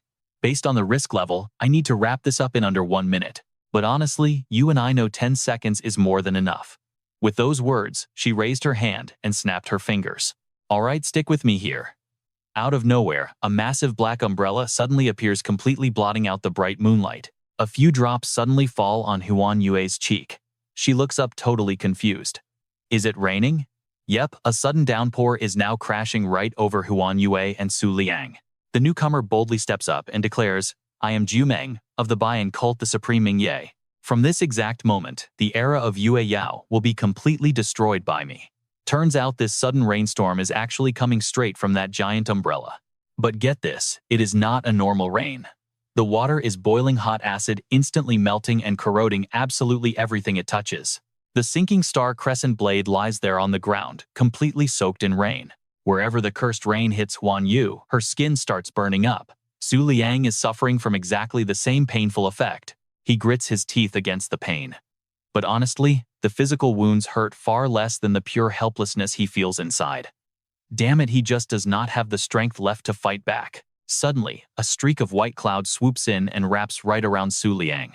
In just the blink of an eye, he is teleported completely out of Jumeng's line of sight. She recognizes it instantly.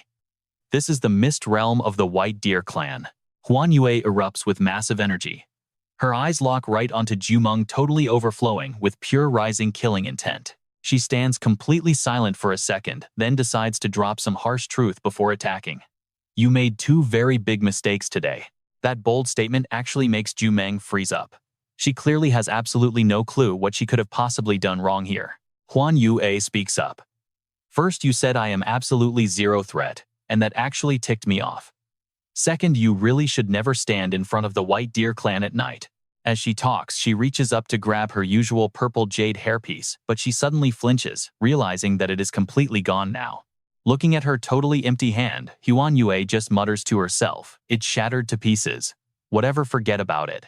Now watch this closely. Our gorgeous hero never runs out of magical weapons. Her eyes start glowing bright pinkish purple. She grabs her chest and wildly enough she pulls two massive divine swords straight out of her own cleavage. These are absolutely no ordinary twin blades. One is named Wu Xiang, and the other one is called Yunji. But even this insane move does not scare Jumeng at all. She just bursts out laughing and sneers. That is some really big talk. Jumeng throws her hands wide and screams, "Just a supreme tear, and you dare run your mouth." Those fatal acid raindrops suddenly turn pitch black dark as heavily polluted river water. Following her command, they violently change direction mid-air, all swarming straight toward Huan Yue at the exact same time. But in a single flash, her entire body just gently fades away like a puff of mist. This visual catches Jumeng completely off guard. She vanished. While she is still trying to figure out how her enemy disappeared, her own arm suddenly gets sliced into 3 brutal pieces. Jumeng starts panicking hard inside. How is this even possible? Just seconds ago, Huan Yu could not even touch a single hair on her head. This totally unanswerable mystery makes Jumeng panic even harder with every passing second. I cannot even track a single one of her movements anymore. Even now, Jumeng simply refuses to believe what just happened to her. Her enemy's aura is clearly just supreme tier, so what in the world is going so wrong here? Gripping her twin swords, Huan Yue looks completely deadly and serious.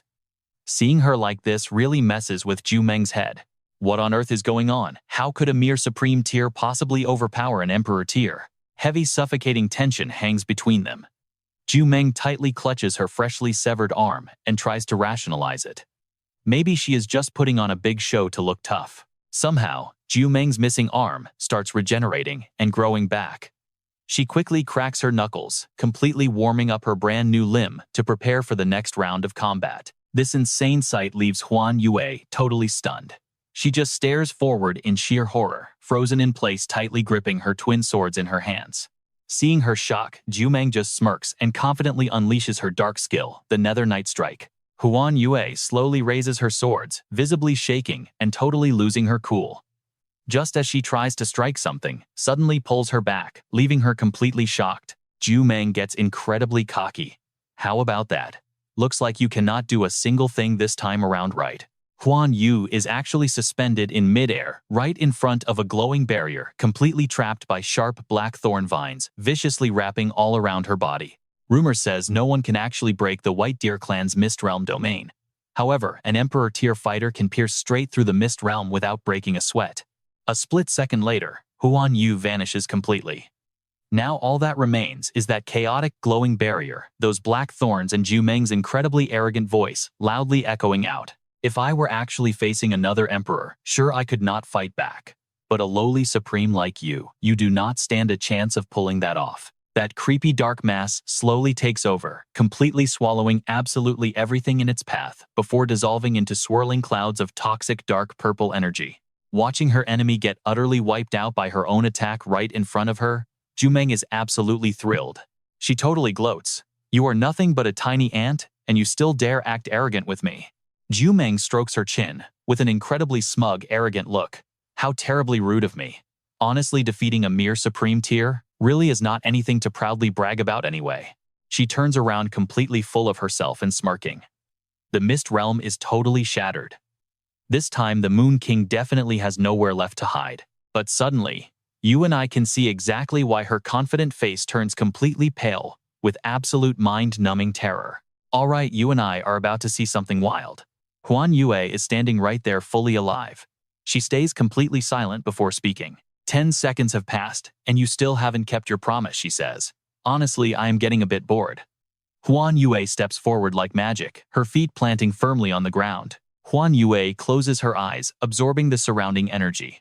Right now, a massive wave of divine power completely overflows around her. Huan Yue opens her eyes with zero emotion. You know what? Even though my mother is dead, she would be absolutely furious if this heirloom she left me was destroyed. If she gets mad, the consequences will be severe. Jumeng turns pale, sweating in absolute terror. Her mind races, realizing this is the complete Fog Realm shuttle technique. Huan Yue slowly steps closer to her, keeping that freezing tone.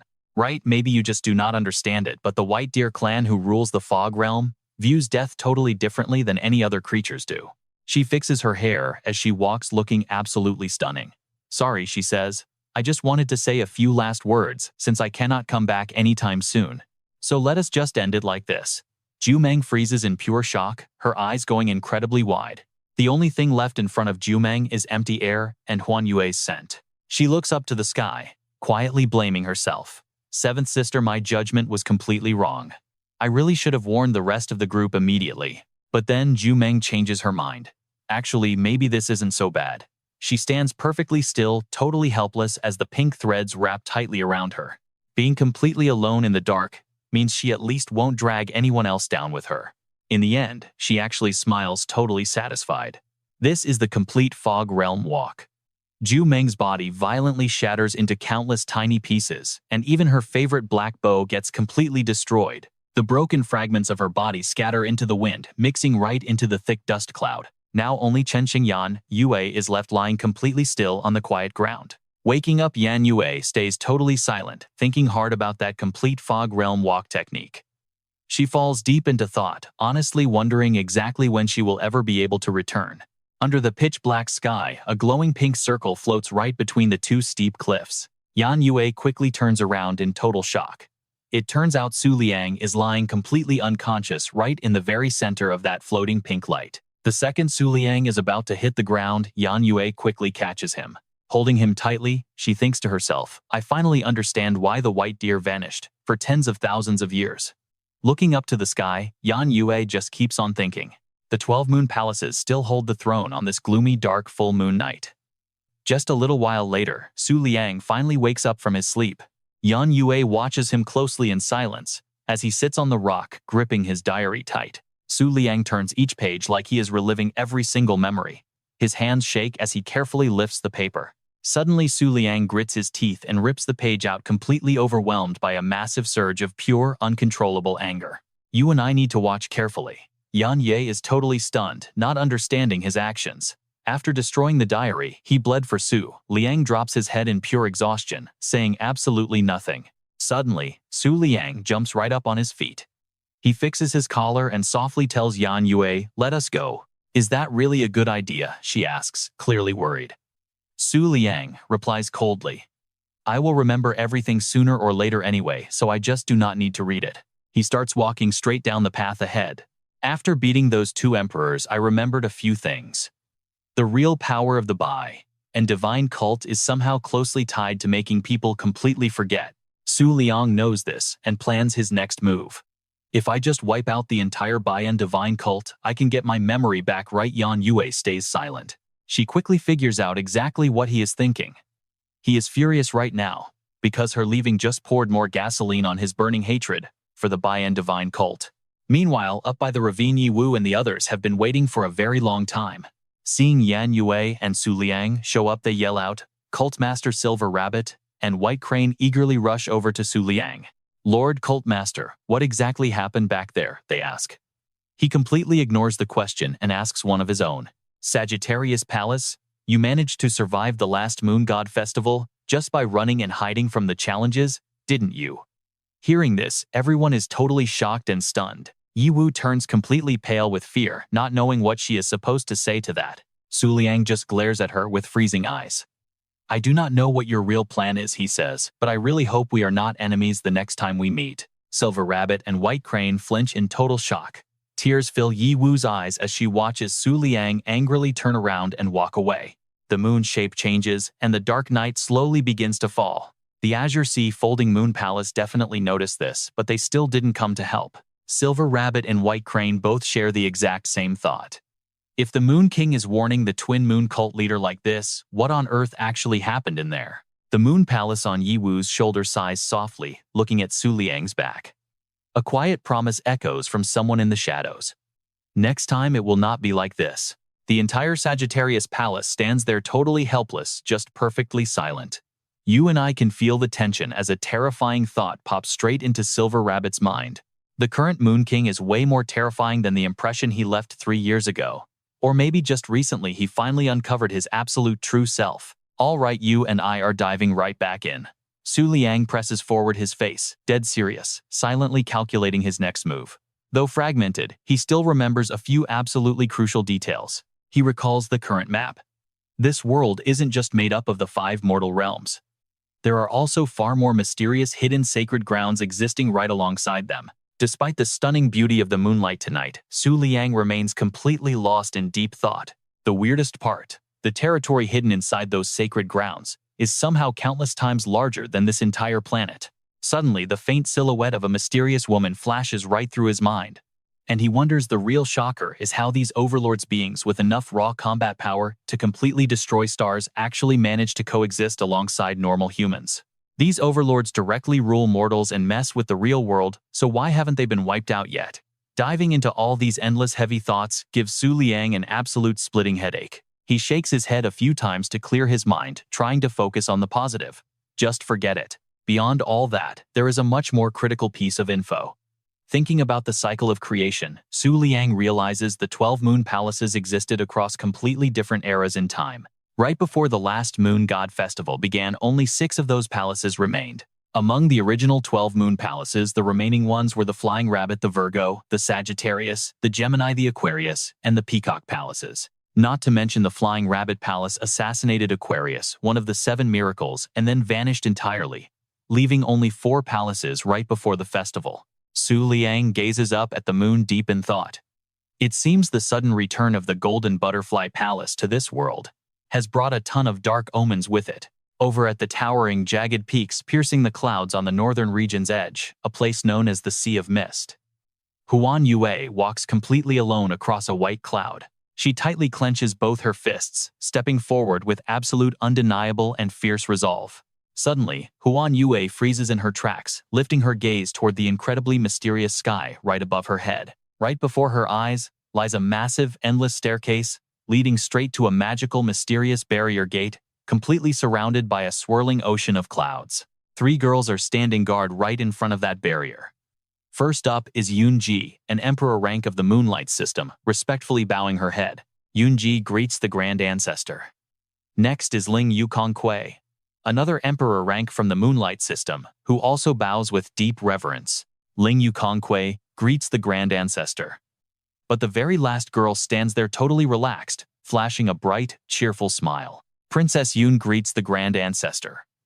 Huan Yue slowly approaches the Grand Gate, while her 2 loyal subordinates remain respectfully bowed. Princess Yun happily trails right behind her, chattering away without taking a single breath. Grand Ancestor, tell me, have you awakened your bloodline memories yet? Because according to our agreement, we really need to sign that contract right now. We want to represent the White Deer clan in this Moon God Festival and crush everyone holding the 7 profounds. Huan Yue doesn't answer, staying completely silent for a moment. Princess Yun just keeps babbling away from behind. The Great Azure Moon Emperor, the Western Region Gemini, and the Moon King are all our enemies. But with you and the White Deer bloodline, we will easily win. But Huan Yue remains completely unfazed, absolutely refusing to speak until she finally realizes this annoying brat won't shut up unless she actually gets some kind of response. Guan Yue coldly shoots back exactly one single word scram. This brutal rejection leaves Princess Yun completely humiliated, standing there utterly speechless without another word to say. Both Yun Ji and Ling Yu are just as completely caught off guard. Princess Yun drops her cheerful smile and quickly asks with heavy suspicion, "Why are you so angry? Did something terrible happen over in the real world?" She lets out a very long dramatic sigh before happily jogging right inside anyway. Whatever, just forget it, there is still plenty of time anyway. She is Princess Yun, a powerful hybrid of human and beast, sitting at nearly the 9-star realm. The princess quickly reassures herself that she can just slowly build their bond later on. Meanwhile, you and I need to look beneath the crescent moon at the Moon God Palace. These moonlight overlords have absolutely dominated the central region for thousands of years. Zhao Yue sits comfortably on the highest throne. For some strange reason, every single core member of this main faction is an incredibly beautiful young woman. There are plenty of wild rumors surrounding this place. Word says that whenever any male is born here, even hybrids, they get instantly exiled far away to the southern and western branches. There is an entire area filled with towering pillars, and some of them have massive chains tightly wrapped right around them. Even though the Flying Rabbit Palace seized the Moon God Emperor's throne, the Moon God Palace sealed them beneath the 10 yin pillars suppressed by saints and past pillar concubines. That specific pillar, completely wrapped in chains, is actively absorbing intense golden lightning strikes falling from the sky. But right now, at the 6th sealed pillar inside the Moon God Palace, those lightning bolts are multiplying like absolute crazy, violently crashing straight down into that center pillar. 2 sisters from the Moon God Palace stand there absolutely terrified. Hurry up and sound the alarm. One of the massive chain links on the pillar has completely snapped. Right after that, the brilliant light dragon finally makes its grand appearance. It coils tightly around the pillar and unleashes a deafening roar. This beast is known as the Emperor rank Radiant Moonlight Dragon, one of the 7 stars circling the moon. Glaring down at the weak girls holding each other up, the dragon scolds them with a deep voice.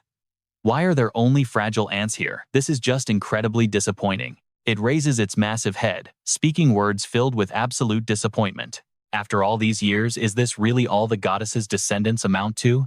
All right, you and I are dropping right into the chaos. Down below, the crowd frantically reassures each other. Lord Lu Fei is coming, just hold on.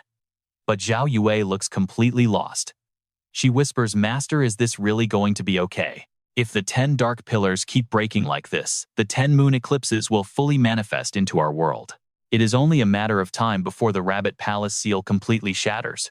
Meanwhile, the light dragon just sits there looking absolutely depressed about the whole thing. Suddenly, a mysterious voice echoes through the empty space, calling out to Zhao Yue. "Do not worry. I will handle this myself." She squints, totally full of disbelief. Really, her suspicion is valid. She still remembers her childhood trauma. "You are not going to trick me into buying those weird orange comic books for you like when I was 6, are you? If it was just that one time, fine. But nope, she has been scammed by this guy over and over again." Completely losing her trust, Zhao Yue sighs. "Or are you going to trick me into scrubbing your back in the bath every single day?" Ignoring her obvious glare of disgust, the dragon replies with rock-solid confidence. "I am serious." Zhao Yue just lets out a heavy sigh. "I will trust you one last time. I am leaving." She turns around. "Master, by the way, all my cultivation resources literally vanished into thin air." "Where did they go?" The light dragon just shrugs. "I ate them. Think of it as a little snack." She storms off, leaving everyone else behind with that wildly roaring light dragon. Cut to a gorgeous blue sky filled with fluffy white clouds. Gliding through the air is a massive Moonlight Tier C Leviathan whale. It is basically a public transit airship run exclusively by the Elite 3 Kings Spring Holy Land. Inside this flying Leviathan, pure luxury. The interior is absolutely gorgeous and fully loaded. A beautiful woman stands by the giant window, quietly enjoying the scenery with her daughter. Suddenly, a glowing radiant butterfly flutters right past them. The little girl happily chases the glowing golden bug. "Mom, look at this. The butterfly is so pretty." The butterfly dances forward, eventually landing softly on a white sleeve. And who does that sleeve belong to? None other than our main guy, Liang. He has his hood pulled way up, desperately trying to hide his identity. Countless golden butterflies quietly circle around him. Nearby, a few girls glance at Liang, who is basically brooding in the corner by himself. They start whispering, "What is his deal? Radiant butterflies and white hair. Is he trying to cosplay the Moon King? Ever since the news broke about the 8-winged moon monarch showing up, the Moon King fan club has completely exploded in numbers. But the real king is stationed up in the northern region. Why would he travel central? So this guy must just be a crazy superfan, right? Despite the swarming butterflies and the totally obvious gossip, Liang just keeps his head down in complete silence. He forces a bitter smile. Do these people never consider that I might actually be the Moon King? Suddenly, a voice whispers directly into Liang's ear. Have you made your choice? It is not too late to turn back now. Turns out Yan Yue is hiding in stealth, right beside him. If word leaks that he is heading to the central region alone, every single Moonlight faction out there will strike with deadly ambition. Liang lets out a breath. It is not that I distrust Sagittarius Palace. I know she has her own hidden agenda, but overall she will not actively harm me. The real issue, staying up in the northern region, is completely pointless for me now. As he explains this, his own recent memories flash by. A few days ago, one of the 4 moon generals finally sent a letter back. They found a fast track to break through my cultivation realm. They told me to meet up with them out in the central region. Liang pictures a heavily cloaked figure. A shadowy black rabbit flickers across the floor. If my restored memories are right, that guy used to work directly under the Aquarius Palace. He swore a blood oath against the lunar camp, so I can definitely trust him. He goes dead silent, deep in thought. To keep my cover, I need this mask to hide my eyes, relying purely on the radiant butterfly's vision to scout ahead. Liang scans the ship through his bugs. Honestly, compared to limited human eyesight, tapping into the butterfly vision is way more convenient and useful for stealth. He can literally see everything, from the lower kitchens all the way up to the pool. Staring up at the perfectly peaceful blue sky, Liang quietly tells himself, the top priority right now, team up with the 4 moon generals. I need enough raw power to bring the 8-winged moon monarch back onto the field. He thinks about Hua Yue's delicate silhouette. The cloud chaser artifact is gone, and honestly, it might take years before it can ever be restored. Next, Liang worries about Yan Yu. The leftover energy inside the sinking star blade's scabbard is completely tapped out, empty. Then he checks his own stash. Not good. All the accumulated gacha draws he saved up in the Book of the Moon completely burned through. Liang's face goes pale. He forces a laugh. Seriously, if I run into another Emperor-tier enemy right now, am I just writing my suicide note on the spot? Suddenly, the giant sea leviathan starts blowing thick smoke. It is totally losing course. Now here is where you and I notice the panic setting in. Passengers feel the violent shaking. What is going on? Are we crashing? This makes zero sense. The flight from the central region up north should easily take double this time. Fear instantly grips the passengers. A pink-haired woman looks around in total panic. We didn't just accidentally fly directly over the 10 Dark Pillars battlefield, did we? The guy next to her reassures her. Relax. Even if the 7 moon stars and the Moon God Palace go to full-scale war, they legally cannot block a Holy Land airship. But literally seconds later, boom, a blinding golden light smashes right into the sea leviathan, violently tipping the entire ship sideways. The sea halberd beast is completely wrecked, opening its jaws to unleash an agonizing, deafening roar. At this point, nobody can even stand on this wildly tilting ship. Some poor souls are actually getting tossed straight overboard into the chaos. Tucked away in a dark corner, Liang clumsily forces himself up. His eyes are wide with pure terror. Seriously, what are the odds? That terrifying pressure. It is clearly a massive sphere radiating dark energy heading straight for the sea halberd beast. Emperor Liang simply cannot believe his own eyes. No way, right? Is his luck really this terribly bad? Meanwhile, some people are getting furious. Passengers point right at that dark sphere and start cursing loudly. Who in their right mind dares to attack the sacred temple's flying ship? You belong to the Moon God Palace. A weak little Moonlight user actually dares to attack a water beast tamer. The 3 Kings Spring will definitely not let you off the hook. That dark sphere quickly fires back. No need to panic. I am not from the Moon God Palace or the 7 stars, and I have zero intention of provoking the 3 Kings Spring Holy Land. Surrounded by floating butterflies, Liang tenses up as he listens to the sphere speak. It claims to be one of the 9 dreams from the Beyond God cult. From this exact moment forward, any traveler trying to leave the northern region must pass my personal inspection before they can even think about crossing. As soon as those words drop, intense, dark purple gas begins spilling wildly out of the sphere. Do not worry, I will erase everyone's memory. Just treat this like a very short nightmare. By now, the terrified passengers have already collapsed onto the floor, coughing violently. While absolutely everyone else crumbles down to the cold floor, Liang is actually wrapped safely in a protective barrier of glowing blue light. He stays perfectly conscious and watches closely. Chu Huaji and Wushang Mingye were already brutally killed during the earlier battle. The goal is officially set in the northern region to uncover the real truth without any hesitation. Liang lowers his head, muttering softly as the butterflies seemingly understand and fly away. Liang is probably starting to lose his consciousness too. Let me dig into your memories. How exactly did those guys end up dead in the first place? What in the world happened 3 years ago? He finally drops to the floor, his eyes slowly sliding shut as heavy doubt completely consumes him. And has anyone else here actually lost their memories? Suddenly, a vision of an ancient house surrounded by a massive field of crimson beyond flowers completely materializes. Now you and I need to pause here. The Bian God cult is a name totally erased from the world's memory. Tens of thousands of years ago, this very cult dominated everything. The cult even had a terrifying guardian deity operating under the secret codename Bian.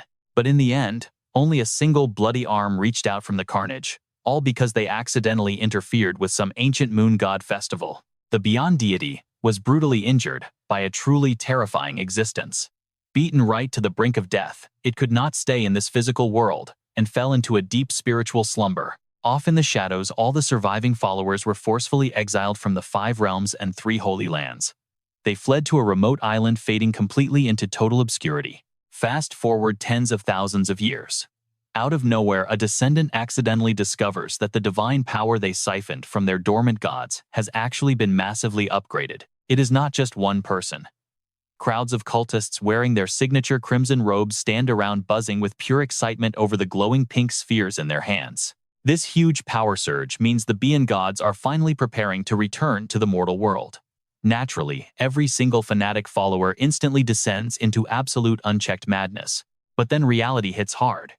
Everyone is left deeply disappointed, despite those early signals of a grand return. Because, in less than a single night, that insane power completely vanishes. The deity, that just started waking up, falls right back into an eternal dead sleep. This is not exactly new. It is just like what happened with the 12 lunar palaces of the moon back in the day. Stranded in the middle of nowhere, those cultists are forced to survive together day after day. As time mercilessly drags on, the number of Bian followers drops drastically. Their overall authority just crumbles away. Eventually, only 9 emperors remain, gathering the absolute last scraps of the 9 Dreams' power. But guess what? This is far from over. Their ultimate goal, they plan to use the absolute chaos of the Moon God Festival to uncover the hidden truth, no matter the bloody cost. And now you see that 9 Dream Sphere from the Bian cult finally making its move. If they wait until the festival dust settles, they will completely lose their only shot at a massive comeback. The artifact just floats silently within the mysterious empty void. That bizarre 9 Dream Sphere literally acts like a giant eyeball. It snaps wide open, revealing 3 overlapping pupils staring right through you. Someone screams out, "Lord Bian." Staring deep into those glowing blue light blocks, you can actually see the reflections of those devoted cultists. What exactly went down during that fateful year anyway? A truly desperate, earnest voice echoes out. If you are still alive inside these scattered memories, please, you have to answer me. The 9 Dream Sphere narrows its 3 freaky pupils, observing in total silence. About 30 minutes later, it thinks to itself, what the heck? Why is everything here just random, useless garbage? The memory shows a girl in cosplay happily rubbing her cheek against a rabbit. The magical sphere just watches, instantly filled with pure disgust. How can she be so incredibly thrilled playing with such a low-tier pet? What a painfully mediocre life. Meanwhile, another guy is grinning widely, taking pictures with a giant scorpion spirit. Is taming a slightly higher-level beast really that exciting? And here it thought these would be crucial, world-changing memories. The 9 Dream Sphere grows incredibly impatient. How did an entire third of the northern region map literally vanish without anyone remembering? It shifts its gaze to another memory block and mutters, "Whatever. It does not matter. This is just the very first batch of mines anyway." The 9 Dream Sphere quickly floats closer to get a much better look. Its freaky eyes do not blink for even a single second. Thick, terrifying drops of bloody tears slowly begin dripping from the corners of the sphere's eyes. But suddenly, something on the screen makes its pupils snap wide open. Oh, there is a much juicier secret hiding behind all this. An image flashes, showing Yan Yue, with her eyes tightly shut, firmly gripping a glowing blade. Make no mistake, that is the supreme tier weapon, the sinking star crescent moon. All right, you and I are diving into something crazy. The Nine Dreams Sphere stares down at a weak supreme tier warrior. Let's take a quick peek, it mutters. Scanning the massive wall of data, it follows the usual rule, skipping over the memories from the past year entirely. A barrage of scenes starts playing out. And while the sheer power of the Golden Butterfly Palace is insane, it actually affects the sphere right through the memory barrier. Completely hooked, it refuses to even blink once. To me, your whole life flashes by in a single breath. Let's witness your birth. 20 minutes drag on, but honestly, it finds absolutely nothing out of the ordinary. The Nine Dreams Sphere scans the timeline, but everything looks completely normal. Wait a second. How is this not over yet? Seriously, just exactly, when was this woman born? Staring blankly at the endless rows of heavy data, panic sets in. Could she actually have lived way longer than the sphere itself? Suddenly, right among countless blue panels, a bright golden light screen pops up. The Nine Dreams Sphere immediately floats closer to investigate this glowing anomaly. Its unblinking eye remains locked on the scene. Slowly, thick drops of bloody tears begin streaming right down from the corners of its eye. The memory reveals a massive full moon lighting up an ancient city. Standing tall and luxurious is the grand palace itself, the Gemini Palace. There, a woman grips the sinking star crescent tightly in her hand and steps forward. Several colorful orbs float entirely around her. That legendary weapon also carries the power of Frost Flower. The mysterious woman lowers the sinking star crescent and whispers softly, "I am deeply sorry. My lifespan is almost exhausted, so I cannot accompany everyone to the Moon God Emperor's final destination." With that said, she strides confidently straight toward the grand staircase, leading to the statue of the conjoined twin women. So let us go completely crazy for one final time, overlord of the Lunar Gemini Palace. Those massive twin stone statues are sculpted with absolutely breathtaking detail. This beautiful monument is clearly the ultimate symbol of Gemini. The woman stands totally silent under the full moon. The strongest weapon in the entire world wouldn't run away from a battle, right? Shouting that she channels all her remaining strength and swings the blade violently forward. Across the jagged Rocky Mountains, an overwhelmingly powerful aura violently erupts, piercing the very clouds. Instantly, the memory panels shatter into millions of tiny fragments. Blood begins pouring endlessly out from every single part of the Nine Dreams Sphere. It has taken critical damage. Under the clear blue morning sky, the sphere of the Other Shore cult collapses onto the floor, bleeding out completely, utterly helpless. That was the third lunar palace, the Gemini Palace. Thinking back to the twin statue, it weakly murmurs. A single slash pierced a star. Half-moon soul suppression. The Nine Dreams Sphere feels incredibly depressed. It was just the residual aura of a slash buried deep inside a memory. Why didn't anyone warn it? Now you and I need to pay attention here. Recalling the path to the statues, it realizes an overlord once actually faced the Gemini Palace hiding in the northern region. It struggles to fly into the air. Nope, impossible. I can't hold on any longer. I need to get back and heal my wounds immediately. It thinks about retreating, but suddenly something catches its attention, forcing the Nine Dreams Sphere to halt. Wait a minute. Seeing Su Liang lying totally unconscious on the floor, it hesitates. This guy. The sphere suddenly remembers that he had completely lost his memories. Glaring with its bloodshot eye, it desperately debates whether to peek into his head. Forcing another memory read right now would literally end its life. Suddenly, the sphere snaps back to reality. What on earth is it thinking? Glancing at the motionless humans around it, it reminds itself that personal safety absolutely doesn't matter anymore. It's incredibly rare to stumble upon someone with missing memories. What if this guy has actually seen the gods? Even if it bleeds out completely, it absolutely cannot afford to back down from this chance. Making its choice, a massive pile of purple bloody slime splatters from midair. It latches onto a nearby woman, and soon almost everyone else gets covered too. That horrifying slime slowly morphs into a human shape and lands on the ground. It aggressively absorbs the other slime puddles to build a complete physical body. Turns out the sphere transformed into a human. She casually walks right up to Su Liang. All right, let's see what is hiding inside your memories. She extends a completely boneless, wobbly hand outward. The Nine Dreams Sphere is practically vibrating with excitement. Wait, looking closely at his face, it realizes this is actually the Moon King. Her hand shakes violently, desperately telling herself to ignore death and keep observing anyway. Even though it's just a temporary human body, she definitely didn't forget to give herself some quality upgrades up top. She leans forward eagerly. This guy has to hold the final answers. The shattered power, the deep slumber of the gods, and the actual truth behind the full moon miracle. Suddenly, Liang wakes up dazed, completely unable to speak. He honestly cannot believe he is floating inside this bizarre cosmic space. Liang stares blankly up at the system screen. A brand new pet has been unlocked, lighting up more illustrations than before. The system panel shifts, displaying new text. 6th Moon Phantom Nightmare Type Emperor Realm. It's the 6th dream of the 9 dreams directly under the other shore cult. Liang takes one quick look and understands everything. His eyes widen in total realization. So that explains it. This kid's body actually contains a mixed moonlight-type bloodline. The Book of the Moon picked it up, and now we're about to see everything. Looking around the area, Liang finally asks, "Wait, is this actually a dream world?" The 6th Moon Phantom is clearly trying to dig right into his past. His mind quickly flashes back to the 9 Dream Sphere from the Paramita Divine Cult, blocking the massive Sea Halberd ship. The Paramita Divine Cult is always investigating that incident from 3 years ago. Their real target was never actually him, but every single person living in the northern region. Thinking about this makes Liang's head pound, so he raises a hand to rub his temples. He was basically just catching stray bullets for no reason. His luck is honestly just terrible. After processing that, he shifts his gaze back to the glowing info panel. His memories have already regressed to when he first arrived at the academy. Just a bit more, and he will witness the Black Moon Cult getting destroyed and the Moon Cult being founded.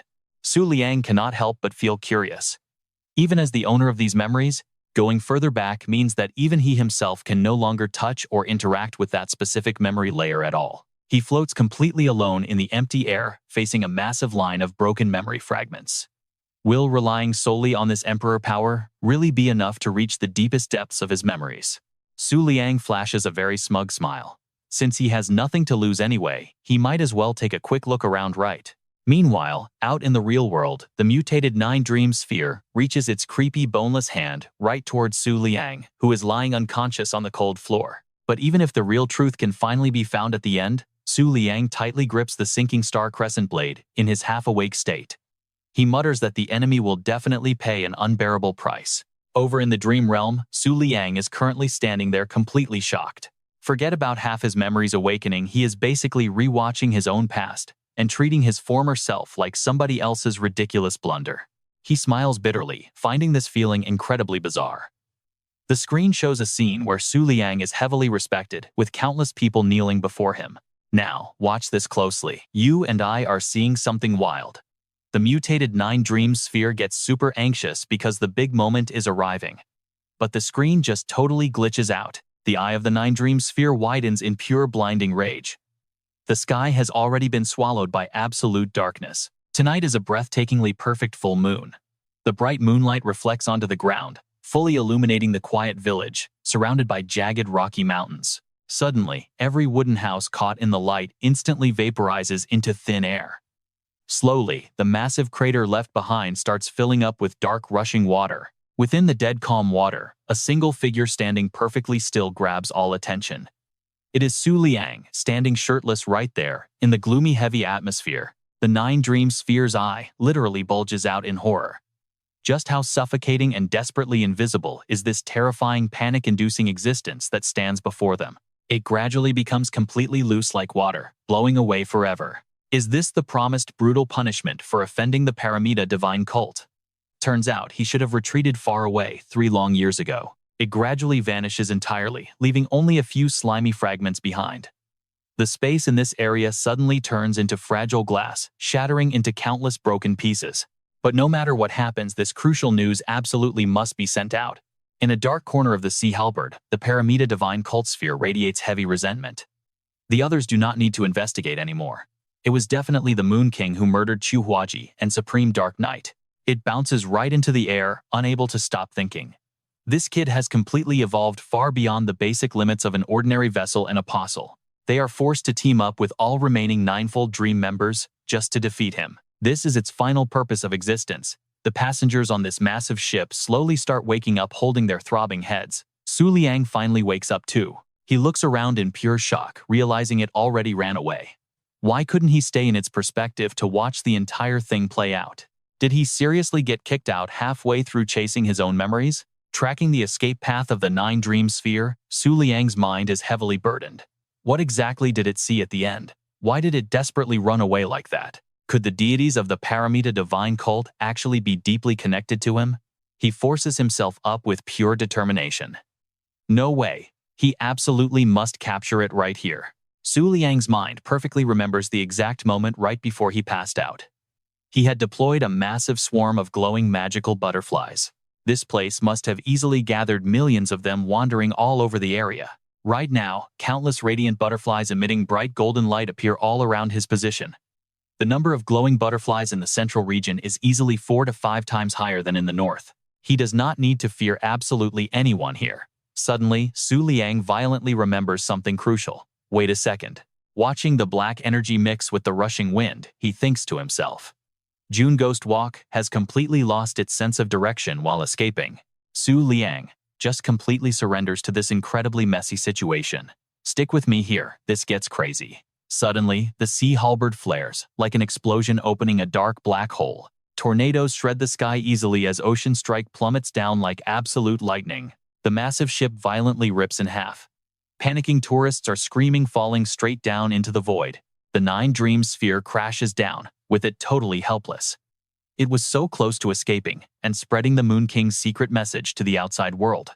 Seriously, what kind of awful luck is this anyway? Even while staring death right in the face, it still manages to lock its eyes on a brilliant, glowing light shining fiercely nearby. A majestic golden dragon soars upward, glaring directly at the smoking ruins of Ocean Strike. It seriously wonders why it accidentally ran straight into the brutal 10-yin pillar war zone today. That legendary golden dragon represents the light system. It curses silently, hitting the Heart King's spaceship by accident. Yeah, they are absolutely dead meat this time around. It screams furiously at the Nine Dream Sphere. This is entirely your fault, you nobody. Did the Moonlight system decide to join this chaotic party? It shoots right back, instantly. I actually thought you were some supreme emperor, sent out by the Moon God Palace to fight me. All right, you and I are dropping straight into absolute madness, they argued loudly. Is wiping out everyone the only option? Arthur pushed himself up. He nervously read the system info in front of him. A brand new pet was unlocked, and the number of lit-up monster illustrations actively increased. Moonlight System Emperor. Stage Radiant Moon Glare Dragon, strictly one of the Ring Moon's 7 stars. Under Flying Earth Palace's command, the winner of the last Moon God Festival faction. Its crazy power simply couldn't be read by the Book of the Moon. Reading this, Arthur's face darkened, completely smiling bitterly. What kind of absolutely terrible luck did he have today? Our Emperor tears honestly this miserable right now. Staring hard at the light system and the dark orb of the underworld god cult, he muttered silently. But he certainly wasn't his weak old self anymore. Arthur's eyes narrowed, looking sharply ahead. Perfect timing. Like this, the 6-moon shadow can't escape. His face showed deep smug satisfaction at the perfectly smooth progress. Plus, the glowing butterflies were almost fully gathered together. Emperor stages are godlike beings born standing directly at the absolute peak of this world. Because they can easily bring total destruction to the world, most emperors are tightly restrained by gods. After signing contracts, they guard specific territories. Unless it is a truly special situation, they never act freely. Yet even among emperors, the massive power gap is beyond normal creatures' imagination. The world strictly divides emperor tiers into godlike overlords, high-tier emperors, and ordinary emperors. An overlord can literally crush a normal emperor to death, using nothing but the sheer weight of their aura. Their energy arrows can easily pierce the deep sea at the world's edge to slice moons. The Ice Feather Queen alters regional climates just with her own body heat, while the 3 King Springs overlords completely control all of the ocean sanctuaries without breaking a sweat. If they actually went all out, they could vaporize this entire planet in a single heartbeat. Among high tiers, the pink pupil instantly spreads wings, spanning thousands of miles, blocking the sky. The White Holy Clan dictates the western region's sun and moon. The fallen full moon, eternally famous in the Moon God Palace, firmly represents absolute high-tier peak. Ultimately, 90% are just ordinary emperors. But get this, even among ordinary ones, there are certain monsters with absolute, totally undeniable dominance over the rest. Practically unbeatable. like one who woke up after 1,000 years and totally crushed the entire Moon God Palace in just half a month. Now, you and I need to pay attention. This Moonlight System dragon is the terrifying Radiant Moon Glare Dragon. Right now, it exhaled a dark breath of pure death, its deep voice booming outward. No other choice. Looks like I just have to silence everyone here. I really did not want to mess with a sanctuary-level power right now. Following that massive hit, the giant sky whale violently shook mid-air, opening its huge mouth, roaring in agony. The light system quickly summoned a blinding beam of pure radiance, muttering under its breath. Even if we officially go to war with the sanctuary, we must at least wait until all the 10 lunar eclipse overlords fully awaken. Instantly, it fired a barrage of light shards like bullets right at the whale. The airship passengers took a massive hit. Tossed around endlessly, they screamed in terror, begging for help. Their cries grew incredibly desperate. Right, then Luna suddenly spoke up. "Arthur, what is your plan for this?" Stepping out from an illusionary shadow, she seriously explained that her true form could never be destroyed. But that certainly doesn't change the fact that you are in deadly danger. Finishing, she stared suspiciously at Arthur. She secretly guessed that despite her strict warning, he did not look scared. Right then he reassured her. "Do not worry.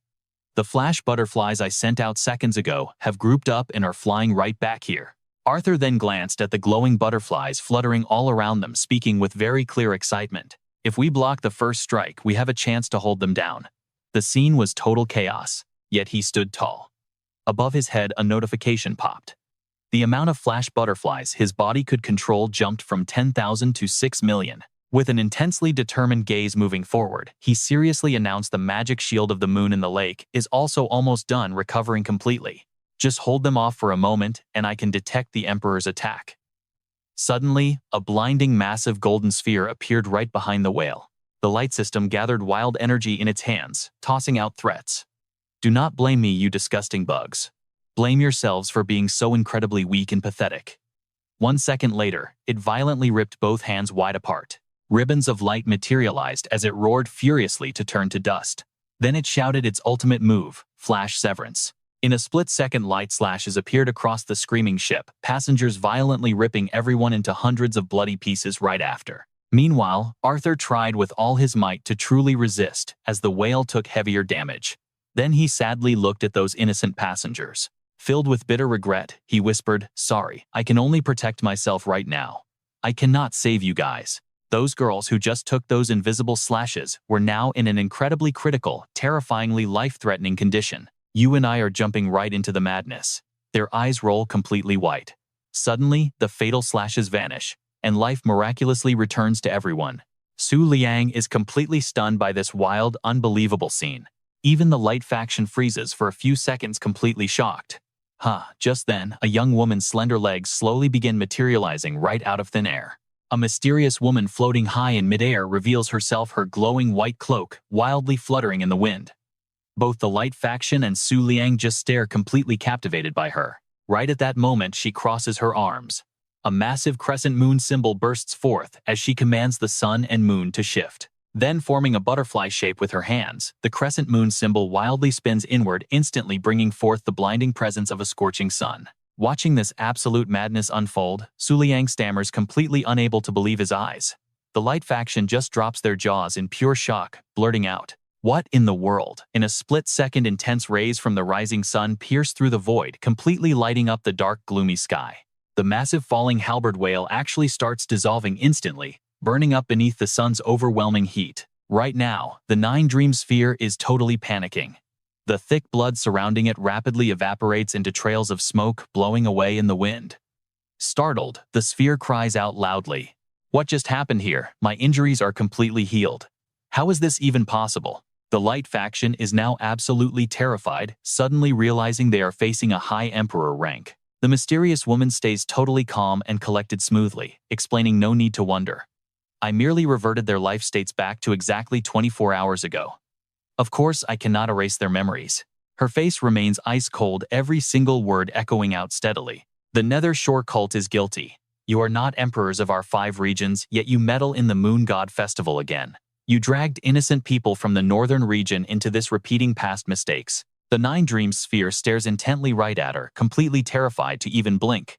Still wearing that ice-cold expression, the mysterious woman calmly spits out a brutal four-word death sentence. In an absolute flash, the sphere violently detonates right in the middle of the void. Watching this terrifying instant execution, the Light faction steps backward in pure fear. The woman immediately shoots a razor-sharp deadly glare, straight toward its direction. Instantly, the Light faction wildly whips its head around and violently sprints forward in absolute terror. Seeing this, she slowly and confidently makes her declaration. The full moon 7 stars is an official member of the Grand Moon God Palace. Eliminating outside enemies is perfectly fine, but plotting to silence the underworld airship. I will report the exact truth to the Holy Land. Meanwhile, the Light faction is still running for its life. Hearing those chilling words, it cries out in utter panic. Who is she? She seriously manages everything. The Light faction silhouette is now just a tiny, desperate streak of light. Yet you can still hear its pathetic whining, echoing from the distance. This arrogant, high and mighty attitude is just so incredibly frustrating to deal with. Now stick with me here, things get wild. The woman quietly watches it run, slowly turns her head back and calmly says, Great Moon King, per our agreement, I am taking you to a place to rapidly elevate your realm. No matter how much of this useless trash shows up, they absolutely cannot change the final outcome of the Moon God Festival. You surely understand. We shouldn't waste too many miracles. Right after she instantly teleports Su Liang into a freezing wasteland, covered in thick snow, delivering one very quick final notice. But before you return next time, you absolutely must possess the strength to defeat the Flying Rabbit Palace. The brutally freezing temperature and icy air immediately force him to let out a massive sneeze. His entire body violently shivers, his face turning pale blue, making Su Liang yell out in pure panic.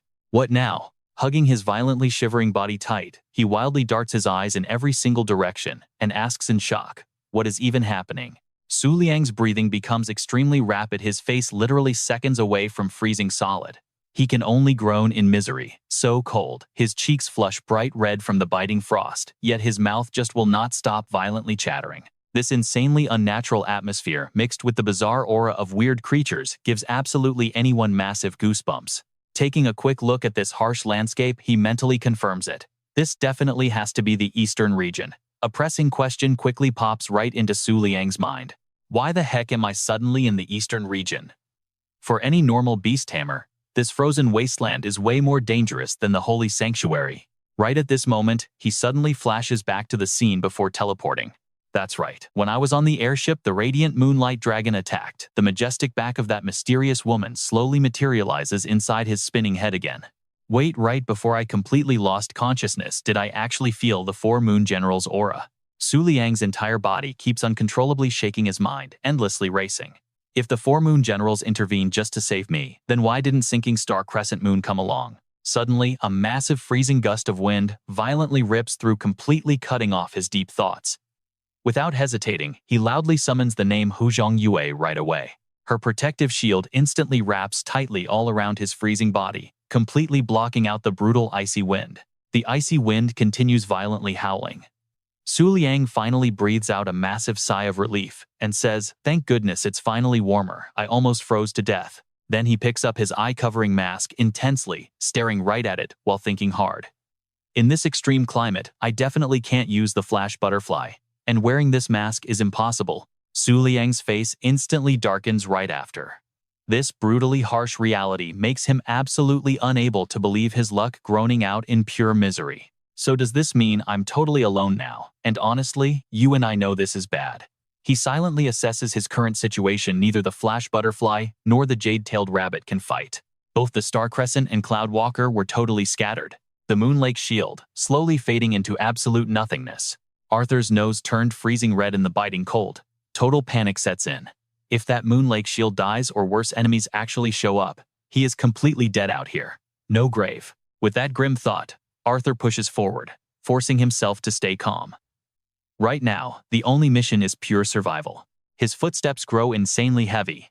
Even his voice starts freezing over. Nothing but an empty, freezing wasteland ahead. He just stands there in the massive blizzard, completely hopeless. Which way is he even supposed to go now? Right, then the Moon Lake shield flashes a warning. People nearby. Arthur's eyes snap wide open. Through the howling, freezing wind up ahead, 3 dark silhouettes are marching straight toward him. As the gap closes, the shadows finally step into the light. And his jaw drops. He instantly realizes something wild. You and I see them, 3 girls in thin clothes right in the raging blizzard. Ice folk. He recognizes them instantly. The 3 girls just stare back at Arthur with completely dead eyes. Total silence. The heavy silence screams danger. He feels it in his gut and immediately gets defensive. But plot twist, the ice folk don't say a single word. They literally just walk past him. Arthur is completely stunned. Wait, what? Suddenly their footsteps halt. His heart races, putting him on maximum high alert. The girl with twin tails turns her head around. She looks totally confused and finally speaks up. Human being, this far from the mine is dangerous. Better hurry back and rest before it gets too dark. Hearing this, Arthur snaps his head around. Pure shock is written all over his face. Huh. The internet stories flashed in his mind. Weren't these ice maidens supposed to be evil? He remembers the pictures online. He honestly thought the ice folk hated all outsiders. Turns out the internet is full of absolute lies. All 3 ice maidens stare at him with pure curiosity, while he just stammers awkwardly. Then he drops a line that completely freezes the twin-tail girl. I am lost. What now? Looking like a totally pathetic crying bunny, he begs them. Can you good people please lead me out of here? The twin-tailed ice maiden tilts her head, genuinely confused. Lost. Just follow the thickest moonlight energy. She leans right into Arthur's face, super suspicious. Are you not a moonlight type? The short-haired ice maiden steps up, staring daggers at him. How strange, she mutters. A mistake maybe? Hang on, let me get you transferred to another mining site. Arthur quickly backs up, fumbling for an excuse. No need, I am a moonlight type, just froze my brain a bit. He spins around and bails. It suddenly clicks in his head. This is definitely a moonlight camp. But then a wild question hits him. Why does the ice zone have a moonlight mine? Without thinking, Arthur just starts walking blindly forward. The girls watch his back from afar. The twin-tailed girl keeps watching him. What a weird human, she mutters. Half a day later, at the moonlight mine, rows of tents sit right beneath the snowy peak. Arthur finally drags his heavy feet inside. He is panting hard, totally out of breath. Seeing the camp, joy hits him, but he barely mumbles a word. Completely drained, Arthur loses his balance and crashes sideways. He collapses face down into the snow, finishing his sentence. Finally, I actually made it. Arthur gasps for air. He knows the Moon Lake shield is basically gone now. No wonder that Snow Maiden warned him about the danger. Remembering the Cloud Walker's cute face, he feels massive regret. With that beast here, this trip would have taken exactly 5 seconds. He pauses for a second, staring straight up at the distant night sky. Gaining a bit of strength back, he immediately sits up. Super curious, he mutters. So weird. We are in the ice zone, but this moonlight energy beats the Beast Taming Academy completely. Seeing the energy streams forming right there, Arthur is blown away. In a flash, all his exhaustion literally just vanishes. Even the Moon Lake shield is slowly coming back online. He carefully creeps closer to the nearest tents. His mind races. This has to be tied to the moonlight vein. Seeing folks walking around in thick coats, his suspicion spikes. Beast tamers aren't imprisoned by the ice folk here. Then why? Right at that moment, you and I watch him snap his head back. He definitely felt something. Right behind Su Liang, a high-level moonlight attribute pet, appears the Grand Moon Flora. And right now it is staring at him with eyes full of absolute admiration. Su Liang smirks when he sees this, feeling pretty proud of himself. He figures his eyes have completely suppressed this moonlight beast, locking it down without even trying. Then he raises his hand, getting ready for a dramatic snap. In his mind, getting top-tier intel is going to be as easy as snapping his fingers. But before he can even do anything, he quickly drops his hand as massive shadows suddenly loom right in front of him. Wait, what? Now, you and I have seen wild things, but get this. Su Liang is facing a massive crowd of beasts, staring right at him. But the looks they are giving each other hostile. Instantly, these animals start absolutely cursing each other out with zero hesitation. Spit is flying everywhere in a dozen different languages, leaving him completely speechless. The beasts just keep bickering non-stop, while Su Liang is secretly panicking inside. He has absolutely no clue what is happening. Utterly exhausted by the chaos, he covers his eyes with his hand and finally lays down a rule for them. All right, everyone, start lining up right now. Speak one by one. First up is this little blue-haired kid rocking a pair of bull horns. Tears streaming down his face, the kid looks absolutely miserable. I beg you, dear Moon King, please just take me back home. My terrible master sold me off. It takes 3 whole years of mining just to earn travel fare. Right after him, another pitiful crying face, a little bear girl. Her voice is completely tragic as she speaks up. My lord, the currency in the eastern region is totally different. Everything we own is basically worthless garbage here. Next up in the line is a dog wearing super thin clothes. Its body is shivering uncontrollably in the freezing cold wind, but it still pushes through to speak. Even though the Icemen do not actually imprison us, we cannot even survive 3 days in this horrible climate. There is literally no way for us to leave this place alive. Finally, a little wolf boy with a bell collar on his neck steps up crying as he explains his tragedy. I swear, I just came here on vacation. I never expected that I would be trapped away from home forever. The only reason Liang can even understand all these wild animal languages is entirely thanks to his own personal translator. After thinking for a moment, he finally speaks up to calm down these incredibly unlucky creatures. All right, I understand the situation. I will get you guys out of here soon. Then Liang gets serious and drops a big question. But does anyone know why there are so many moonlight mineral veins hidden here in the eastern region? And how exactly does all this operate in such freezing low temperatures? Suddenly, a massive butterfly wing appears right behind him. It quickly provides the answer, speaking up instead of the beast crowd. This specific mine was actually sold to the Ice Empress back then by the Aquarius Palace Guardian Lord Cultmaster. Wait, hold up. Cultmaster, I think you and I are just as shocked as Liang is right now. He curiously turns his head toward the voice, totally confused.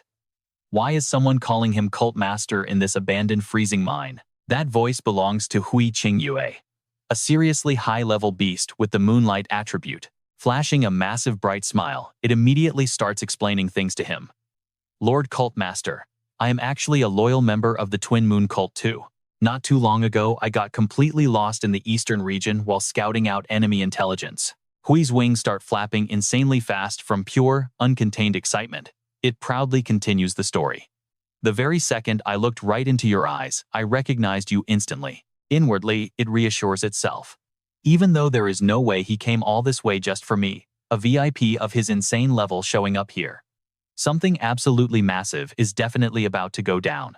After listening to that entire enthusiastic speech, Liang just stays quiet, giving zero response. Even so, Hui's eyes are just overflowing with pure admiration, its heart absolutely fluttering nonstop. If I can somehow get on the cult master's good side today, my future career might just skyrocket to absolute perfection and prosperity. After a long moment of deep thought, he finally breaks the silence and replies, All right, then give me a detailed rundown of the exact situation here. Hearing that, Hui is absolutely thrilled. Wings fluttering wildly in excitement, it answers right away. It is my absolute honor to serve you, Lord Cultmaster. Liang suddenly turns around, his face visibly darkening as he starts piecing all these clues together. Actually, I could somewhat guess this much. He casts a sharp, ice-cold glance back at the crowd of animals standing behind him. A massive question pops right into his head. Why was he even brought here to begin with? And landing exactly in a moonlight mineral vein, that definitely cannot just be a random coincidence. Remembering the woman who teleported him here, he secretly figures it out. Thinking about it, one of the 4 moon generals must have done this on purpose. Right at that moment, Hui happily walks up, asking a question with pure curiosity. Master, this entire mining zone is currently under the strict control of the pink-eyed flying eagle, one of the 3 jade heavens. You must be here to take back the mineral veins, right? Honestly, you and I know he is completely clueless right now. A million question marks pop up over Liang's head. He lets out a confused huh, wondering inwardly, why do I have no idea about this? But quickly regaining his cool composure, he smoothly fakes a couple of coughs into his hand. Then, he shoots a literal dagger stare right at Hui. His voice turns super fierce and intimidating. The specific details of this situation cannot be revealed to anyone. Seeing his scary reaction, it scrambles to apologize. I am so sorry, I absolutely overstepped my bounds, Master. Throwing both hands up like a caught criminal, it nervously stutters out a new offer.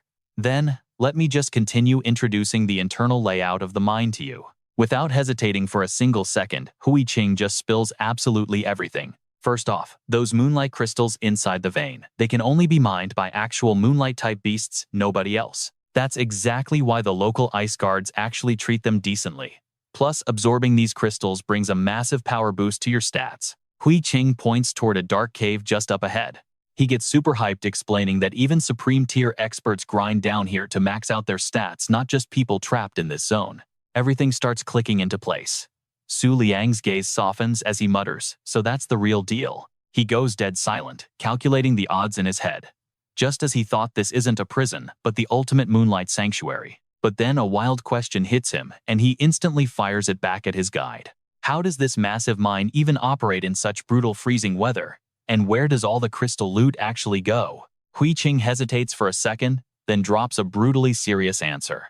He honestly has no clue. But rumor says an unimaginably powerful moonlight entity lives at the very bottom of this massive crystal vein. Su Liang is completely stunned. His hand drops from his chin in pure, unfiltered shock. Right on cue, Hui Qing calls it out. They finally reached the main entrance. Leading Su Liang into the frozen cavern, the beast nervously warns his boss to stay on high alert if he wants to survive. He breaks down the absolute insanity waiting inside. The moonlight energy density here, it's completely off the charts. Weaklings literally pass out after just 1 kilometer. Even for supreme-tier beasts, he's never heard of anyone surviving past the 3-kilometer mark. Those words hit him like a truck. Su Liang freezes up, his mind completely blown. How is that even possible? He stares straight into the abyss, questioning literally everything. How could mere moonlight energy actually stun a supreme-tier expert? Su Liang stands dead in his tracks right at the massive cave entrance. The gears in his head keep turning. This intense pressure has to come from something way higher level, hiding deep underground. And right there, he connects the dots. There's an absolute monster hiding in the deep. Cold sweat rolls down Su Liang's face. That hidden god-tier entity is exactly why this mine actually works in the Eastern Domain. After sizing up the situation, our guy raises his hand and lays down the law. He tells Hui Qing to hang back. He's going into this freaky abyss completely solo, delivering the final word. Once this crazy mission is over, they're finally leaving the Eastern Domain. The beast practically jumps for absolute joy. It has zero clue what Su Liang is actually plotting, but the whole world structure is about to flip. Hui Qing stares out into the falling snow, a wild realization hitting him right then. The Ice Empress has ruled for thousands of years, but her frozen throne is finally under serious threat. All right, stick with me here.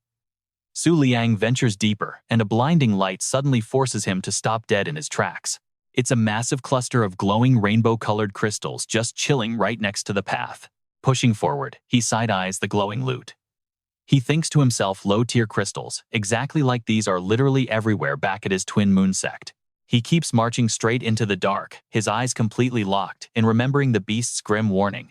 High tiers maxing out at 1 kilometer, and supreme experts barely making it past 3 kilometers.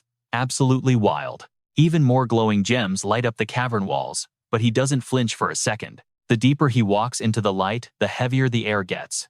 This insane pressure is no joke. Keeping a colossal mine like this running year-round, that's simply way beyond any normal emperor's power. Soon enough, the glowing completely stops. He steps straight into a zone of pure pitch-black darkness hitting his eyes. Without missing a beat, he immediately summons his glowing flash butterflies to light up the creeping shadows ahead. But boom! A terrifying wave of pure energy blasts those poor glowing butterflies straight back into him.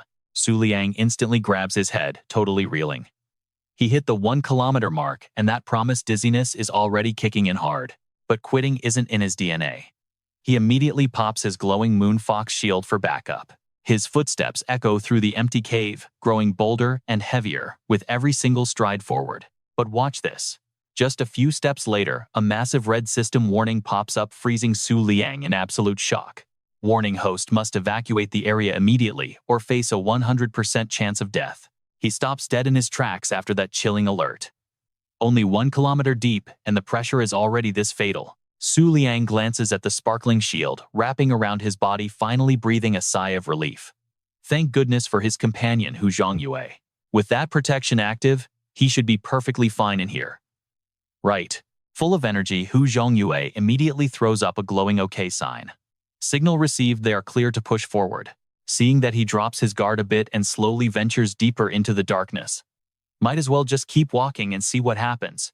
Over 10 minutes tick by. Su Liang has already trudged about 3 kilometers deep, but his footsteps are getting seriously sluggish. You can just tell his stamina is starting to completely drain away. He grits his teeth, staring into the abyss ahead. A wave of pure panic hits him. Wait, is there seriously no end to this place? An image flashes in Su Liang's mind. He literally feels like he is about to get swallowed whole by some massive unseen sea monster. And yeah, that thought completely terrifies him. The suffocating pressure and pure despair in here feel exactly like being crushed 10,000 meters deep underwater. Meanwhile, those little glowing flash butterflies just keep effortlessly fluttering further ahead. While he stands there spiraling in his own thoughts, he realizes something. Isn't he still 10 kilometers away from the actual core? He just stands totally frozen in place, fear gripping his chest. What kind of absolute nightmare is actually hiding in the deep? Even the flash butterflies are starting to look exhausted now, their light dimming. Seeing his guides lose energy only makes Su Liang hesitate even more. If he pushes deeper and something goes wrong, he will absolutely die down here. He just stands there totally torn, fighting a massive internal battle. What is the play here? Should he actually keep going? Su Liang's clenched fists tremble violently as despair washes over him. Losing both his cloud-treading moon and sunken star crescent relics left him completely helpless. Then slowly, he just lets his hands drop open. A wave of bitter pessimism hits him as he completely blames himself. As a mere one-star beast tamer, he simply does not have the power to pull off a second miracle. Defeated, Su Liang turns his heavy footsteps back toward the exit, his face completely falling. He officially decides to give up. Looks like turning back is his only option. But the second his boot hits the freezing ground, a face flashes right into his mind. It is Namu, the Emperor Tier evil spirit of the Moonlight element. And right after that, the unbelievably arrogant smirk of that girl Jumeng. Then he remembers that massive Moonlight dragon absolutely destroying everything inside the airship. And finally, the completely sinister face of the Crimson Moonlight, its eyes literally burning. Remembering all that absolute chaos, Su Liang immediately stops in his tracks. No way. He refuses to accept this. He stands dead still in the suffocating darkness, realizing something harsh. If he stays this weak, there is zero chance he survives the rest of the Moon God Festival. His eyes lock onto the dark cavern ahead, blazing with fierce determination. A wild urge to conquer floods his mind. If he turns back now, he won't even deserve to be called the Moon King. Slowly, he drops down onto the freezing floor, crossing his legs into a lotus position. Su Liang starts seriously running through his options. His current realm is way too low, so he will just cultivate until he can reach the bottom. If 2 weeks isn't enough, he will sit here for 6 months. He has been stuck at the 1-star tier forever because all his power was getting drained to nourish his sleeping golden butterfly. Swirling streams of raw aura begin gathering around Su Liang's body. The guy is absolutely locked in, fueled by pure unbending determination. But get this, the golden butterfly is finally awake. It doesn't need to siphon his energy anymore. Listen, he can totally use this super concentrated moonlight mineral vein to skyrocket his cultivation. The glowing energy streams around him grow insanely thick and right. Then his physical body suddenly gets teleported away. He brought some serious willpower with him into this deep zone. Since he is already here, he might as well see exactly what is hiding inside. Sometime later, the outside world is completely swallowed by the pitch-black night, heavy snow, still falling without end. Back inside the crystal vein, a massive sphere of pure high-voltage energy suddenly materializes out of nowhere, blasting out incredibly brilliant light everywhere. Right at that moment, fierce rays of power erupt straight from Su Liang's body, looking like they could literally tear the space apart. A second later, a massive crack forcefully splinters right across the glowing sphere's surface. Boom! The sphere violently detonates. A blinding pillar of energy shoots up so hard, it literally punches straight through the mine's rock ceiling. Stepping out through the violently falling rubble, Su Liang emerges looking absolutely majestic. And right behind him, the blinding, brilliant silhouette of his butterfly, which has officially broken through to the 2-star realm. Su Liang is completely stunned right now, his eyes totally blown wide as reality sets in. Rumor has it only cultivators at the 4th layer get a colored aura. Leveling up this insanely fast, does he actually possess god-tier talent? He quickly shuts his eyes, forcing himself to calm down as he silently feels the incredible changes inside. It isn't just his aura. His 5 senses, his physique, his energy, his perception, even his total lifespan, just got a massive upgrade. Knowing this, Su Liang slowly opens his eyes, flashing a deadly, totally confident glare. The upper limits of his Hu Zhongyue relic have also skyrocketed. With this huge buff, he can definitely survive cultivating in the deepest zones now. Now the 10 yin pillars are sacred, sealing grounds heavily protected by the Moon God Palace. Legend says if those seals ever break, the ancient moon demon god will literally descend upon this world. For over 1,000 years, plenty of foolish kids tried to mess with them. Every single one got completely crushed by the 10 yin pillars. But here is the wild part. The Moon God Festival has begun. The 7 stars have appeared. The palace is retreating, and 9 whole seals just shattered. All right, you and I are looking at the northern region edge. The final yin pillar sat here. The 7 Stars faction completely avoided this spot, clearly terrified of the north. But after 9 seals were shattered to pieces, they just could not hold back anymore. They finally made their massive move right here. Just when the 7 Stars crew thought they had it in the bag, they were suddenly blocked. Hundreds of kilometers away from the pillar, the woman sent to break the seal was literally floating in midair. Furious, she screamed at the top of her lungs that 3 against 1 was completely shameless. This is Han Yue, an Emperor-tier Moonlight beast. She is literally the only high-level emperor in the entire 7 Stars faction. Completely losing her mind, she kept throwing an absolute temper tantrum. She yelled that she was Han Yue, the absolute leader, who gave them the right to mess with the final result of the Yin Pillar seals. She aggressively pointed her finger toward the massive black hole, radiating intense dark energy in the distance, screaming furiously. She screamed that teaming up to bully a noble high-level emperor like her was a complete insult to their prestigious rank. Right in front of that black hole, 3 shadowy figures slowly emerged. 2 smaller ones on the sides and a massive figure right in the center with giant wings. That winged warrior is Jing Hong, an Emperor-tier sky user and one of the 3 highest-ranking emperors. She calmly locked eyes with the completely enraged Han Yue. Then she coolly dropped a massive statement, saying nobody cares how much grudge the Moon God Palace holds. She warned that as long as this final spot stays intact, everything is fine. If Han Yue disagreed, she could try fighting her without worrying about any petty revenge. Hearing that terrifying threat, Han Yue instantly hesitated. All that crazy anger completely vanished from her face. Han Yue nervously shifted her gaze to the person standing beside Jing Hong. She was completely shocked to recognize the White Saint clan from the western region. Her eyes finally locked onto Bai Si, another high-level Emperor-tier warrior, wearing the flying moon robe and wielding moonlight powers. Her mind was spinning out of control right now. Even the 4 moon generals from the Twin Moon cult were actually here. Right on cue, Bai Si flashed a gentle smile and softly spoke.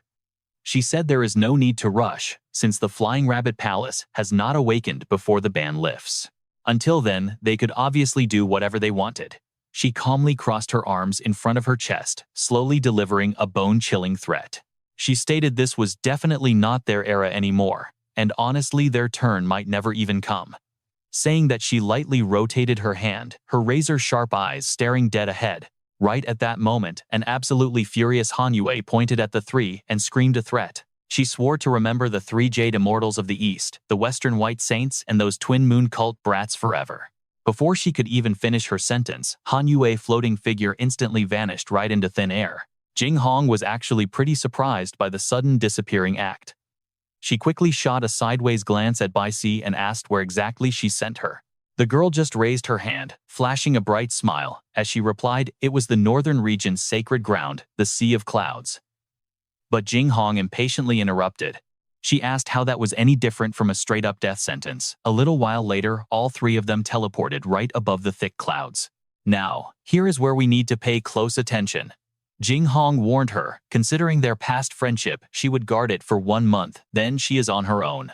Even though the Flying Rabbit Palace has finally resurrected it, definitely cannot recover its peak strength anytime soon. So why are you rushing in so insanely fast? Hearing that, Bai Si looked a bit stunned at first. But then she flashed a super smug smile, claiming that non-Moonlight users would literally never be able to understand. After all, as the leader of the 4 Moon Generals, she could clearly see their exact probability of clutching that final victory. Her eyes suddenly filled with intense seriousness as she slowly muttered a chilling truth. If it was that person, even the previous era Moon King would be absolutely terrified. Right at that exact moment in the north, a giant pillar of light blasted into the sky. Su Liang appeared once again, looking absolutely majestic and completely ready for war. Blindingly intense light was constantly erupting all around his body. Then the scene shifted right back inside the underground mineral vein.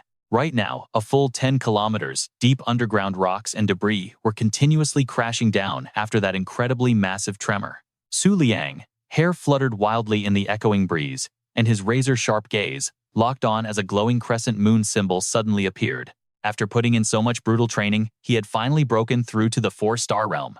He stared down at his palms, secretly thinking to himself, it took half a month to reach 4-star, and hitting 5-star is still totally out of reach for now. But right now, his eyes were practically overflowing with absolute confidence as a wild thought crossed his mind. He realized his current self could already unleash the full terrifying power of the Supreme Tier. But thinking about Yan Yue and Huan Yue instantly killed his vibe, leaving him completely miserable. Plus right now he did not even have any Supreme Tier experts around to make a solid deal with. But then Su Liang just looked straight ahead and quietly asked himself a simple question. Whatever. Based on his current insanely strong aura, he could probably push to the very end in a single breath, right? His gaze stayed glued forward as he suddenly realized something insane. After breaking into the 4-star realm, the entire world in front of him looked completely different. So what do you and I take from this? The power climb is real. He could literally see the flow of all auras now. Clenching his fists, he stepped forward, trusting his own judgment. All right, you and I are jumping right in. Su Liang is absolutely certain now. That bone-crushing pressure, it definitely belongs to something alive. A chill of pure fear creeps up his spine. Honestly, he can count on one hand the number of times he has ever faced a living being, packing this level of raw spirit, unbreakable will, and absolute monstrous power. Pushing just a bit deeper into the cave, he suddenly leans forward. Something catches his eye. Way down the end of that suffocatingly narrow path, a tiny sliver of light bleeds through the darkness. Su Liang instantly feels his excitement spike. Looks like this is the final stop. With every step he takes toward that blinding glow, the heavy aura in the air just gets wildly more intense. Not taking any chances here, Su Liang immediately summons the absolute strongest defensive shield from his Lake Moon artifact. Standing just inches away from that totally illuminated doorway, he takes a massive breath to steady his racing heart and gather his courage. Without a single second of hesitation, he marches straight forward. Almost instantly, an unbelievably harsh light erupts from nowhere, blinding him so completely he cannot even force his eyes open. Only when the fierce glow finally starts fading does he slowly peel his eyes wide open. Su Liang has stepped right into a hidden chamber buried at the very end of the crystal vein. Right in front of him, a mysterious silhouette leaning back against the glowing rocks. It is a woman with flowing crimson hair. She has a massive pair of horns on her head, and honestly, she looks like she is just casually resting. A few tense moments later, her gaze shifts slightly toward the entrance, locking right onto the spot where Su Liang is standing. Spotting him there, her ears twitch slightly as she listens closely. On the flip side, our boy is just standing there totally frozen. His jaw drops open, absolutely stunned by the majestic appearance of this mysterious horned woman. She suddenly sits up straight, staring with pure confusion. A human, how did you manage to get all the way down here? Without warning, boulders shatter and crash violently into the ground. The shockwave ripples outward, tearing massive cracks through the surrounding stone walls, and the destruction rapidly spreads all the way up to the cavern ceiling. This entire terrifying scene reflects right in Su Liang's wide eyes. His face instantly drains of color, completely overwhelmed by the sheer scale of destruction. Gasping heavily for air, he cannot even speak desperately, trying to convince himself it is just an illusion. His whole body shakes uncontrollably. Gripping his cloak tight in pure terror, his panicked mind tries to process the absolute nightmare unfolding in front of him. That horrific pressure was so suffocating, he literally hallucinated the complete and total destruction of the entire world for a split second. Still struggling to pull himself together, he just keeps breathing in these heavy, ragged gasps, while cold sweat constantly drips down his face. After a few more rough breaths, Su Liang finally cracks a smirk. He whispers a quiet victory to himself.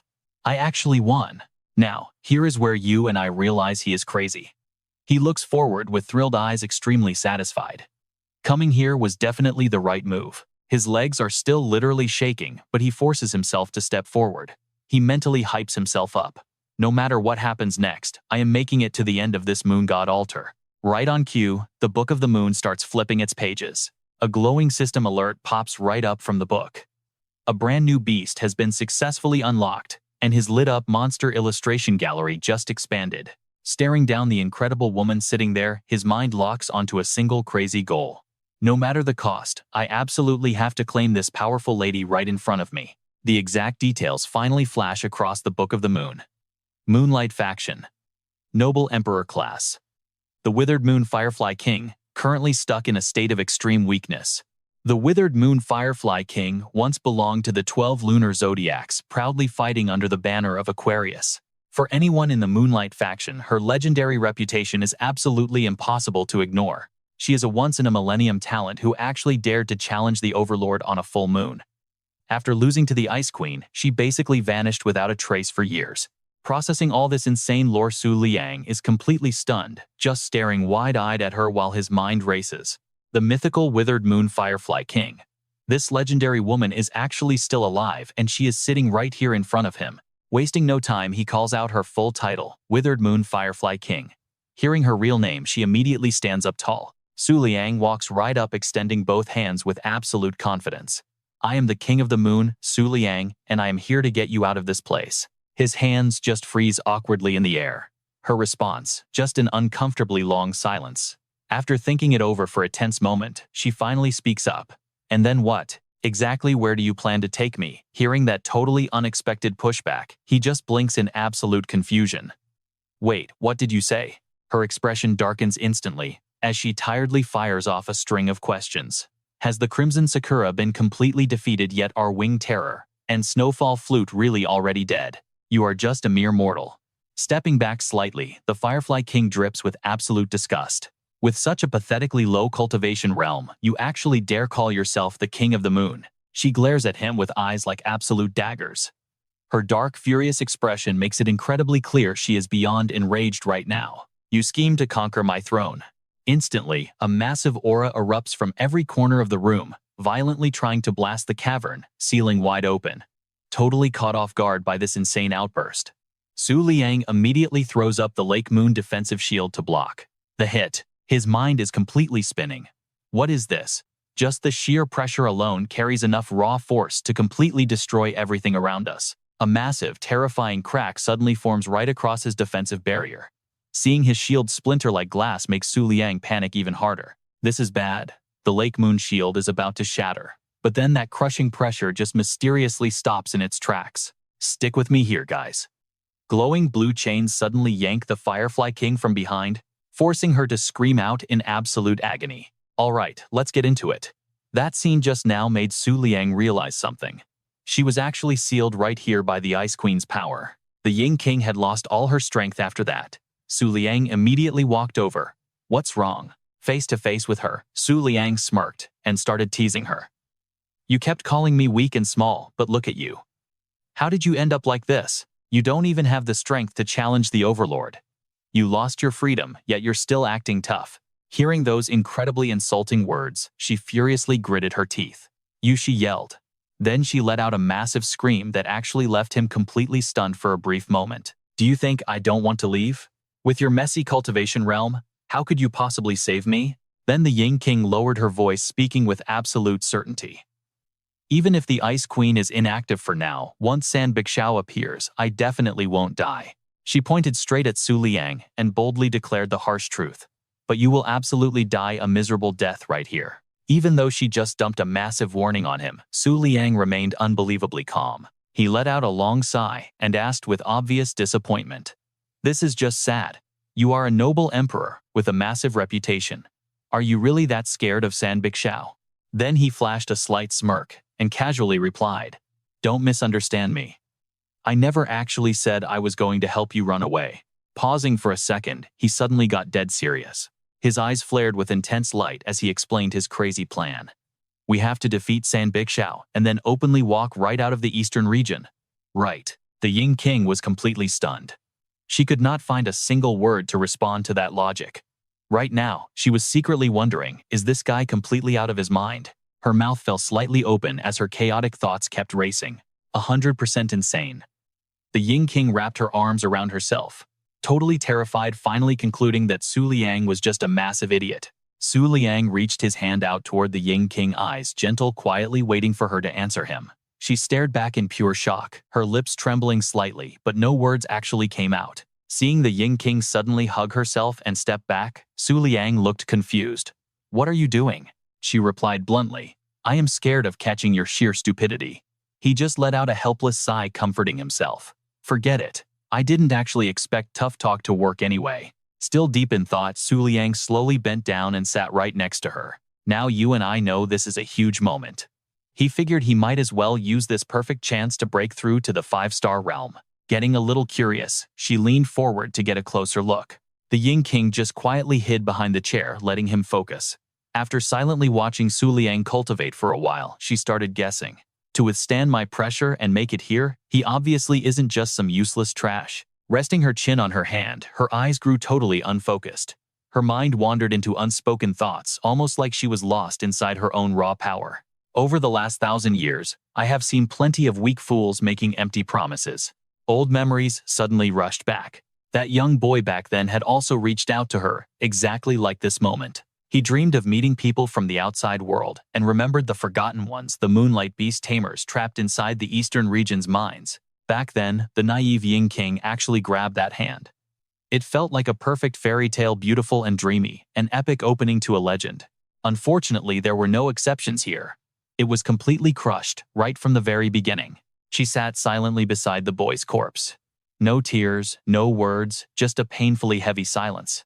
With their weak talent, it was simply impossible for them to unleash my true power. Ever since that terrible incident, the Ying King carried a deep mental scar. She completely isolated herself, losing all hope of ever leaving this place. That is why I completely flooded this entire cave with my oppressive aura. I isolated everything, never wanting to see another false hope of escape. She stayed totally silent, but a tiny sliver of light suddenly crept into her eyes, like her hope wasn't completely dead yet. Maybe it was because Su Liang's entire body was glowing with a brilliant golden energy right now. It made her secretly admit, this kid's talent is actually pretty interesting. So the Ying King got curious again and asked, "Little brat, what faction do you belong to? Which emperor is actually backing you up?" Su Liang answered coldly. "The Twin Moon sect." She got even more curious. "Never heard of it. Who founded it?" A few seconds later, the Ying King sneered and threw out a mocking insult. Still, a 4-star King of the Moon sounds absolutely hilarious. The last King of the Moon was already 5-star while still in the womb. By the way, you didn't answer my question. Who is the emperor behind the Twin Moon sect? He couldn't hide his annoyance, thinking to himself, why does she talk so much? Did getting locked up this long make her completely crazy? But he still forced himself to answer. The person backing the Twin Moon sect is me. I am not just the King of the Moon. I also represent the northern region, the Moon God Festival. If what you say is true, even trapped here, you should still know what happened in the northern region half a month ago. Right. Surprisingly, the Ying King was listening closely. She watched as he pulled a ring out from his chest and held it right out to her. One glance, and the Ying King suspiciously recognized the northern region's king ring. This was actually the token used to unlock the Moon God Festival. We're about to see what happens. Su Liang spoke up. As expected of the Ying King. You said the last King of the Moon was 5-star in the womb. Su Liang slowly stands up, keeping the momentum going. He sounds absolutely arrogant. He shoots the Firefly Monarch a dead serious look. Aren't you supposed to be a natural-born overlord beast tamer? Boom, his hidden potential erupts. Glowing butterflies swarm around him in a wild dance of awakened power. Listen close, you and I are seeing real power here. He claims that even if the Sagittarius Palace backs the Twin Moons, he is the true master of the Golden Butterfly Palace. The blinding light sweeps across the room, forcing her to instinctively shield her face. Su Liang steps forward slowly. His true enemies, the Flying Rabbit Palace and the 10 lunar eclipses. He plans to surpass the previous Moon King and claim absolute victory for lunar glory at the Moon Goddess Festival. Su Liang reaches his hand out again, his voice completely sincere. He actually has something he wants to deliver to the Ice Queen. Going to war with the Eastern region, totally possible if she joins him. The Firefly Monarch actually looks swayed. She hesitates, then slowly reaches her hand out to meet his. But right before their fingers can touch, an invisible barrier suddenly snaps into place. A massive, unseen force aggressively shoves her right back to where she started. Restrained by those freezing chains, the Firefly Monarch drops her head in pure despair. She mutters that she sees it now. So what if he possesses the power of an absolute overlord? He is just a 4-star beast tamer. Breaking the Eastern region defense line. Impossible. Even if they formed a contract right now, she still could not manifest herself. Su Liang just stands there quietly, taking it all in.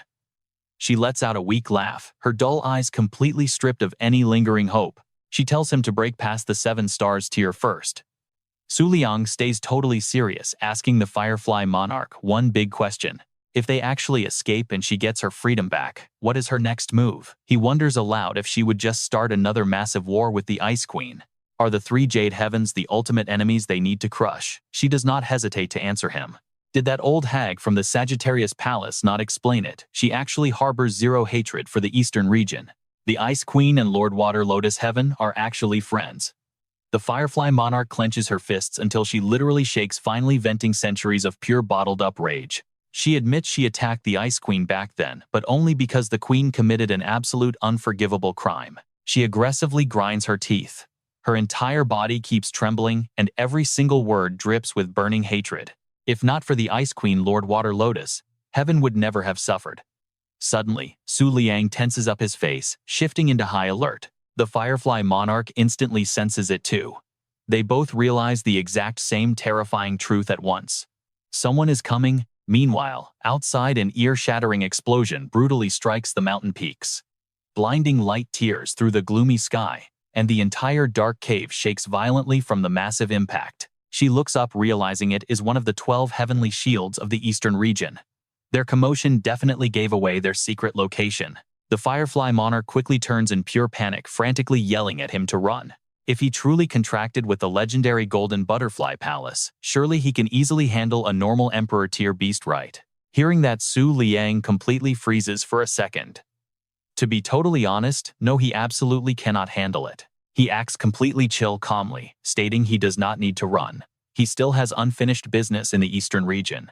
Plus, she has not finished her crazy story, right? Is Lord Water Lotus Heaven actually the guardian of the Aquarius Palace? The Firefly Monarch looks completely stunned, her eyes going incredibly wide. Su Liang keeps pushing. Everyone knows the Aquarius Palace was totally crushed by the Flying Rabbit Palace back then. But now she claims the Ice Queen is involved. Once they escape the eastern region, he wants her to explain this whole tangled mess. Now here is the crazy part you and I need to watch. While they talk, a massive bird silently approaches. Completely oblivious, Su Liang gets frustrated and keeps drilling her with questions. If the Ice Queen is truly involved, was just beating her up really enough payback? She got locked up for thousands of years. Was it honestly worth the crazy risk? He angrily shouts at her. Why not wait until they break out of here, and then completely destroy the Ice Queen in a fair fight? Boom! The giant bird stomps down. The sheer pressure instantly shatters the solid ground beneath its terrifying talons. Su Liang snaps his head around in total shock. Meanwhile, his system violently pings with a massive notification. A brand new elite monster unlocked, expanding his illuminated beast gallery. Meet the Emperor Thunder Eagle. It is a Sky Faction Emperor-tier beast and one of the legendary 12 heavenly shields under the 3 Jade Heavens. The monstrous eagle immediately locks its fierce eyes on them and starts barking questions. Lord Firefly Monarch, who exactly is this weak little human? Why is he standing down here? She is not seriously trying to escape again, right? He warns that the Ice Queen will definitely not be so merciful this time. The Firefly Monarch freezes up, prompting the Thunder Emperor to growl a dark reminder. Never forget the Aquarius Palace order. She is strictly forbidden from seeking revenge against the Flying Rabbit Palace. But before the beast can even finish rambling, Su Liang just casually interrupts, calling the giant bird way too noisy. He boldly steps right up to the terrifying monster, openly mocking it. The Sky Faction is nothing but an outsider group. What right do they have to interfere with Moonlight Faction business? If the Aquarius Palace forbids it, he will approve it himself on behalf of the Golden Butterfly Palace. The traitorous Flying Rabbit Palace must be completely destroyed. The Thunder Emperor furiously roars, demanding to know what he just said. Losing all patience, Su Liang violently grabs her without a single moment of hesitation. All right, you and I are jumping right into the madness. Su Liang grabs the Firefly Monarch, absolutely furious. What are you hesitating for, he demands. Are you seriously going to ignore Gong Fei Tu's betrayal, letting her murder Gong Baoping like that? She shyly turns back to look at Su Liang. His voice is completely stripped of its usual calm. And what about the Ice Queen's disgustingly vicious heart? Don't you want to get revenge for that? So utterly weak and useless. Just sign the contract, and I'll find a way to summon you.